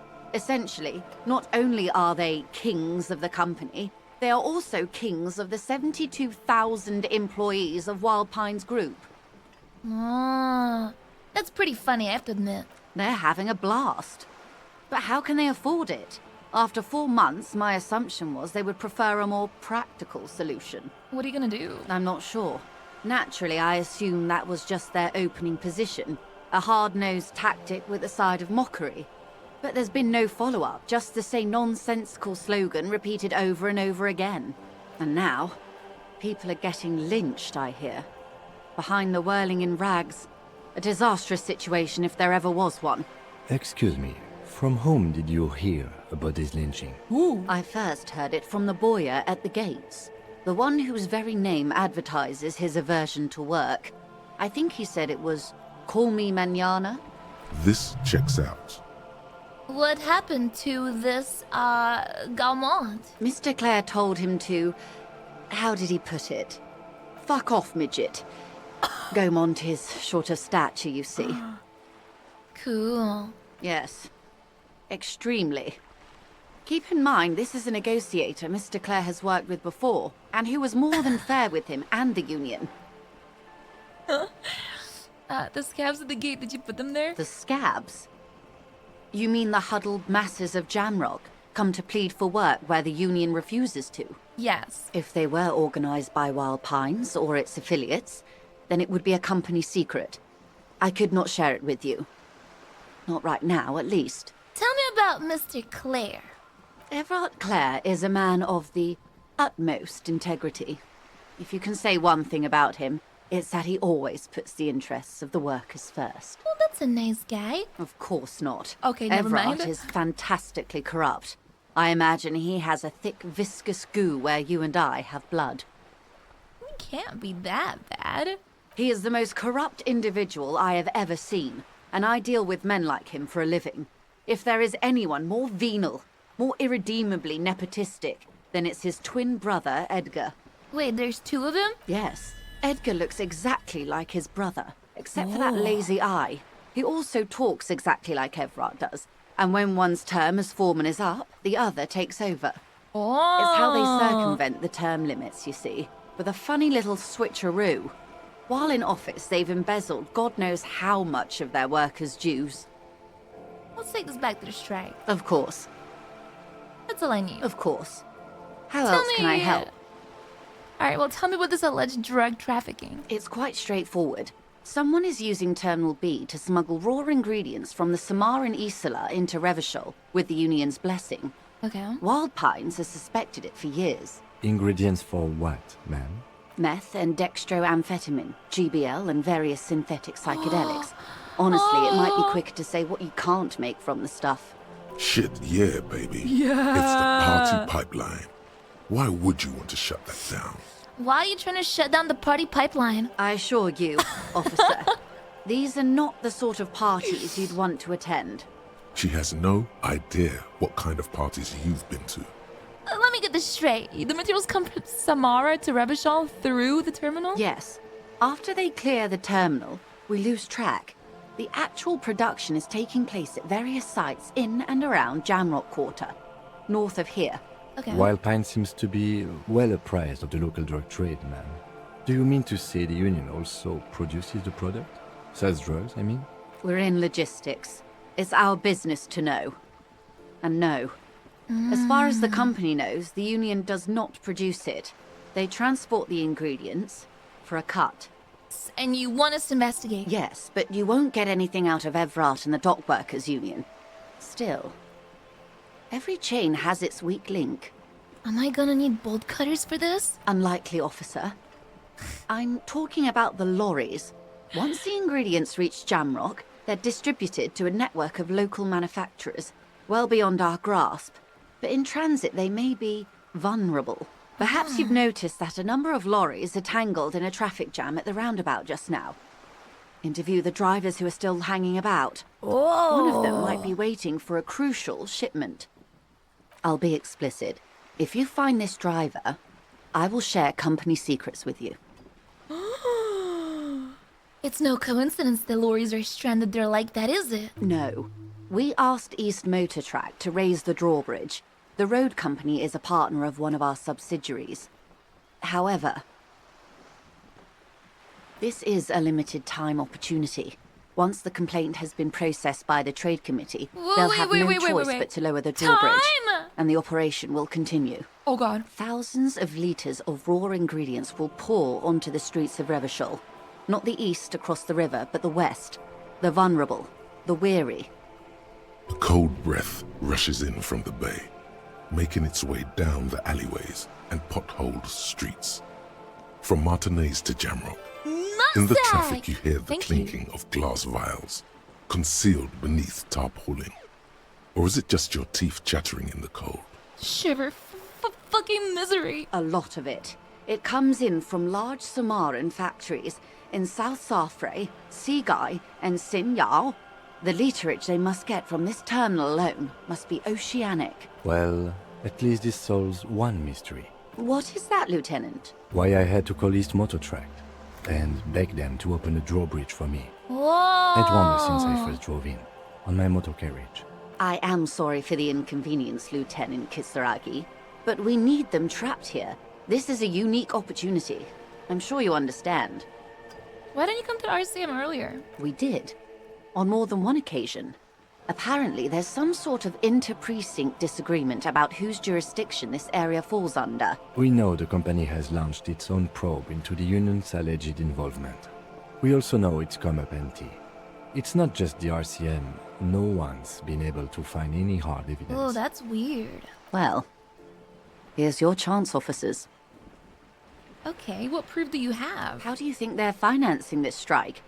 There are thousands of unpaid dock workers going strong for the 4th month straight.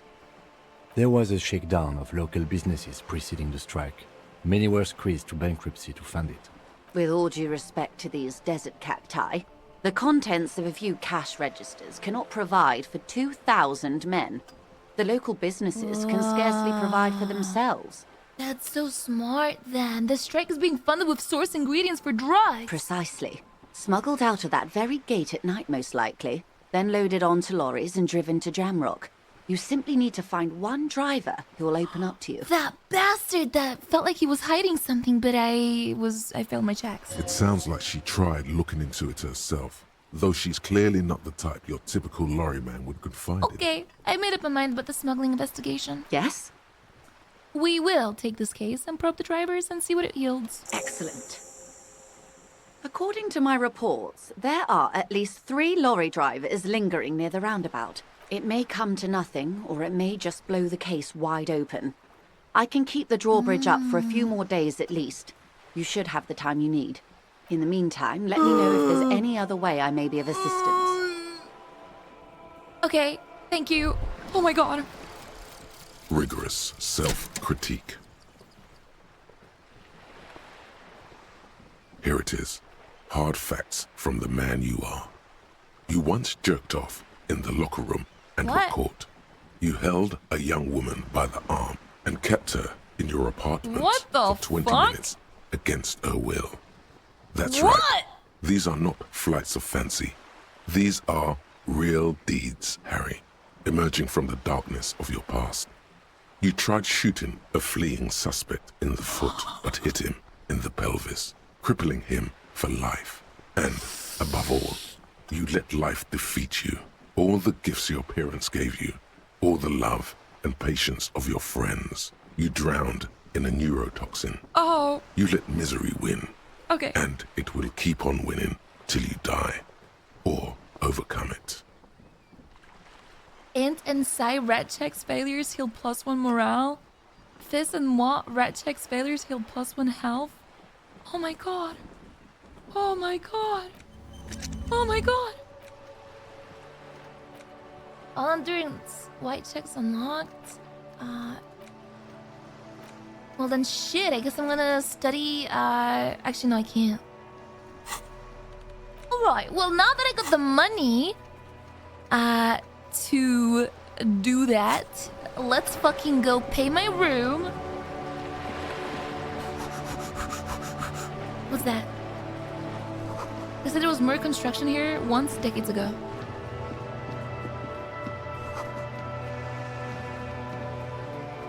Go, go, go, go!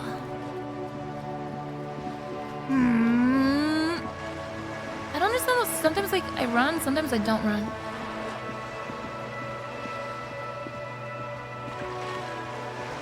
I am not sleeping on a bench. I have to spend a skill point to unlock a slot. I don't know if I want to do that yet.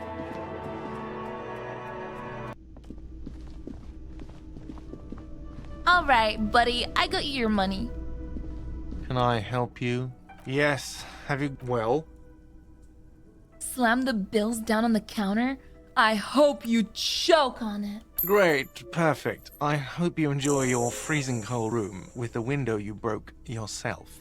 You've really worn down his patience. Even paying him didn't help. The electronic lock to your room has been disabled till 9 p.m. tomorrow. Starting tomorrow, please pay for each night in advance. 20 real per night. If you don't have the money, it's over for you. Got it? You've got nowhere else to stay. Time stops advancing after 2 in the morning. If you haven't paid for your room by then, it's game over. Don't leave finding money to the last minute, however. I'll take a room here too. Always happy to have officers from the RCM as guests. Anything else I can do for you? Goodbye. Another thing. Yeah?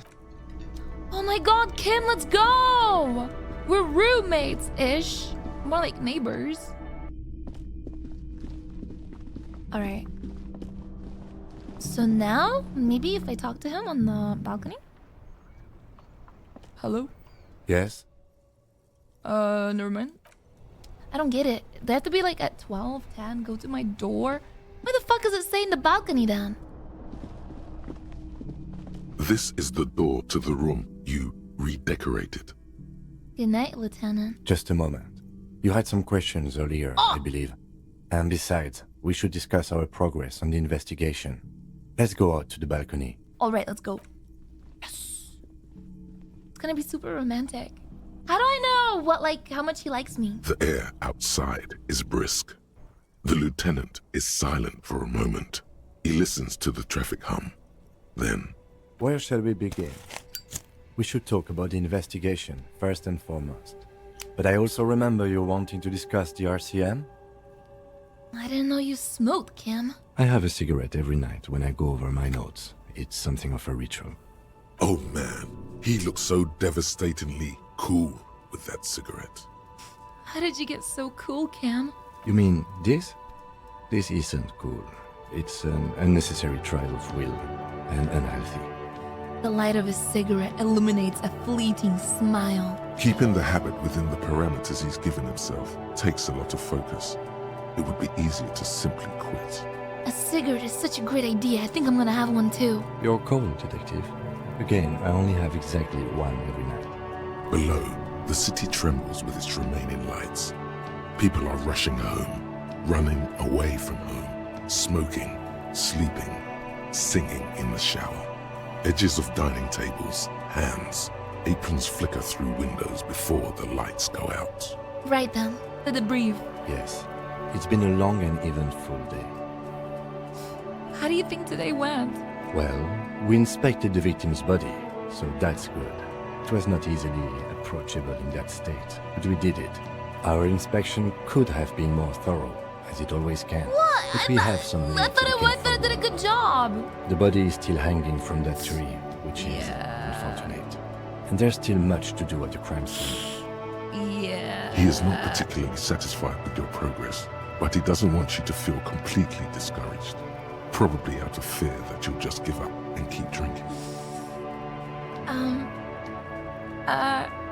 It's all part of the plan, starting from the outside and working back toward the scene of the murder. Yeah. Don't worry, Kim, I'll be in much better shape tomorrow. I look forward to that. As for the interviews, we weren't able to find the union leader, Everard Clare, much less interview him. Yes, so that's sir. in the to-do list for tomorrow. We tried to interview the Wild Pines rep, but she asked us to do something for her first. Fine, so be it. I have a feeling Joyce knows how dangerous the situation really is. We have to get her to talk to us. Above all, though, today was exhausting. What's with all the running? You run a lot. Is that a standard Precinct 41 practice? I have a really good theory about why you're running so fast, son. Just you wait until we get up tomorrow. I am training for a long distance run. I want to raise money for charity. It's impressive, especially for a man your age. And in those hills. He nods thoughtfully, tapping his finger in a cigarette. Nice shoes, by the way. I like the green. Goes with the orange. He looks at my snakeskin shoes and smiles. Does he like me? I feel like he likes me. He likes my shoes. So what are our powers exactly? The RCM? They're quite limited, actually. the power officers of the Revachol Citizens Militia exercise most frequently is imposing fines of up to 1,000 real for offenses, in accordance with an interdepartmental schedule. Whoa. Why not more? Wouldn't that be an easy power to abuse? Yes, although indirectly, as citizens can always request records from their local station. Officers of the RCM have been known to take bribes of less than the prescribed fine amount. It undermines trust in the RCM. 1,000? Why not more? The RCM's primary role is to ensure safety. We are not really supposed to play any part in the economic structure of Revachol. What else? We can arrest people, of course, but rather than bringing someone in directly, it's preferable to serve a station coldly. It prevents confusion and overcrowding. The police seem so weak in this game. What if someone resists? As you may have gathered from the fact that we are expected to carry a record of our kills, like the one in the watermarks, we are permitted to use whatever force is necessary. Yeah! And strongly admonished not to abuse that power. So if I kill someone while on duty... You have to supply compelling evidence for why it was necessary to use lethal force. In these cases, your partner is usually your witness. Oh. Not a good position to be in, by the way. Internal Affairs handles these cases thoroughly, by cross-examining you for inconsistencies. It is hard to cover for anyone, which is for the best. What happens to the people we convict? We don't convict. Oh. We arrest and send them to coalition government courts in Couron and La Delta. The prosecution works off our testimonies and records, which is why it's paramount to keep them. Who makes all these rules? The coalition government? Yes, the international community's mission in Revachol, and the moral intern more broadly. The RCM was formed by the coalition government to restore order in the international zone after the revolution. So we did. Now we attempt to maintain that order. No more, no less. After the revolution, so we're pretty fucking new. What the fuck? Or perhaps it is better to say we were allowed to form. It's a point of contention whether the citizens of Revachol or the coalition government founded the RCM. Let's say it was the... nothing. Silence. A great comment to such a conundrum. The Moral Intern, what is it? The Moralist International are the world's largest political organization. You know who they are. They have been running this place after the revolution failed. I really don't. That's how bad it is in here. Point to my head. Okay. They're a union of center-left and center-right parties across the Real Belt. Our coalition government is just one of its many projects. They also run the ICP, EPIS, most intergovernmental organizations in the world. Oh, what do you think of them? The moral intern are a fact. I try not to have opinions on facts until they change. And it doesn't look like that's about to happen. It is more than that. There's some kind of affection in him. You like them? Yes, I did, when I was younger. In my 20s, I considered myself a moralist. A blue forget-me-not, a piece of the sky. They're not all that bad. But the years have changed that. I don't know what I believe in now. No, I believe in the RCM. That's enough for me. What do they believe in? What do they believe in? They are Dolorians. They believe they continue the humanist project set forth by Her Innocence Dolores Day 4 centuries ago. Who's Others that? say they are just technocrats. A historic figure? The author of the modern age? You will have to look elsewhere for opinions. The subject of humanism is too abstract for me. The fuck are you, an AI? For you, she is something painful, though it's hard to say why. What is their symbol? Interesting question. It's a blue forget-me-not. Their motto is love, compassion, self-discipline. I think you can gauge what they want you to think of them from that. Something ominous. Something even a little feminine. But in a strict manner. I have an opinion on the moral intern. Do you? Oh, yeah. Fucking mutter silently. Immigrants, liberal, not gonna say that word, fucking men are turning into women. We're stooges of the world's biggest bourgeoisie organization protecting, I don't know that word, but I imagine it means rich? Burger? They've done an awful job here. Have you seen the place? This isn't humanism. Things are bad out there. We need them here, giving us the right to police Revachol. Yeah, I'm gonna suck up to him. In fact, we would need them even if you didn't think that way. It's not We a are real in what is world. called the twilight of international law. The laws we claim to enforce come from the MI. Without them, we are simply vigilantes. Well, maybe we should make our own law. Spoken like a revolutionary, not a cop. But hypothetical aside, in Martinez we already are vigilantes. At least the Union thinks so. I expect our job here to prove quite challenging. The lights of the orphan district are reflected in his glasses. The red and golden orbs of the motorway sliding like pearls on a string from east to west as Revachol commutes back to the suburbs. Tomorrow is Tuesday. No! Monday is over. No, not Tuesday. Say nothing, just look into the night. The dying lights of the city shimmer below. Slowly, like luminous clouds, they pass on his lenses. The lieutenant looks at his slim cigarette, contemplating the next drag. This soldier is the highlight of the day for me, he thinks. This little stick right here. What? Oh, he means a cigarette. I thought he meant me for a second. They really don't like us here. And the mouth on that kid, Kuno. It's different inland, in Jamrock and the GRIH. Why are they like this? It's our fault for leaving this place to the dogs, to the Union, to the company, not daring to come here more often. It's like I told you, this place is an orphan, fallen between the cracks. What about in Jamrock and the GRIH? We run this city.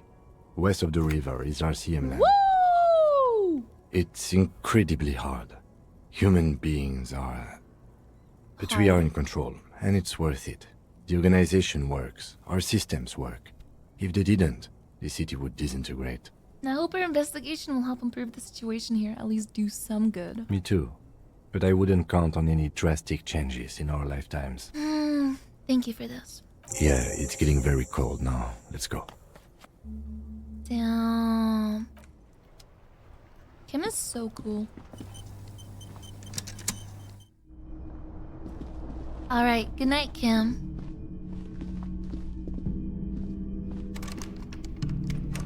Good night. See you in the morning. Right. Good night. Bye. Alright, boys. A mirror hangs on the bathroom wall. In it, your face, adorned with the expression. Wait. Use my chain cutters to fix the faucet. Stop steam from fogging up the mirror. The who? Chain cutter. A mirror hangs on the bathroom wall. Ah! In it, your face. Hold on, I think I have an interfacing thing too. Oh yeah. Oh yeah. A mirror hangs on the bathroom wall. Easy. In it, your face. The chain cutters slip out of your hands as you attempt to twist the faucet into place. Well, you know one thing for sure. You've probably never been a plumber. Okay, true. I can see that. What about this window? The window stands broken in its frame. Cold wind blows in. Assess the damage. The shards face outward. Whatever broke this window came from the inside. Did I break it with my own hands? A fine web of scarring covers the back of your right hand, but none of it is recent. What did this then? More likely a projectile than a held object. There are no fragments on the floor from pulling a tool back in after impact. Assess the size. It is too large for a bullet, yet too small for a piece of furniture. You're looking for something heavy and larger than your fist. The shoe you found on the balcony fits the hold almost as well as your foot. It would have also been heavy enough if thrown with force. Congratulations. You smashed the window with your own shoe. Maybe it wasn't me? You mean someone else took your shoe off and smashed the window with it? Well, I'm sure I had a good reason for it. Maybe I was trying to hit someone? And maybe, just maybe, you succeeded. We'll never know. Or maybe you were trying to smash your own reflection in the window pane. Alright, he went to bed, so now if I go down... I feel like Kuno's gonna be sleeping though, right? At this time. Let's see. Yo, dude. Unpaid labor doesn't net you any money. Alright. Oh shit, he's still here. Hey! Have you come to make your offering to Kuno? Hell yeah, check out this bizarre drug I found. Oh, not this dreamer shit again. Why do Kuno's bitches always try and bring Kuno that lame sha-la-la-la bang shit? Kuno's not a fucking witch doctor. It was only once. And you fucking asked me to nick it, Kuno. No, I didn't. It's fucking Kuno. Say it right, bitch. Say it like it's said. Pretty lame, Orionese name. Nowhere near Kuno. The thought crosses your mind, and Anyway, Kuno doesn't do that radioactive shit. Makes Kuno's dick fall off. Kuno's got a huge dick. Okay, what about let's rip some tar, Kuno? Okay, Porkson. Tar keeps Kuno sharp. Helps Kuno think. Kuno likes that brain boost shit. We're cool now, but don't be pulling this shit on Kuno, or Kuno's gonna have to beat the shit out of you again. Yo, we're cool again. Okay, well, I talked to Manana about the armor. So? He told me you promised to... Ooh, he said you're now the king of the entire Jamrock. Fuck, do I want to tell him the truth? He said to think he wasn't too keen on chasing down that armor anyway. You're the king of the entire Jamrock. North Jamrock? Kuno meant everything north of 881. The rooster fucked Kuno's words up. Kuno doesn't do south. Doesn't fuck with the madre. Kuno appreciates you recognizing him as the sovereign of Jamrock. Yeah. North Jamrock, that is. Kuno sent your fat ass running around like jello. Look, pig. Kuno sent you to rough some people up. Kuno played you. That happened. Now you and Kuno should move on. I will remember this, Kuno. You got fucked. You got fucked, pig. Fucked bad. Of course you're gonna remember this. What? I thought now we get were the fuck cool. out of here, Grief and the Kuno. After this shit, you better have something real interesting to say if you want to stay I called in you a Kuno's face. king. Yeah, real interesting. Well, I found your shack. You found Kuno's secret door to Kuno's secret shack. It was closed for 5,000 years. How the fuck did you get in? I phase shifted through the roofing material. Shit. Get the fuck out of here. You can't do that. Yes, I can. You can't do that, Kuno. He's trying to fuck at you again. Pigs can't displace. Can't do that teleport shit. He says to himself and turns to me. How did you like it in there, pig old boy? Kuno's got a lot of cool shit there, right? Is that my coat up there? I'm pretty sure it's mine. Is it? You got pretty fucked. Kuno's surprised you've still got your head after all that. After all what? Don't sweat it, drunk pig. Kuno will keep your nasty secrets. Kuno's not snitching. What did I do? He's saying you climbed up there. He probably saw you do it. What was with the pig head? Oh, that? Kuno decapitates pigs. What? That's just a Kuno demo tape. Cool, pig head. I liked it. I got one too. This one, point to my head. It's shit. What is this shit? Fucking on yourself. This is weird level shit. Kuno doesn't go there. Fuck your shit back to normal. What is this? I found a plate covered with powder residue. You know anything about it? That's where Kuno gets his daily hit of electric. Kuno Shazam. Kuno rides the fucking lightning in there, pig. Bet you'd like to ride the lightning too, wouldn't you? You feel tired and old, but you could have that sparkle in your eyes. What's with the tube of magnesium, Kuno? It's a vitamin, pig. Oh. Don't you know anything? He looks at me like I just pointed at the sun and asked what it was. You could use some. It's magnesium, right? Yeah, it's the mag.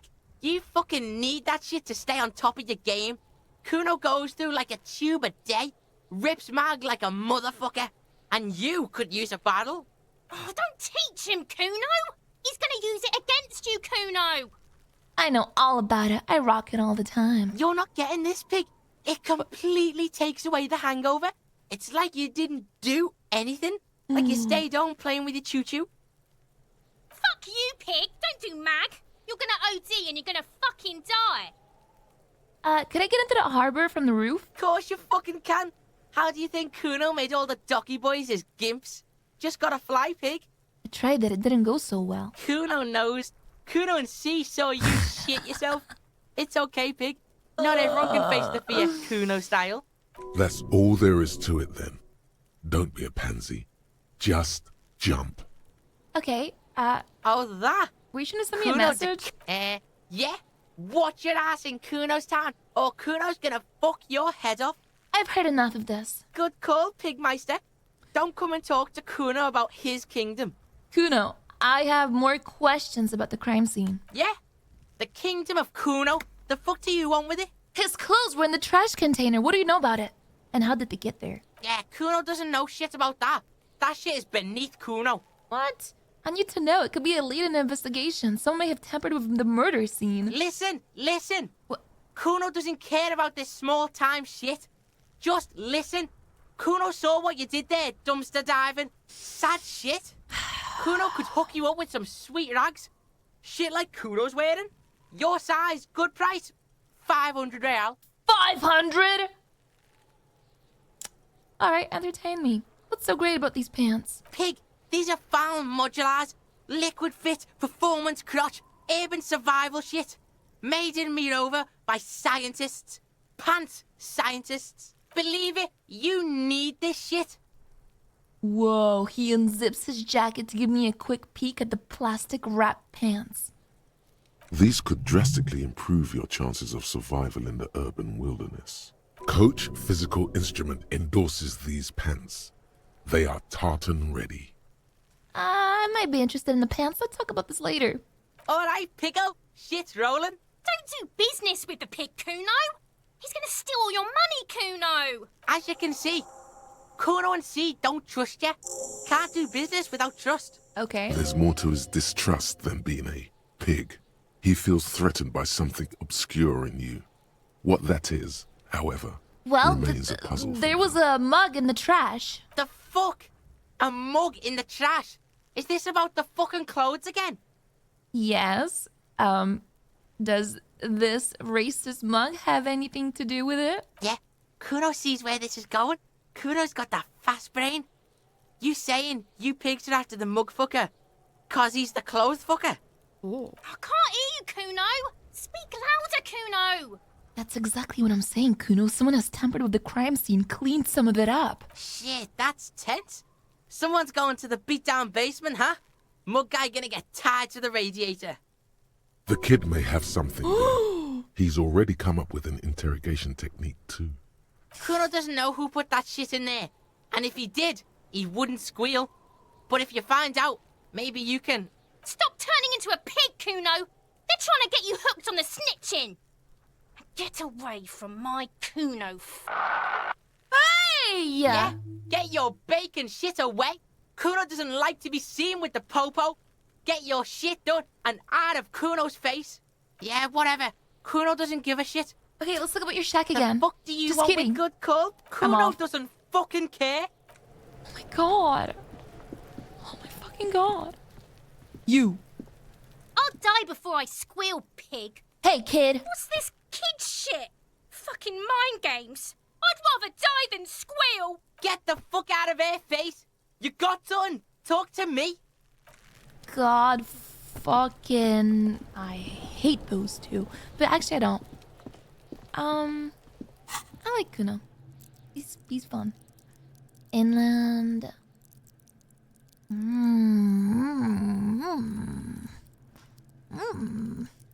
I feel like I should be spreading more, but I don't know. Authority. Connect to Station 41, understand cop culture. I feel like this is good for Kim, because he really likes being a cop. I could get a thought. True. I could get a thought. I just don't know if I want to, like, think. Where's my thoughts? I don't think this is a good one. It's just zoom out distance, which I don't know if I care much for. Unlock. Unlock. I had 2 skill points. Okay, let's do Lonesome Long Way Home. Let's trace your drunken steps back home, jump across the race channel, bridge south. I want to know about my past. And I also want to be a commie. I mean, I don't, but I'll research it. And now it's badge time. But first... Can I help you? Goodbye. I really want to sing. I just don't know how to get the fucking song. Hey! The door is closed. Still nothing. You should punch a fucking hole in it. You hear the murmur of blood in your... This fucking bitch is gone. What about Kim? Kim, wake up!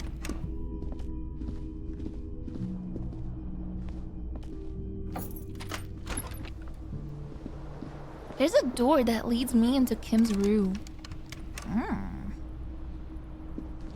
A mirror hangs on the bathroom wall. Alright, bed. The bed is cold and not particularly inviting, but it's yours. The sheets look awful. Crawling. The sheets feel at once coarse and clammy against your skin.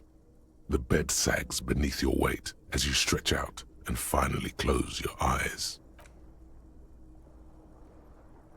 And then sleep. And then sleep doesn't come. But why? Maybe it's the bed's fault. Check the pillow. Its synthetic filling has separated into hard lumps. The pillowcase smells oddly. Ugh, check the blanket. It barely covers your toes, Oh God. stretching over your soft belly. This is your body here, intimate and warm, breathing. Under your thrumming eyelids, you see a dizzying array of colors.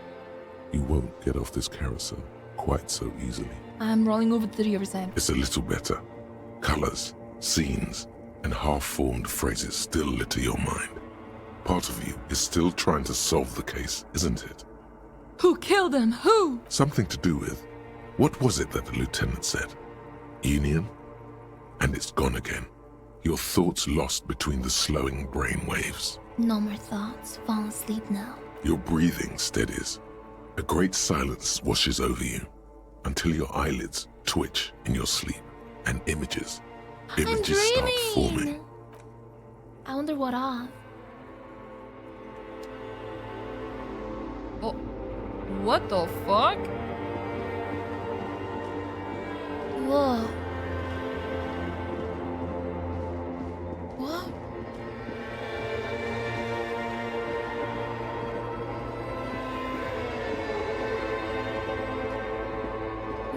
Wait, that's me. On a disco ball. Oh. Do you remember the scent of your childhood? I was born in a hospital people usually go to die. You're not kidding anyone, Harry. You don't remember shit. Tell me, do you remember your wife's hand on your face? Who? I was left. That's right, funky baby. And you just stood there. One hand on the bottle and the other on your dick. Watching her go. Let it all be dragged away from you. Tell me, where are your friends? Human beings have friends, Harry boy. Where the hell are yours? I can get it all back. No, it's gone. 3 times gone and never coming back. You failed. You failed me. You failed Elysium. What is Elysium? Everything. The pale and the useless. On the surface. The outer magnetosphere. Burning, furious truth. 8,000 years of written history. You really dropped the ball, Harry. 4.6 billion people. And you failed every single one of them.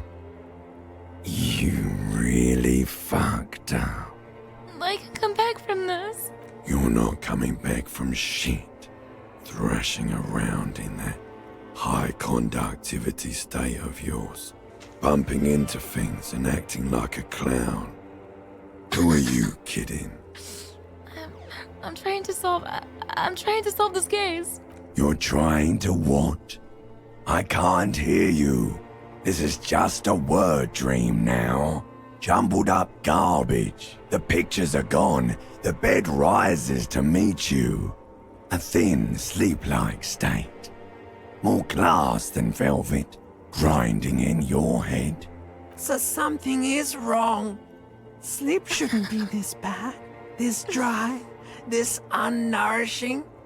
Oh, There's no. something wrong with your thoughts.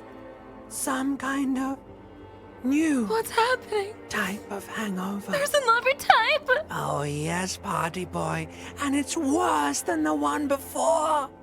Just think of the shit you saw. Here it comes too. So soon already. A silent alarm goes off in your head like clockwork. Barely let you sleep at all. Time to get those clothes on. No, no. Time to go to work in the shit factory. Don't wake me up. Oh my god. What the fuck? I feel like I didn't get any sleep. Wow. Good going, buddy. God. I just had the most beautiful dream, uplifting, rejuvenating. Really? Because you feel even worse this morning than you did last night. What the hell is going on with me? You mean, why are you so tired? Too tired and down to even think? It is worrying, isn't it? You can't be a detective like this. Detectives need to be able to think. No, that's not it. Really, I feel super good. That's not really true.